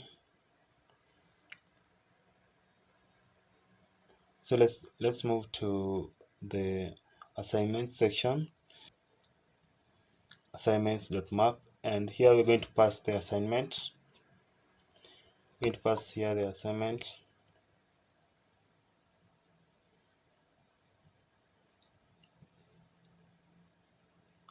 Okay, assignment,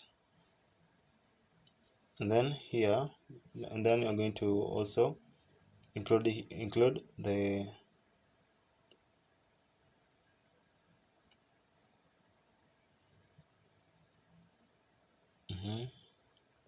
that.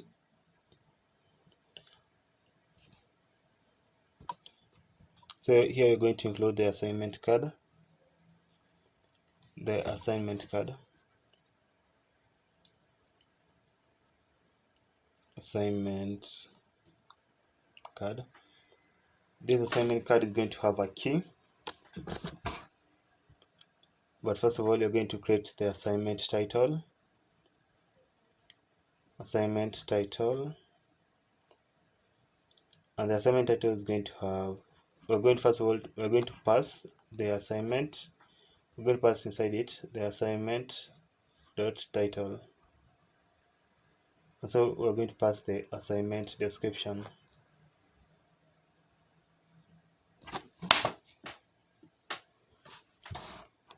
So let's see.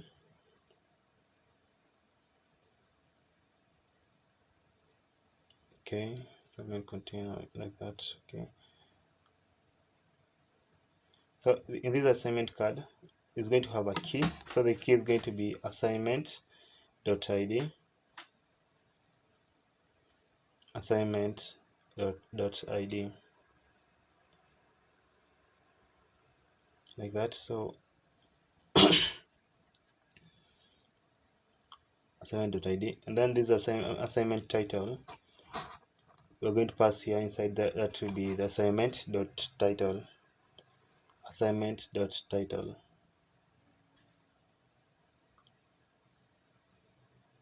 Like that. So, and then we have the assignment description. In the assignment description we're going to pass again the assignment description like that. Assignment description.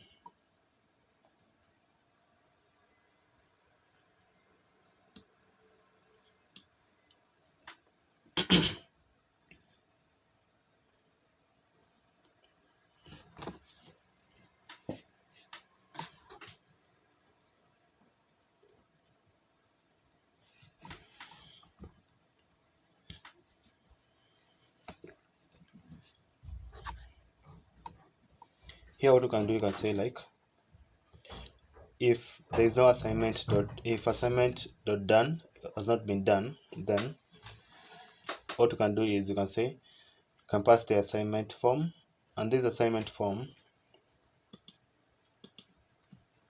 you can pass the assignment form. This assignment form is going to have the text, this text inside it, which is going to be assignment is done.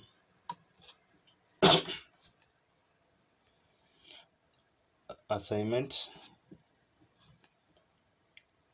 like that.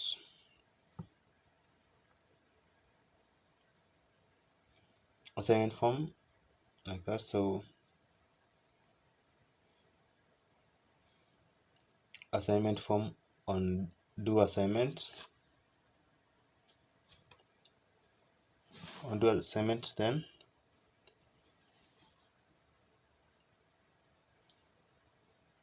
so we'll be passing on do assignment. Now we'll be passing the handle do assignment here.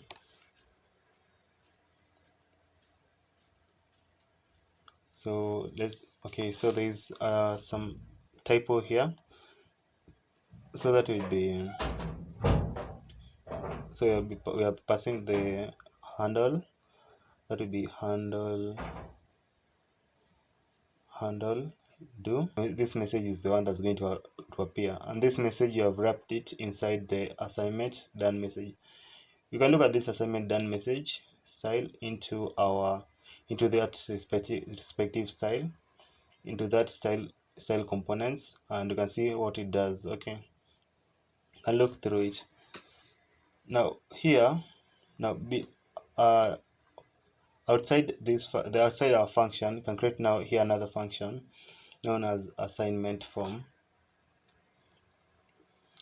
This function known as assignment form,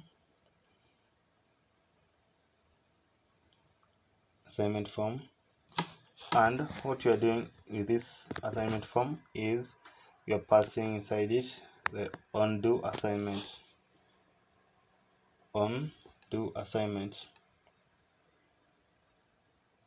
Okay, so here you can say again const option, const let's say opinion, set opinion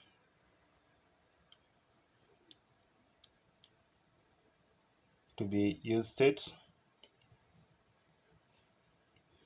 to be an empty use state like that.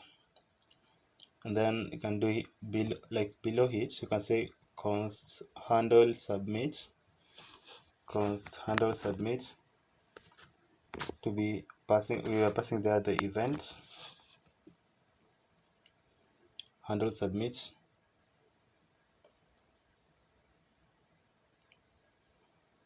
We are passing the event there like that. Okay, so below it you are saying event dot nothing is not equal to nothing. Then we're going to render the undo assignment. I'm going to render now the undo assignment like that. Else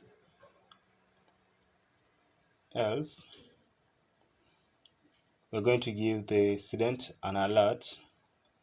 So this alert is going to be alert, let's say please provide your opinion stroke assignment, or even I would just have said like please do your assignment. Yeah, but I've said like provide your opinion because I believe like an answer can be right, like there are some answers which are not either right or wrong, but it's just someone's opinion. Okay, so that's why I've said opinion there. So we are going to return here the form. So we are returning the form, returning the form, and we're going to have an on submit. This on submit to be submitting, that is the handle submit form, the one that we've created it here above. So yeah, handle submit like that. So here we'll be rendering again the text area. This text area, the value will be opinion. Value will be passing the opinion, and the onchange will be passing again the handle input change. handle input change. Then it's going to have a placeholder. So it's going to have a placeholder of let's say enter your opinion or assignment. That's the placeholder, enter your opinion or assignment, like that. Then you're going to below it, you're going now to include a button. So the button, you can call it as, let's say, just assignment button. Let's say assignment button, and it's going to have that text submit. Type is going to be submit. Yeah, so I think from there we are through now with our student assignment section. We are through with our student assignment section. Yeah, so we have done the necessary thing there. Now let's move to the library, this library part. Let's move. You can copy the whole of this library, this library that we had done in the admin, and you can paste it in inside there, inside that student part there. And then you can just look through it if everything is okay. But here what we need is to be able just to get the book, but we won't need that post part, because the student will just need to only see the book when they are being posted on the database, but the students should not be able to post a book. Okay, so like that. So I've changed this function from to handle borrow book, and you're passing now the ID. So the function of this this empty function that you're creating is, you can say, it just handles the logic when a student picks a book. And here below, what you can do is,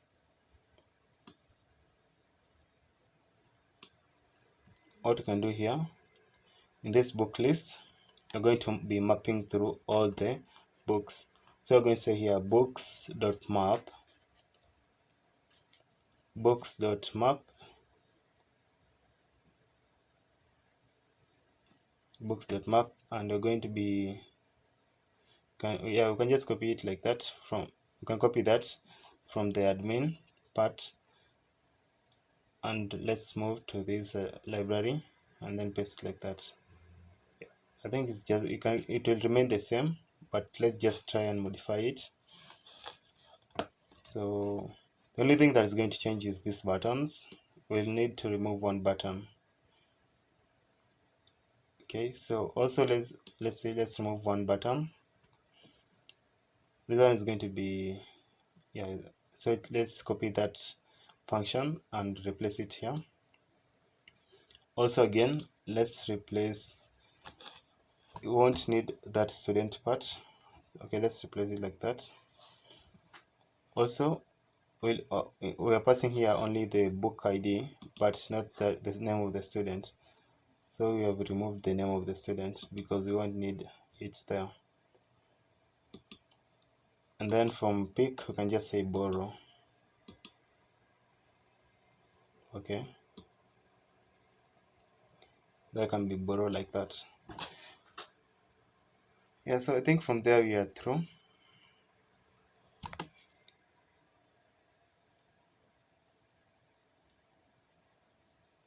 So remember the button for the borrow is the borrow button.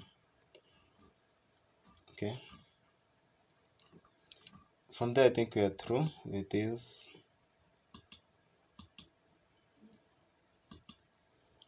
Yeah, you can just save all of it, Control S, you can save it like that.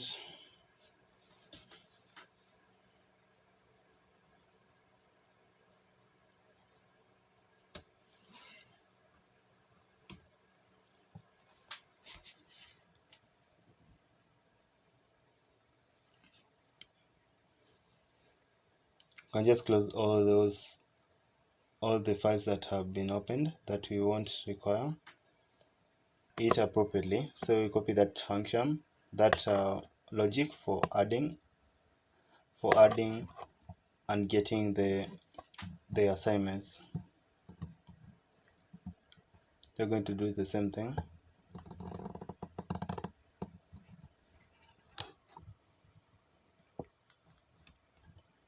Okay.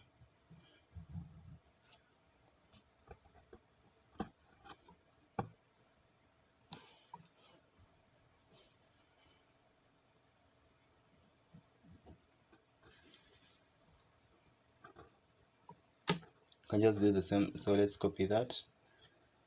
And then that's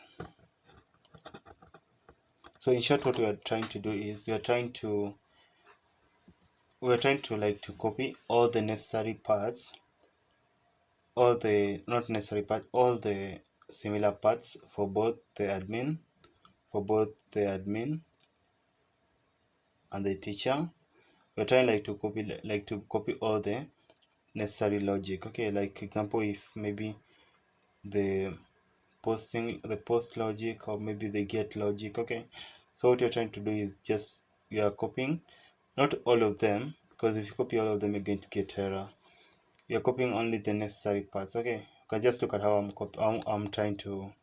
copying all of them. Okay, appropriately. So yeah, just copy that, copy it like that, paste it like that.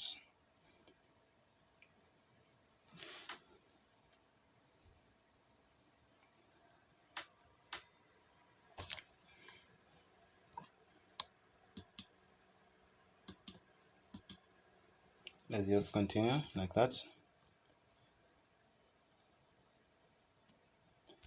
Okay, so next is the classes. Can come also the class for the admin. One has the class for the admin, another class for the teacher. So copy the whole of that logic for changing changing the data in the backend. Also, let's come to here and copy in the return. Let's copy all the contents from that is the in the content section. Let's copy all that codes in that return. In that return, copy it and then paste it inside this class in the teacher section. Okay, like that. Again, let's move to the next one, which is the dashboard. Okay, dashboard is going to be because I think the dashboard are going to look almost the same, but in this we won't do anything for the dashboard, so we'll leave the dashboard to be just like that. Now for the events, let's do the same. For this event part, copy that, okay, and then paste it like that. Next is the exam.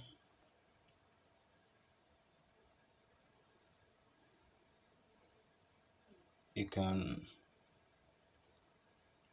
copy it from this point. Okay, and then what you can do is you can come and then paste it here. Also in how we are okay, so I think everything is okay in that. Now the next one is performance, and then sidebar, and yeah, so next one, okay, we have here we have the sidebar. Yeah, you have the students section and the students for the teachers. So remember, the teacher in that student section, the teacher should only be able to see the students but not modify them. So yeah, like that. Last one is the teacher section. Last one is that teacher section.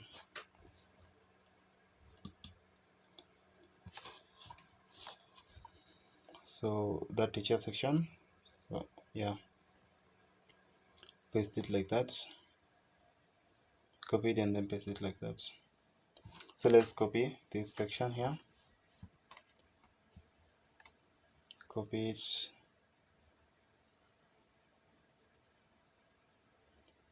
to there. Okay, then you can paste it here. What you can do is just you can do Control S, you can come there and then you can do save all.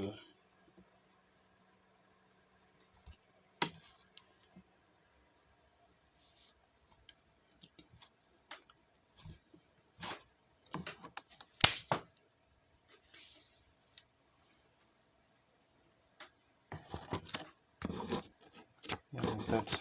So I think we are through with everything.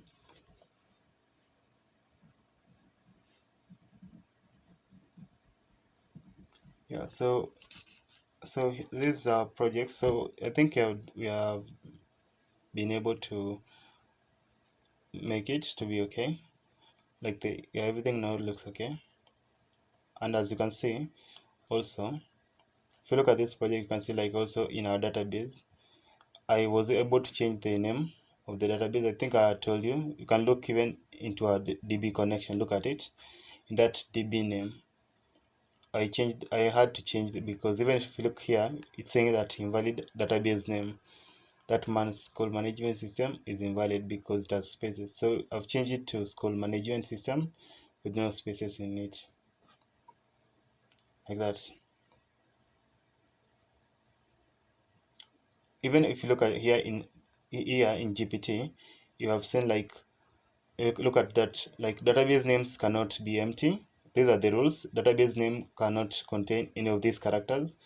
Also white space is in that part. So those are just the rules that you need to follow while creating database for your project. So I changed that name and I think everything right now is okay. Yeah, I think everything now should be able to function and work perfectly. Yeah, so these are the schemas and everything. So you can see it, everything is functioning okay.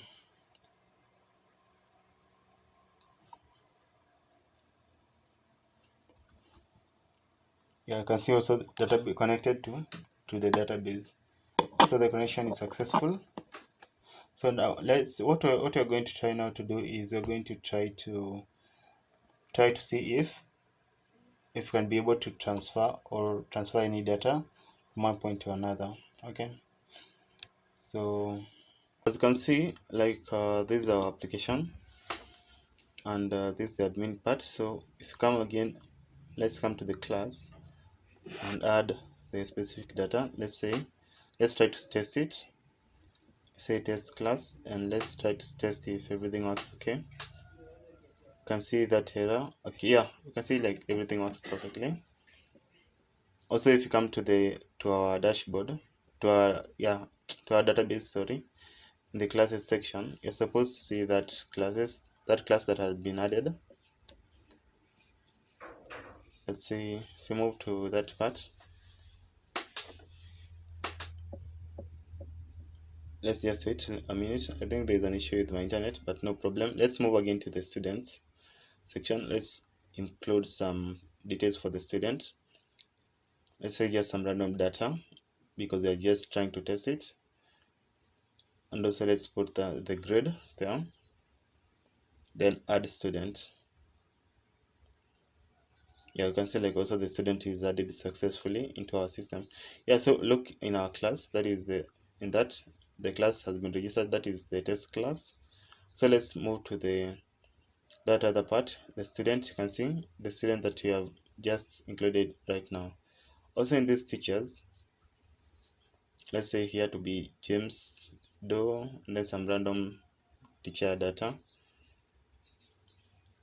Then you can put the subject of the particular teacher. You can see there like you're supposed to include an email. Yeah, so let's put that, then email@gmail.com. Okay, so if you include that in the teachers section, you can see like that's the teacher that has been generated or that has been created.